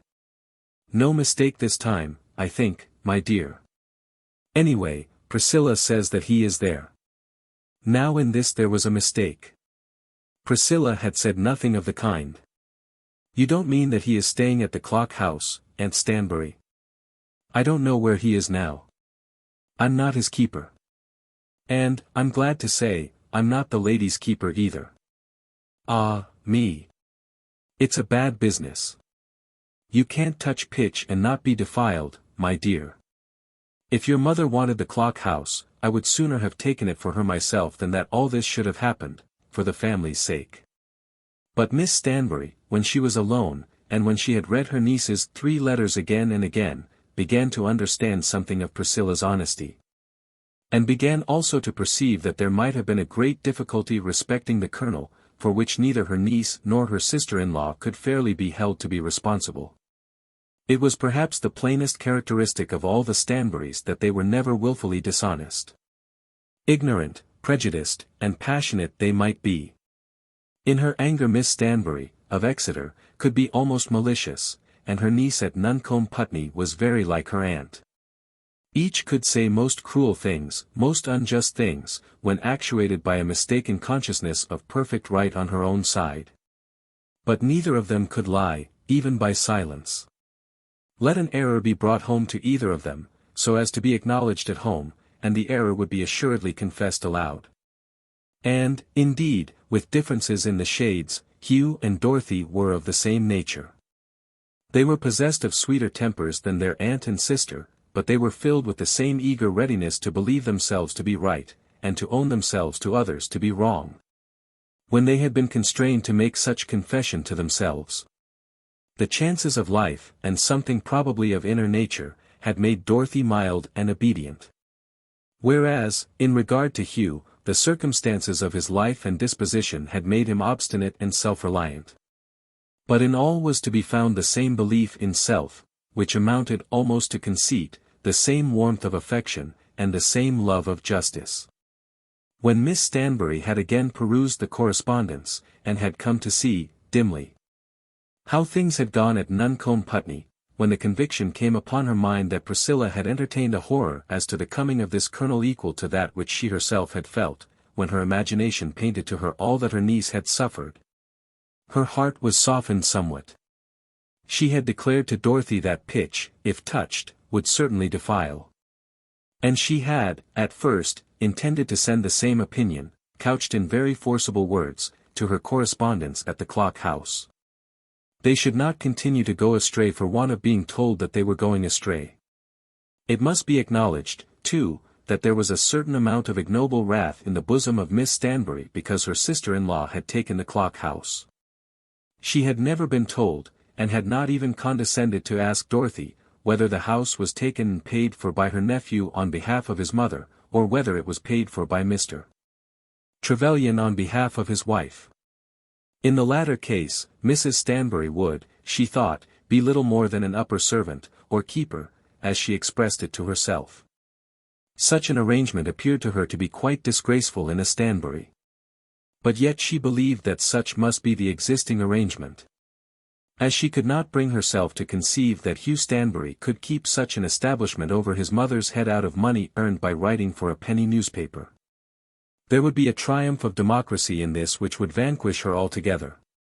She had, therefore, been anxious enough to trample on Priscilla and upon all the affairs of the Clock House. But yet she had been unable to ignore the nobility of Priscilla's truth, and having acknowledged it to herself she found herself compelled to acknowledge it aloud. She sat down to think in silence, and it was not till she had fortified herself by her first draught of beer, and till she had finished her first portion of bread and cheese, that she spoke. "I have written to your sister herself, this time," she said. "I don't know that I ever wrote a line to her before in my life." Poor Priscilla! Dorothy did not mean to be severe on her aunt, either in regard to the letters which had not been written, or to the one letter which now had been written. But Dorothy pitied her sister, whom she felt to be in trouble. "Well, I don't know about her being so poor. Priscilla, I'll be bound, thinks as well of herself as any of us do." "She'd cut her fingers off before she'd mean to do wrong," said Dorothy. "But what does that come to? What's the good of that? It isn't meaning to do right that will save us. For aught I know, the Radicals may mean to do right. Mr. Beales means to do right, perhaps. But, aunt, if everybody did the best they could—" "Tush, my dear. You are getting beyond your depth. There are such things still, thank God, as spiritual pastors and masters. Entrust yourself to them. Do what they think right." Now if aught were known in Exeter of Miss Stanbury, this was known, that if any clergyman volunteered to give to her, unasked and uninvited, counsel, either ghostly or bodily, that clergyman would be sent from her presence with a wigging which he would not soon forget. The thing had been tried more than once, and the wigging had been complete. There was no more attentive listener in church than Miss Stanbury. And she would, now and again, appeal to a clergyman on some knotty point. But for the ordinary authority of spiritual pastors and masters she showed more of abstract reverence than of practical obedience. "I'm sure Priscilla does the best she can," said Dorothy, going back to the old subject.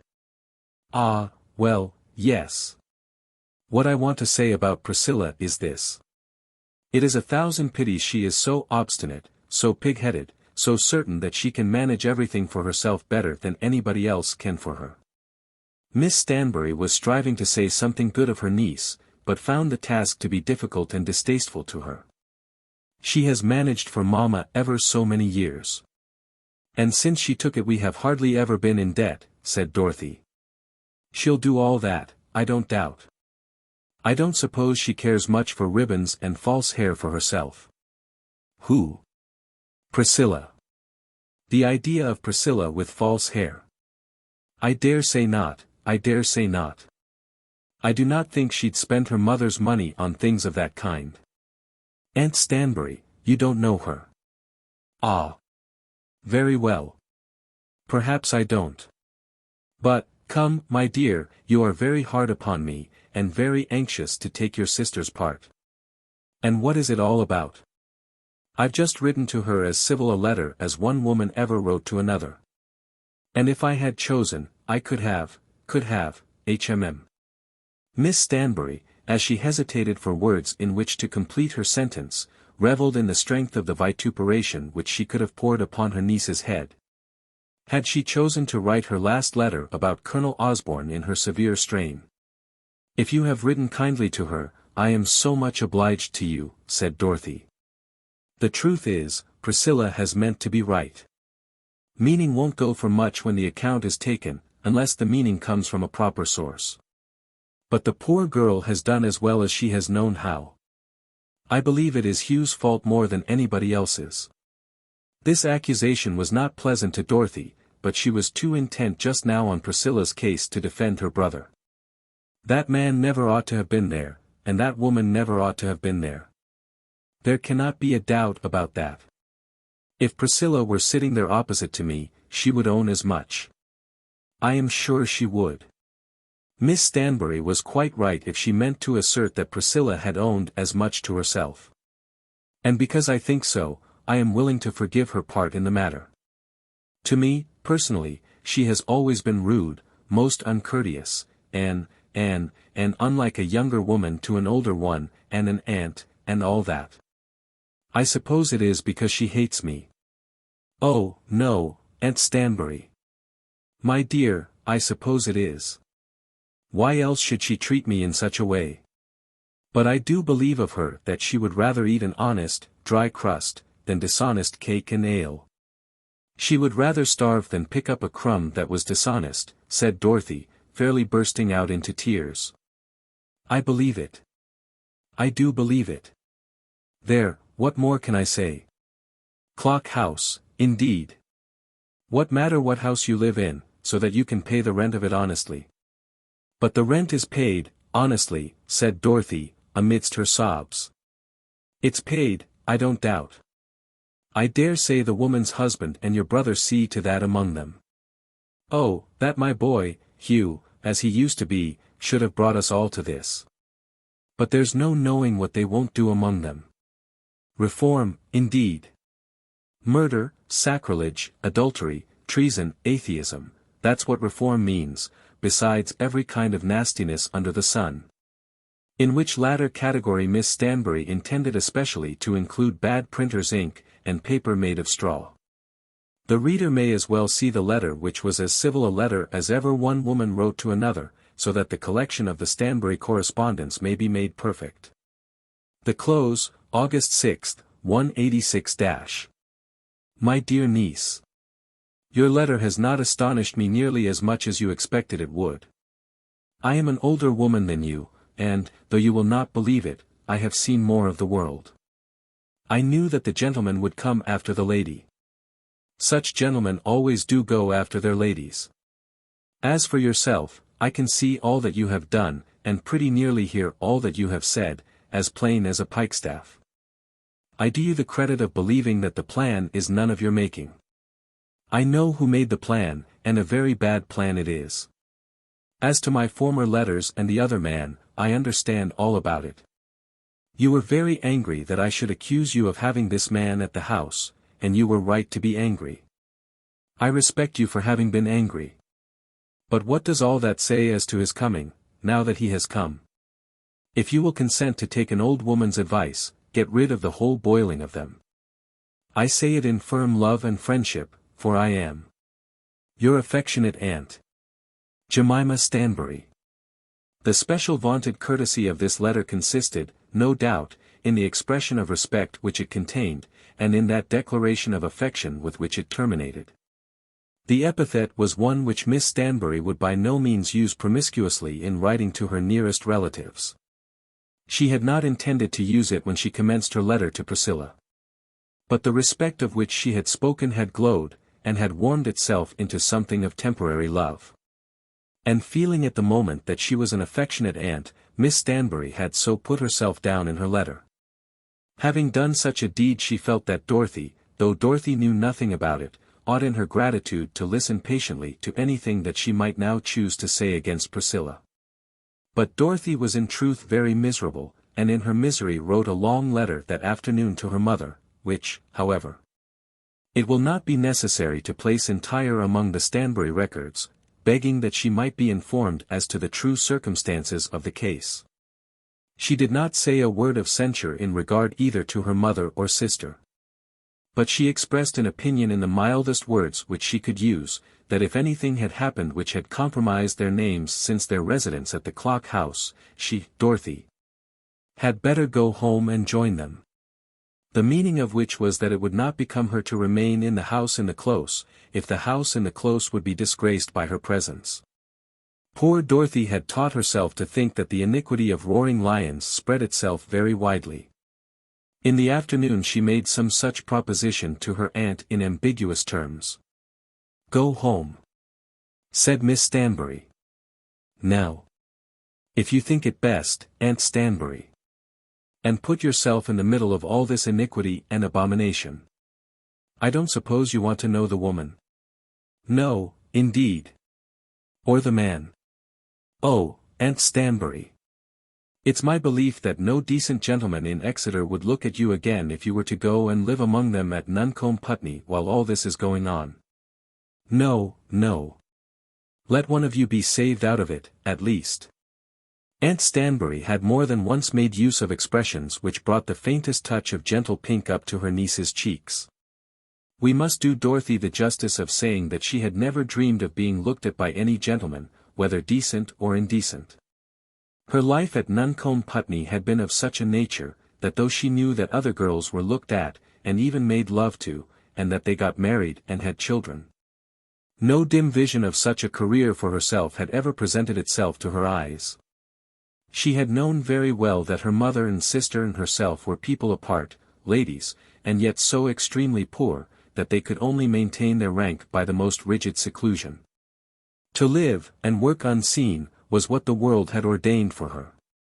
Then her call to Exeter had come upon her, and she had conceived that she was henceforth to be the humble companion of a very imperious old aunt. Her aunt, indeed, was imperious, but did not seem to require humility in her companion. All the good things that were eaten and drunk were divided between them with the strictest impartiality. Dorothy's cushion and hassock in the church and in the cathedral were the same as her aunt's. Her bedroom was made very comfortable for her. Her aunt never gave her any orders before company, and always spoke of her before the servants as one whom they were to obey and respect. Gradually Dorothy came to understand the meaning of this. But her aunt would sometimes say things about young men which she did not quite understand. Could it be that her aunt supposed that any young man would come and wish to marry her, Dorothy Stanbury? She herself had not quite so strong an aversion to men in general as that which Priscilla felt. But she had not as yet found that any of those whom she had seen at Exeter were peculiarly agreeable to her. Before she went to bed that night her aunt said a word to her which startled her more than she had ever been startled before. On that evening Miss Stanbury had a few friends to drink tea with her.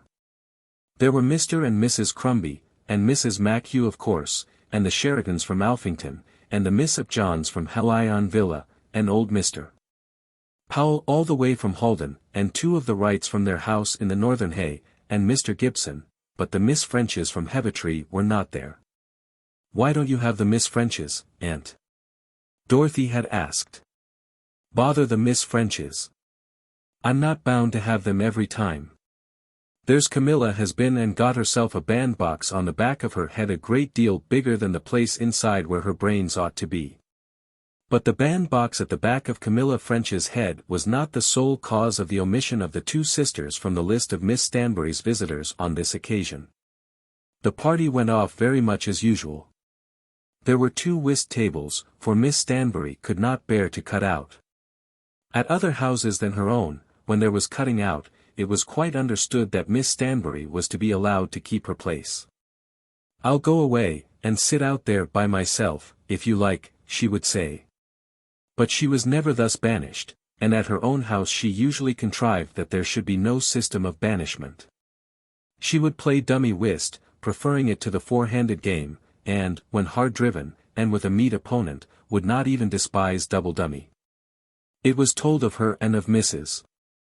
Machew that they had played double dummy for a whole evening together, and they who were given to calumny had declared that the candles on that evening had been lighted very early.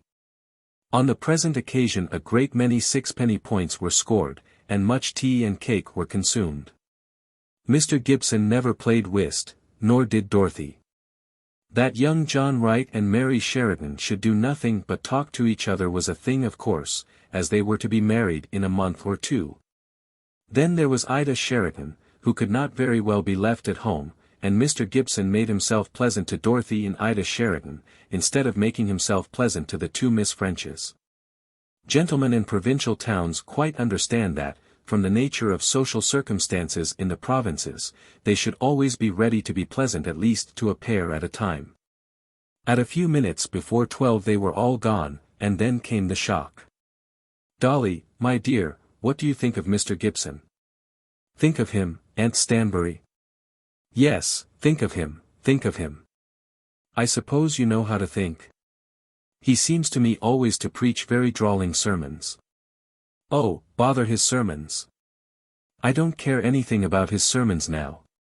He is a very good clergyman, and the Dean thinks very much about him."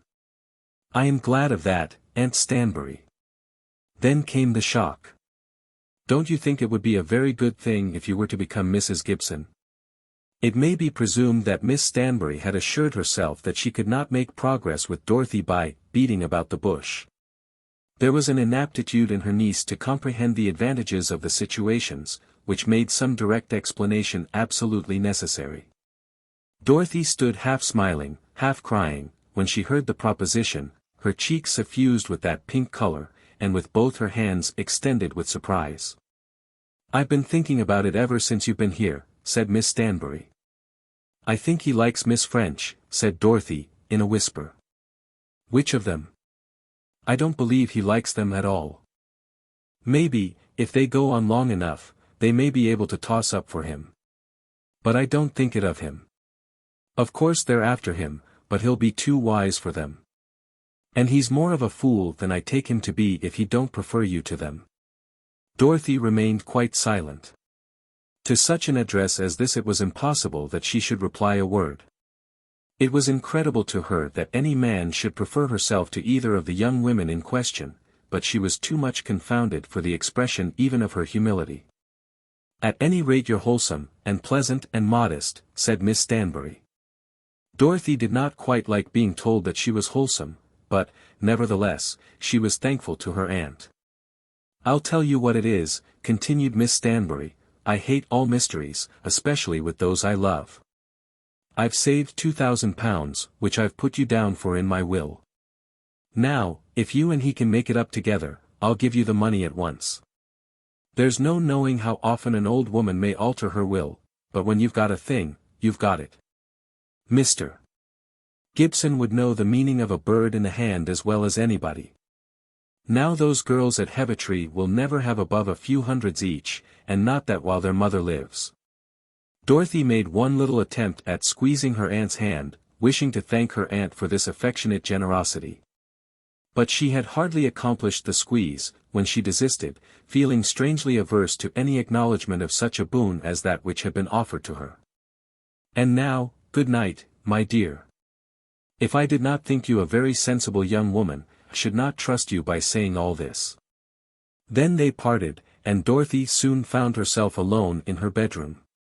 To have a husband of her own, a perfect gentleman too, and a clergyman, and to go to him with a fortune. She believed that £2,000 represented nearly 100 a year. It was a large fortune in those parts, according to her understanding of ladies' fortunes. And that she, the humblest of the humble, should be selected for so honourable a position. She had never quite known, quite understood as yet, whether she had made good her footing in her aunt's house in a manner pleasant to her aunt. More than once or twice she had spoken even of going back to her mother, and things had been said which had almost made her think that her aunt had been angry with her. But now, after a month or two of joint residence, her aunt was offering to her £2,000 and a husband. But was it within her aunt's power to offer to her the husband? Mr. Gibson had always been very civil to her. She had spoken more to Mr. Gibson than to any other man in Exeter. But it had never occurred to her for a moment that Mr. Gibson had any special liking for her. Was it probable that he would ever entertain any feeling of that kind for her? It certainly had occurred to her before now that Mr. Gibson was sometimes bored by the Miss Frenches, but then gentlemen do get bored by ladies. And at last she asked herself another question: had she any special liking for Mr. Gibson? As far as she understood such matters, everything was blank there. Thinking of that other question, she went to sleep. Chapter 23. Colonel Osborne and Mr. Bozzle returned to London. Hugh Stanbury went down on the Saturday, by the early express to Exeter, on his road to Lesborough. He took his ticket through to Lesborough, not purposing to stay at Exeter. But, from the exigencies of the various trains, it was necessary that he should remain for half an hour at the Exeter station. This took place on the Saturday, and Colonel Osborne's visit to the Clock House had been made on the Friday. Colonel Osborne had returned to Lesborough, had slept again at Mrs. Clegg's house, and returned to London on the Saturday. It so happened that he also was obliged to spend half an hour at the Exeter station, and that his half hour, and Hugh Stanbury's half hour, were one and the same. They met, therefore, as a matter of course, upon the platform. Stanbury was the first to see the other, and he found that he must determine on the spur of the moment what he would say, and what he would do. He had received no direct commission from Trevelyan as to his meeting with Colonel Osborne. Trevelyan had declared that, as to the matter of quarrelling, he meant to retain the privilege of doing that for himself. But Stanbury had quite understood that this was only the vague expression of an angry man. The colonel had taken a glass of sherry, and had lighted a cigar, and was quite comfortable, having thrown aside, for a time, that consciousness of the futility of his journey which had perplexed him, when Stanbury accosted him. "What? Mr. Stanbury, how do you do? Fine day, isn't it? Are you going up or down?" "I'm going to see my own people at Nuncombe Putney, a village beyond Lesborough," said Hugh. "Ah, indeed." Colonel Osborne of course perceived at once that as this man was going to the house at which he had just been visiting, it would be better that he should himself explain what he had done. If he were to allow this mention of Nuncombe Putney to pass without saying that he himself had been there, he would be convicted of at least some purpose of secrecy in what he had been doing. "Very strange," said he, "I was at Nuncombe Putney myself yesterday." "I know you were," said Stanbury. "And how did you know it?" There had been a tone of anger in Stanbury's voice which Colonel Osborne had at once appreciated, and which made him assume a similar tone. As they spoke there was a man standing in a corner close by the bookstall, with his eye upon them, and that man was Bozzle, the ex-policeman, who was doing his duty with sedulous activity by seeing the colonel back to London. Now Bozzle did not know Hugh Stanbury, and was angry with himself that he should be so ignorant. It is the pride of a detective ex-policeman to know everybody that comes in his way. "Well, I had been so informed. My friend Trevelyan knew that you were there, or that you were going there." "I don't care who knew that I was going there," said the colonel. "I won't pretend to understand how that may be, Colonel Osborne. But I think you must be aware, after what took place in Curzon Street, that it would have been better that you should not have attempted to see Mrs. Trevelyan. Whether you have seen her I do not know. What business is it of yours, Mr. Stanbury, whether I have seen that lady or not? Unhappily for me, her husband has made it my business. Very unhappily for you, I should say. And the lady is staying at my mother's house. I presume the lady is not a prisoner in your mother's house, and that your mother's hospitality is not so restricted but that her guest may see an old friend under her roof." This Colonel Osborne said with an assumed look of almost righteous indignation, which was not at all lost upon Bozzle. They had returned back towards the bookstall, and Bozzle, with his eyes fixed on a copy of the Dr. which he had just bought, was straining his ears to the utmost to catch what was being said. "You best know whether you have seen her or not." "I have seen her." "Then I shall take leave to tell you, Colonel Osborne, that you have acted in a most unfriendly way, and have done that which must tend to keep an affectionate husband apart from his wife." "Sir, I don't at all understand this kind of thing addressed to me. The father of the lady you are speaking of has been my most intimate friend for 30 years. After all, the colonel was a mean man when he could take pride in his youth, and defend himself on the score of his age, in one and the same proceeding. I have nothing further to say, replied Stanbury.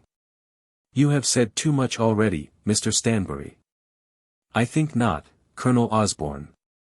You have, I fear, done an incredible deal of mischief by going to Nuncombe Putney, and, after all that you have heard on the subject, you must have known that it would be mischievous. I cannot understand how you can force yourself about a man's wife against the man's expressed wish. Sir, I didn't force myself upon anybody. Sir, I went down to see an old friend, and a remarkable piece of antiquity. And, when another old friend was in the neighborhood, close by, one of the oldest friends I have in the world, wasn't I to go and see her? God bless my soul. What business is it of yours? I never heard such impudence in my life. Let the charitable reader suppose that Colonel Osborne did not know that he was lying, that he really thought, when he spoke, that he had gone down to Milborough, to see the remarkable piece of antiquity.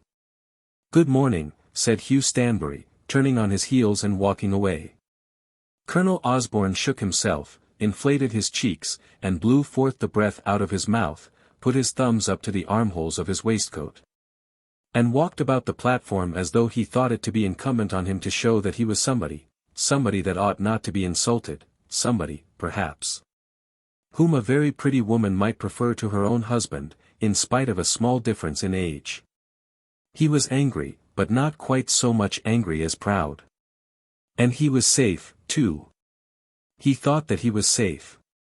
When he should come to account for himself and his actions to his old friend, Sir Marmaduke, he felt that he would be able to show that he had been, in all respects, true to friendship. Sir Marmaduke had unfortunately given his daughter to a jealous, disagreeable fellow, and the fault all lay in that. As for Hugh Stanbury, he would simply despise Hugh Stanbury, and have done with it. Mr. Bozzle, though he had worked hard in the cause, had heard but a word or two. Eavesdroppers seldom do hear more than that. A porter had already told him who was Hugh Stanbury, that he was Mr. Hugh Stanbury, and that his aunt lived at Exeter. And Bozzle, knowing that the lady about whom he was concerned was living with a Mrs. Stanbury at the house he had been watching, put two and two together with his natural cleverness. God bless my soul. What business is it of yours? Those words were nearly all that Bozzle had been able to hear, but even those sufficiently indicated a quarrel. The lady was living with Mrs. Stanbury, having been so placed by her husband, and young Stanbury was taking the lady's part. Bozzle began to fear that the husband had not confided in him with that perfect faith which he felt to be essentially necessary to the adequate performance of the duties of his great profession.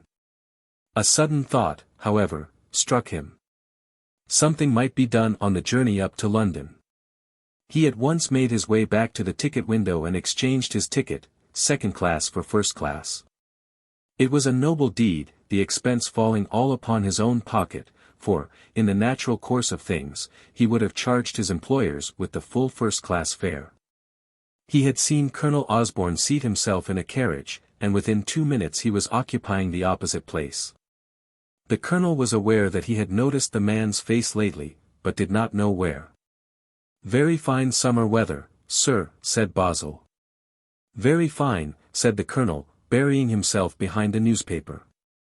They is getting up their wheat nicely in these parts, sir. The answer to this was no more than a grunt. But Bozzle was not offended. Not to be offended is the special duty of all policemen, in and out of office, and the journey from Exeter to London was long, and was all before him. A very nice little secluded village is Nuncombe Putney, said Bozzle, as the train was leaving the Salisbury station. At Salisbury 2 ladies had left the carriage, no one else had got in, and Bozzle was alone with the colonel.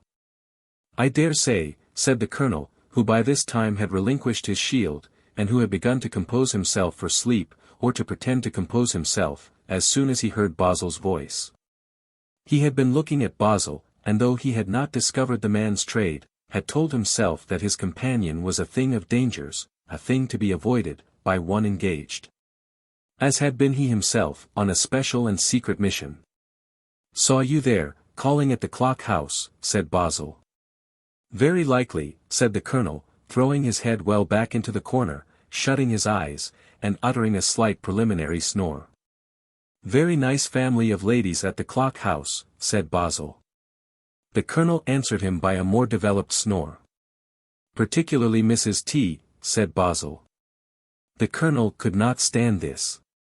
He was so closely implicated with Mrs. Trevelyan at the present moment that he could not omit to notice an address so made to him. "What the devil is that to you, sir?"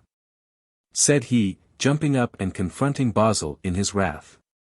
But policemen have always this advantage in their difficulties, that they know to a fraction what the wrath of men is worth, and what it can do. Sometimes it can dismiss a policeman, and sometimes break his head.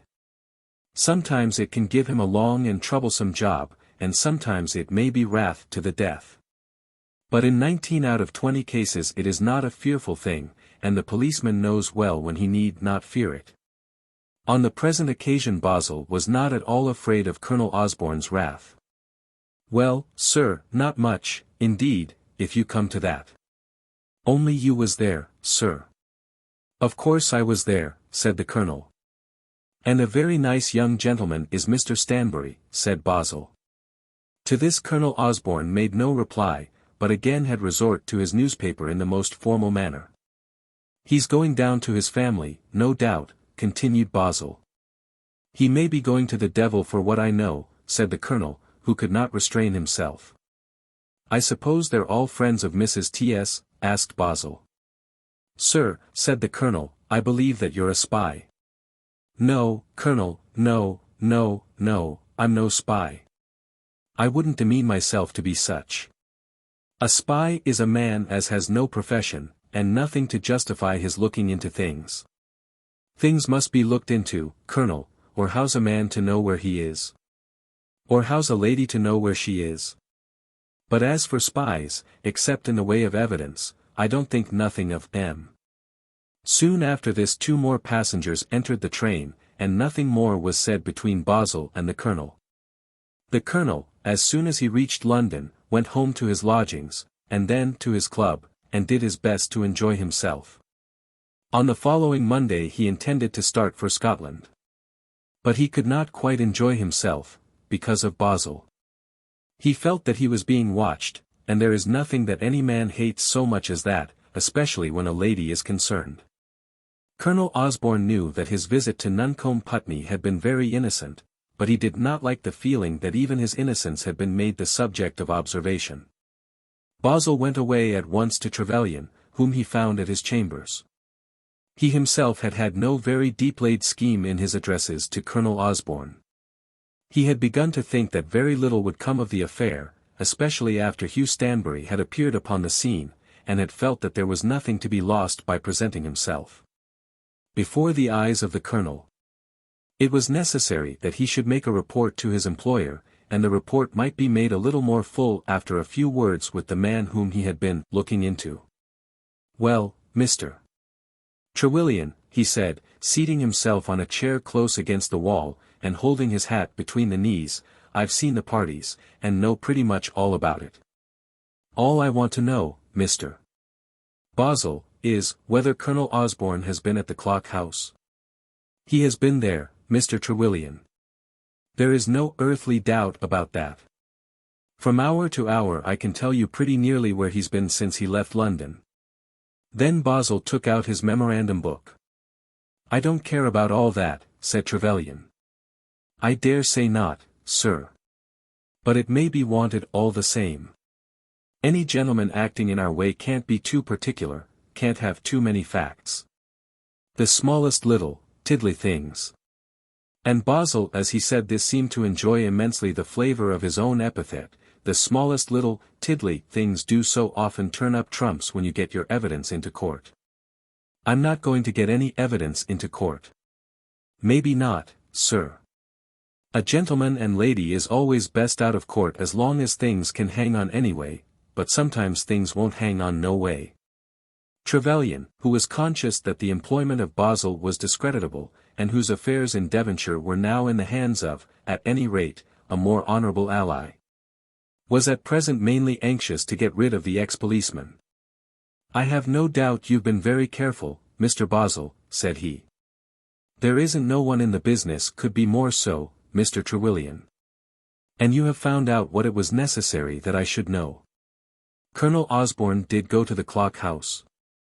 Was let in at the front door on Friday the 5th, by Sarah French, the housemaid, at 10:37 a.m., and was let out again by the same young woman at 11:41 a.m. Perhaps you'd like to have a copy of the entry, Mr. Trewilian? No, no, no. It doesn't matter. Of course it'll be with me when it's wanted. Who was with him, exactly, at that time, I can't say.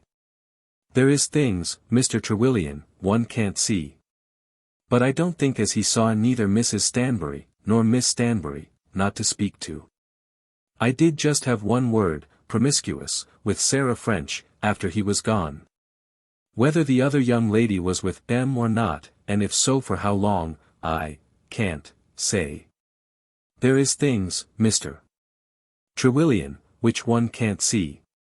How Trevelyan hated the man as he went on with his odious details, details not one of which possessed the slightest importance. It's all right, I dare say, Mr. Bozzle. And now about the account. Quite so, Mr. Trewilian. But there was one question, just one question.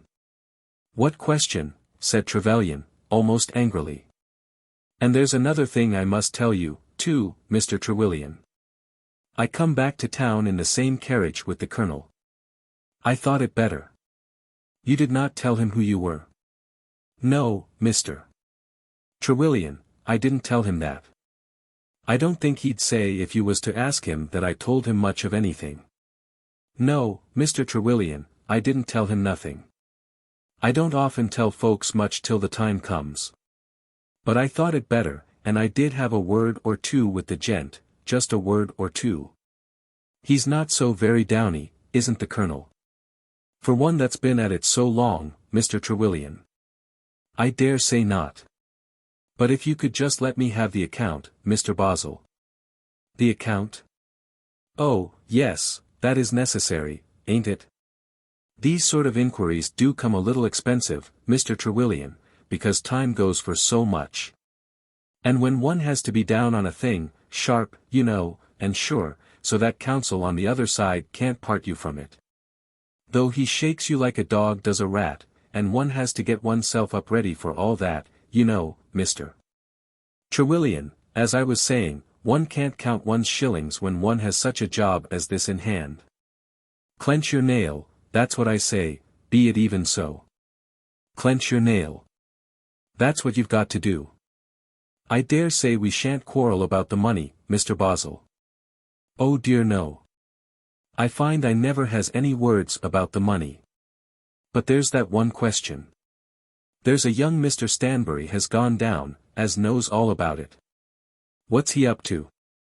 He's my particular friend, said Trevelyan. O.H. He do know all about it, then. We needn't talk about that, if you please, Mr. Bozzle. Because there was words between him and the Colonel upon the platform, and very angry words. The young man went at the Colonel quite open-mouthed, savage-like. It's not the way such things should be done, Mr. Trewilian, and though of course it's not for me to speak. She's your lady, still, when you has got a thing of this kind in hand, one head is better than a dozen. As for myself, Mr. Trewilian, I never wouldn't look at a case, not if I knew it, unless I was to have it all to myself. But of course there was no bargain, and so I says nothing. After considerable delay the bill was made out on the spot, Mr. Bozzle copying down the figures painfully from his memorandum book, with his head much inclined on one side. Trevelyan asked him, almost in despair, to name the one sum, but this Bozzle declined to do, saying that right was right. He had a scale of pilfering of his own, to which he had easily reconciled his conscience, and beyond that he prided himself on the honesty of his accounts. At last the bill was made out, was paid, and Bozzle was gone. Trevelyan, when he was alone, threw himself back on a sofa, and almost wept in despair. To what a depth of degradation had he not been reduced? Chapter 24. Niddon Park. As Hugh Stanbury went over to Lesborough, and from thence to Nuncombe Putney, He thought more of himself and Nora Rowley than he did of Mr. and Mrs. Trevelyan. As to Mrs. Trevelyan and Colonel Osborne, he felt that he knew everything that it was necessary that he should know. The man had been there, and had seen Mrs. Trevelyan. Of that there could be no doubt. That Colonel Osborne had been wickedly indifferent to the evil consequences of such a visit, and that all the women concerned had been most foolish in permitting him to make it, was his present conviction. But he did not for a moment doubt that the visit had in itself been of all things the most innocent. Trevelyan had sworn that if his wife received the man at Nuncombe Putney, he would never see her again. She had seen him, and this oath would be remembered, and there would be increased difficulties. But these difficulties, whatever they might be, must be overcome. When he had told himself this, then he allowed his mind to settle itself on Nora Rowley. Hitherto he had known Miss Rowley only as a fashionable girl living with the wife of an intimate friend of his own in London. He had never been staying in the same house with her. Circumstances had never given to him the opportunity of assuming the manner of an intimate friend, justifying him in giving advice, and authorizing him to assume that semi-paternal tone which is by far the easiest preliminary to love-making.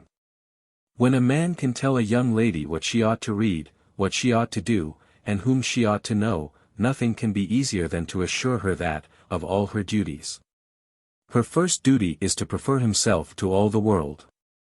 And any young lady who has consented to receive lessons from such a teacher, will generally be willing to receive this special lesson among others. But Stanbury had hitherto had no such opportunities. In London Miss Rowley had been a fashionable young lady, living in Mayfair, and he had been, well, anything but a fashionable young man. Nevertheless, he had seen her often, had sat by her very frequently, was quite sure that he loved her dearly, and had, perhaps, some self-flattering idea in his mind that had he stuck to his honourable profession as a barrister, and were he possessed of some comfortable little fortune of his own, he might, perhaps, have been able, after due siege operations, to make this charming young woman his own.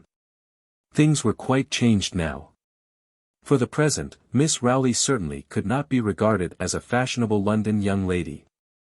The house in which he would see her was, in some sort, his own. He would be sleeping under the same roof with her, and would have all the advantages which such a position could give him. He would have no difficulty now in asking, if he should choose to ask. And he thought that she might be somewhat softer, somewhat more likely to yield at Nuncombe Putney, than she would have been in London. She was at Nuncombe in weak circumstances, to a certain degree friendless, with none of the excitement of society around her, with no elder sons buzzing about her and filling her mind, if not her heart, with the glories of luxurious primogeniture. Hugh Stanbury certainly did not dream that any special elder son had as yet been so attracted as to have made a journey to Nuncombe Putney on Nora's behalf. But should he on this account, because she would be, as it were, without means of defence from his attack, should he therefore take advantage of her weakness?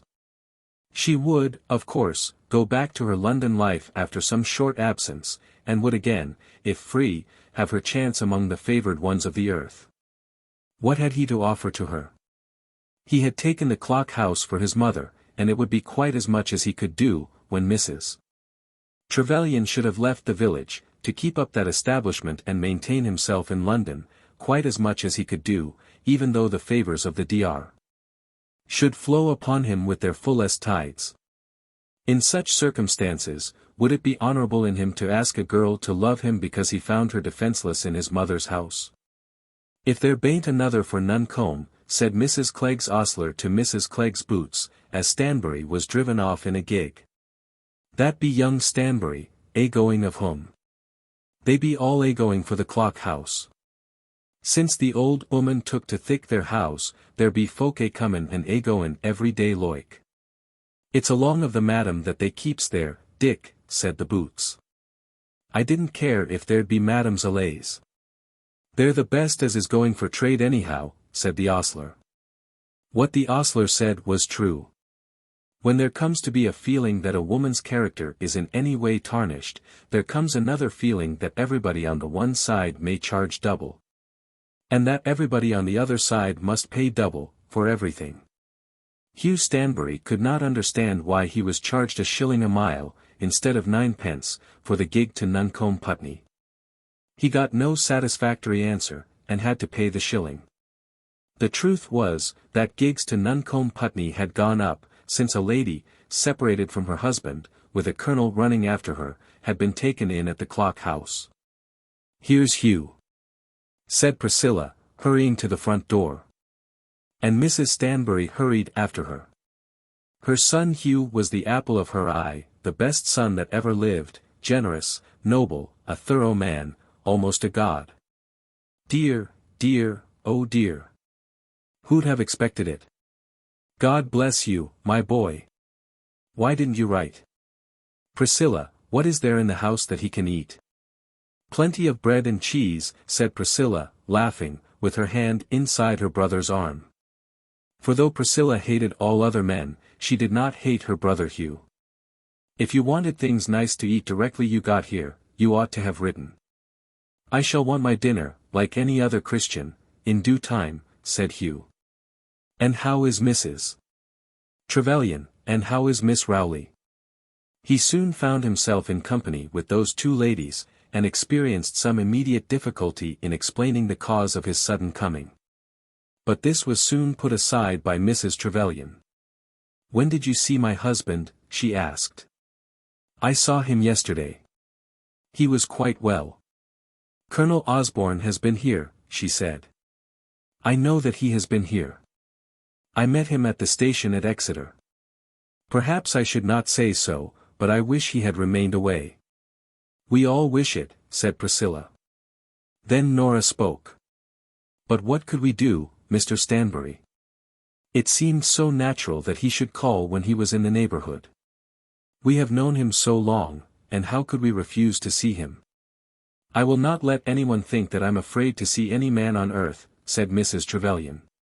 If he had ever in his life said a word that he should not have said, a word that would have been an insult, of course it would have been different. But the notion of it is preposterous. Why should I not have seen him? I think he was wrong to come, said Hugh. Of course he was wrong, wickedly wrong, said Priscilla. Stanbury, finding that the subject was openly discussed between them, declared plainly the mission that had brought him to Nuncombe. Trevelyan heard that he was coming, and asked me to let him know the truth. Now you can tell him the truth, said Mrs. Trevelyan, with something of indignation in her tone, as though she thought that Stanbury had taken upon himself a task of which he ought to be ashamed. But Colonel Osborne came specially to pay a visit to Cockchaffington, said Nora, and not to see us. Louis ought to know that. Nora, how can you demean yourself to care about such trash? Said Mrs. Trevelyan. Who cares why he came here? His visit to me was a thing of course. If Mr. Trevelyan disapproves of it, let him say so, and not send secret messengers. Am I a secret messenger? Said Hugh Stanbury. There has been a man here, inquiring of the servants, said Priscilla. So that odious Bozzle had made his foul mission known to them. Stanbury, however, thought it best to say nothing of Bozzle, not to acknowledge that he had ever heard of Bozzle. I am sure Mrs. Trevelyan does not mean you, said Priscilla. I do not know what I mean, said Mrs. Trevelyan. I am so harassed and fevered by these suspicions that I am driven nearly mad. Then she left the room for a minute and returned with 2 letters.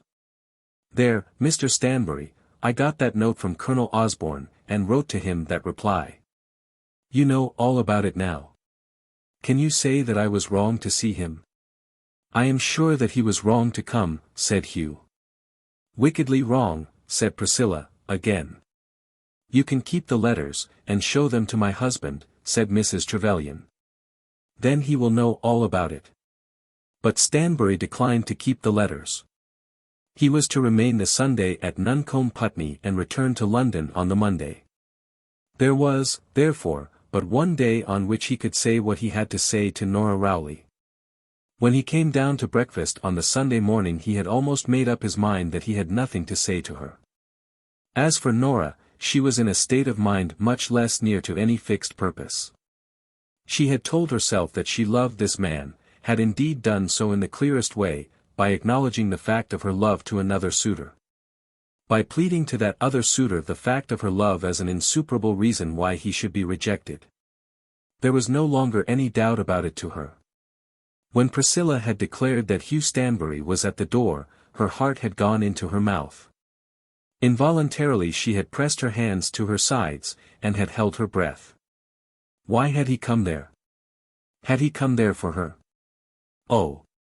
If he had come there for her, and if she might dare to forget all the future, how sweet, sweetest of all things in heaven or earth, might be an August evening with him among the lanes. But she, too, had endeavoured to be very prudent. She had told herself that she was quite unfit to be the wife of a poor man, that she would be only a burden round his neck, and not an aid to him. And in so telling herself, she had told herself also that she had been a fool not to accept Mr. Glascock. She should have dragged out from her heart the image of this man who had never even whispered a word of love in her ears. And should have constrained herself to receive with affection a man in loving whom there ought to be no difficulty. But when she had been repeating those lessons to herself, Hugh Stanbury had not been in the house.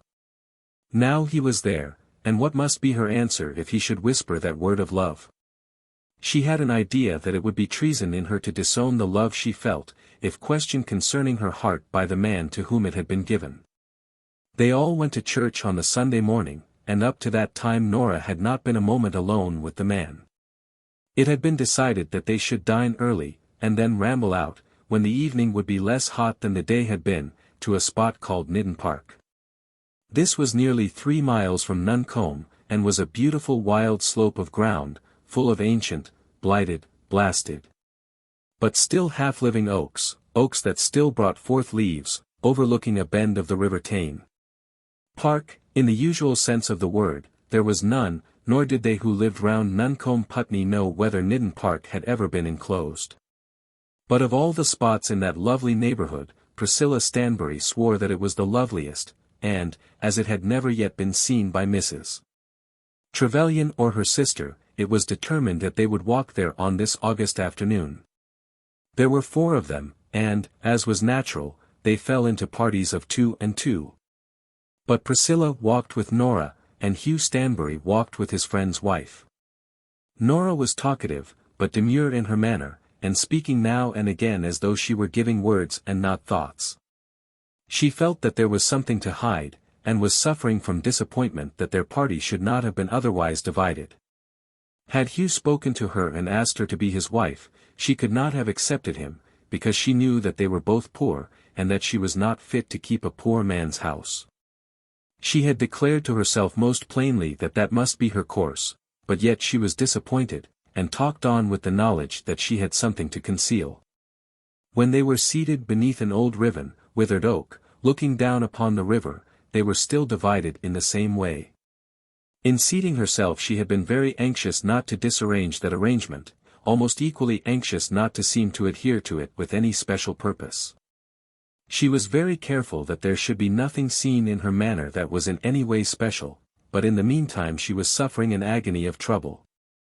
He did not care for her in the least. She was becoming sure of that. She had given all her love to a man who had none to give her in return.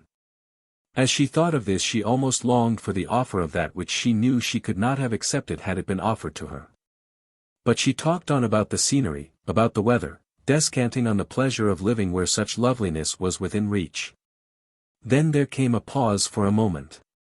"Nora," said Priscilla, "I do not know what you are thinking about, but it is not of the beauty of Niddon Park." Then there came a faint sound as of an hysterical sob, and then a gurgle in the throat, and then a pretence at laughter. "I don't believe I am thinking of anything at all," said Nora. After which Hugh insisted on descending to the bank of the river, but, as the necessity of reclimbing the slope was quite manifest, none of the girls would go with him. "Come, Miss Rowley," said he, "will you not show them that a lady can go up and down a hill as well as a man?" "I had rather not go up and down the hill," said she. Then he understood that she was angry with him, and in some sort surmised the cause of her anger. Not that he believed that she loved him. But it seemed possible to him that she resented the absence of his attention. He went down, and scrambled out on the rocks into the bed of the river, while the girls above looked down upon him, watching the leaps that he made. Priscilla and Mrs. Trevelyan called to him, bidding him beware, but Nora called not at all. He was whistling as he made his jumps, but still he heard their voices, and knew that he did not hear Nora's voice. He poised himself on the edge of a rock in the middle of the stream, and looked up the river and down the river, turning himself carefully on his narrow foothold, but he was thinking only of Nora. Could there be anything nobler than to struggle on with her, if she only would be willing? But then she was young. And should she yield to such a request from him, she would not know what she was yielding. He turned again, jumping from rock to rock till he reached the bank, and then made his way again up to the withered oak. "You would not have repented it if you had come down with me," he said to Nora. "I am not so sure of that," she answered. When they started to return she stepped on gallantly with Priscilla. But Priscilla was stopped by some chance, having some word to say to her brother, having some other word to say to Mrs. Trevelyan. Could it be that her austerity had been softened, and that in kindness she contrived that Nora should be left some yards behind them with her brother? Whether it were kindness, or an unkind error, so it was. Nora, when she perceived what destiny was doing for her, would not interfere with destiny. If he chose to speak to her she would hear him and would answer him. She knew very well what answer she would give him. She had her answer quite ready at her fingers' ends. There was no doubt about her answer. They had walked half a mile together and he had spoken of nothing but the scenery. She had endeavoured to appear to be excited. Oh, yes, the scenery of Devonshire was delightful. She hardly wanted anything more to make her happy. If only this misery respecting her sister could be set right. "And you yourself," said he, "do you mean that there is nothing you want in leaving London?" "Not much, indeed. It sometimes seemed to me that that kind of life was very pleasant to you." "What kind of life, Mr. Stanbury?" "The life that you were living, going out, being admired, and having the rich and dainty all around you." "I don't dislike people because they are rich," she said. "No, nor do I. And I despise those who affect to dislike them. But all cannot be rich. Nor all dainty, as you choose to call them. But they who have once been dainty, as I call them, never like to divest themselves of their daintiness. You have been one of the dainty, Miss Rowley." "Have I?" "Certainly. I doubt whether you would be happy if you thought that your daintiness had departed from you. I hope, Mr. Stanbury, that nothing nice and pleasant has departed from me. If I have ever been dainty I hope I may remain. I will never, at any rate, give it up of my own accord." Why she said this, she could never explain to herself. She had certainly not intended to rebuff him when she had been saying it. But he spoke not a word to her further as they walked home, either of her mode of life or of his own. Chapter 25. Hugh Stanbury smokes his pipe. Nora Rowley, when she went to bed, after her walk to Niddon Park in company with Hugh Stanbury, was full of wrath against him. But she could not own her anger to herself, nor could she even confess to herself, though she was breaking her heart, that there really existed for her the slightest cause of grief. But why had he been so stern to her? Why had he gone out of his way to be uncivil to her? He had called her dainty, meaning to imply by the epithet that she was one of the butterflies of the day, caring for nothing but sunshine and an opportunity of fluttering her silly wings. She had understood well what he meant. Of course he was right to be cold to her if his heart was cold, but he need not have insulted her by his ill-concealed rebukes. Had he been kind to her, he might have rebuked her as much as he liked. She quite appreciated the delightful intimacy of a loving word of counsel from the man she loved. How nice it is, as it were, to play at marriage. And to hear beforehand something of the pleasant weight of gentle marital authority. But there had been nothing of that in his manner to her. He had told her that she was dainty, and had so told it her, as she thought, that she might learn thereby, that under no circumstances would he have any other tale to tell her. If he had no other tale, why had he not been silent? Did he think that she was subject to his rebuke merely because she lived under his mother's roof? She would soon show him that her residence at the Clock House gave him no such authority over her. Then, amidst her wrath and despair, she cried herself asleep. While she was sobbing in bed, he was sitting, with a short, black pipe stuck into his mouth, on the corner of the churchyard wall opposite. Before he had left the house he and Priscilla had spoken together for some minutes about Mrs. Trevelyan. "Of course she was wrong to see him," said Priscilla. "I hesitate to wound her by so saying, because she has been ill-used, though I did tell her so, when she asked me. She could have lost nothing by declining his visit. The worst of it is that Trevelyan swears that he will never receive her again if she received him." "He must unswear it," said Priscilla, "that is all. It is out of the question that a man should take a girl from her home, and make her his wife, and then throw her off for so little of an offence as this. She might compel him by law to take her back. What would she get by that?" "Little enough," said Priscilla, "and it was little enough she got by marrying him. She would have had bread, and meat, and raiment without being married, I suppose. But it was a love match." "Yes, and now she is at Nuncombe Putney, and he is roaming about in London. He has to pay ever so much a year for his love match, and she is crushed into nothing by it. How long will she have to remain here, Hugh?" "How can I say? I suppose there is no reason against her remaining as far as you are concerned?" "For me personally, none. Were she much worse than I think she is, I should not care in the least for myself, if I thought that we were doing her good, helping to bring her back. She can't hurt me. I am so fixed, and dry, and established, that nothing anybody says will affect me. But Mama doesn't like it." "What is it she dislikes?" "The idea that she is harboring a married woman, of whom people say, at least, that she has a lover. Is she to be turned out because people are slanderers? Why should Mama suffer because this woman, who is a stranger to her, has been imprudent? If she were your wife, Hugh." "God forbid. If we were in any way bound to her, of course we would do our duty. But if it makes Mama unhappy I am sure you will not press it. I think Mrs. Merton has spoken to her. And then Aunt Stanbury has written such letters. Who cares for Aunt Jemima? Everybody cares for her, except you and I. And now this man who has been here asking the servant questions has upset her greatly. Even your coming has done so, knowing, as she does, that you have come, not to see us, but to make inquiries about Mrs. Trevelyan.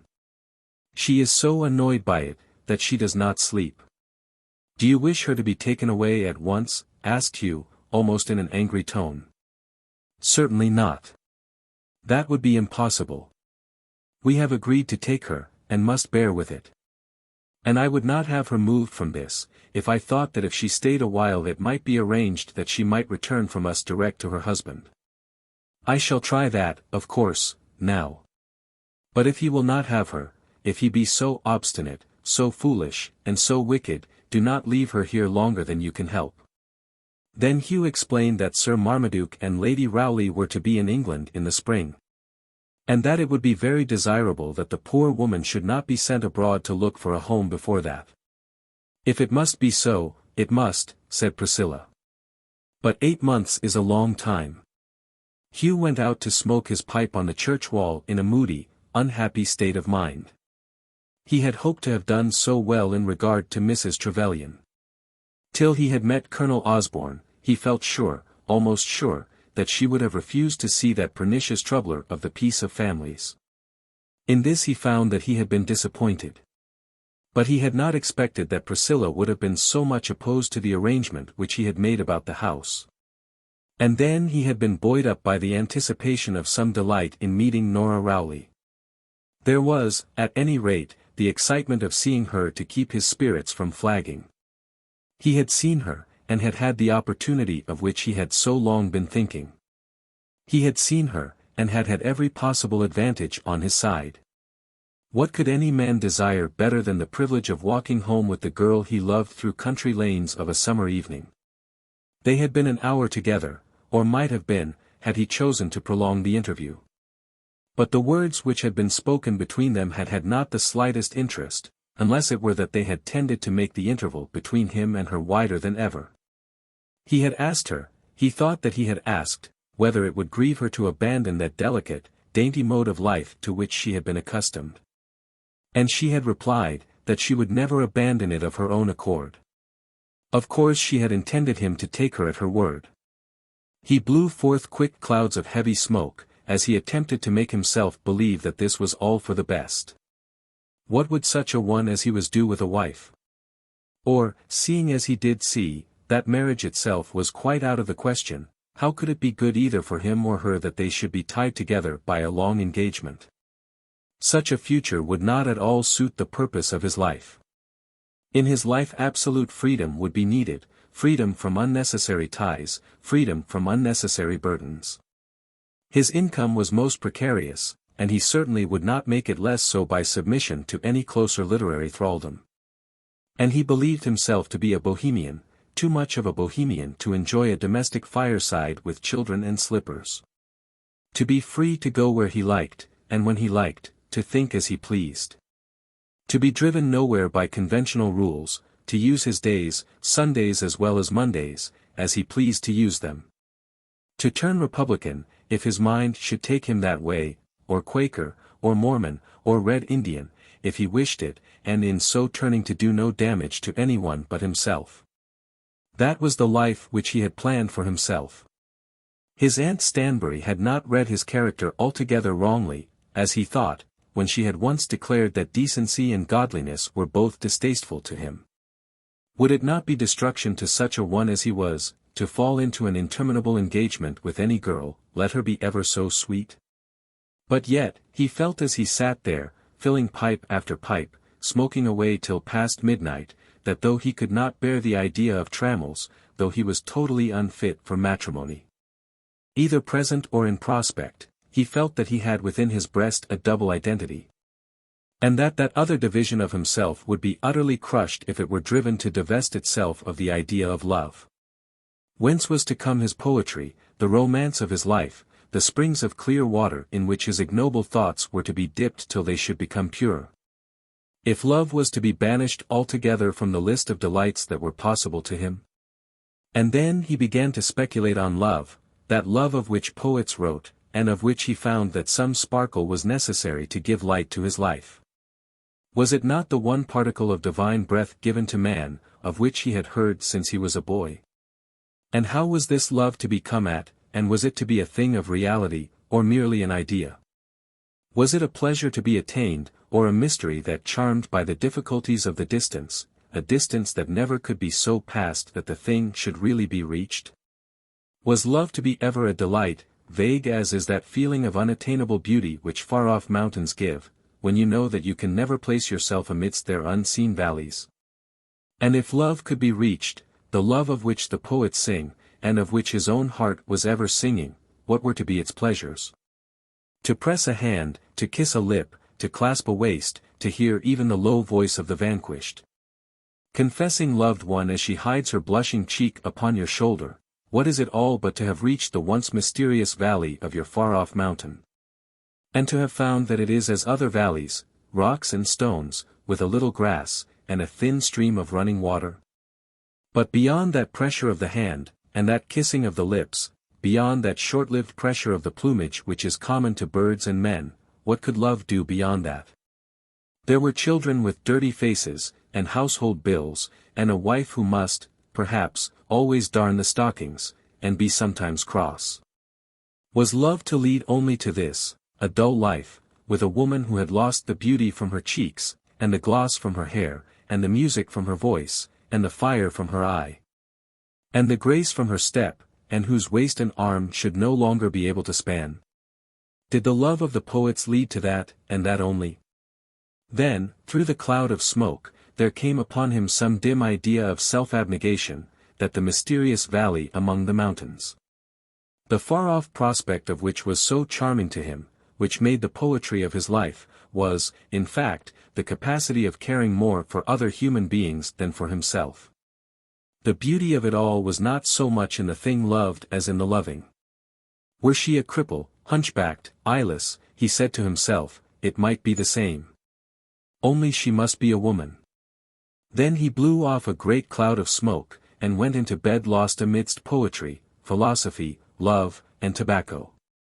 It had been arranged overnight that he was to start the next morning at 7:30, and Priscilla had promised to give him his breakfast before he went.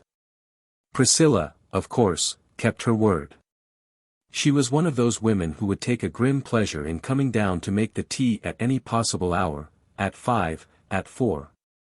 If it were needed, and who would never want to go to bed again when the ceremony was performed. But when Nora made her appearance, Nora, who had been called dainty, both Priscilla and Hugh were surprised. They could not say why she was there, nor could Nora tell herself. She had not forgiven him. She had no thought of being gentle and loving to him. She declared to herself that she had no wish of saying goodbye to him once again. But yet she was in the room, waiting for him, when he came down to his breakfast. She had been unable to sleep, and had reasoned with herself as to the absurdity of lying in bed awake, when she preferred to be up and out of the house. It was true that she had not been out of her bed at 7 any morning since she had been at Nuncombe Putney, but that was no reason why she should not be more active on this special morning. There was a noise in the house, and she never could sleep when there was a noise. She was quite sure that she was not going down because she wished to see Hugh Stanbury, but she was equally sure that it would be a disgrace to her to be deterred from going down. Simply because the man was there. So she descended to the parlour, and was standing near the open window when Stanbury bustled into the room, some quarter of an hour after the proper time. Priscilla was there also, guessing something of the truth, and speculating whether these two young people, should they love each other, would be the better or the worse for such love. There must be marriages, if only that the world might go on in accordance with the Creator's purpose. But, as far as Priscilla could see, blessed were they who were not called upon to assist in the scheme. To her eyes all days seemed to be days of wrath, and all times, times of tribulation. And it was all mere vanity and vexation of spirit. To go on and bear it till one was dead, helping others to bear it, if such help might be of avail, that was her theory of life. To make it pleasant by eating, and drinking, and dancing, or even by falling in love, was, to her mind, a vain crunching of ashes between the teeth. Not to have ill things said of her and of hers, not to be disgraced, not to be rendered incapable of some human effort. Not to have actually to starve, such was the extent of her ambition in this world.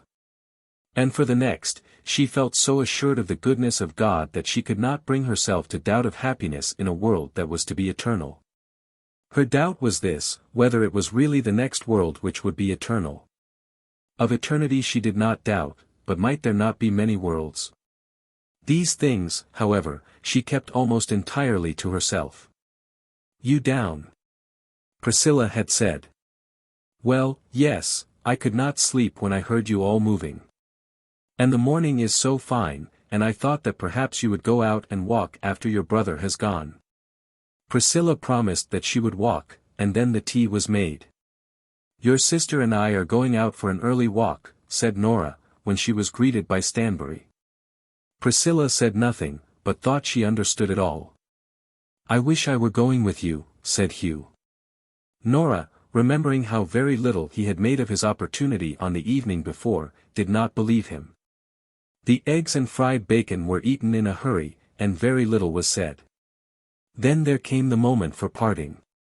The brother and sister kissed each other, and Hugh took Nora by the hand. "I hope you make yourself happy here," he said.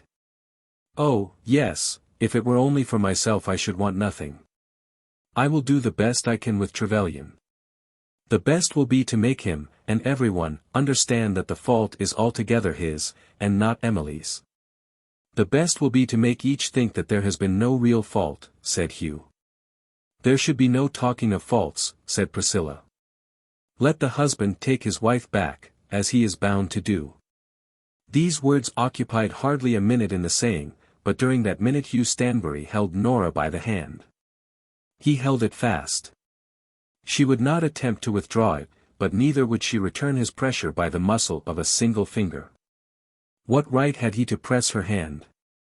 Or to make any sign of love, any pretense of loving, when he had gone out of his way to tell her that she was not good enough for him? Then he started, and Nora and Priscilla put on their hats and left the house. "Let us go to Niddon Park," said Nora. "To Niddon Park again?" "Yes, it is so beautiful. And I should like to see it by the morning light. There is plenty of time." So they walked to Niddon Park in the morning, as they had done on the preceding evening. Their conversation at first regarded Trevelyan and his wife, and the old trouble, but Nora could not keep herself from speaking of Hugh Stanbury. "He would not have come," she said, "unless Lewis had sent him. He would not have come now, I think." "Of course not, why should he, before Parliament was hardly over, too? But he won't remain in town now, will he? He says somebody must remain, and I think he will be in London till near Christmas. How disagreeable. But I suppose he doesn't care. It's all the same to a man like him. They don't shut the clubs up, I dare say. Will he come here at Christmas? Either then or for the New Year, just for a day or two." "We shall be gone then, I suppose," said Nora. "That must depend on Mr. Trevelyan," said Priscilla. "What a life for two women to lead, to depend upon the caprice of a man who must be mad. Do you think that Mr. Trevelyan will care for what your brother says to him?" "I do not know Mr. Trevelyan. He is very fond of your brother, and I suppose men friends do listen to each other. They never seem to listen to women.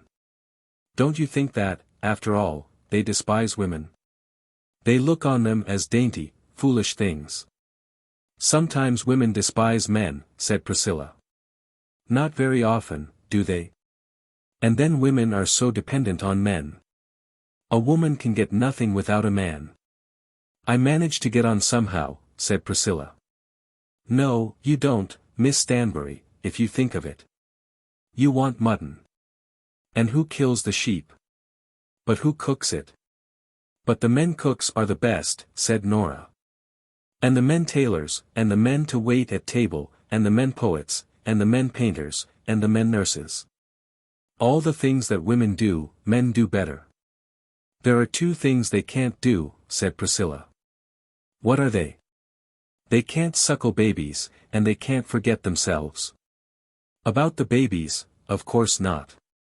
As for forgetting themselves, I am not quite so sure that I can forget myself. That is just where your brother went down last night."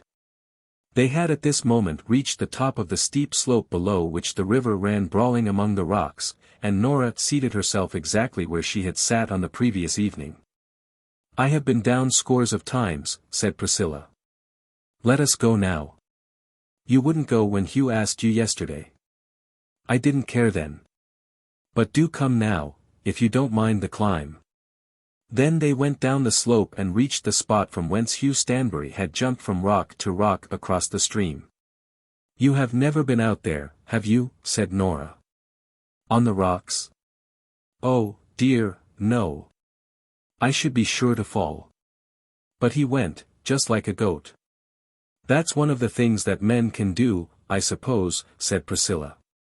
"But I don't see any great glory in being like a goat." "I do. I should like to be able to go, and I think I'll try. It is so mean to be dainty and weak. I don't think it at all dainty to keep dry feet." "But he didn't get his feet wet," said Nora. "Or if he did, he didn't mind. I can see at once that I should be giddy and tumble down if I tried it." "Of course you would. But he didn't tumble down. He has been doing it all his life," said Priscilla. "He can't do it up in London. When I think of myself, Miss Stanbury, I am so ashamed. There is nothing that I can do. I couldn't write an article for a newspaper. I think I could. But I fear no one would read it." "They read his," said Nora, "or else he wouldn't be paid for writing them." Then they climbed back again up the hill, and during the climbing there were no words spoken. The slope was not much of a hill, was no more than the fall from the low ground of the valley to the course which the river had cut for itself, but it was steep while it lasted. And both the young women were forced to pause for a minute before they could proceed upon their journey. As they walked home Priscilla spoke of the scenery, and of the country, and of the nature of the life which she and her mother and sister had passed at Nuncombe Putney. Nora said but little till they were just entering the village, and then she went back to the subject of her thoughts. "I would sooner," said she, "write for a newspaper than do anything else in the world." "Why so?" "Because it is so noble to teach people everything. And then a man who writes for a newspaper must know so many things himself. I believe there are women who do it, but very few. One or two have done it, I know. Go and tell that to Aunt Stanbury, and hear what she will say about such women. I suppose she is very prejudiced."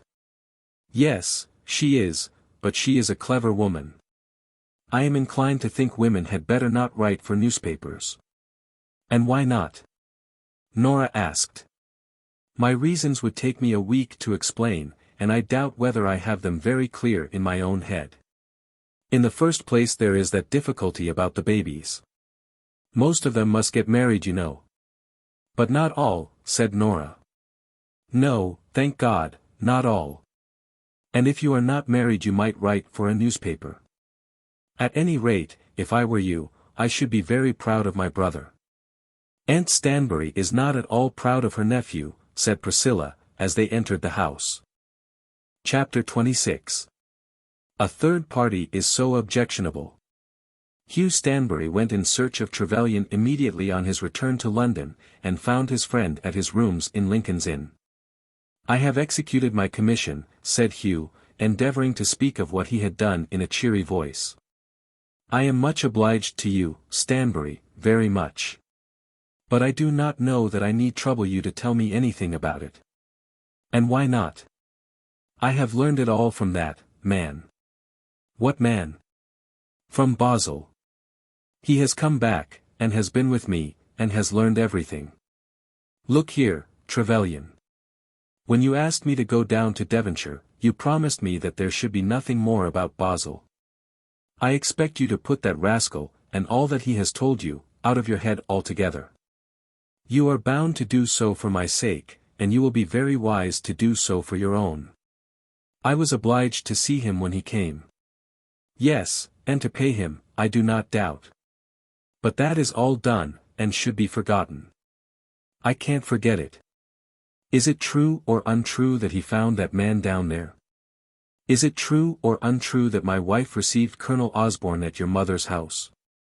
Is it true or untrue that Colonel Osborne went down there with the express object of seeing her? Is it true or untrue that they had corresponded? It is nonsense to bid me to forget all this. You might as well ask me to forget that I had desired her neither to write to him, nor to see him."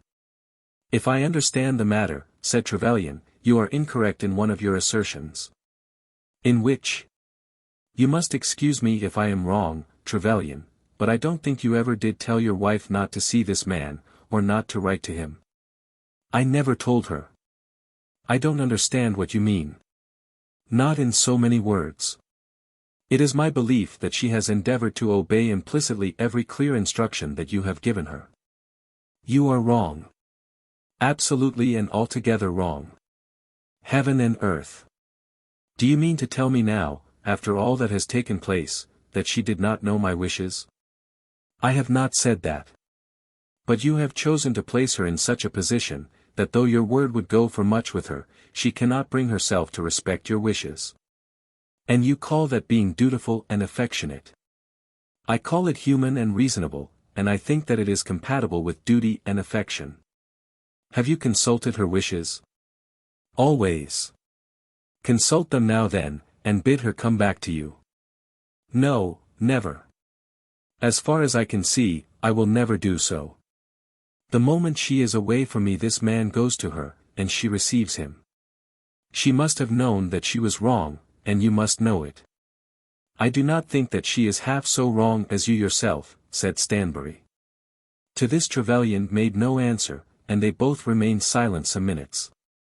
Stanbury had a communication to make before he went, but it was one which he wished to delay as long as there was a chance that his friend's heart might be softened.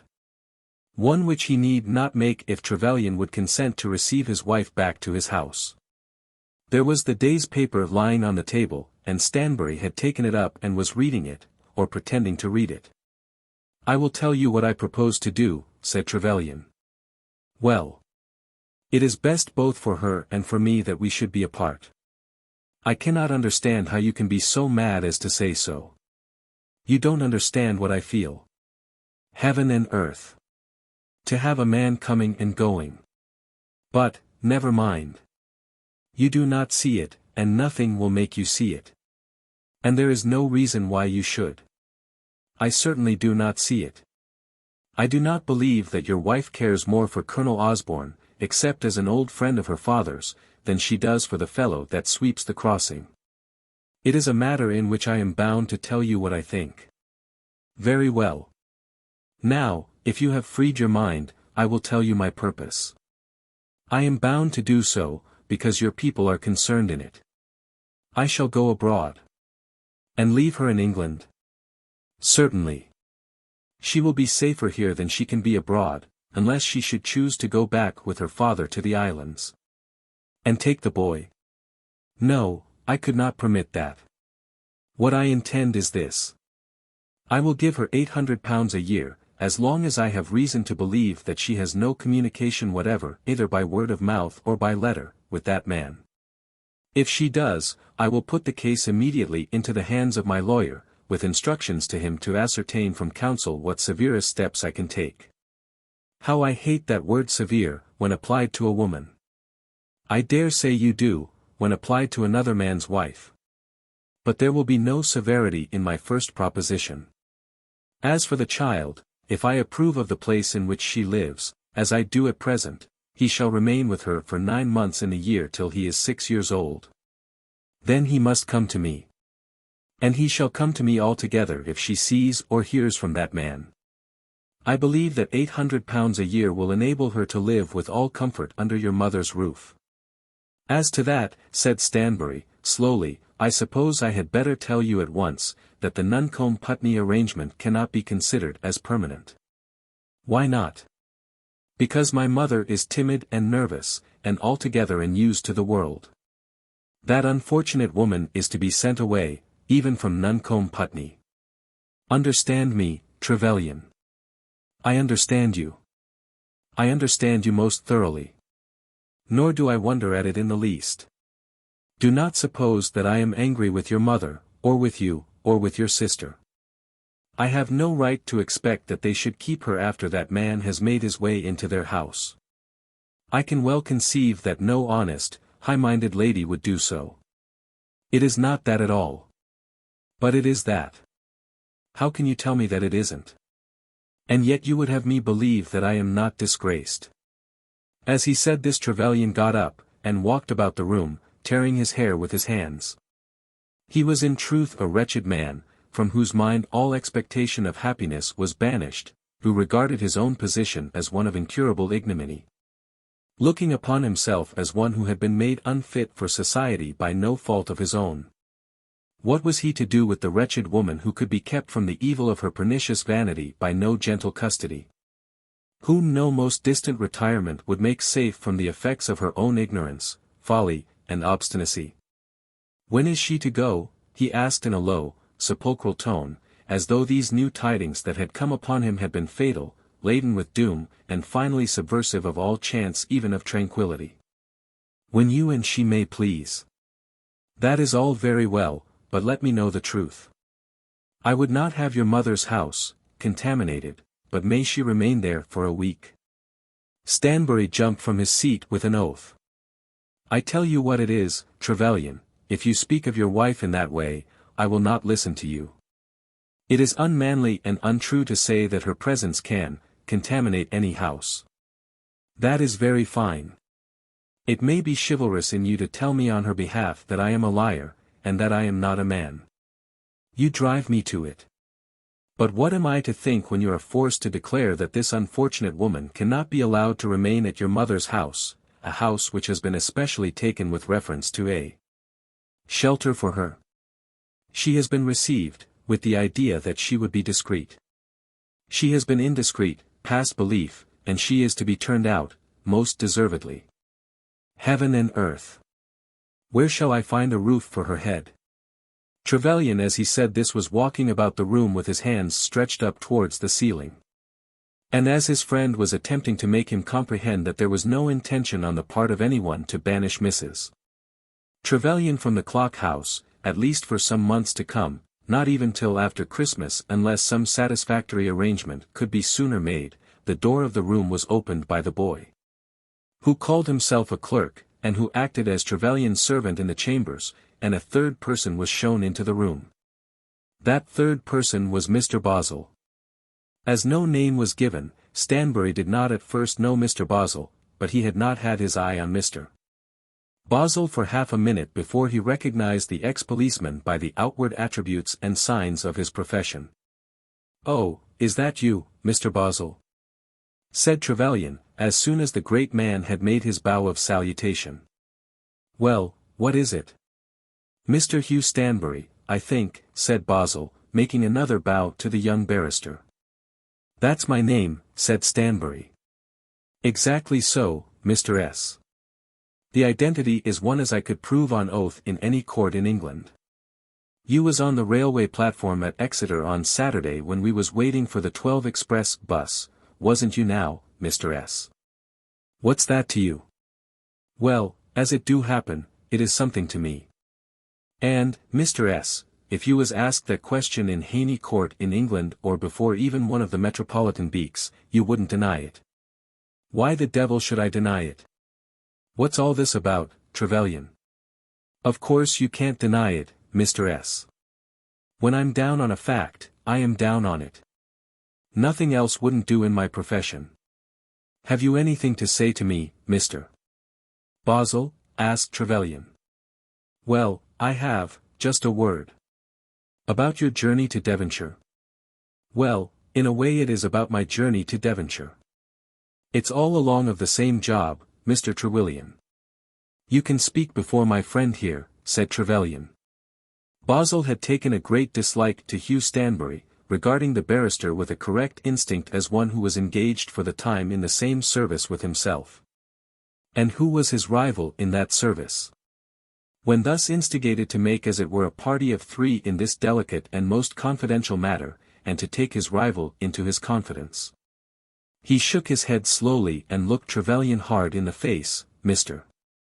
Stanbury is my particular friend," said Trevelyan, "and knows well the circumstances of this unfortunate affair. You can say anything before him." Bozzle shook his head again. "I'd rather not, Mr. Trevelyan," said he. "Indeed I'd rather not. It's something very particular." "If you take my advice," said Stanbury, "you will not hear him yourself." "That's your advice, Mr. S?" asked Mr. Bozzle. "Yes, that's my advice.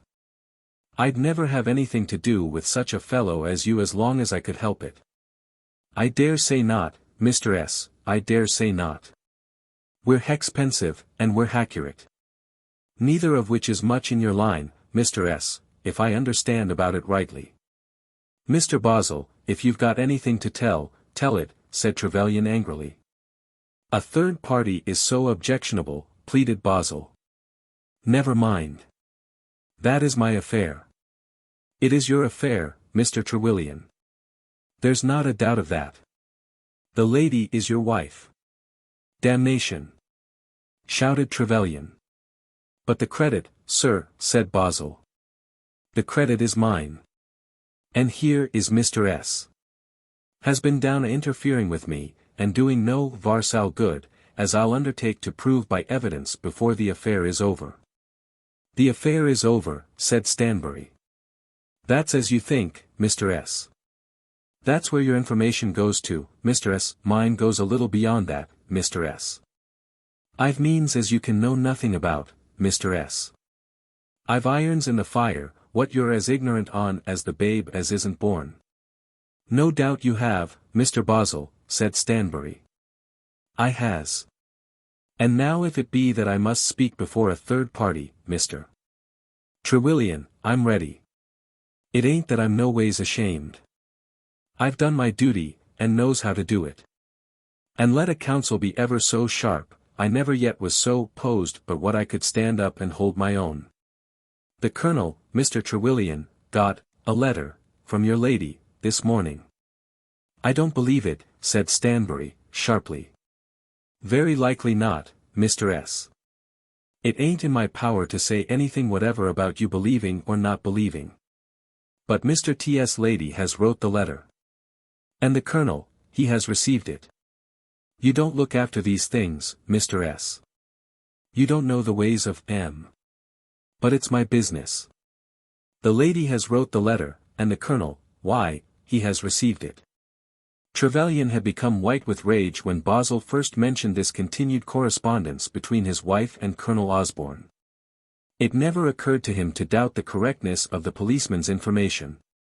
And he regarded Stanbury's assertion of incredulity as being simply of a piece with his general obstinacy in the matter.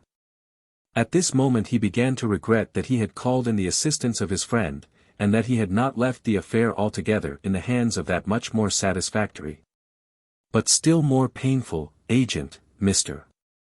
Bozzle. He had again seated himself, and for a moment or two remained silent on his chair. It ain't my fault, Mr. Trewilian, continued Bozzle, if this little matter oughtn't never to have been mentioned before a third party. It is of no moment, said Trevelyan, in a low voice. What does it signify who knows it now? Do not believe it, Trevelyan, said Stanbury. Very well, Mr. S., very well. Just as you like. Don't believe it. Only it's true, and it's my business to find them things out. It's my business, and I finds 'em out. Mr. Trewilian can do as he likes about it. If it's right, why, then it is right. It ain't for me to say nothing about that. But there's the fact. The lady, she has wrote another letter, and the Colonel, why, he has received it. There ain't nothing wrong about the post office. If I was to say what was inside of that billet-doux, why, then I should be proving what I didn't know, and when it came to standing up in court, I shouldn't be able to hold my own. But as for the letter, the lady wrote it, and the Colonel, he received it. That will do, Mr. Bozzle, said Trevelyan. Shall I call again, Mr. Trewilian? No, yes. I'll send to you, when I want you. You shall hear from me. I suppose I'd better be keeping my eyes open about the Colonel's place, Mr. Trewilian. For God's sake, Trevelyan, do not have anything more to do with this man. That's all very well for you, Mr. S., said Bozzle. The lady ain't your wife. Can you imagine anything more disgraceful than all this? Said Stanbury. Nothing, nothing, nothing, answered Trevelyan. And I'm to keep stirring, and be on the move. Again suggested Bozzle, who prudently required to be fortified by instructions before he devoted his time and talents even to so agreeable a pursuit as that in which he had been engaged. You shall hear from me, said Trevelyan. Very well, very well. I wish you good day, Mr. Trewilian. Mr. S., yours most obedient. There was one other point, Mr. Trewilian. What point? Asked Trevelyan, angrily. If the lady was to join the Colonel. That will do, Mr. Bozzle, said Trevelyan, again jumping up from his chair. That will do. So saying, he opened the door, and Bozzle, with a bow, took his departure. What on earth am I to do? How am I to save her? Said the wretched husband, appealing to his friend. Stanbury endeavored with all his eloquence to prove that this latter piece of information from the spy must be incorrect. If such a letter had been written by Mrs. Trevelyan to Colonel Osborne, it must have been done while he, Stanbury, was staying at the Clock House. This seemed to him to be impossible, but he could hardly explain why it should be impossible. She had written to the man before, and had received him when he came to Nuncombe Putney. Why was it even improbable that she should have written to him again? Nevertheless, Stanbury felt sure that she had sent no such letter. I think I understand her feelings and her mind, said he. And if so, any such correspondence would be incompatible with her previous conduct. Trevelyan only smiled at this, or pretended to smile. He would not discuss the question, but believed implicitly what Bozzle had told him in spite of all Stanbury's arguments. "I can say nothing further," said Stanbury. "No, my dear fellow. There is nothing further to be said, except this, that I will have my unfortunate wife removed from the decent protection of your mother's roof with the least possible delay. I feel that I owe Mrs. Stanbury the deepest apology for having sent such an inmate to trouble her repose." "Nonsense. That is what I feel. And I say that it is nonsense. If you had never sent that wretched blackguard down to fabricate lies at Nuncombe Putney, my mother's repose would have been all right. As it is, Mrs. Trevelyan can remain where she is till after Christmas. There is not the least necessity for removing her at once. I only meant to say that the arrangement should not be regarded as altogether permanent. I must go to my work now. Goodbye. Goodbye, Stanbury." Stanbury paused at the door, and then once more turned round. "I suppose it is of no use my saying anything further. But I wish you to understand fully that I regard your wife as a woman much ill-used, and I think you are punishing her, and yourself, too, with a cruel severity for an indiscretion of the very slightest kind." Chapter 27. Mr. Trevelyan's letter to his wife. Trevelyan, when he was left alone, sat for above a couple of hours contemplating the misery of his position, and endeavoring to teach himself by thinking what ought to be his future conduct. It never occurred to him during these thoughts that it would be well that he should at once take back his wife either as a matter of duty, or of welfare, for himself or for her. He had taught himself to believe that she had disgraced him. And, though this feeling of disgrace made him so wretched that he wished that he were dead, he would allow himself to make no attempt at questioning the correctness of his conviction. Though he were to be shipwrecked forever, even that seemed to be preferable to supposing that he had been wrong. Nevertheless, he loved his wife dearly, and, in the white heat of his anger endeavoured to be merciful to her. When Stanbury accused him of severity, he would not condescend to defend himself. But he told himself then of his great mercy. Was he not as fond of his own boy as any other father, and had he not allowed her to take the child because he had felt that a mother's love was more imperious, more craving in its nature, than the love of a father? Had that been severe? And had he not resolved to allow her every comfort which her unfortunate position, the self-imposed misfortune of her position, would allow her to enjoy? She had come to him without a shilling, and yet, bad as her treatment of him had been, he was willing to give enough not only to support her, but her sister also, with every comfort. Severe? No. That, at least, was an undeserved accusation. He had been anything but severe.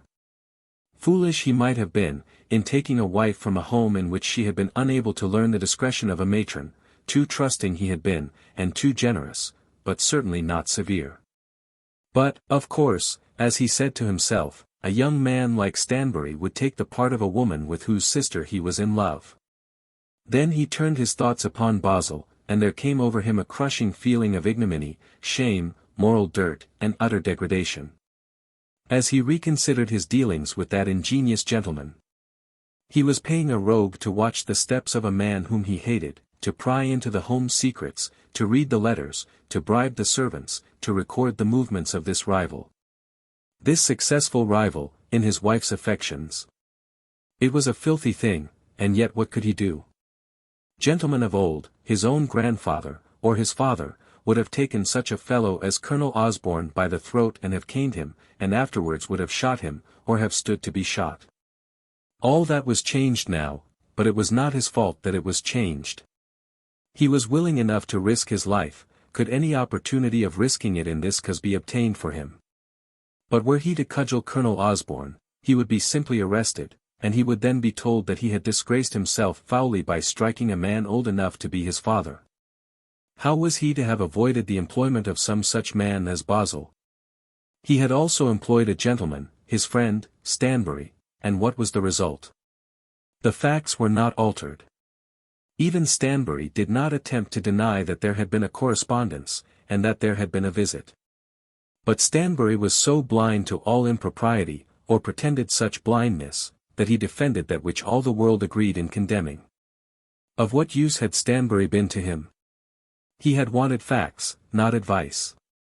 Stanbury had found out no facts for him, but Bozzle, either by fair means or foul, did get at the truth.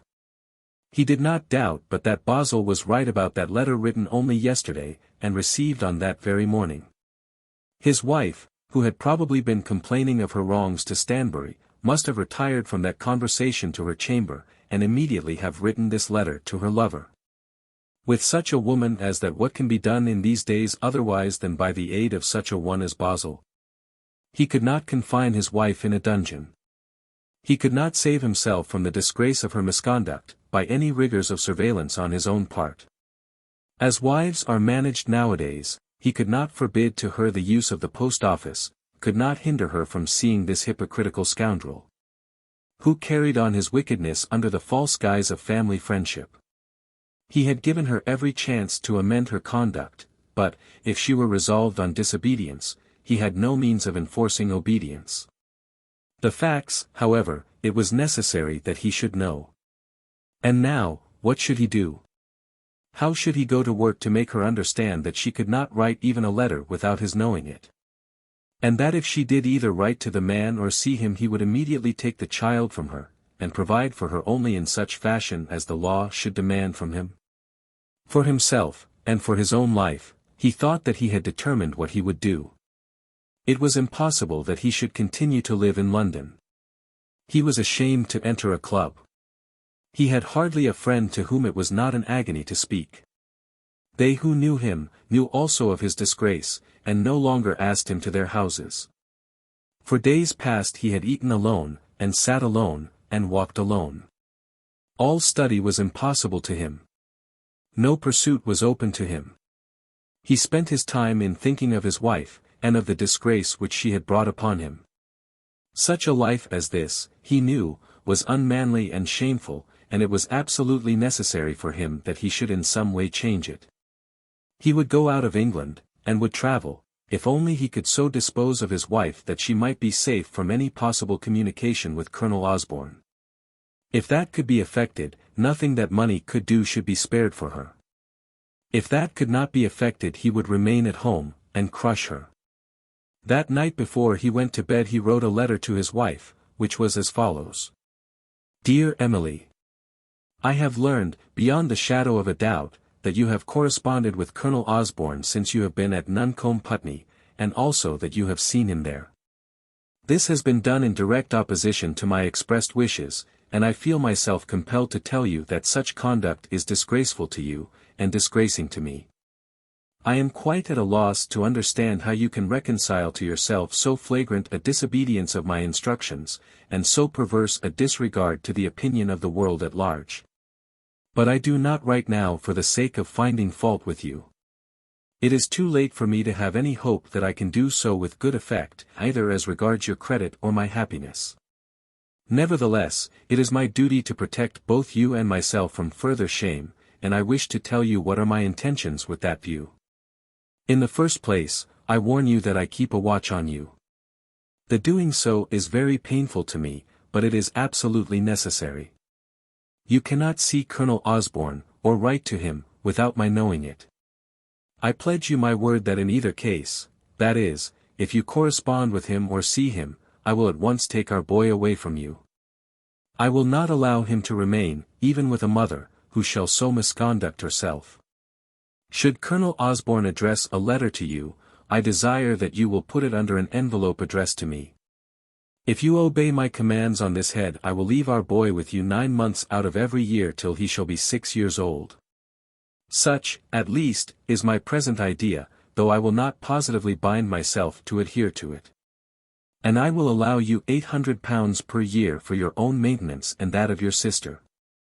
I am greatly grieved to find from my friend Mr. Stanbury that your conduct in reference to Colonel Osborne has been such as to make it necessary that you should leave Mrs. Stanbury's house. I do not wonder that it should be so. I shall immediately seek for a future home for you, and when I have found one that is suitable, I will have you conveyed to it. I must now further explain my purposes, and I must beg you to remember that I am driven to do so by your direct disobedience to my expressed wishes. Should there be any further communication between you and Colonel Osborne, not only will I take your child away from you, but I will also limit the allowance to be made to you to a bare sustenance. In such case, I shall put the matter into the hands of a lawyer, and shall probably feel myself driven to take steps towards freeing myself from a connection which will be disgraceful to my name. For myself, I shall live abroad during the greater part of the year. London has become to me uninhabitable, and all English pleasures are distasteful. Yours affectionately, Louis Trevelyan. When he had finished this he read it twice, and believed that he had written, if not an affectionate, at any rate a considerate letter. He had no bounds to the pity which he felt for himself in reference to the injury which was being done to him, and he thought that the offers which he was making, both in respect to his child and the money, were such as to entitle him to his wife's warmest gratitude. He hardly recognized the force of the language which he used when he told her that her conduct was disgraceful, and that she had disgraced his name. He was quite unable to look at the whole question between him and his wife from her point of view. He conceived it possible that such a woman as his wife should be told that her conduct would be watched, and that she should be threatened with the divorce court, with an effect that should, upon the whole, be salutary. There be men, and not bad men either, and men neither uneducated, or unintelligent, or irrational in ordinary matters, who seem to be absolutely unfitted by nature to have the custody or guardianship of others. A woman in the hands of such a man can hardly save herself or him from endless trouble. It may be that between such a one and his wife, events shall flow on so evenly that no ruling, no constraint is necessary, that even the giving of advice is never called for by the circumstances of the day. If the man be happily forced to labor daily for his living till he be weary, and the wife be laden with many ordinary cares, the routine of life may run on without storms. But for such a one, if he be without work, the management of a wife will be a task full of peril. The lesson may be learned at last. He may after years come to perceive how much and how little of guidance the partner of his life requires at his hands, and he may be taught how that guidance should be given. But in the learning of the lesson there will be sorrow and gnashing of teeth. It was so now with this man. He loved his wife. To a certain extent he still trusted her. He did not believe that she would be faithless to him after the fashion of women who are faithless altogether. But he was jealous of authority, fearful of slights, self-conscious, afraid of the world, and utterly ignorant of the nature of a woman's mind. He carried the letter with him in his pocket throughout the next morning, and in the course of the day he called upon Lady Milborough. Though he was obstinately bent on acting in accordance with his own views, yet he was morbidly desirous of discussing the grievousness of his position with his friends. He went to Lady Milborough, asking for her advice, but desirous simply of being encouraged by her to do that which he was resolved to do on his own judgment. "Down, after her, to Nuncombe Putney," said Lady Milborough, holding up both her hands. "Yes, he has been there. And she has been weak enough to see him. My dear Louis, take her to Naples at once, at once." "It is too late for that now, Lady Milborough." "Too late? Oh, no. She has been foolish, indiscreet, disobedient, what you will of that kind. But, Louis, don't send her away. Don't send your young wife away from you. Those whom God has joined together, let no man put asunder. I cannot consent to live with a wife with whom neither my wishes nor my word have the slightest effect. I may believe of her what I please, but, think what the world will believe. I cannot disgrace myself by living with a woman who persists in holding intercourse with a man whom the world speaks of as her lover." "Take her to Naples," said Lady Milborough, with all the energy of which she was capable.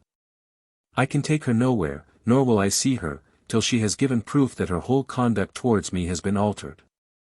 I have written a letter to her, and I have brought it. Will you excuse me if I ask you to take the trouble to read it?" Then he handed Lady Milborough the letter, which she read very slowly, and with much care. "I don't think I would. Would what?" demanded Trevelyan. "Don't you think that what you say is a little, just a little prone to make the breach perhaps wider. No, Lady Milborough. In the first place, how can it be wider? You might take her back, you know, and then if you could only get to Naples. How can I take her back while she is corresponding with this man? She wouldn't correspond with him at Naples. Trevelyan shook his head and became cross. His old friend would not at all do as old friends are expected to do when called upon for advice. I think, said he, that what I have proposed is both just and generous. But, Louis, why should there be any separation? She has forced it upon me. She is headstrong, and will not be ruled. But this about disgracing you. Do you think that you must say that? I think I must, because it is true. If I do not tell her the truth, who is there that will do so? It may be bitter now, but I think that it is for her welfare. Dear, dear, dear. I want nothing for myself, Lady Milborough. I am sure of that, Louis. My whole happiness was in my home. No man cared less for going out than I did. My child and my wife were everything to me. I don't suppose that I was ever seen at a club in the evening once throughout a season. And she might have had anything that she liked, anything. It is hard, Lady Milborough, is it not? Lady Milborough, who had seen the angry brow, did not dare to suggest Naples again. But yet, if any word might be spoken to prevent this utter wreck of a home, how good a thing it would be. He had got up to leave her, but she stopped him by holding his hand. For better, for worse, Louis, remember that. Why has she forgotten it? She is flesh of your flesh, bone of your bone. And for the boy's sake. Think of your boy, Louis. Do not send that letter. Sleep on it, Louis, and think of it. I have slept on it. There is no promise in it of forgiveness after a while. It is written as though you intended that she should never come back to you. That shall be as she behaves herself. But tell her so. Let there be some one bright spot in what you say to her, on which her mind may fix itself. If she be not altogether hardened, that letter will drive her to despair. But Trevelyan would not give up the letter, nor indicate by a word that he would reconsider the question of its propriety. He escaped as soon as he could from Lady Milborough's room, and almost declared as he did so, that he would never enter her doors again. She had utterly failed to see the matter in the proper light. When she talked of Naples she must surely have been unable to comprehend the extent of the ill usage to which he, the husband, had been subjected.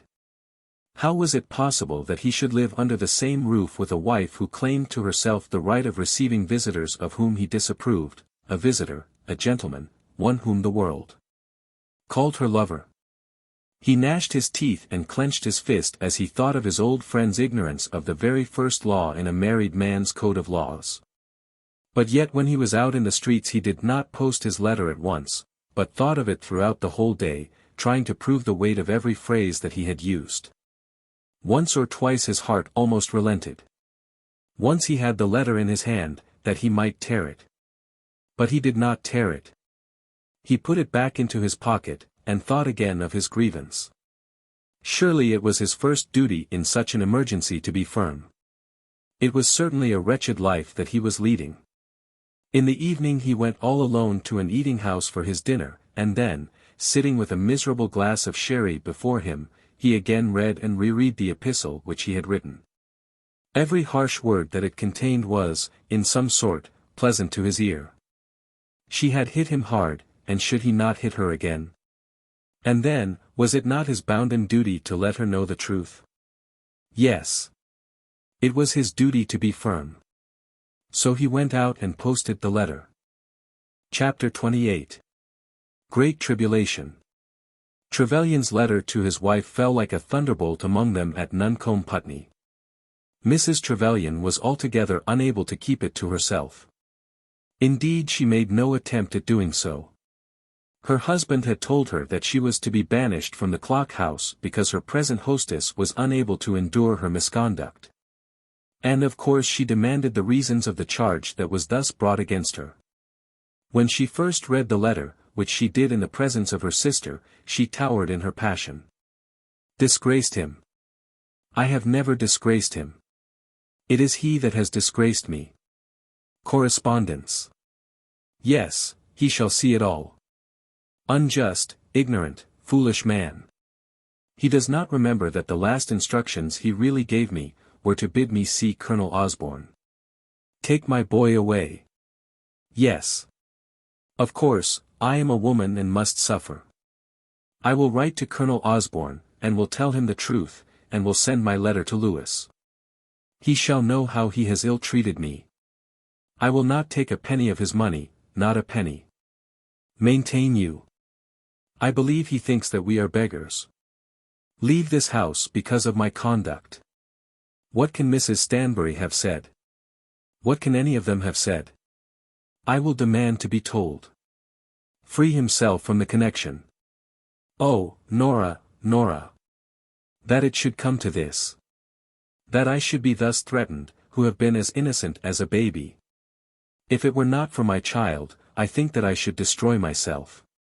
Nora said what she could to comfort her sister, insisting chiefly on the promise that the child should not be taken away. There was no doubt as to the husband's power in the mind of either of them. And though, as regarded herself, Mrs. Trevelyan would have defied her husband, let his power be what it might. Yet she acknowledged to herself that she was in some degree restrained by the fear that she would find herself deprived of her only comfort. We must just go where he bids us, till Papa comes, said Nora. And when Papa is here, what help will there be then?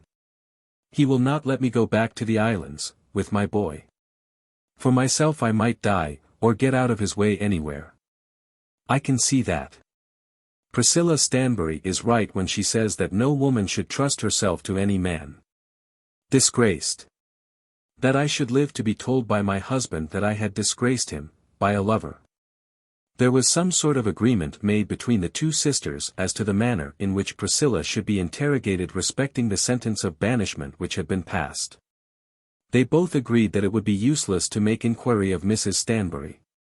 If anything had really been said to justify the statement made in Mr. Trevelyan's letter, it must have come from Priscilla, and have reached Trevelyan through Priscilla's brother. They, both of them, had sufficiently learned the ways of the house to be sure that Mrs. Stanbury had not been the person active in the matter. They went down, therefore, together, and found Priscilla seated at her desk in the parlour. Mrs. Stanbury was also in the room, and it had been presumed between the sisters that the interrogations should be made in that lady's absence, but Mrs. Trevelyan was too hot in the matter for restraint, and she at once opened out her budget of grievance. I have a letter from my husband, she said, and then paused. But Priscilla, seeing from the fire in her eyes that she was much moved, made no reply, but turned to listen to what might further be said. I do not know why I should trouble you with his suspicions, continued Mrs. Trevelyan, or read to you what he says about Colonel Osborne. As she spoke she was holding her husband's letter open in her hands. There is nothing in it that you do not know. He says I have corresponded with him. So I have. And he shall see the correspondence. He says that Colonel Osborne visited me. He did come to see me and Nora. As any other old man might have done, said Nora. It was not likely that I should openly confess myself to be afraid to see my father's old friend. But the truth is, my husband does not know what a woman is. She had begun by declaring that she would not trouble her friend with any statement of her husband's complaints against her. But now she had made her way to the subject, and could hardly refrain herself.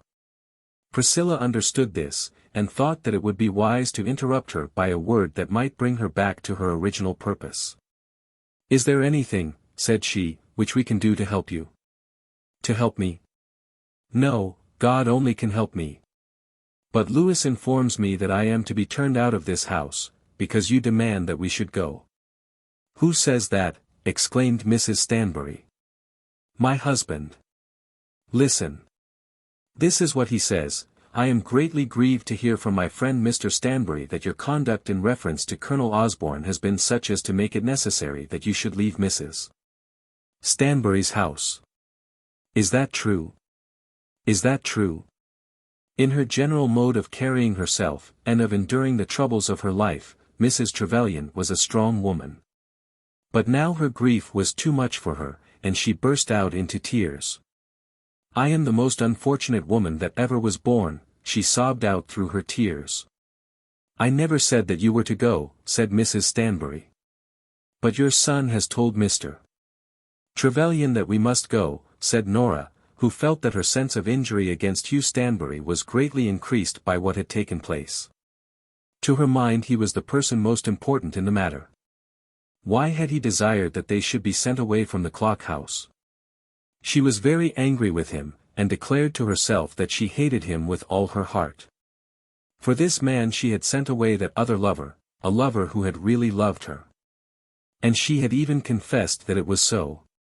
"There is a misunderstanding about this," said Priscilla. "It must be with your brother, then," said Nora. "I think not," said Priscilla. "I think that it has been with Mr. Trevelyan." Then she went on to explain, with much difficulty, but still with a slow distinctness that was peculiar to her, what had really taken place. "We have endeavored," she said, "to show you, my mother and I, that we have not misjudged you. But it is certainly true that I told my brother that I did not think the arrangement a good one, quite as a permanence." It was very difficult, and her cheeks were red as she spoke, and her lips faltered. It was an exquisite pain to her to have to give the pain which her words would convey. But there was no help for it, as she said to herself more than once at the time, there was nothing to be done but to tell the truth. "I never said so," blurted out Mrs. Stanbury, with her usual weakness. "No, mother. It was my saying. In discussing what was best for us all, with Hugh, I told him, what I have just now explained." "Then of course we must go," said Mrs. Trevelyan, who had gulped down her sobs and was resolved to be firm, to give way to no more tears, to bear all without sign of womanly weakness. "You will stay with us till your father comes," said Priscilla. "Of course you will," said Mrs. Stanbury, "you and Nora. We have got to be such friends, now." "No," said Mrs. Trevelyan. "As to friendship for me, it is out of the question. We must pack up, Nora, and go somewhere. Heaven knows where." Nora was now sobbing. "Why your brother should want to turn us out, after he has sent us here." "My brother wants nothing of the kind," said Priscilla. "Your sister has no better friend than my brother." "It will be better, Nora, to discuss the matter no further," said Mrs. Trevelyan. "We must go away, somewhere, and the sooner the better. To be an unwelcome guest is always bad. But to be unwelcome for such a reason as this is terrible." "There is no reason," said Mrs. Stanbury, "indeed there is none. Mrs. Trevelyan will understand us better when she is less excited," said Priscilla. "I am not surprised that she should be indignant now. I can only say again that we hope you will stay with us till Sir Marmaduke Rowley shall be in England." "That is not what your brother means," said Nora. "Nor is it what I mean," said Mrs. Trevelyan. "Nora, we had better go to our own room. I suppose I must write to my husband, indeed, of course I must, that I may send him the correspondence. I fear I cannot walk out into the street, Mrs. Stanbury, and make you quit of me, till I hear from him. And if I were to go to an inn at once, people would speak evil of me, and I have no money." "My dear, how can you think of such a thing?" said Mrs. Stanbury. "But you may be quite sure that we shall be gone within 3 days, or 4 at the furthest. Indeed, I will pledge myself not to remain longer than that, even though I should have to go to the poorhouse. Neither I nor my sister will stay in any family, to contaminate it. Come, Nora." And so speaking she sailed out of the room, and her sister followed her. "Why did you say anything about it? Oh dear, oh dear. Why did you speak to Hugh? See what you have done." "I am sorry that I did speak," replied Priscilla slowly. "Sorry? Of course you are sorry, but what good is that?" "But, mother, I do not think that I was wrong. I feel sure that the real fault in all this is with Mr. Trevelyan, as it has been all through. He should not have written to her as he has done. I suppose Hugh did tell him. No doubt. And I told Hugh, but not after the fashion in which he has told her. I blame myself mostly for this, that we ever consented to come to this house. We had no business here. Who is to pay the rent? Hugh insisted upon taking it. Yes, and he will pay the rent, and we shall be a drag upon him, as though he had been fool enough to have a wife and a family of his own. And what good have we done? We had not strength enough to say that that wicked man should not see her when he came, for he is a wicked man. If we had done that, she would have been as bad then as she is now. Mother, we had no business to meddle either with her badness or her goodness. What had we to do with the wife of such a one as Mr. Trevelyan, or with any woman who was separated from her husband? It was Hugh who thought we should be of service to them. Yes. And I do not blame him. He is in a position to be of service to people. He can do work and earn money, and has a right to think and to speak. We have a right to think only for ourselves, and we should not have yielded to him. How are we to get back again out of this house to our cottage? They are pulling the cottage down, Priscilla. To some other cottage, mother. Do you not feel while we are living here that we are pretending to be what we are not? After all, Aunt Stanbury was right, though it was not her business to meddle with us. We should never have come here. That poor woman now regards us as her bitter enemies. I meant to do for the best, said Mrs. Stanbury. The fault was mine, mother. But you meant it for the best, my dear. Meaning for the best is trash. I don't know that I did mean it for the best. While we were at the cottage we paid our way and were honest. What is it people say of us now? They can't say any harm. They say that we are paid by the husband to keep his wife, and paid again by the lover to betray the husband. Priscilla. Yes, it is shocking enough. But that comes of people going out of their proper course. We were too humble and low to have a right to take any part in such a matter. How true it is that while one crouches on the ground, one can never fall. The matter was discussed in the clock house all day, between Mrs. Stanbury and Priscilla, and between Mrs. Trevelyan and Nora, in their rooms and in the garden, but nothing could come of such discussions. No change could be made till further instructions should have been received from the angry husband. Nor could any kind of argument be even invented by Priscilla which might be efficacious in inducing the two ladies to remain at the clock house, even should Mr. Trevelyan allow them to do so. They all felt the intolerable injustice, as it appeared to them, of their subjection to the caprice of an unreasonable and ill-conditioned man. But to all of them it seemed plain enough that in this matter the husband must exercise his own will, at any rate till Sir Marmaduke should be in England. There were many difficulties throughout the day.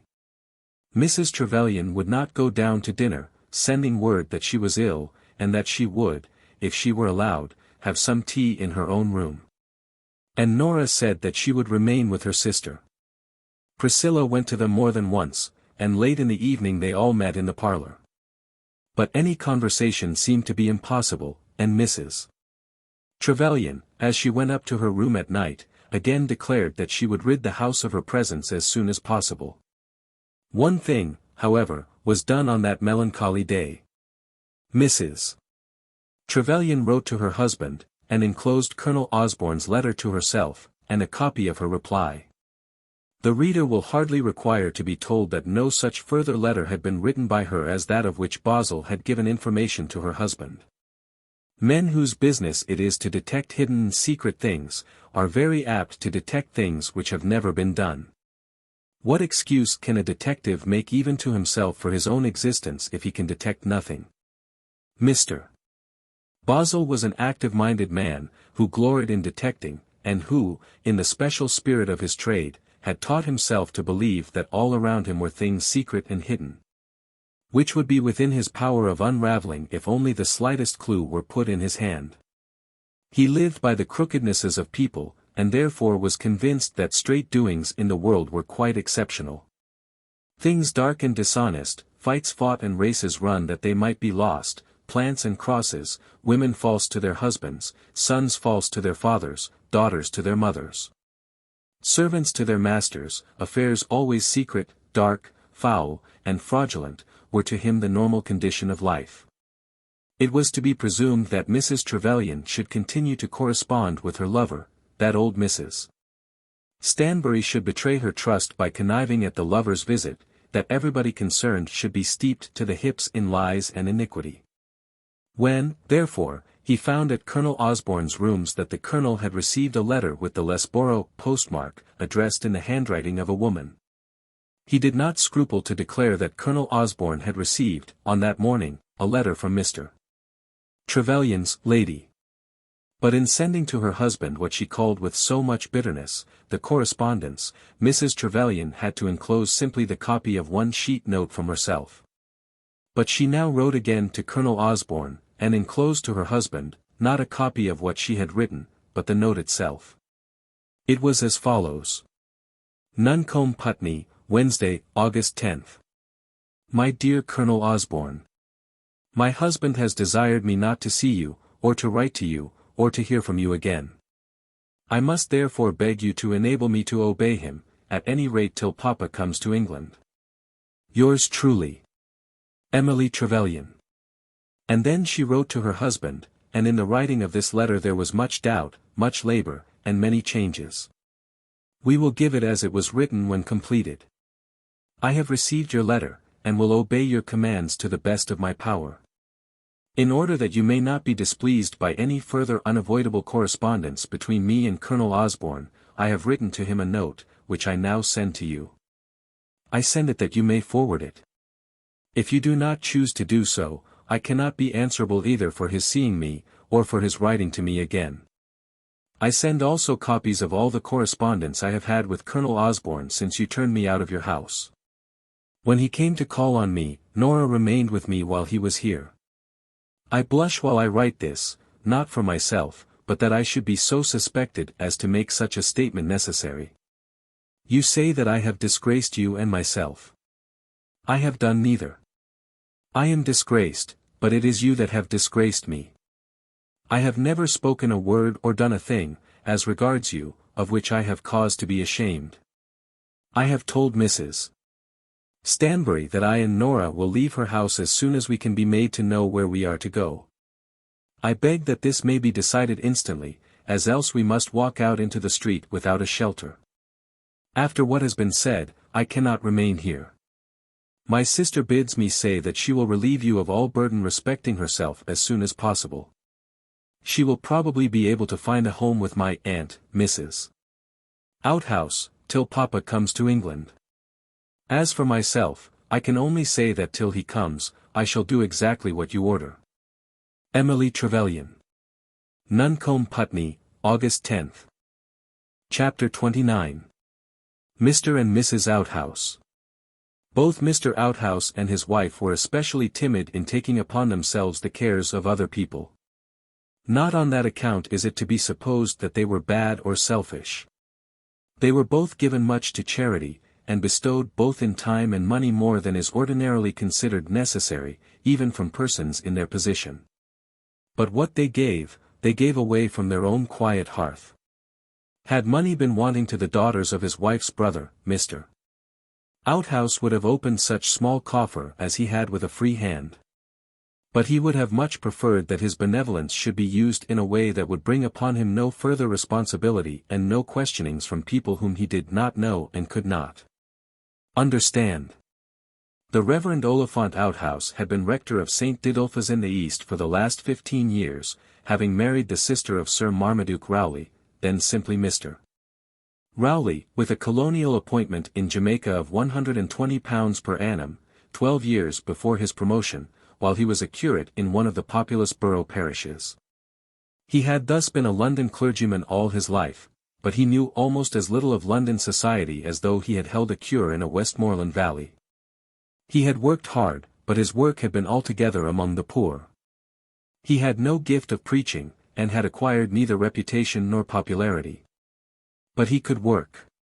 and having been transferred because of that capability to the temporary curacy of St. Didulphus, out of one diocese into another, he had received the living from the bishop's hands when it became vacant. A dreary place was the parsonage of St. Didulphus in the east for the abode of a gentleman. Mr. Outhouse had not, in his whole parish, a parishioner with whom he could consort. The greatest men around him were the publicans, and the most numerous were men employed in and around the docks. Dredgers of mud, navvies employed on suburban canals, excavators, loaders and unloaders of cargo, cattle drivers, whose driving, however, was done mostly on board ship, such and such like were the men who were the fathers of the families of St.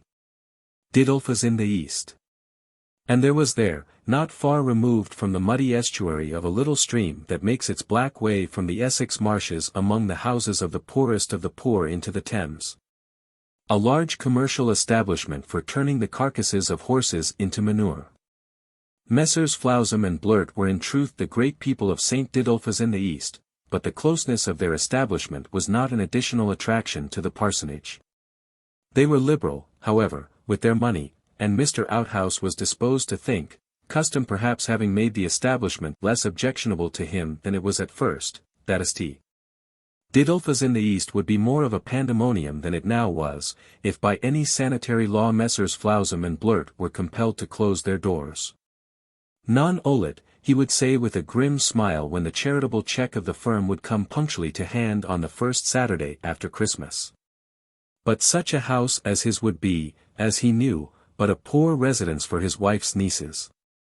Indeed, without positively saying that he was unwilling to receive them, he had, when he first heard of the breaking up of the house in Curzon Street, shown that he would rather not take upon his shoulders so great a responsibility.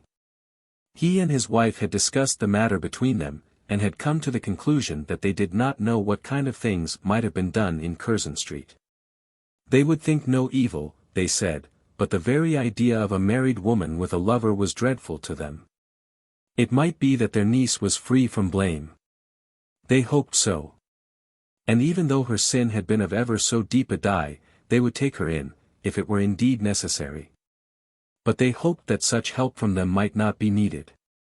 They both knew how to give counsel to a poor woman, how to rebuke a poor man, how to comfort, encourage, or to upbraid the poor. Practice had told them how far they might go with some hope of doing good, and at what stage of demoralization no good from their hands was any longer within the scope of fair expectation. But all this was among the poor.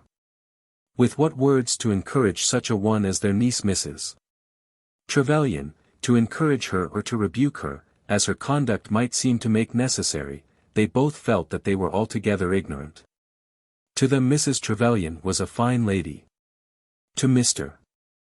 Outhouse, Sir Marmaduke had ever been a fine gentleman, given much to worldly things, who cared more for whist and a glass of wine than for anything else.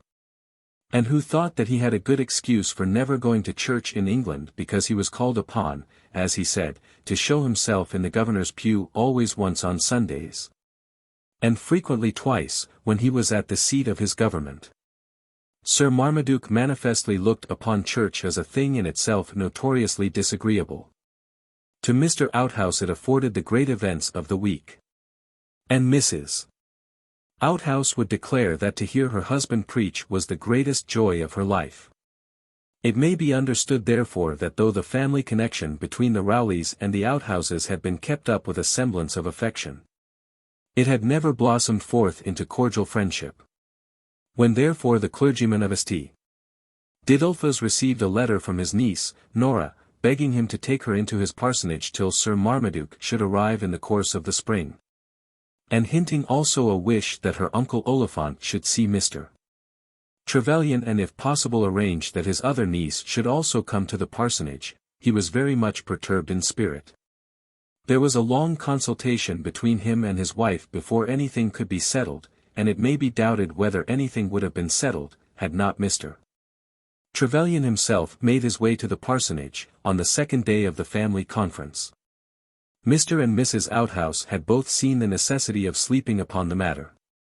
They had slept upon it, and the discourse between them on the second day was so doubtful in its tone that more sleeping would probably have been necessary had not Mr.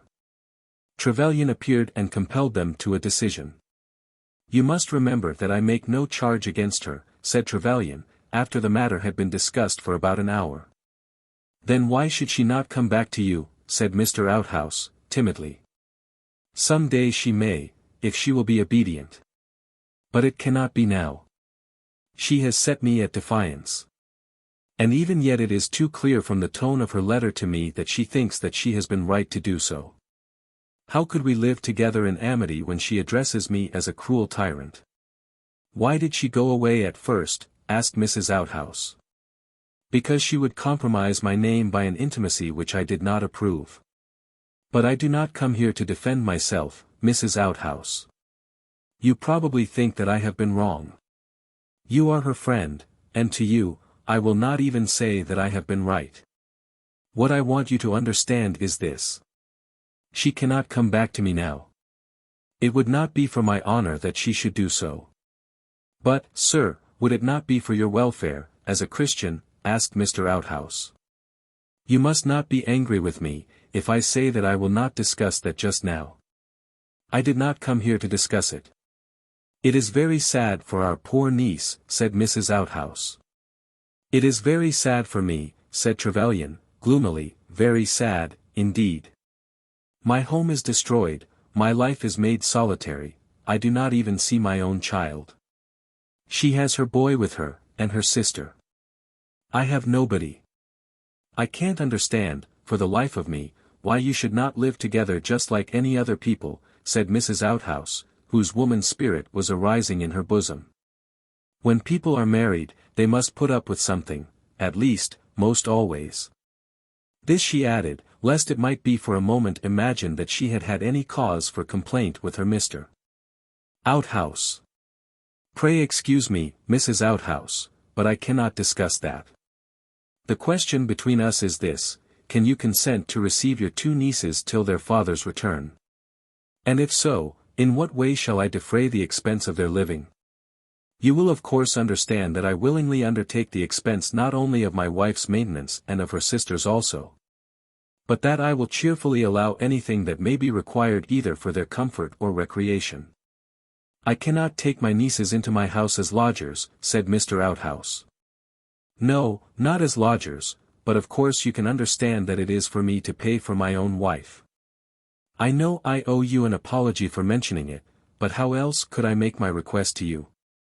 "If Emily and Nora come here they must come as our guests," said Mrs. Outhouse. "Certainly," said the clergyman. "And if I am told they are in want of a home they shall find one here till their father comes. But I am bound to say that as regards the elder I think her home should be elsewhere." "Of course it should," said Mrs. Outhouse. "I don't know anything about the law, but it seems to me very odd that a young woman should be turned out in this way. You say she has done nothing. I will not argue the matter," said Trevelyan. "That's all very well, Mr. Trevelyan," said the lady, "but she's my own niece, and if I don't stand up for her I don't know who will. I never heard such a thing in my life as a wife being sent away after such a fashion as that. We wouldn't treat a cookmaid so, that we wouldn't. As for coming here, she shall come if she pleases, but I shall always say that it's the greatest shame I ever heard of." Nothing came of this visit at last. The lady grew in her anger, and Mr. Trevelyan, in his own defence, was driven to declare that his wife's obstinate intimacy with Colonel Osborne had almost driven him out of his senses.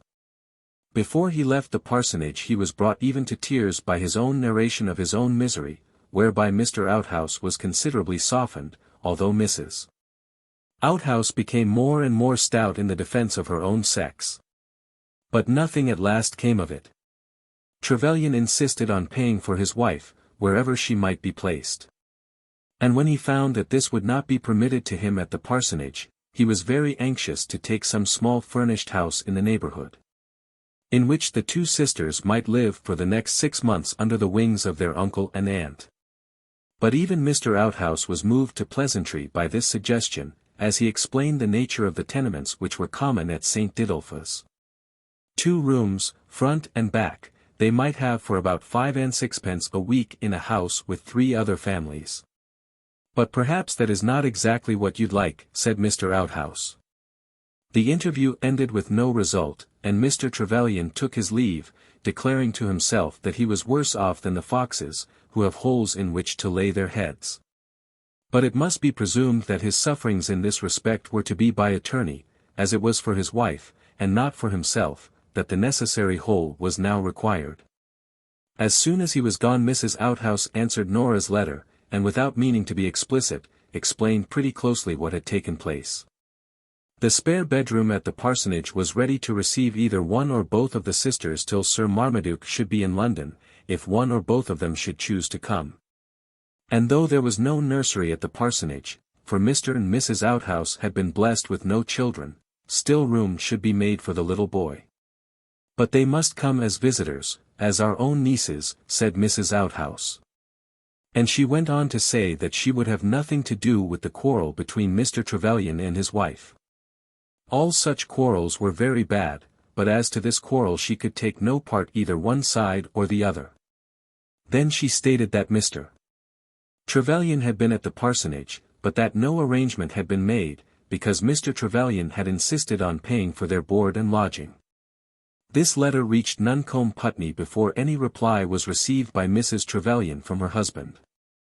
This was on the Saturday morning, and Mrs. Trevelyan had pledged herself to Mrs. Stanbury that she would leave the Clock House on the Monday. Of course, there was no need that she should do so. Both Mrs. Stanbury and Priscilla would now have willingly consented to their remaining till Sir Marmaduke should be in England. But Mrs. Trevelyan's high spirit revolted against this after all that had been said. She thought that she should hear from her husband on the morrow, but the post on Sunday brought no letter from Trevelyan. On the Saturday they had finished packing up, so certain was Mrs. Trevelyan that some instructions as to her future destiny would be sent to her by her lord. At last they decided on the Sunday that they would both go at once to St. Didulphus, or perhaps it would be more correct to say that this was the decision of the elder sister. Nora would willingly have yielded to Priscilla's entreaties, and have remained. But Emily declared that she could not, and would not, stay in the house. She had a few pounds, what would suffice for her journey, and as Mr. Trevelyan had not thought proper to send his orders to her, she would go without them. Mrs. Outhouse was her aunt, and her nearest relative in England. Upon whom else could she lean in this time of her great affliction? A letter, therefore, was written to Mrs. Outhouse, saying that the whole party, including the boy and nurse, would be at St. Didulphus on the Monday evening, and the last cord was put to the boxes. "I suppose that he is very angry, Mrs. Trevelyan said to her sister, but I do not feel that I care about that now. He shall have nothing to complain of in reference to any gaiety on my part. I will see no one. I will have no correspondence. But I will not remain here after what he has said to me, let him be ever so angry. I declare, as I think of it, it seems to me that no woman was ever so cruelly treated as I have been." Then she wrote one further line to her husband. "Not having received any orders from you, and having promised Mrs. Stanbury that I would leave this house on Monday, I go with Nora to my aunt, Mrs. Outhouse, tomorrow. E.T." On the Sunday evening the 4 ladies drank tea together, and they all made an effort to be civil, and even affectionate, to each other. Mrs. Trevelyan had at last allowed Priscilla to explain how it had come to pass that she had told her brother that it would be better both for her mother and for herself that the existing arrangements should be brought to an end. And there had come to be an agreement between them that they should all part in amity. But the conversation on the Sunday evening was very difficult. "I am sure we shall always think of you both with the greatest kindness," said Mrs. Stanbury. "As for me," said Priscilla, "your being with us has been a delight that I cannot describe, only it has been wrong." "I know too well," said Mrs. Trevelyan, "that in our present circumstances we are unable to carry delight with us anywhere." "You hardly understand what our life has been," said Priscilla. "But the truth is that we had no right to receive you in such a house as this. It has not been our way of living, and it cannot continue to be so. It is not wonderful that people should talk of us. Had it been called your house, it might have been better. And what will you do now? Asked Nora. Get out of this place as soon as we can. It is often hard to go back to the right path. But it may always be done, or at least attempted. It seems to me that I take misery with me wherever I go, said Mrs. Trevelyan. My dear, it has not been your fault, said Mrs. Stanbury. I do not like to blame my brother, said Priscilla, because he has done his best to be good to us all, and the punishment will fall heaviest upon him, because he must pay for it. He should not be allowed to pay a shilling, said Mrs. Trevelyan. Then the morning came, and at 7 o'clock the two sisters, with the nurse and child, started for Lesborough station in Mrs. Crockett's open carriage, the luggage having been sent on in a cart. There were many tears shed, and anyone looking at the party would have thought that very dear friends were being torn asunder. Mother, said Priscilla, as soon as the parlour door was shut, and the two were alone together, we must take care that we never are brought again into such a mistake as that. They who protect the injured should be strong themselves. Chapter 30. Dorothy makes up her mind. It was true that most ill-natured things had been said at Lesborough and at Nuncombe Putney about Mrs. Stanbury and the visitors at the Clock House, and that these ill-natured things had spread themselves to Exeter. Mrs. Ellison of Lesborough, who was not the most good-natured woman in the world, had told Mrs. Merton of Nuncombe that she had been told that the Colonel's visit to the lady had been made by express arrangement between the Colonel and Mrs. Stanbury. Mrs. Merton, who was very good-natured, but not the wisest woman in the world, had declared that any such conduct on the part of Mrs. Stanbury was quite impossible. What does it matter which it is, Priscilla or her mother? Mrs. Ellison had said. These are the facts. Mrs. Trevelyan has been sent there to be out of the way of this Colonel. And the Colonel immediately comes down and sees her at the Clock House. But when people are very poor they do get driven to do almost anything. Mrs. Merton, not being very wise, had conceived it to be her duty to repeat this to Priscilla, and Mrs. Ellison, not being very good-natured, had conceived it to be hers to repeat it to Mrs. Machew at Exeter. And then Bozzle's coming had become known. Yes, Mrs. Machew, a policeman in mufti down at Nuncombe. I wonder what our friend in the close here will think about it. I have always said, you know, that if she wanted to keep things straight at Nuncombe, she should have opened her purse strings. From all which it may be understood, that Priscilla Stanbury's desire to go back to their old way of living had not been without reason. It may be imagined that Miss Stanbury of the Close did not receive with equanimity the reports which reached her. And, of course, when she discussed the matter either with Martha or with Dorothy, she fell back upon her own early appreciation of the folly of the Clock House arrangement. Nevertheless, she had called Mrs. Ellison very bad names, when she learned from her friend Mrs. Machew what reports were being spread by the lady from Lesborough. Mrs. Ellison. Yes. We all know Mrs. Ellison. The bitterest tongue in Devonshire, and the falsest. There are some people at Lesborough, who would be well pleased if she paid her way there as well as those poor women do at Nuncombe. I don't think much of what Mrs. Ellison says. But it is bad about the policeman, said Mrs. Machew. Of course it's bad. It's all bad. I'm not saying that it's not bad. I'm glad I've got this other young woman out of it. It's all that young man's doing. If I had a son of my own, I'd sooner follow him to the grave than hear him call himself a radical. Then, on a sudden, there came to the Close news that Mrs. Trevelyan and her sister were gone. On the very Monday on which they went, Priscilla sent a note on to her sister, in which no special allusion was made to Aunt Stanbury. But which was no doubt written with the intention that the news should be communicated. Gone, are they? As it is past wishing that they hadn't come, it's the best thing they could do now. And who is to pay the rent of the house, now they have gone?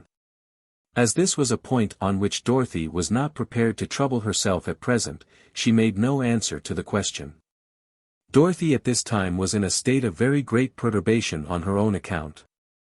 The reader may perhaps remember that she had been much startled by a proposition that had been made to her in reference to her future life. Her aunt had suggested to her that she should become Mrs. Gibson. She had not as yet given any answer to that proposition, and had indeed found it to be quite impossible to speak about it at all. But there can be no doubt that the suggestion had opened out to her altogether new views of life. Up to the moment of her aunt's speech to her, the idea of her becoming a married woman had never presented itself to her. In her humility it had not occurred to her that she should be counted as one among the candidates for matrimony. Priscilla had taught her to regard herself, indeed, they had both so regarded themselves, as born to eat and drink, as little as might be, and then to die. Now, when she was told that she could, if she pleased, become Mrs. Gibson, she was almost lost in a whirl of new and confused ideas. Since her aunt had spoken, Mr. Gibson himself had dropped a hint or two which seemed to her to indicate that he also must be in the secret. There had been a party, with a supper, at Mrs. Crombie's, at which both the Miss Frenches had been present. But Mr. Gibson had taken her, Dorothy Stanbury, out to supper, leaving both Camilla and Arabella behind him in the drawing-room. During the quarter of an hour afterwards in which the ladies were alone while the gentlemen were eating and drinking, both Camilla and Arabella continued to wreak their vengeance. They asked questions about Mrs. Trevelyan, and suggested that Mr. Gibson might be sent over to put things right. But Miss Stanbury had heard them, and had fallen upon them with a heavy hand. "There's a good deal expected of Mr. Gibson, my dears," she said, "which it seems to me Mr. Gibson is not inclined to perform. It is quite indifferent to us what Mr. Gibson may be inclined to perform," said Arabella. "I'm sure we shan't interfere with Miss Dorothy." As this was said quite out loud before all the other ladies, Dorothy was overcome with shame. But her aunt comforted her when they were again at home. "Laws, my dear, what does it matter? When you're Mrs. Gibson, you'll be proud of it all." Was it then really written in the book of the fates that she, Dorothy Stanbury, was to become Mrs. Gibson? Poor Dorothy began to feel that she was called upon to exercise an amount of thought and personal decision to which she had not been accustomed. Hitherto, in the things which she had done, or left undone, she had received instructions which she could obey. Had her mother and Priscilla told her positively not to go to her aunt's house, she would have remained at Nuncombe without complaint. Had her aunt since her coming given her orders as to her mode of life, enjoined, for instance, additional church attendances, or desired her to perform menial services in the house, she would have obeyed, from custom, without a word. But when she was told that she was to marry Mr. Gibson, it did seem to her to be necessary to do something more than obey. Did she love Mr. Gibson? She tried hard to teach herself to think that she might learn to love him. He was a nice-looking man enough, with sandy hair, and a head rather bald, with thin lips, and a narrow nose, who certainly did preach drawling sermons. But of whom everybody said that he was a very excellent clergyman.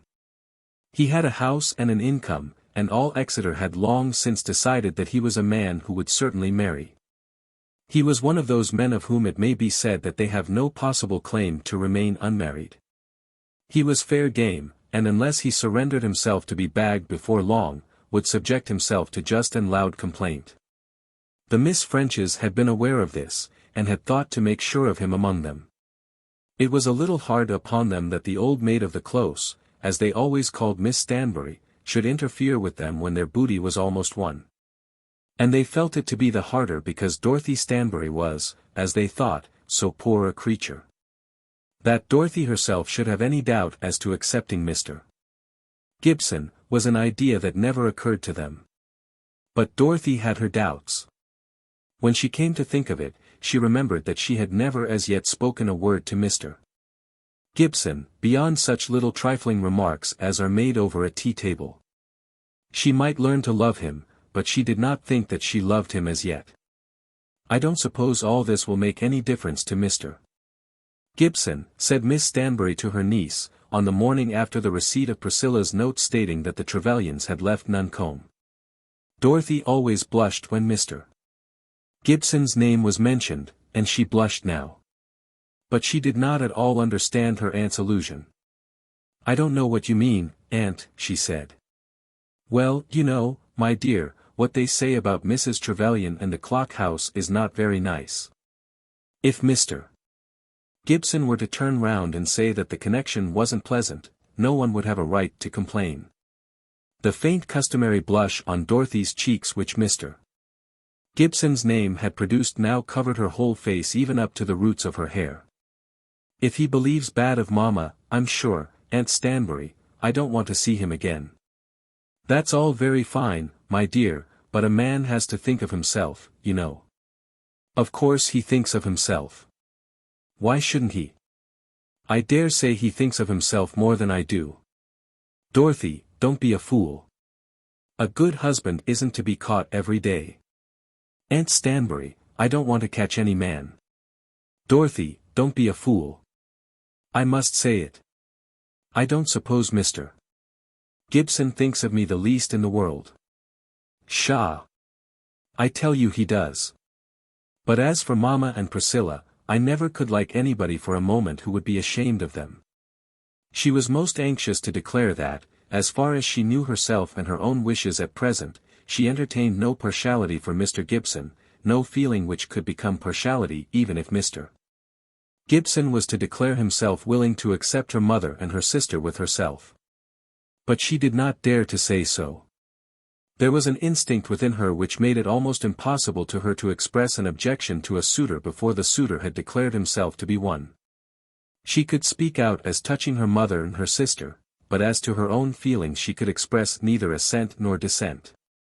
"I should like to have it settled soon," said Miss Stanbury, in a melancholy voice.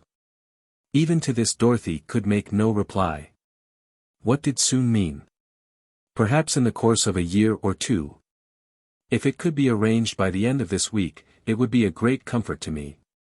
Dorothy almost fell off her chair, and was stricken altogether dumb. "I told you, I think, that Brooke Burgess is coming here. You said he was to come some day. He is to be here on Monday. I haven't seen him for more than 12 years. And now he's to be here next week. Dear, dear. When I think sometimes of all the hard words that have been spoken, and the harder thoughts that have been in people's minds, I often regret that the money ever came to me at all. I could have done without it, very well, very well. But all the unpleasantness is over now, aunt. I don't know about that. Unpleasantness of that kind is apt to rankle long. But I wasn't going to give up my rights. Nobody but a coward does that. They talked of going to law and trying the will, but they wouldn't have got much by that. And then they abused me for 2 years. When they had done and got sick of it, I told them they should have it all back again as soon as I am dead. It won't be long now. This Burgess is the elder nephew, and he shall have it all. Is not he grateful? No. Why should he be grateful? I don't do it for special love of him. I don't want his gratitude. Nor anybody's gratitude. Look at Hugh. I did love him. I am grateful, Aunt Stanbury. Are you, my dear? Then show it by being a good wife to Mr. Gibson, and a happy wife. I want to get everything settled while Burgess is here. If he is to have it, why should I keep him out of it whilst I live? I wonder whether Mr. Gibson would mind coming and living here, Dolly. The thing was coming so near to her that Dorothy began to feel that she must, in truth, make up her mind, and let her aunt know also how it had been made up. She was sensible enough to perceive that if she did not prepare herself for the occasion she would find herself hampered by an engagement simply because her aunt had presumed that it was out of the question that she should not acquiesce. She would drift into marriage with Mr. Gibson against her will. Her greatest difficulty was the fact that her aunt clearly had no doubt on the subject. And as for herself, hitherto her feelings did not, on either side, go beyond doubts. Assuredly it would be a very good thing for her to become Mrs. Gibson, if only she could create for herself some attachment for the man. At the present moment her aunt said nothing more about Mr. Gibson, having her mind much occupied with the coming of Mr. Brooke Burgess. I remember him 20 years ago and more, as nice a boy as you would wish to see. His father was the fourth of the brothers. Dear, dear. 3 of them are gone. And the only one remaining is old Barty, whom no one ever loved. The Burgesses had been great people in Exeter, having been both bankers and brewers there, but the light of the family had paled. And though Bartholomew Burgess, of whom Miss Stanbury declared that no one had ever loved him, still had a share in the bank. It was well understood in the city that the real wealth in the firm of Cropper and Burgess belonged to the Cropper family. Indeed, the most considerable portion of the fortune that had been realized by old Mr. Burgess had come into the possession of Miss Stanbury herself. Bartholomew Burgess had never forgiven his brother's will, and between him and Jemima Stanbury the feud was irreconcilable. The next brother, Tom Burgess, had been a solicitor at Liverpool, and had done well there. But Miss Stanbury knew nothing of the Tom Burgesses as she called them. The fourth brother, Harry Burgess, had been a clergyman, and this Brooke Burgess, Jr., who was now coming to the close, had been left with a widowed mother, the eldest of a large family. It need not now be told at length how there had been ill blood also between this clergyman and the heiress. There had been attempts at friendship, and at one time Miss Stanbury had received the Rev. Harry Burgess and all his family at the close, but the attempts had not been successful. And though our old friend had never wavered in her determination to leave the money all back to some one of the Burgess family, and with this view had made a pilgrimage to London some 12 years since, and had renewed her acquaintance with the widow and the children, still there had been no comfortable relations between her and any of the Burgess family. Old Barty Burgess, whom she met in the close, or saw in the High Street every day of her life, was her great enemy. He had tried his best, so at least she was convinced, to drive her out of the pale of society, years upon years ago, by saying evil things of her. She had conquered in that combat. Her victory had been complete, and she had triumphed after a most signal fashion. But this triumph did not silence Barty's tongue, nor soften his heart. When she prayed to be forgiven, as she herself forgave others, she always exempted Barty Burgess from her prayers. There are things which flesh and blood cannot do. She had not liked Harry Burgess' widow, nor for the matter of that, Harry Burgess himself. When she had last seen the children she had not liked any of them much, and had had her doubts even as to Brooke. But with that branch of the family she was willing to try again. Brooke was now coming to the close, having received, however, an intimation, that if, during his visit to Exeter, he chose to see his uncle Barty, any such intercourse must be kept quite in the background. While he remained in Miss Stanbury's house he was to remain there as though there were no such person as Mr. Bartholomew Burgess in Exeter. At this time Brooke Burgess was a man just turned 30, and was a clerk in the Ecclesiastical Record Office, in Somerset House. No doubt the peculiar nature and name of the public department to which he was attached had done something to recommend him to Miss Stanbury. Ecclesiastical records were things greatly to be reverenced in her eyes, and she felt that a gentleman who handled them and dealt with them would probably be sedate, gentlemanlike, and conservative.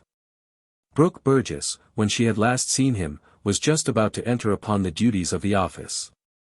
Then there had come offence, and she had in truth known nothing of him from that day to this.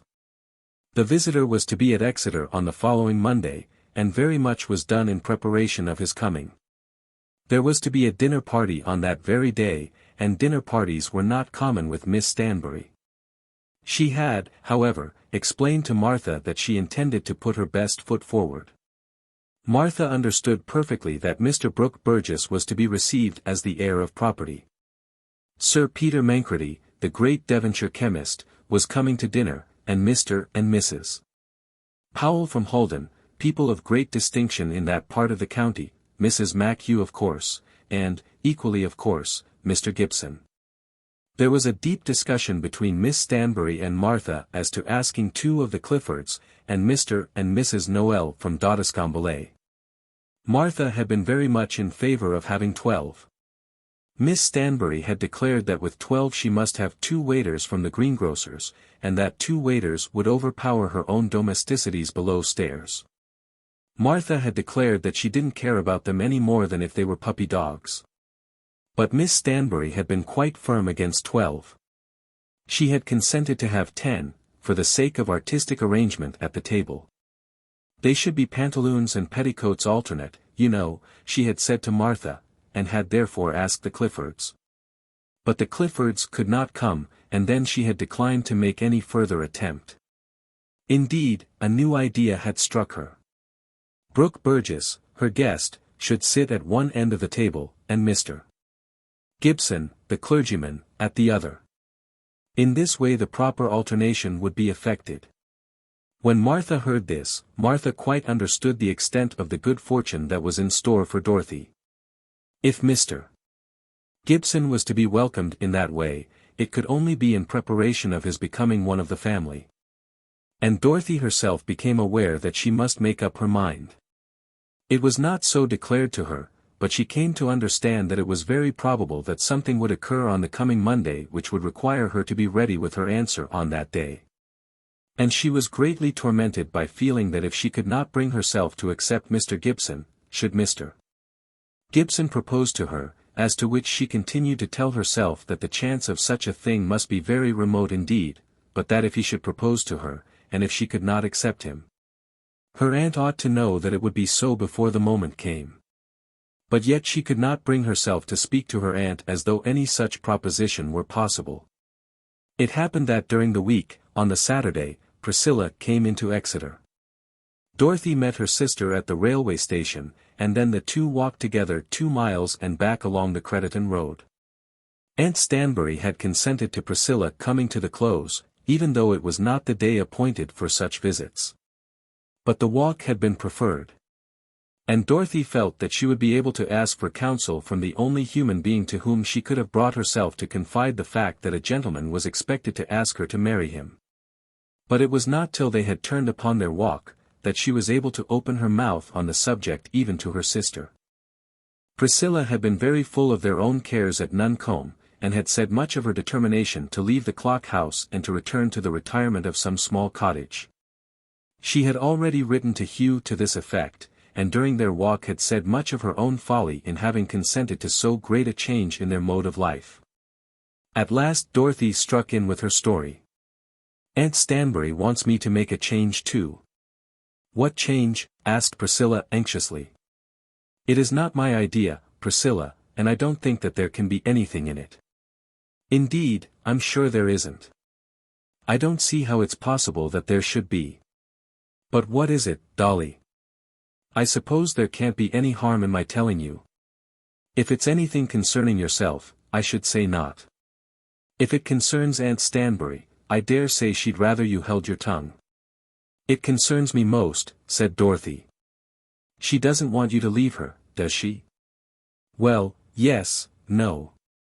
By what she said last, I shouldn't leave her at all in that way. Only I'm sure it's not possible. I am the worst hand in the world, Dolly, at guessing a riddle. You've heard of that Mr. Gibson, the clergyman, haven't you? Of course I have. Well.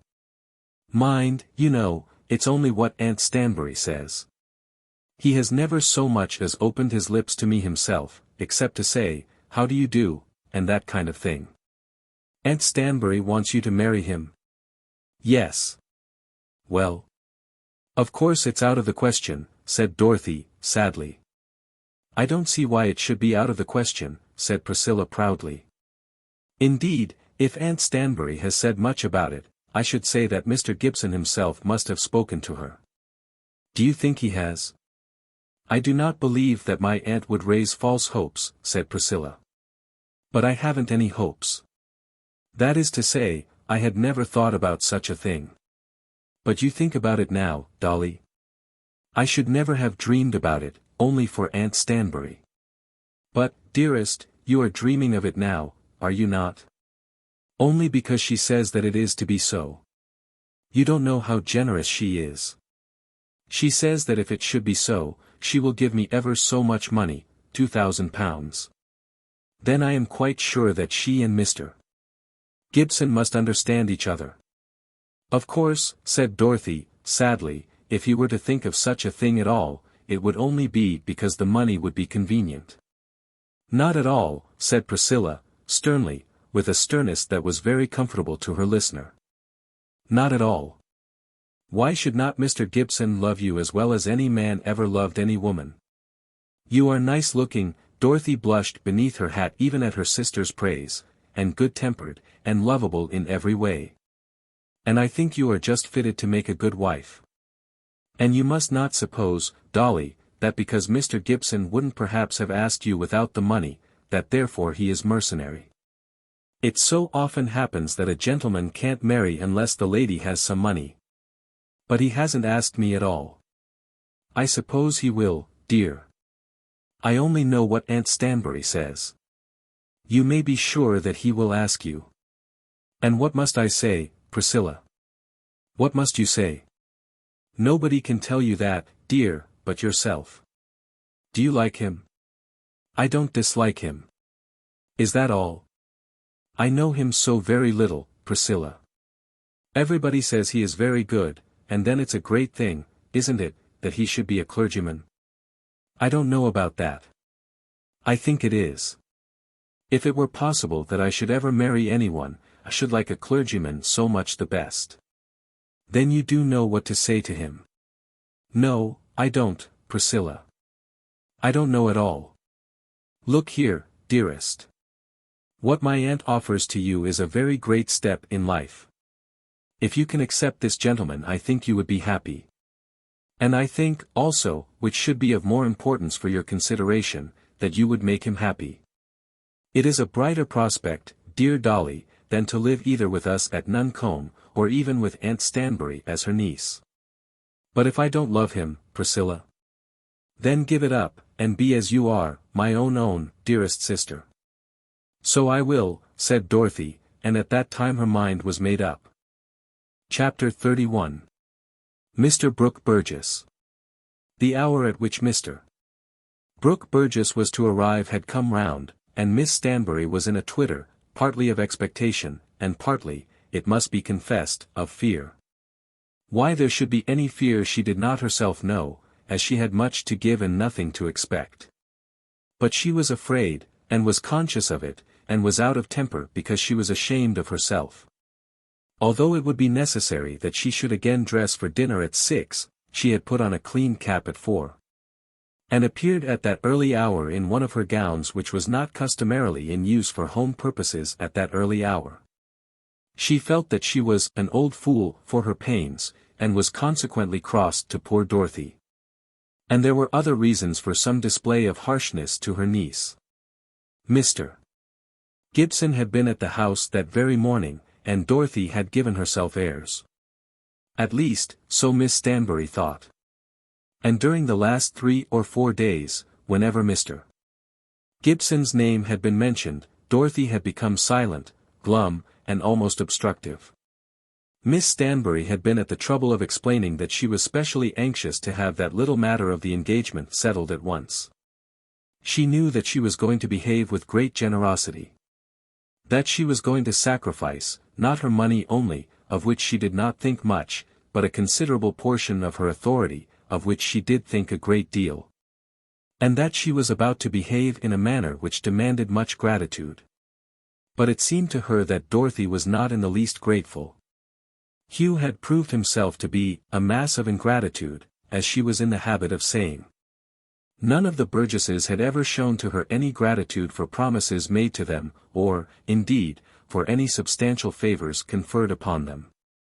And now Dorothy, to whom a very 7th heaven of happiness had been opened, a 7th heaven. As it must be computed in comparison with her low expectations, now Dorothy was already showing how thankless she could become.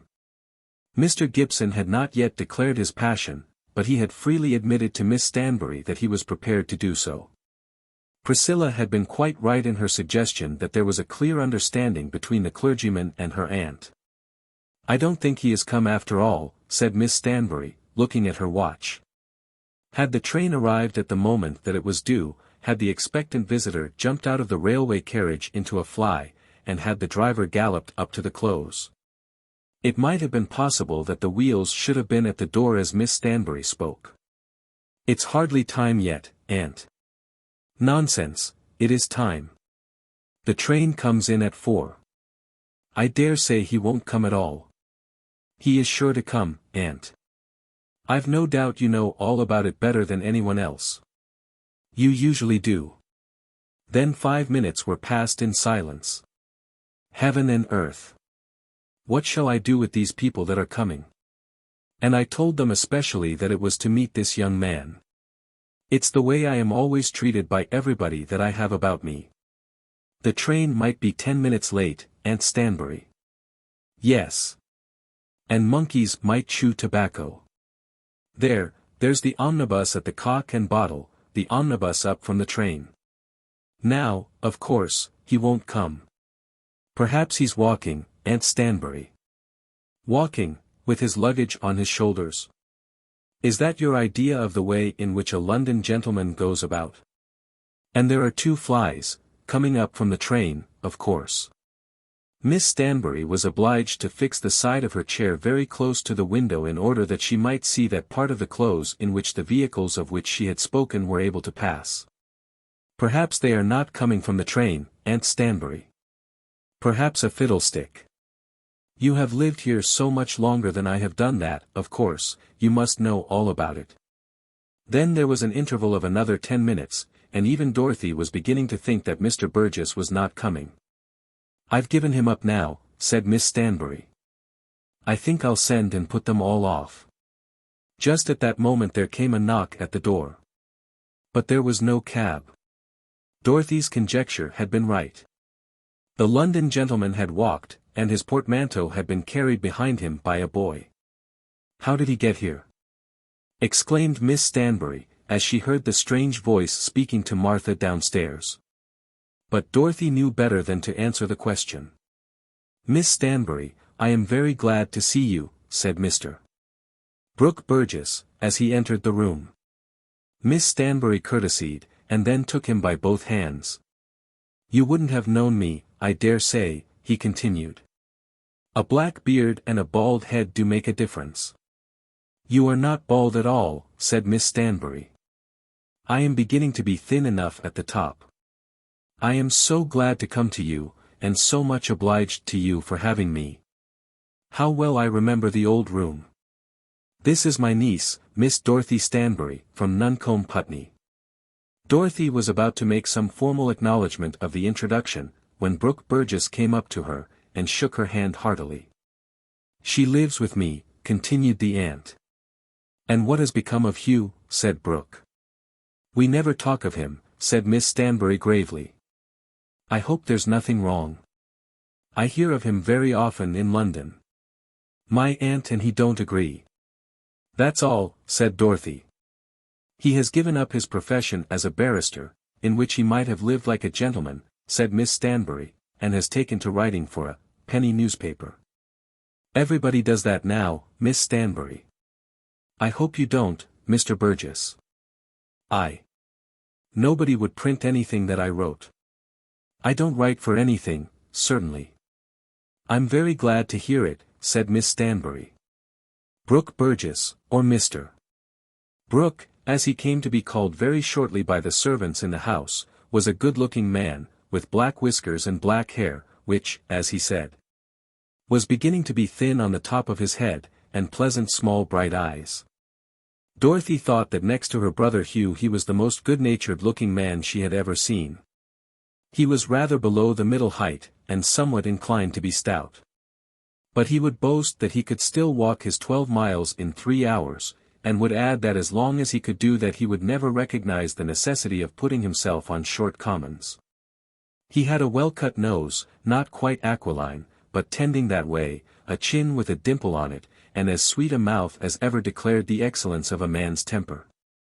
Dorothy immediately began to compare him with her brother Hugh, who was to her, of all men, the most godlike. It never occurred to her to make any comparison between Mr. Gibson and Mr. Burgess. Her brother Hugh was the most godlike of men, but there was something godlike also about the newcomer. Mr. Gibson, to Dorothy's eyes, was by no means divine. I used to call you Aunt Stanbury, said Brooke Burgess to the old lady, am I to go on doing it now? You may call me what you like, said Miss Stanbury. Only, dear me, I never did see anybody so much altered. Before she went up to dress herself for dinner, Miss Stanbury was quite restored to her good humour, as Dorothy could perceive. The dinner passed off well enough. Mr. Gibson, at the head of the table, did, indeed, look very much out of his element, as though he conceived that his position revealed to the outer world those ideas of his in regard to Dorothy, which ought to have been secret for a while longer. There are few men who do not feel ashamed of being paraded before the world as acknowledged suitors, whereas ladies accept the position with something almost of triumph. The lady perhaps regards herself as the successful angler, whereas the gentleman is conscious of some similitude to the unsuccessful fish. Mr. Gibson, though he was not yet gasping in the basket, had some presentiment of this feeling, which made his present seat of honour unpleasant to him. Brooke Burgess, at the other end of the table, was as gay as a lark. Mrs. Machew sat on one side of him, and Miss Stanbury on the other, and he laughed at the two old ladies, reminding them of his former doings in Exeter, how he had hunted Mrs. Machew's cat, and had stolen Aunt Stanbury's best apricot jam, till everybody began to perceive that he was quite a success. Even Sir Peter Mancredy laughed at his jokes, and Mrs. Powell, from the other side of Sir Peter, stretched her head forward so that she might become one of the gay party. There isn't a word of it true, said Miss Stanbury. It's all pure invention, and a great scandal. I never did such a thing in my life. Didn't you though? Said Brooke Burgess. I remember it as well as if it was yesterday, and old Dr. Ball, the prebendary, with the carbuncles on his nose, saw it too. Dr. Ball had no carbuncles on his nose, said Mrs. Machew. You'll say next that I have carbuncles on my nose. He had 3. I remember each of them quite well, and so does Sir Peter. Then everybody laughed, and Martha, who was in the room, knew that Brooke Burgess was a complete success. In the meantime Mr. Gibson was talking to Dorothy, but Dorothy was endeavouring to listen to the conversation at the other end of the table. I found it very dirty on the roads today outside the city, said Mr. Gibson. Very dirty, said Dorothy, looking round at Mr. Burgess as she spoke. But the pavement in the High Street was dry enough. Quite dry, said Dorothy. Then there came a peal of laughter from Mrs. Machew and Sir Peter, and Dorothy wondered whether anybody before had ever made those two steady old people laugh after that fashion. I should so like to get a drive with you up to the top of Halden Hill, said Mr. Gibson. When the weather gets fine, that is. Mrs. Powell was talking about it. It would be very nice, said Dorothy. You have never seen the view from Halden Hill yet? Asked Mr. Gibson. But to this question Dorothy could make no answer. Miss Stanbury had lifted one of the tablespoons, as though she was going to strike Mr. Brooke Burgess with the bowl of it. And this during a dinner party. From that moment Dorothy turned herself round, and became one of the listeners to the fun at the other end of the table. Poor Mr. Gibson soon found himself nowhere. I never saw a man so much altered in my life, said Mrs. Machew, up in the drawing-room. I don't remember that he used to be clever. He was a bright boy, said Miss Stanbury. But the Burgesses all used to be such serious, straight-laced people, said Mrs. Machew. Excellent people, she added, remembering the source of her friend's wealth, but none of them like that. I call him a very handsome man, said Mrs. Powell. I suppose he's not married yet? Oh, dear, no, said Miss Stanbury. There's time enough for him yet. He'll find plenty here to set their caps at him, said Mrs. Machew. He's a little old for my girls, said Mrs. Powell, laughing. Mrs. Powell was the happy mother of 4 daughters, of whom the eldest was only 12. There are others who are more forward, said Mrs. Machew. What a chance it would be for dear Arabella French. Heaven forbid, said Miss Stanbury. And then poor Mr. Gibson wouldn't be any longer like the donkey between 2 bundles of hay, said Mrs. Powell. Dorothy was quite determined that she would never marry a man who was like a donkey between two bundles of hay. When the gentleman came up into the drawing-room, Dorothy was seated behind the urn and tea things at a large table, in such a position as to be approached only at one side. There was one chair at her left hand, but at her right hand there was no room for a seat, only room for some civil gentleman to take away full cups and bring them back empty. Dorothy was not sufficiently ready-witted to see the danger of this position till Mr. Gibson had seated himself in the chair. Then it did seem cruel to her that she should be thus besieged for the rest of the evening as she had been also at dinner. While the tea was being consumed Mr. Gibson assisted at the service, asking ladies whether they would have cake or bread and butter, but when all that was over Dorothy was still in her prison, and Mr. Gibson was still the jailer at the gate. She soon perceived that everybody else was chatting and laughing, and that Brooke Burgess was the centre of a little circle which had formed itself quite at a distance from her seat. Once, twice, thrice she meditated an escape, but she had not the courage to make the attempt. She did not know how to manage it. She was conscious that her aunt's eye was upon her, and that her aunt would expect her to listen to Mr. Gibson. At last she gave up all hope of moving, and was anxious simply that Mr. Gibson should confine himself to the dirt of the paths and the noble prospect from Halden Hill. "I think we shall have more rain before we are done with it," he said. Twice before during the evening he had been very eloquent about the rain. "I dare say we shall," said Dorothy. And then there came the sound of loud laughter from Sir Peter, and Dorothy could see that he was poking Brooke Burgess in the ribs. There had never been anything so gay before since she had been in Exeter, and now she was hemmed up in that corner, away from it all, by Mr. Gibson. "This Mr. Burgess seems to be different from the other Burgesses," said Mr. Gibson. "I think he must be very clever," said Dorothy. "Well, yes, in a sort of a way. What people call a merry andrew." "I like people who make me laugh and laugh themselves," said Dorothy. "I quite agree with you that laughter is a very good thing, in its place. I am not at all one of those who would make the world altogether grave. There are serious things, and there must be serious moments." "Of course," said Dorothy. "And I think that serious conversation upon the whole has more allurements than conversation which when you come to examine it is found to mean nothing. Don't you? I suppose everybody should mean something when he talks." "Just so." "That is exactly my idea," said Mr. Gibson.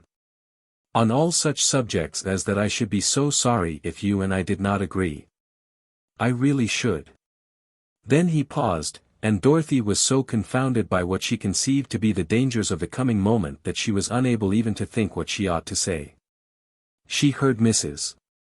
Macua's clear, sharp, merry voice, and she heard her aunt's tone of pretended anger, and she heard Sir Peter's continued laughter, and Brooke Burgess as he continued the telling of some story. But her own trouble was too great to allow of her attending to what was going on at the other end of the room. "There is nothing as to which I am so anxious as that you and I should agree about serious things," said Mr. Gibson. "I suppose we do agree about going to church," said Dorothy. She knew that she could have made no speech more stupid, more senseless, more inefficacious, but what was she to say in answer to such an assurance? "I hope so," said Mr. Gibson, "and I think so. Your aunt is a most excellent woman, and her opinion has very great weight with me on all subjects, even as to matters of church discipline and doctrine, in which, as a clergyman, I am of course presumed to be more at home. But your aunt is a woman among 1,000. Of course I think she is very good. And she is so right about this young man and her property. Don't you think so?" "Quite right, Mr. Gibson. Because you know, to you, of course, being her near relative, and the one she has singled out as the recipient of her kindness, it might have been cause for some discontent." "Discontent to me, Mr. Gibson. I am quite sure your feelings are what they ought to be. And for myself, if I ever were, that is to say, supposing I could be in any way interested. But perhaps it is premature to make any suggestion on that head at present." "I don't at all understand what you mean, Mr. Gibson." I thought that perhaps I might take this opportunity of expressing. But, after all, the levity of the moment is hardly in accordance with the sentiments which I should wish to express. I think that I ought to go to my aunt now, Mr. Gibson, as perhaps she might want something. Then she did push back her chair, and stand upon her legs, and Mr. Gibson, after pausing for a moment, allowed her to escape. Soon after that the visitors went, and Brooke Burgess was left in the drawing-room with Miss Stanbury and Dorothy. "How well I recollect all the people," said Brooke, "Sir Peter, and old Mrs. Machew, and Mrs. Powell, who then used to be called the beautiful Miss Noel. And I remember every bit of furniture in the room." "Nothing changed except the old woman, Brooke," said Miss Stanbury. "Upon my word, you are the least changed of all, except that you don't seem to be so terrible as you were then." "Was I very terrible, Brooke?"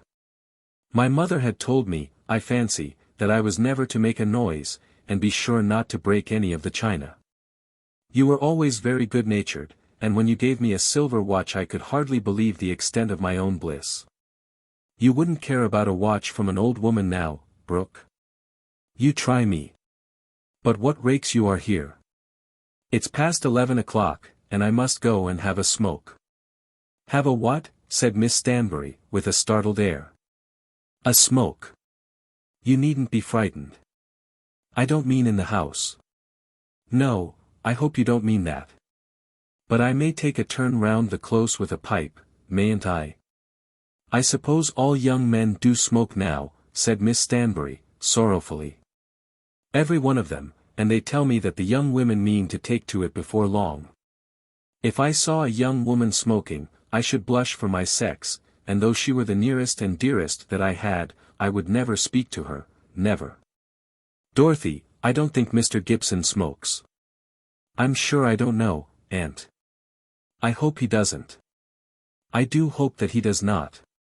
I cannot understand what pleasure it is that men take in making chimneys of themselves, and going about smelling so that no one can bear to come near them." Brooke merely laughed at this, and went his way, and smoked his pipe out in the close, while Martha sat up to let him in when he had finished it. Then Dorothy escaped at once to her room, fearful of being questioned by her aunt about Mr. Gibson. She had, she thought now, quite made up her mind. There was nothing in Mr. Gibson that she liked. She was by no means so sure as she had been when she was talking to her sister, that she would prefer a clergyman to anyone else. She had formed no strong ideas on the subject of love-making, but she did think that any man who really cared for her, would find some other way of expressing his love than that which Mr. Gibson had adopted. And then Mr. Gibson had spoken to her about her aunt's money in a way that was distasteful to her. She thought that she was quite sure that if he should ask her, she would not accept him. She was nearly undressed, nearly safe for the night, when there came a knock at the door, and her aunt entered the room. "He has come in," said Miss Stanbury. "I suppose he has had his pipe, then. I wish he didn't smoke. I do wish he didn't smoke. But I suppose an old woman like me is only making herself a fool to care about such things. If they all do it I can't prevent them. He seems to be a very nice young man, in other things, does he not, Dolly?" "Very nice indeed, Aunt Stanbury. And he has done very well in his office. And as for his saying that he must smoke, I like that a great deal better than doing it on the sly. I don't think Mr. Burgess would do anything on the sly, Aunt. No, no, I don't think he would. Dear me, he's not at all like what I fancied. Everybody seemed to like him very much. Didn't they? I never saw Sir Peter so much taken. And there was quite a flirtation between him and Mrs. Machew. And now, my dear, tell me about Mr. Gibson." "There is nothing to tell, Aunt Stanbury." "Isn't there? From what I saw going on, I thought there would be something to tell. He was talking to you the whole evening. As it happened he was sitting next to me, of course. Indeed he was sitting next to you, so much so that I thought everything would be settled. If I tell you something, Aunt Stanbury, you mustn't be angry with me." "Tell me what? What is it you have to tell me?"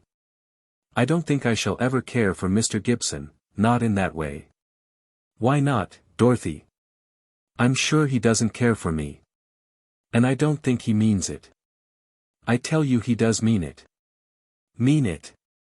Why, I tell you it has all been settled between us. Since I first spoke to you I have explained to him exactly what I intend to do. He knows that he can give up his house and come and live here. I am sure he must have said something about it to you tonight. Not a word, Aunt Stanbury. Then he will. Dear Aunt, I do so wish you would prevent it. I don't like him. I don't indeed. Not like him. No, I don't care for him a bit, and I never shall. I can't help it, Aunt Stanbury. I thought I would try, but I find it would be impossible. You can't want me to marry a man if I don't love him. I never heard of such a thing in my life. Not love him. And why shouldn't you love him? He's a gentleman. Everybody respects him. He'll have plenty to make you comfortable all your life. And then why didn't you tell me before? I didn't know, Aunt Stanbury. I thought that perhaps. Perhaps what? I could not say all at once that I didn't care for him, when I had never so much as thought about it for a moment before. You haven't told him this? No, I have not told him. I couldn't begin by telling him, you know. Then I must pray that you will think about it again. Have you imagined what a great thing for you it would be to be established for life, so that you should never have any more trouble again about a home, or about money, or anything? Don't answer me now, Dorothy, but think of it. It seemed to me that I was doing such an excellent thing for both of you. So saying, Miss Stanbury left the room, and Dorothy was enabled to obey her, at any rate, in one matter. She did think of it. She laid awake thinking of it almost all the night. But the more she thought of it, the less able was she to realize to herself any future comfort or happiness in the idea of becoming Mrs. Gibson. Chapter 32. The full moon at St. Didulphus. The receipt of Mrs. Trevelyan's letter on that Monday morning was a great surprise both to Mr. and Mrs. Outhouse. There was no time for any consideration, no opportunity for delaying their arrival till they should have again referred the matter to Mr. Trevelyan. Their two nieces were to be with them on that evening, and even the telegraph wires, if employed with such purpose, would not be quick enough to stop their coming.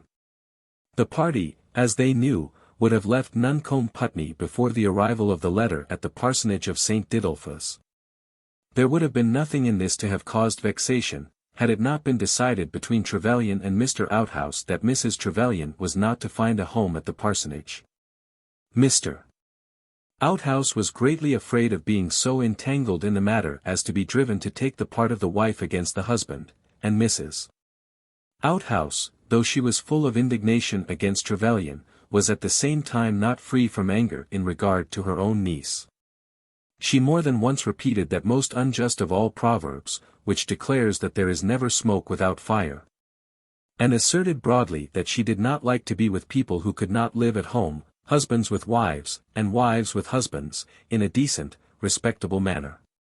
Nevertheless the preparations went on busily, and when the party arrived at 7 o'clock in the evening, 2 rooms had been prepared close to each other, one for the 2 sisters, and the other for the child and nurse, although poor Mr.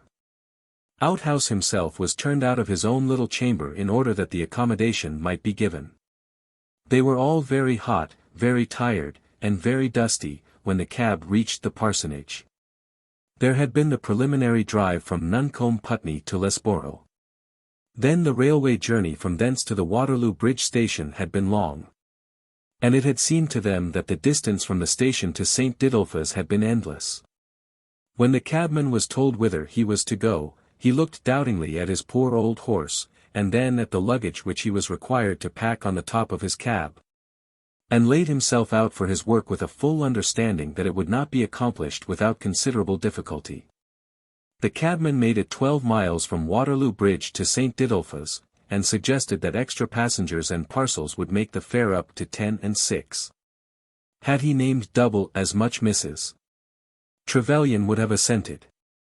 So great was the fatigue, and so wretched the occasion, that there was sobbing and crying in the cab, and when at last the parsonage was reached, even the nurse was hardly able to turn her hand to anything. The poor wanderers were made welcome on that evening without a word of discussion as to the cause of their coming. "I hope you are not angry with us, Uncle Oliphant," Emily Trevelyan had said, with tears in her eyes. "Angry with you, my dear, for coming to our house? How could I be angry with you?"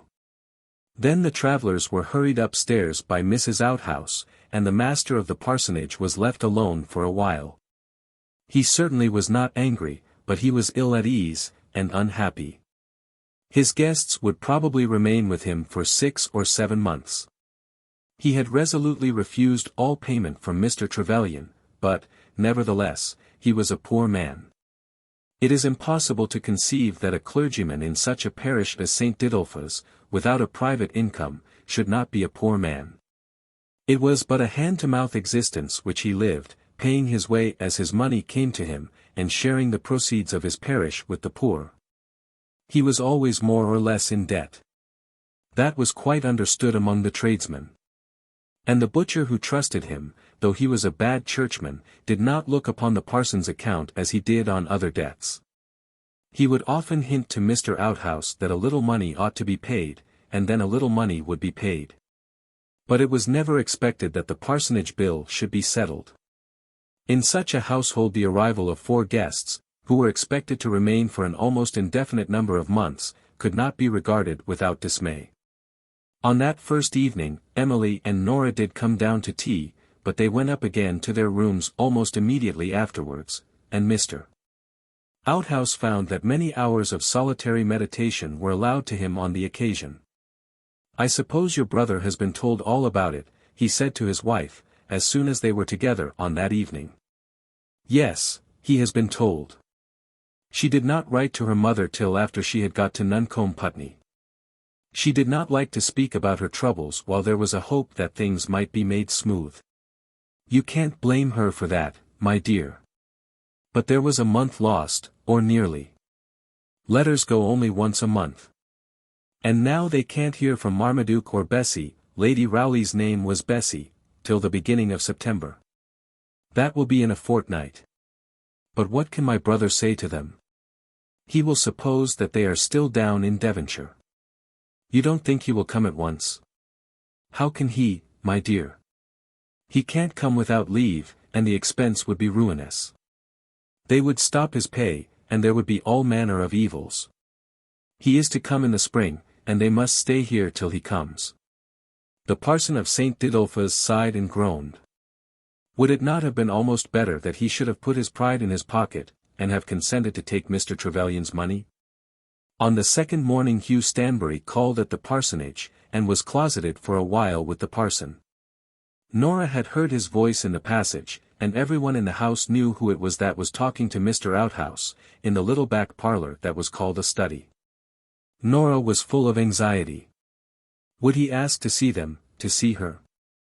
And why was he there so long? "No doubt he has brought a message from Mr. Trevelyan," said her sister. "I dare say he will send word that I ought not to have come to my uncle's house." Then, at last, both Mr. Outhouse and Hugh Stanbury came into the room in which they were all sitting. The greetings were cold and unsatisfactory, and Nora barely allowed Hugh to touch the tip of her fingers. She was very angry with him, and yet she knew that her anger was altogether unreasonable. That he had caused her to refuse a marriage that had so much to attract her was not his sin, not that, but that, having thus overpowered her by his influence, he should then have stopped. And yet Nora had told herself 20 times that it was quite impossible that she should become Hugh Stanbury's wife. And that, were Hugh Stanbury to ask her, it would become her to be indignant with him, for daring to make a proposition so outrageous. And now she was sick at heart, because he did not speak to her. He had, of course, come to St. Didulphus with a message from Trevelyan, and his secret was soon told to them all. Trevelyan himself was upstairs in the sanded parlour of the Full Moon public house, round the corner. Mrs. Trevelyan, when she heard this, clasped her hands and bit her lips. What was he there for? If he wanted to see her, why did he not come boldly to the parsonage? But it soon appeared that he had no desire to see his wife.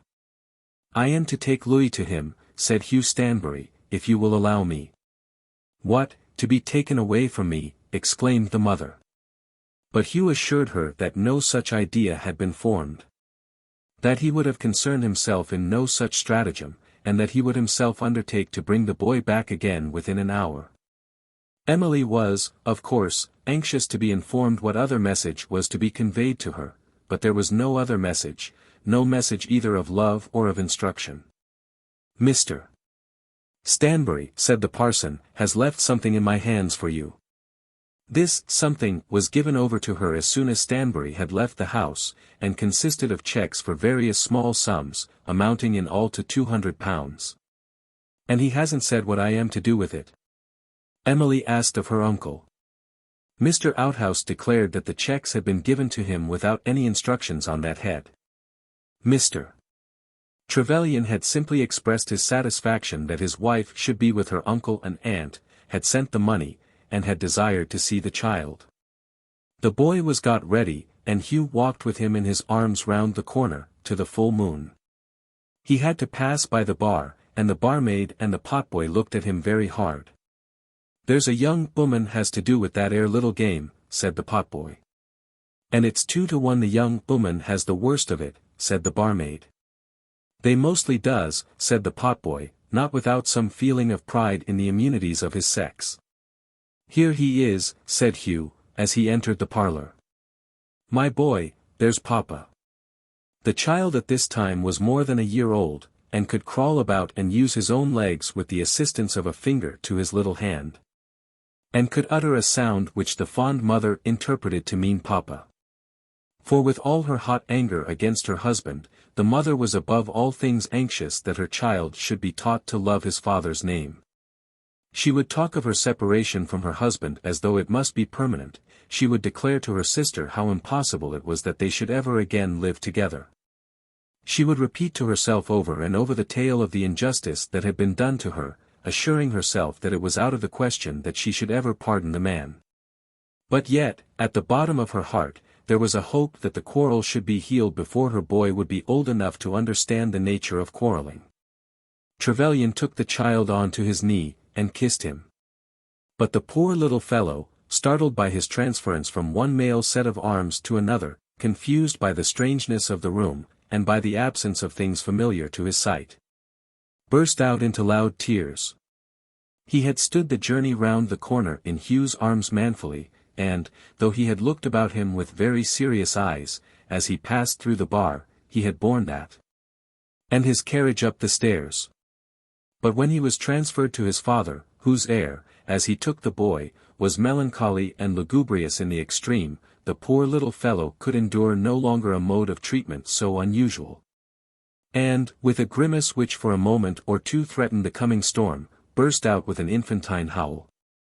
"That's how he has been taught," said Trevelyan. "Nonsense," said Stanbury. "He's not been taught at all. It's nature. Nature that he should be afraid of his own father.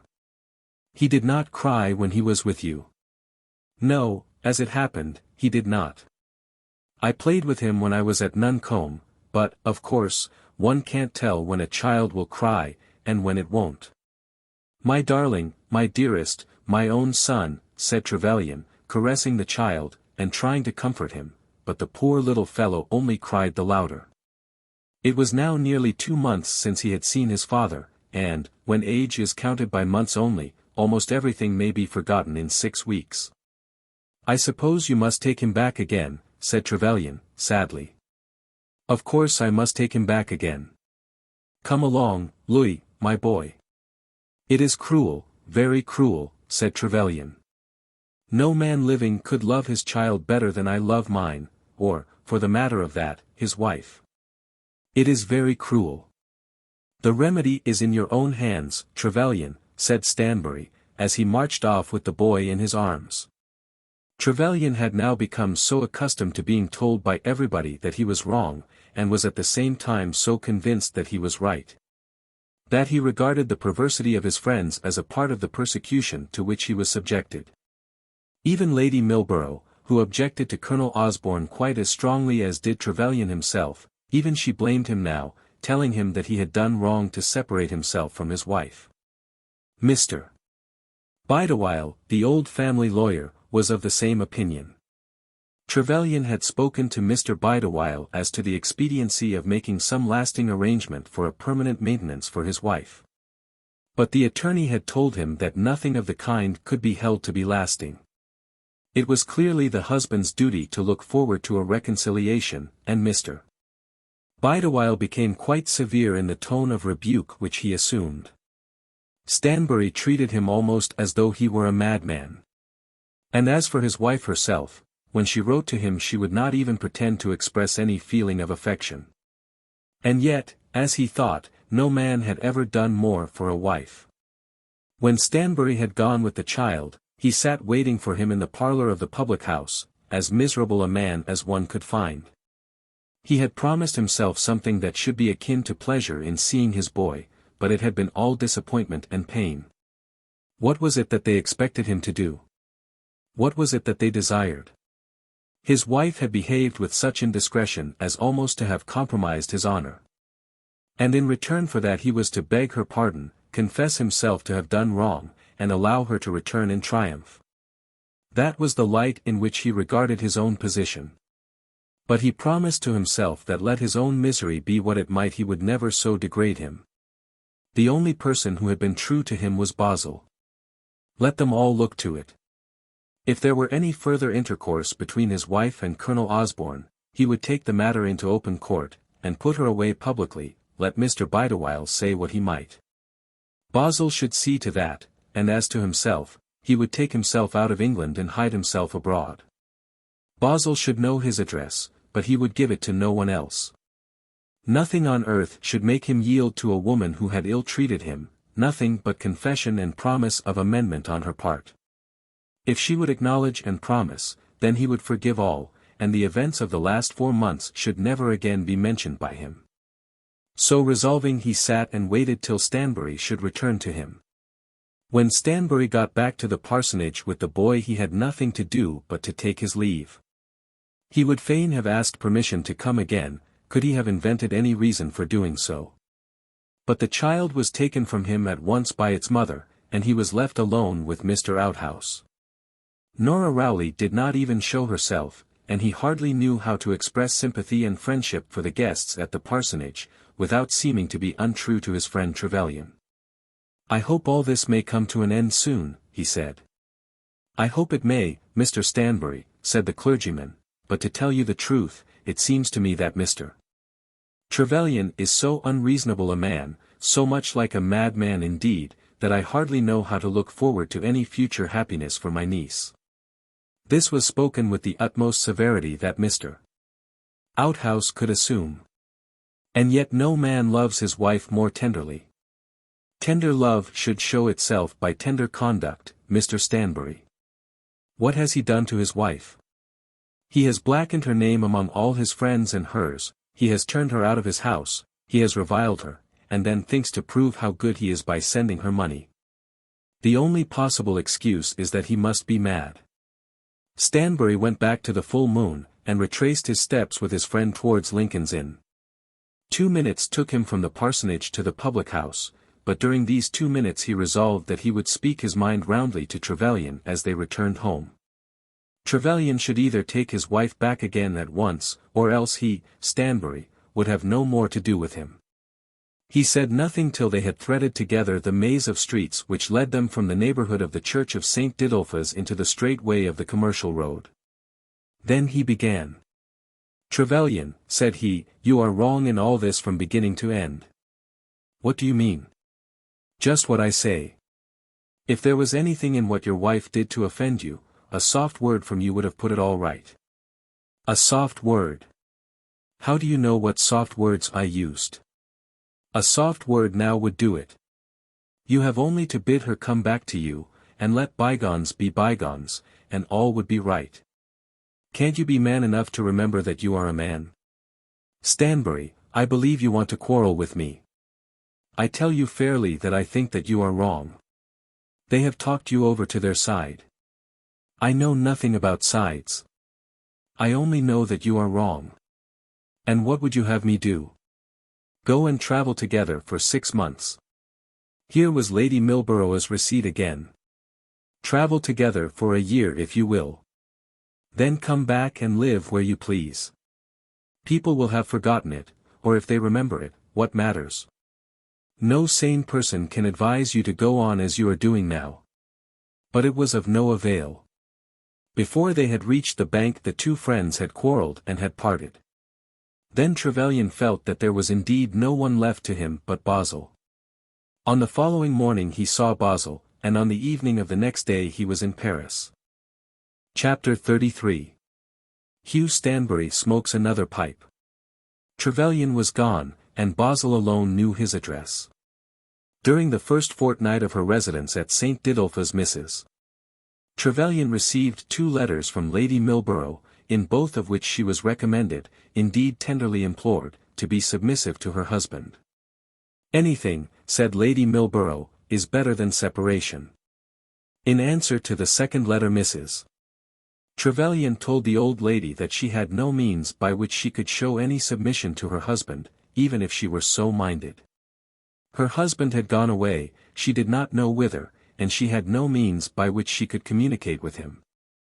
And then came a packet to her from her father and mother, dispatched from the islands after the receipt by Lady Rowley of the melancholy tidings of the journey to Nuncombe Putney. Both Sir Marmaduke and Lady Rowley were full of anger against Trevelyan, and wrote as though the husband could certainly be brought back to a sense of his duty, if they only were present. This packet had been at Nuncombe Putney, and contained a sealed note from Sir Marmaduke addressed to Mr. Trevelyan. Lady Rowley explained that it was impossible that they should get to England earlier than in the spring. I would come myself at once and leave Papa to follow, said Lady Rowley, only for the children. If I were to bring them, I must take a house for them, and the expense would ruin us. Papa has written to Mr. Trevelyan in a way that he thinks will bring him to reason. But how was this letter, by which the husband was to be brought to reason, to be put into the husband's hands? Mrs. Trevelyan applied to Mr. Bideawhile and to Lady Milborough, and to Stanbury, for Trevelyan's address, but was told by each of them that nothing was known of his whereabouts. She did not apply to Mr. Bozzle, although Mr. Bozzle was more than once in her neighbourhood, but as yet she knew nothing of Mr. Bozzle. The replies from Mr. Bideawhile and from Lady Milborough came by the post, but Hugh Stanbury thought that duty required him to make another journey to St. Didulph's and carry his own answer with him. And on this occasion fortune was either very kind to him, or very unkind.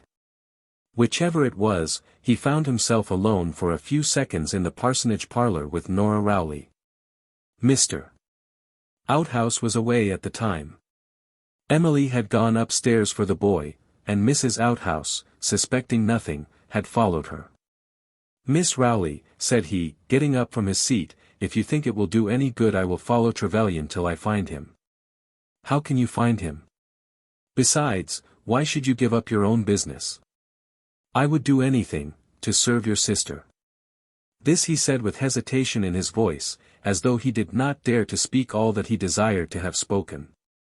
I am sure that Emily is very grateful, said Nora. But she would not wish to give you such trouble as that. I would do anything for your sister, he repeated, for your sake, Miss Rowley. This was the first time that he had ever spoken a word to her in such a strain, and it would be hardly too much to say that her heart was sick for some such expression. But now that it had come, though there was a sweetness about it that was delicious to her, she was absolutely silenced by it. And she was at once not only silent, but stern, rigid, and apparently cold. Stanbury could not but feel as he looked at her that he had offended her. Perhaps I ought not to say as much, said he. But it is so. Mr. Stanbury, said she, that is nonsense. It is of my sister, not of me, that we are speaking. Then the door was opened and Emily came in with her child, followed by her aunt. There was no other opportunity, and perhaps it was well for Nora and for Hugh that there should have been no other. Enough had been said to give her comfort. And more might have led to his discomposure. As to that matter on which he was presumed to have come to St. Didulph's, he could do nothing.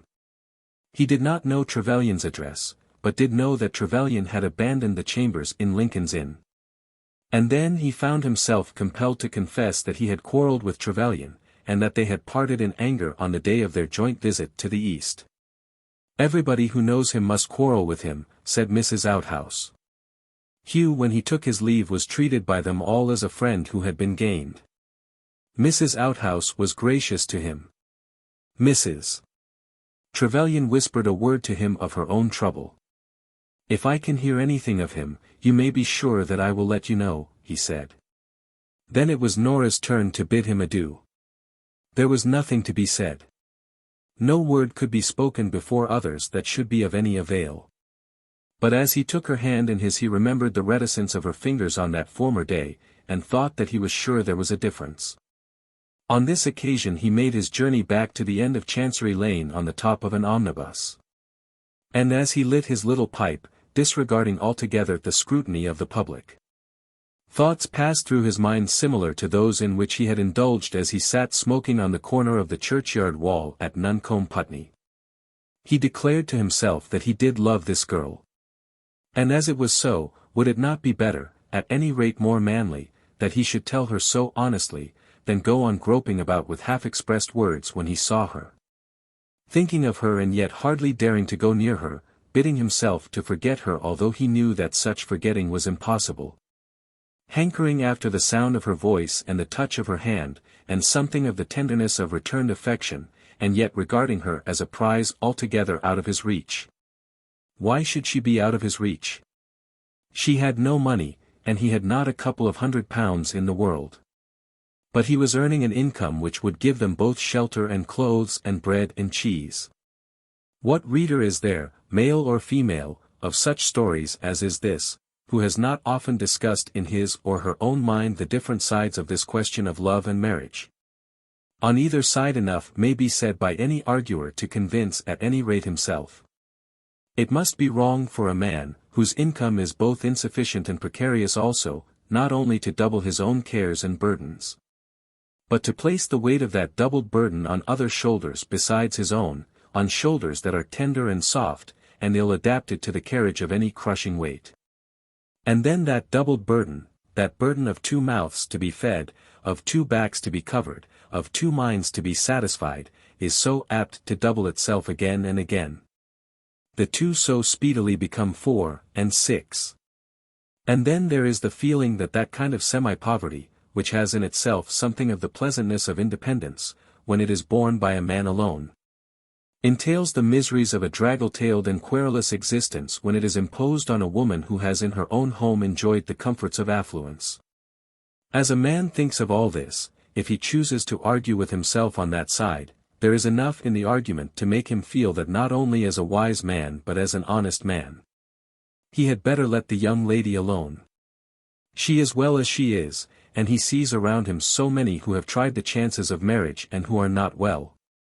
Look at Jones with his worn wife and his 5 children, Jones who is not yet 30, of whom he happens to know that the wretched man cannot look his doctor in the face, and that the doctor is as necessary to the man's house as is the butcher. What heart can Jones have for his work with such a burden as this upon his shoulders? And so the thinker, who argues on that side, resolves that the young lady shall go her own way for him. But the arguments on the other side are equally cogent, and so much more alluring. And they are used by the same man with reference to the same passion, and are intended by him to put himself right in his conduct in reference to the same dear girl. Only the former line of thoughts occurred to him on a Saturday, when he was ending his week rather gloomily, and this other way of thinking on the same subject has come upon him on a Monday, as he is beginning his week with renewed hope. Does this young girl of his heart love him? And if so, their affection for each other being thus reciprocal, is she not entitled to an expression of her opinion and her wishes on this difficult subject? And if she be willing to run the risk and to encounter the dangers, to do so on his behalf, because she is willing to share everything with him, is it becoming in him, a man, to fear what she does not fear? If she be not willing, let her say so. If there be any speaking, he must speak first. But she is entitled, as much as he is, to her own ideas respecting their great outlook into the affairs of the world. And then is it not manifestly God's ordinance that a man should live together with a woman? How poor a creature does the man become who has shirked his duty in this respect, who has done nothing to keep the world going, who has been willing to ignore all affection so that he might avoid all burdens, and who has put into his own belly every good thing that has come to him, either by the earning of his own hands or from the bounty and industry of others. Of course there is a risk, but what excitement is there in anything in which there is none? So on the Tuesday he speaks his mind to the young lady, and tells her candidly that there will be potatoes for the two of them, sufficient, as he hopes, of potatoes, but no more. As a matter of course the young lady replies that she for her part will be quite content to take the parings for her own eating. Then they rush deliciously into each other's arms and the matter is settled. For, though the convictions arising from the former line of argument may be set aside as often as need be, those reached from the latter are generally conclusive. That such a settlement will always be better for the young gentleman and the young lady concerned than one founded on a sterner prudence is more than one may dare to say. But we do feel sure that that country will be most prosperous in which such leaps in the dark are made with the greatest freedom. Our friend Hugh, as he sat smoking on the knife board of the omnibus, determined that he would risk everything. If it were ordained that prudence should prevail, the prudence should be hers. Why should he take upon himself to have prudence enough for two, seeing that she was so very discreet in all her bearings? Then he remembered the touch of her hand, which he still felt upon his palm as he sat handling his pipe, and he told himself that after that he was bound to say a word more. And moreover he confessed to himself that he was compelled by a feeling that mastered him altogether.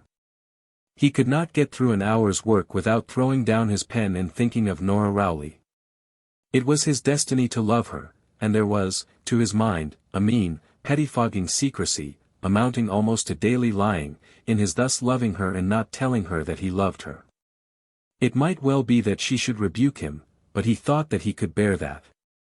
It might well be that he had altogether mistaken that touch of her hand. After all it had been the slightest possible motion of no more than one finger. But he would at any rate know the truth. If she would tell him at once that she did not care for him, he thought that he could get over it, but life was not worth having while he lived in this shifty, dubious, and uncomfortable state. So he made up his mind that he would go to St. Didulphus with his heart in his hand. In the meantime, Mr. Bozzle had been twice to St. Didulphus. And now he made a third journey there, 2 days after Stanbury's visit. Trevelyan, who, in truth, hated the sight of the man, and who suffered agonies in his presence, had, nevertheless, taught himself to believe that he could not live without his assistance. That it should be so was a part of the cruelty of his lot. Who else was there that he could trust? His wife had renewed her intimacy with Colonel Osborne the moment that she had left him. Mrs. Stanbury, who had been represented to him as the most correct of matrons, had at once been false to him and to her trust, in allowing Colonel Osborne to enter her house. Mr. and Mrs. Outhouse, with whom his wife had now located herself, not by his orders, were, of course, his enemies. His old friend, Hugh Stanbury, had gone over to the other side, and had quarrelled with him purposely, with malice prepense. Because he would not submit himself to the caprices of the wife who had injured him. His own lawyer had refused to act for him. And his fast and oldest ally, the very person who had sounded in his ear the earliest warning note against that odious villain, whose daily work it was to destroy the peace of families, even Lady Milborough had turned against him. Because he would not follow the stupid prescription which she, with pig-headed obstinacy, persisted in giving, because he would not carry his wife off to Naples, she was ill-judging and inconsistent enough to tell him that he was wrong. Who was then left to him but Bozzle? Bozzle was very disagreeable. Bozzle said things, and made suggestions to him which were as bad as pins stuck into his flesh. But Bozzle was true to his employer, and could find out facts. Had it not been for Bozzle, he would have known nothing of the Colonel's journey to Devonshire. Had it not been for Bozzle, he would never have heard of the Correspondence, and, therefore, when he left London, he gave Bozzle a roving commission. And when he went to Paris, and from Paris onwards, over the Alps into Italy, he furnished Bozzle with his address. At this time, in the midst of all his misery, it never occurred to him to inquire of himself whether it might be possible that his old friends were right, and that he himself was wrong. From morning to night he sang to himself melancholy silent songs of inward wailing, as to the cruelty of his own lot in life. And, in the meantime, he employed Bozzle to find out for him how far that cruelty was carried. Mr. Bozzle was, of course, convinced that the lady whom he was employed to watch was no better than she ought to be. That is the usual Bosleyan language for broken vows, secrecy, intrigue, dirt, and adultery. It was his business to obtain evidence of her guilt. There was no question to be solved as to her innocency. The Bosleyan mind would have regarded any such suggestion as the product of a green softness, the possession of which would have made him quite unfit for his profession. He was aware that ladies who are no better than they should be are often very clever, so clever, as to make it necessary that the Bozzles who shall at last confound them should be first-rate Bozzles. Bozzles quite at the top of their profession, and, therefore, he went about his work with great industry and much caution. Colonel Osborne was at the present moment in Scotland. Bozzle was sure of that. He was quite in the north of Scotland. Bozzle had examined his map, and had found that Wick, which was the colonel's post-town, was very far north indeed. He had half a mind to run down to Wick, as he was possessed by a certain honest zeal, which made him long to do something hard and laborious. But his experience told him that it was very easy for the colonel to come up to the neighbourhood of XVIII. Didulphus, whereas the lady could not go down to Wick, unless she were to decide upon throwing herself into her lover's arms, whereby Bozzle's work would be brought to an end. He, therefore, confined his immediate operations to St. Didulphus. He made acquaintance with one or two important persons in and about Mr. Outhouse's parsonage. He became very familiar with the postman. He arranged terms of intimacy, I am sorry to say, with the housemaid, and, on the third journey, he made an alliance with the potboy at the full moon. The potboy remembered well the fact of the child being brought to our goose, as he called the full moon. And he was enabled to say, that the same gent as had brought the boy backwards and forwards, had since that been at the parsonage. But Bozzle was quite quick enough to perceive that all this had nothing to do with the colonel. He was led, indeed, to fear that his governor, as he was in the habit of calling Trevelyan in his half-spoken soliloquies, that his governor was not as true to him as he was to his governor. What business had that meddling fellow Stanbury at St. Didulphus, for Trevelyan had not thought it necessary to tell his satellite that he had quarrelled with his friend. Bozzle was grieved in his mind when he learned that Stanbury's interference was still to be dreaded, and wrote to his governor, rather severely, to that effect. But, when so writing, he was able to give no further information. Facts, in such cases, will not unravel themselves without much patience on the part of the investigators. Chapter 34. Priscilla's Wisdom. On the night after the dinner party in the Close, Dorothy was not the only person in the house who laid awake thinking of what had taken place. Miss Stanbury also was full of anxiety, and for hour after hour could not sleep as she remembered the fruitlessness of her efforts on behalf of her nephew and niece. It had never occurred to her, when she had first proposed to herself that Dorothy should become Mrs. Gibson, that Dorothy herself would have any objection to such a step in life. Her fear had been that Dorothy would have become over-radiant with triumph at the idea of having a husband, and going to that husband with a fortune of her own. That Mr. Gibson might hesitate she had thought very likely. It is thus in general that women regard the feelings, desires, and aspirations of other women. You will hardly ever meet an elderly lady who will not speak of her juniors as living in a state of breathless anxiety to catch husbands. And the elder lady will speak of the younger as though any kind of choice in such catching was quite disregarded. The man must be a gentleman, or, at least, gentlemanlike, and there must be bread. Let these things be given, and what girl won't jump into what man's arms? Female reader, is it not thus that the elders of your sex speak of the younger? When old Mrs. Stanbury heard that Nora Rowley had refused Mr. Glascock, the thing was to her unintelligible. And it was now quite unintelligible to Miss Stanbury that Dorothy should prefer a single life to matrimony with Mr. Gibson. It must be acknowledged, on Aunt Stanbury's behalf, that Dorothy was one of those yielding, hesitating, submissive young women, trusting others, but doubting ever of themselves. As to whom it is natural that their stronger friends should find it expedient to decide for them. Miss Stanbury was almost justified in thinking that unless she were to find a husband for her niece would never find one for herself. Dorothy would drift into being an old maid, like Priscilla, simply because she would never assert herself, never put her best foot foremost. Aunt Stanbury had therefore taken upon herself to put out a foot, and having carefully found that Mr. Gibson was willing, had conceived that all difficulties were over. She would be enabled to do her duty by her niece, and establish comfortably in life, at any rate, one of her brother's children. And now Dorothy was taking upon herself to say that she did not like the gentleman. Such conduct was almost equal to writing for a penny newspaper. On the following morning, after breakfast, when Brooke Burgess was gone out to call upon his uncle, which he insisted upon doing openly, and not under the rose. In spite of Miss Stanbury's great gravity on the occasion, there was a very serious conversation, and poor Dorothy had found herself to be almost silenced. She did argue for a time, but her arguments seemed, even to herself, to amount to so little. Why shouldn't she love Mr. Gibson? That was a question which she found it impossible to answer. And though she did not actually yield, though she did not say that she would accept the man, still, when she was told that 3 days were to be allowed to her for consideration, and that then the offer would be made to her in form, she felt that, as regarded the anti-Gibson interest, she had not a leg to stand upon.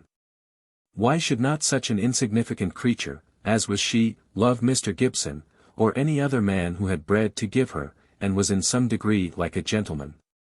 On that night, she wrote the following letter to her sister. The Close, Tuesday. Dearest Priscilla, I do so wish that you could be with me, so that I could talk to you again. Aunt Stanbury is the most affectionate and kindest friend in the world. But she has always been so able to have her own way, because she is both clever and good, that I find myself almost like a baby with her. She has been talking to me again about Mr. Gibson. And it seems that Mr. Gibson really does mean it. It is certainly very strange, but I do think now that it is true. He is to come on Friday. It seems very odd that it should all be settled for him in that way, but then Aunt Stanbury is so clever at settling things.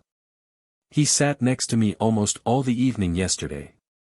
But he didn't say anything about it, except that he hoped I agreed with him about going to church, and all that. I suppose I do.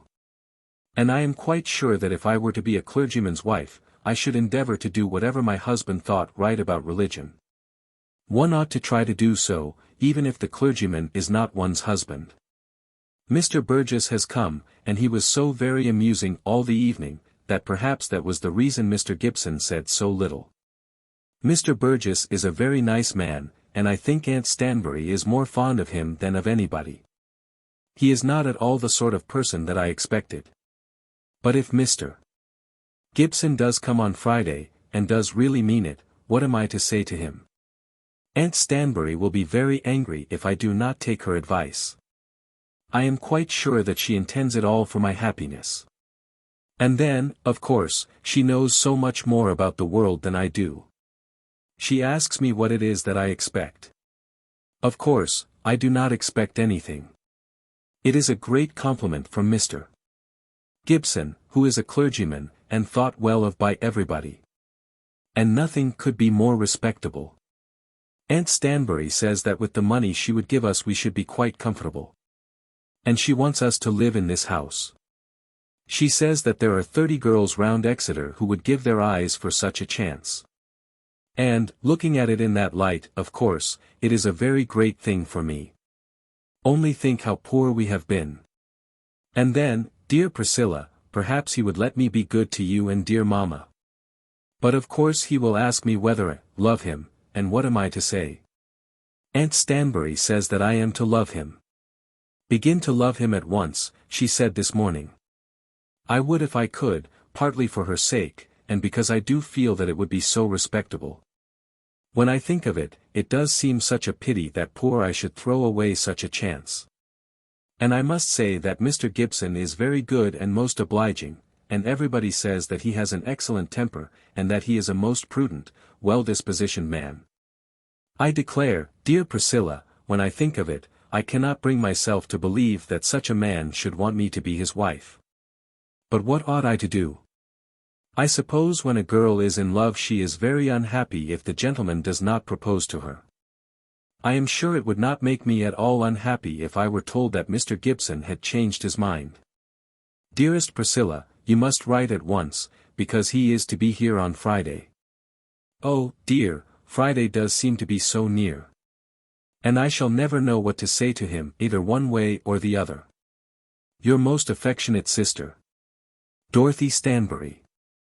P.S. Give my kindest love to Mamma, but you need not tell her unless you think it best. Priscilla received this letter on the Wednesday morning, and felt herself bound to answer it on that same afternoon. Had she postponed her reply for a day, it would still have been in Dorothy's hands before Mr. Gibson could have come to her on the dreaded Friday morning. But still that would hardly give her time enough to consider the matter with any degree of deliberation after she should have been armed with what wisdom Priscilla might be able to send her. The post left Nuncombe Putney at 3, and therefore the letter had to be written before their early dinner. So Priscilla went into the garden and sat herself down under an old cedar that she might discuss the matter with herself in all its bearings. She felt that no woman could be called upon to write a letter that should be of more importance. The whole welfare and life of the person who was dearest to her would probably depend upon it. The weight upon her was so great that she thought for a while she would take counsel with her mother, but she felt sure that her mother would recommend the marriage.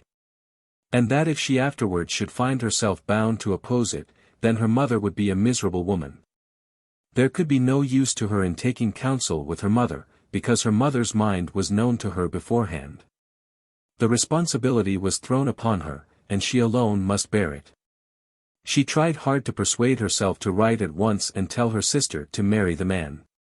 She knew her sister's heart so well as to be sure that Dorothy would learn to love the man who was her husband.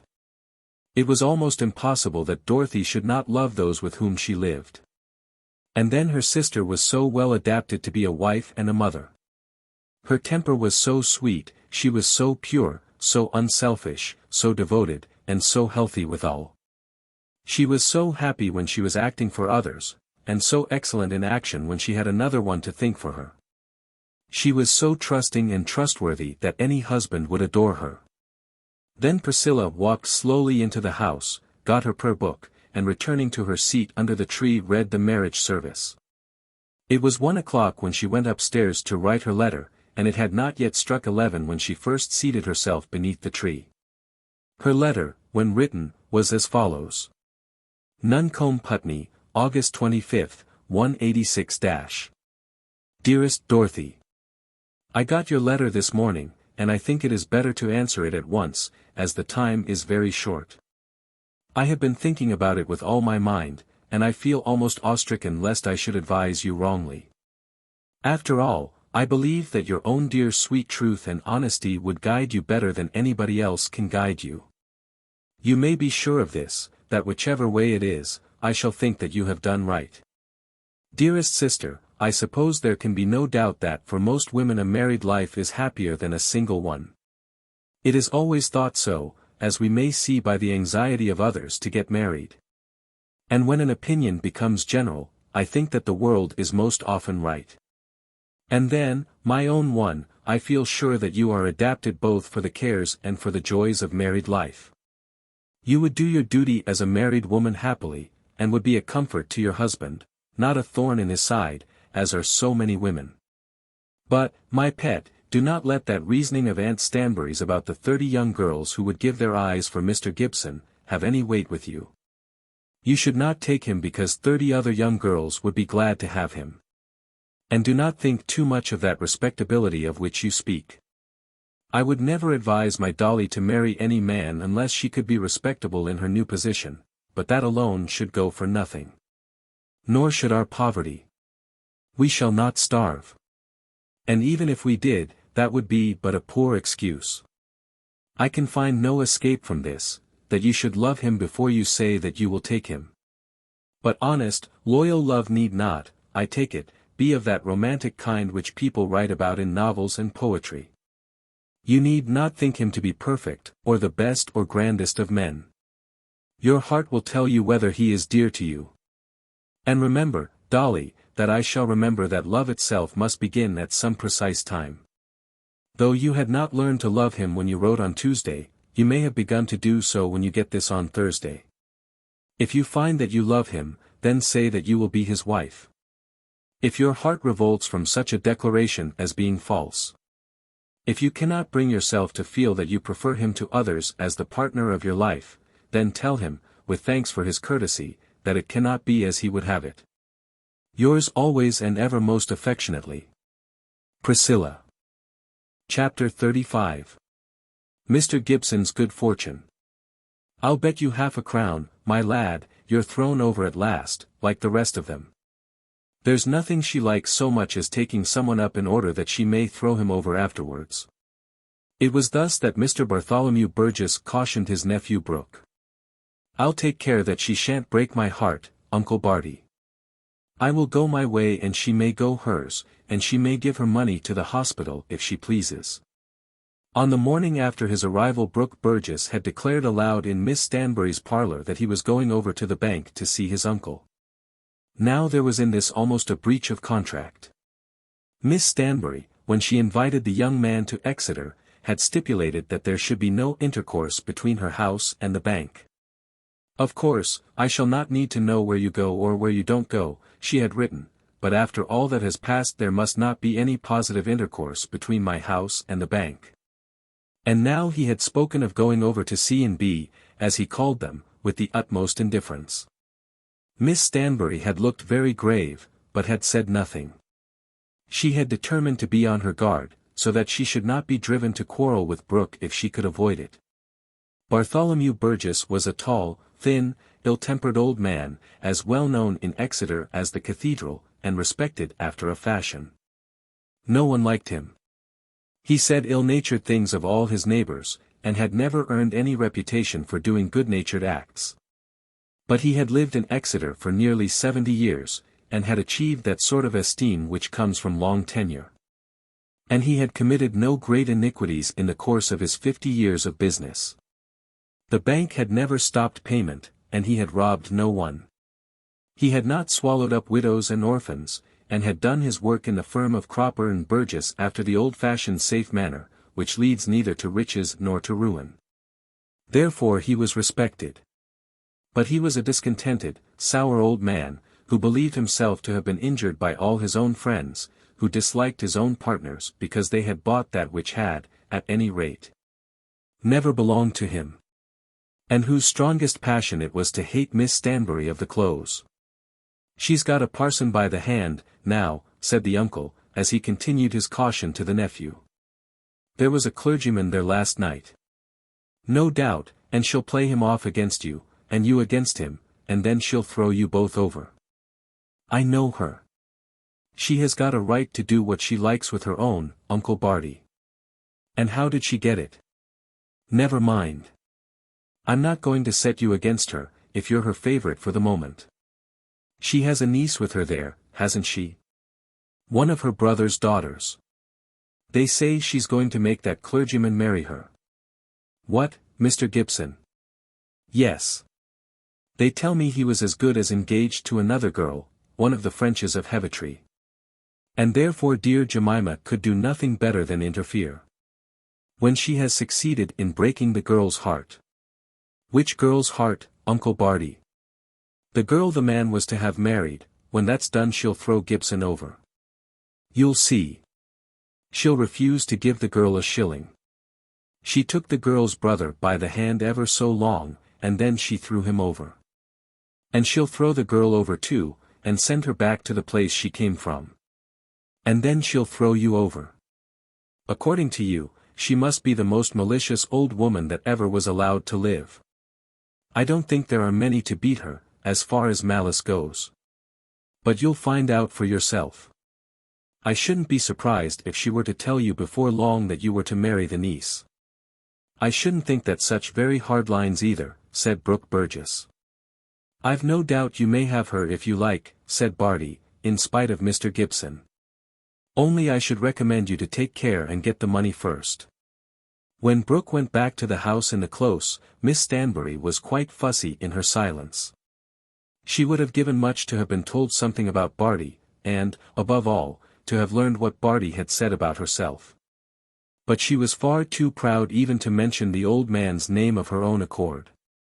She was quite sure that she had been abused. She guessed, probably with tolerable accuracy, the kind of things that had been said of her, and suggested to herself what answer Brooke would make to such accusations. But she had resolved to cloak it all in silence, and pretended for a while not to remember the young man's declared intention when he left the house.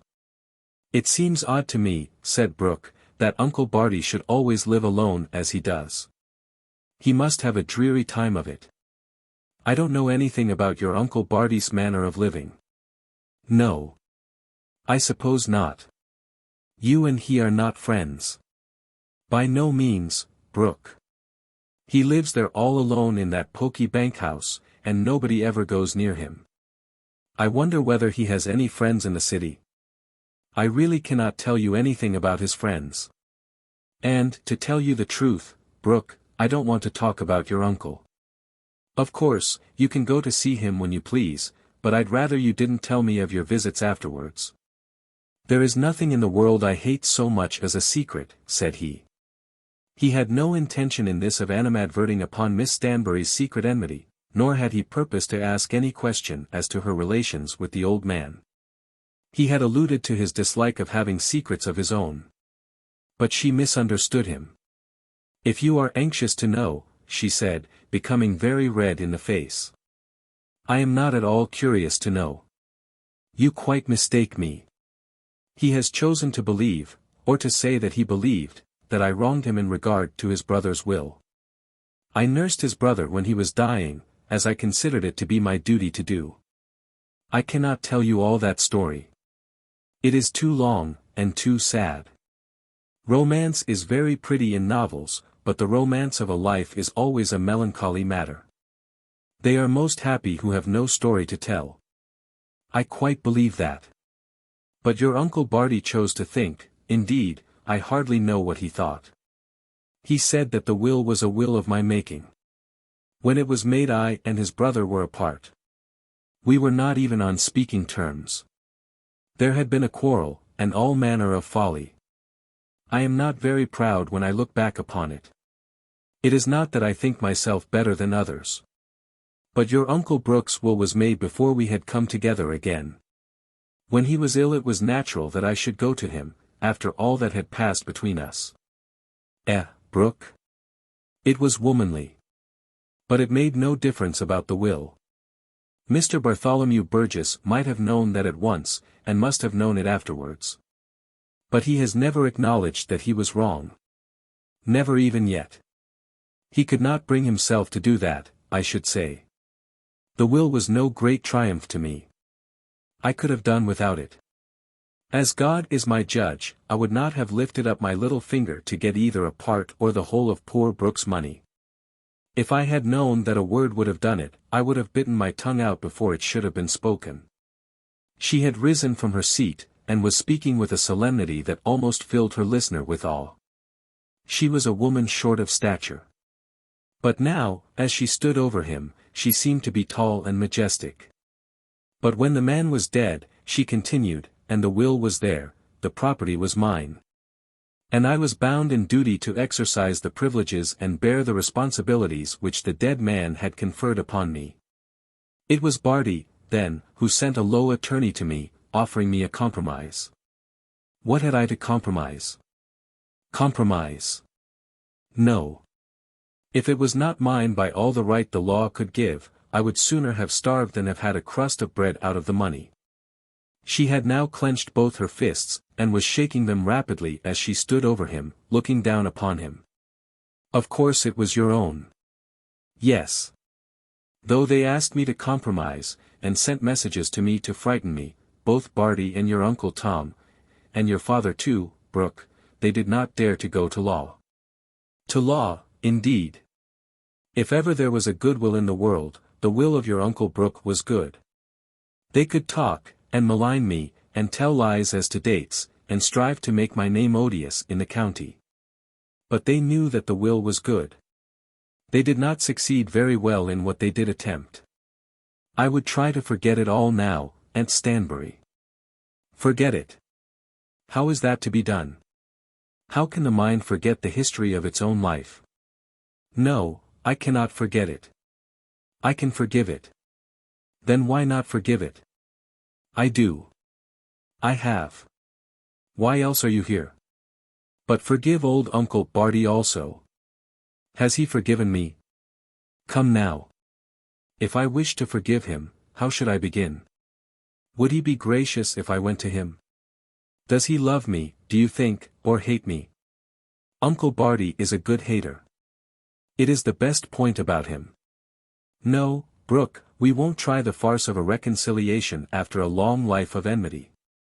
Nobody would believe us, and we should not believe each other. Then I certainly would not try. I do not mean to do so.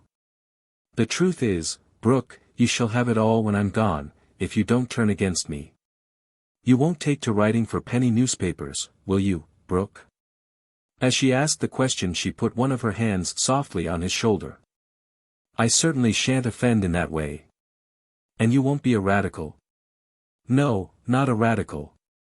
I mean a man to follow Beales and Bright, a Republican, a putter down of the church, a hater of the throne. You won't take up that line, will you, Brooke? It isn't my way at present, Aunt Stanbury. But a man shouldn't promise. Ah me. It makes me sad when I think what the country is coming to. I'm told there are scores of members of Parliament who don't pronounce their H's. When I was young, a member of Parliament used to be a gentleman. And they've taken to ordaining all manner of people.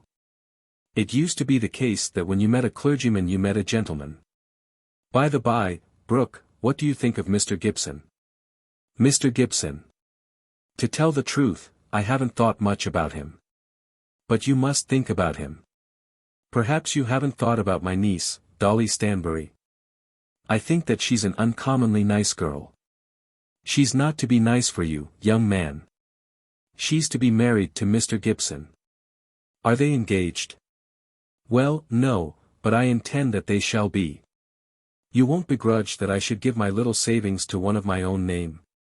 You don't know me, Aunt Stanbury, if you think that I should begrudge anything that you might do with your money. Dolly has been here a month or two.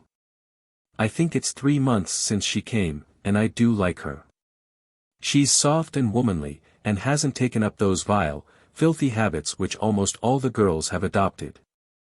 Have you seen those Frenches with the things they have on their heads? I was speaking to them yesterday. Nasty sluts. You can see the grease on their foreheads when they try to make their hair go back in the dirty French fashion. Dolly is not like that, is she? She is not in the least like either of the Miss Frenches. And now I want her to become Mrs. Gibson. He is quite taken. Is he? Oh dear, yes. Didn't you see him the other night at dinner and afterwards? Of course he knows that I can give her a little bit of money, which always goes for something, Brooke. And I do think it would be such a nice thing for Dolly. And what does Dolly think about it? There's the difficulty. She likes him well enough, I'm sure of that. And she has no stuck-up ideas about herself. She isn't one of those who think that almost nothing is good enough for them. But she has an objection. I don't know what it is. I sometimes think she is so bashful and modest she doesn't like to talk of being married, even to an old woman like me. Dear me. That's not the way of the age, is it, Aunt Stanbury? It's coming to that, Brooke, that the girls will ask the men soon. Yes, and that they won't take a refusal either. I do believe that Camilla French did ask Mr. Gibson. And what did Mr. Gibson say? Ah, I can't tell you that. He knows too well what he's about to take her. He's to come here on Friday at 11, and you must be out of the way. I shall be out of the way too. But if Dolly says a word to you before that, mind you make her understand that she ought to accept Gibson. She's too good for him, according to my thinking. Don't you be a fool. How can any young woman be too good for a gentleman and a clergyman? Mr. Gibson is a gentleman. Do you know, only you must not mention this, that I have a kind of idea that we could get Nuncombe Putney for him. My father had the living, and my brother. And I should like it to go on in the family. No opportunity came in the way of Brooke Burgess to say anything in favour of Mr. Gibson to Dorothy Stanbury. There did come to be very quickly a sort of intimacy between her and her aunt's favourite, but she was one not prone to talk about her own affairs. And as to such an affair as this, a question as to whether she should or should not give herself in marriage to her suitor, she, who could not speak of it even to her own sister without a blush, who felt confused and almost confounded when receiving her aunt's admonitions and instigations on the subject, would not have endured to hear Brooke Burgess speak on the matter. Dorothy did feel that a person easier to know than Brooke had never come in her way. She had already said as much to him as she had spoken to Mr. Gibson in the 3 months that she had made his acquaintance. They had talked about Exeter, and about Mrs. Hugh, and the cathedral, and Tennyson's poems, and the London theatres, and Uncle Barty, and the family quarrel. They had become quite confidential with each other on some matters. But on this heavy subject of Mr. Gibson and his proposal of marriage not a word had been said. When Brooke once mentioned Mr. Gibson on the Thursday morning, Dorothy within a minute had taken an opportunity of escaping from the room. But circumstances did give him an opportunity of speaking to Mr. Gibson. On the Wednesday afternoon both he and Mr. Gibson were invited to drink tea at Mrs. French's house on that evening. Such invitations at Exeter were wont to be given at short dates, and both the gentlemen had said that they would go. Then Arabella French had called in the close and had asked Miss Stanbury and Dorothy. It was well understood by Arabella that Miss Stanbury herself would not drink tea at Heavitree. And it may be that Dorothy's company was not in truth desired. The ladies both declined. "Don't you stay at home for me, my dear," Miss Stanbury said to her niece. But Dorothy had not been out without her aunt since she had been at Exeter, and understood perfectly that it would not be wise to commence the practice at the house of the Frenches. "Mr. Brooke is coming, Miss Stanbury, and Mr. Gibson," Miss French said. And Miss Stanbury had thought that there was some triumph in her tone. "Mr. Brooke can go where he pleases, my dear," Miss Stanbury replied. "And as for Mr. Gibson, I am not his keeper." The tone in which Miss Stanbury spoke would have implied great imprudence, had not the two ladies understood each other so thoroughly, and had not each known that it was so. There was the accustomed set of people in Mrs. French's drawing-room, the Crummies, and the Wrights, and the Upjohns. And Mrs. Hugh came also, knowing that there would be a rubber. "Their naked shoulders don't hurt me," Mrs. Hugh said, when her friend almost scolded her for going to the house. "I'm not a young man. I don't care what they do to themselves." "You might say as much if they went naked altogether," Miss Stanbury had replied in anger. "If nobody else complained, I shouldn't," said Mrs. Hugh. Mrs. Hugh got her rubber. And as she had gone for her rubber, on a distinct promise that there should be a rubber, and as there was a rubber, she felt that she had no right to say ill-natured things. "What does it matter to me," said Mrs. Hugh, "how nasty she is? She's not going to be my wife." "Ugh!" exclaimed Miss Stanbury, shaking her head both in anger and disgust. Camilla French was by no means so bad as she was painted by Miss Stanbury, and Brooke Burgess rather liked her than otherwise. And it seemed to him that Mr. Gibson did not at all dislike Arabella, and felt no repugnance at either the lady's noddle or shoulders now that he was removed from Miss Stanbury's influence. It was clear enough also that Arabella had not given up the attempt, although she must have admitted to herself that the claims of Dorothy Stanbury were very strong. On this evening it seemed to have been specially permitted to Arabella, who was the elder sister, to take into her own hands the management of the case. Beholders of the game had hitherto declared that Mr. Gibson's safety was secured by the constant coupling of the sisters. Neither would allow the other to hunt alone. But a common sense of the common danger had made some special strategy necessary, and Camilla hardly spoke a word to Mr. Gibson during the evening. Let us hope that she found some temporary consolation in the presence of the stranger. "I hope you are going to stay with us ever so long, Mr. Burgess," said Camilla. "A month. That is ever so long, isn't it? Why, I mean to see all Devonshire within that time. I feel already that I know Exeter thoroughly and everybody in it. I'm sure we are very much flattered. As for you, Miss French, I've heard so much about you all my life, that I felt that I knew you before I came here. Who can have spoken to you about me? You forget how many relatives I have in the city. Do you think my Uncle Barty never writes to me? Not about me. Does he not? And do you suppose I don't hear from Miss Stanbury? But she hates me. I know that. And do you hate her? No, indeed. I've the greatest respect for her. But she is a little odd, isn't she, now, Mr. Burgess? We all like her ever so much. And we've known her ever so long, 6 or 7 years, since we were quite young things. But she has such queer notions about girls. What sort of notions? She'd like them all to dress just like herself, and she thinks that they should never talk to young men. If she was here she'd say I was flirting with you, because we're sitting together. But you are not, are you? Of course I am not. I wish you would, said Brooke. I shouldn't know how to begin. I shouldn't indeed. I don't know what flirting means, and I don't know who does know. When young ladies and gentlemen go out, I suppose they are intended to talk to each other. But very often they don't, you know. I call that stupid, said Camilla. And yet, when they do, all the old maids say that the girls are flirting. I'll tell you one thing, Mr. Burgess. I don't care what any old maid says about me. I always talk to people that I like, and if they choose to call me a flirt, they may. It's my opinion that still waters run the deepest. No doubt the noisy streams are very shallow, said Brooke. You may call me a shallow stream if you like, Mr. Burgess. I meant nothing of the kind. But what do you call Dorothy Stanbury? That's what I call still water. She runs deep enough. The quietest young lady I ever saw in my life. Exactly. So quiet, but so clever. What do you think of Mr. Gibson? Everybody is asking me what I think of Mr. Gibson. You know what they say. They say he is to marry Dorothy Stanbury. Poor man.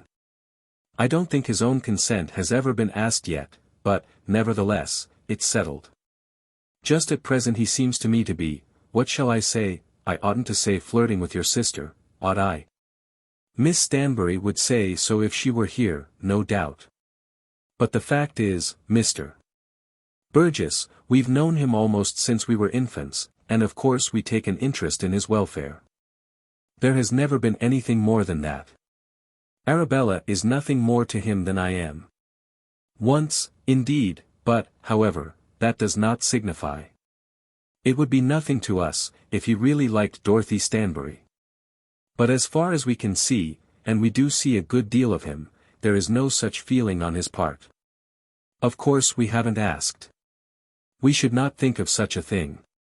Mr. Gibson may do just as he likes for us. But I am not quite sure that Dorothy Stanbury is just the girl that would make him a good wife. Of course when you've known a person 7 or 8 years you do get anxious about his happiness. Do you know, we think her, perhaps a little, sly. In the meantime, Mr. Gibson was completely subject to the individual charms of Arabella. Camilla had been quite correct in a part of her description of their intimacy. She and her sister had known Mr. Gibson for 7 or 8 years, but nevertheless the intimacy could not with truth be said to have commenced during the infancy of the young ladies, even if the word were used in its legal sense. 7 or 8 years, however, is a long acquaintance, and there was, perhaps, something of a real grievance in this Stanbury intervention. If it be a recognized fact in society that young ladies are in want of husbands, and that an effort on their part towards matrimony is not altogether impossible, it must be recognized also that failure will be disagreeable, and interference regarded with animosity. Miss Stanbury the elder was undoubtedly interfering between Mr. Gibson and the Frenches, and it is neither manly nor womanly to submit to interference with one's dearest prospects. It may, perhaps, be admitted that the Miss Frenches had shown too much open ardour in their pursuit of Mr. Gibson. Perhaps there should have been no ardour and no pursuit. It may be that the theory of womanhood is right which forbids to women any such attempts, which teaches them that they must ever be pursued, never the pursuers. As to that there shall be no discourse at present. But it must be granted that whenever the pursuit has been attempted, it is not in human nature to abandon it without an effort. That the French girls should be very angry with Miss Stanbury, that they should put their heads together with the intention of thwarting her, that they should think evil things of poor Dorothy, that they should half despise Mr. Gibson, and yet resolve to keep their hold upon him as a chattel and a thing of value that was almost their own, was not perhaps much to their discredit. "You are a good deal at the house in the close now," said Arabella, in her lowest voice, in a voice so low that it was almost melancholy. "Well, yes. Miss Stanbury, you know, has always been a staunch friend of mine. And she takes an interest in my little church. People say that girls are sly, but men can be sly, too, sometimes. It seems that she has taken you so much away from us, Mr. Gibson. I don't know why you should say that, Miss French. Perhaps I am wrong. One is apt to be sensitive about one's friends. We seem to have known you so well. There is nobody else in Exeter that Mamma regards as she does you. But, of course, if you are happy with Miss Stanbury that is everything." "I am speaking of the old lady," said Mr. Gibson, who, in spite of his slyness, was here thrown a little off his guard. "And I am speaking of the old lady too," said Arabella. "Of whom else should I be speaking?" "No, of course not."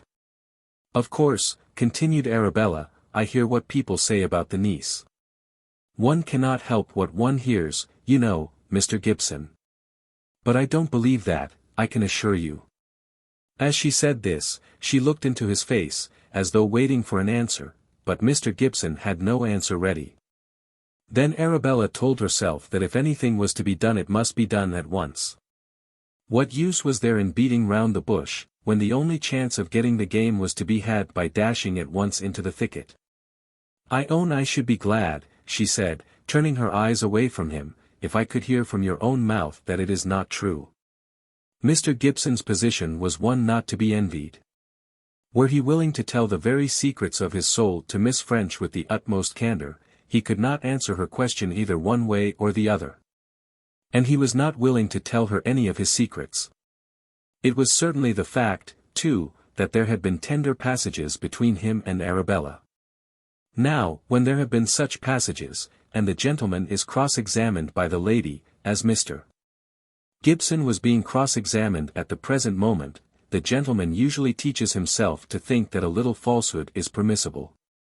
A gentleman can hardly tell a lady that he has become tired of her, and has changed his mind. He feels the matter, perhaps, more keenly even than she does.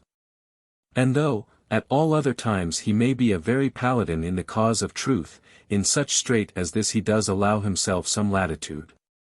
"You are only joking, of course," he said. "Indeed, I am not joking. I can assure you, Mr. Gibson, that the welfare of the friends whom I really love can never be a matter of joke to me. Mrs. Crombie says that you positively are engaged to marry Dorothy Stanbury. What does Mrs. Crombie know about it?" "I dare say, nothing."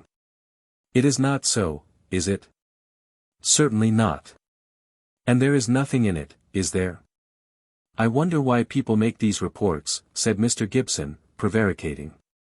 "It is a fabrication from beginning to end then," said Arabella, pressing the matter quite home. At this time she was very close to him, and though her words were severe, the glance from her eyes was soft. And the scent from her hair was not objectionable to him, as it would have been to Miss Stanbury. And the mode of her headdress was not displeasing to him. And the folds of her dress, as they fell across his knee, were welcome to his feelings. He knew that he was as one under temptation, but he was not strong enough to bid the tempter avaunt. Say that it is so, Mr. Gibson. Of course, it is not so, said Mr. Gibson, lying. I am so glad. For of course, Mr. Gibson, when we heard it we thought a great deal about it. A man's happiness depends so much on whom he marries, doesn't it? And a clergyman's more than anybody else's. And we didn't think she was quite the sort of woman that you would like. You see, she has had no advantages, poor thing. She has been shut up in a little country cottage all her life, just a labourer's hovel, no more. And though it wasn't her fault, of course, and we all pitied her, and were so glad when Miss Stanbury brought her to the close. Still, you know, though one was very glad of her as an acquaintance, yet, you know, as a wife, and for such a dear, dear friend, she went on, and said many other things with equal enthusiasm. And then wiped her eyes, and then smiled and laughed. After that she declared that she was quite happy, so happy, and so she left him. The poor man, after the falsehood had been extracted from him, said nothing more. But sat, in patience, listening to the raptures and enthusiasm of his friend. He knew that he had disgraced himself, and he knew also that his disgrace would be known, if Dorothy Stanbury should accept his offer on the morrow. And yet how hardly he had been used.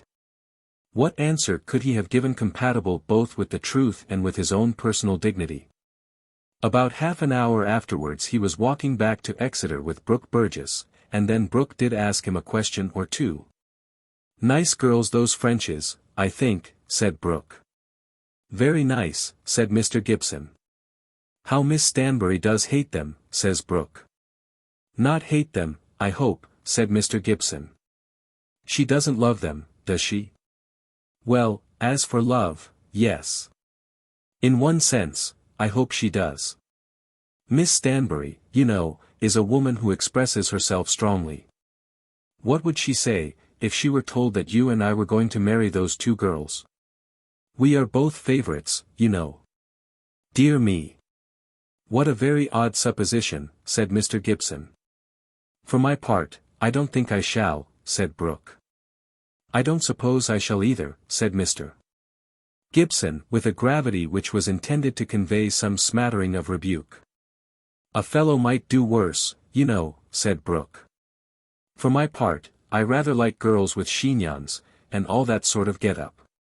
But the worst of it is, one can't marry two at a time. That would be bigamy, said Mr. Gibson. Just so, said Brooke.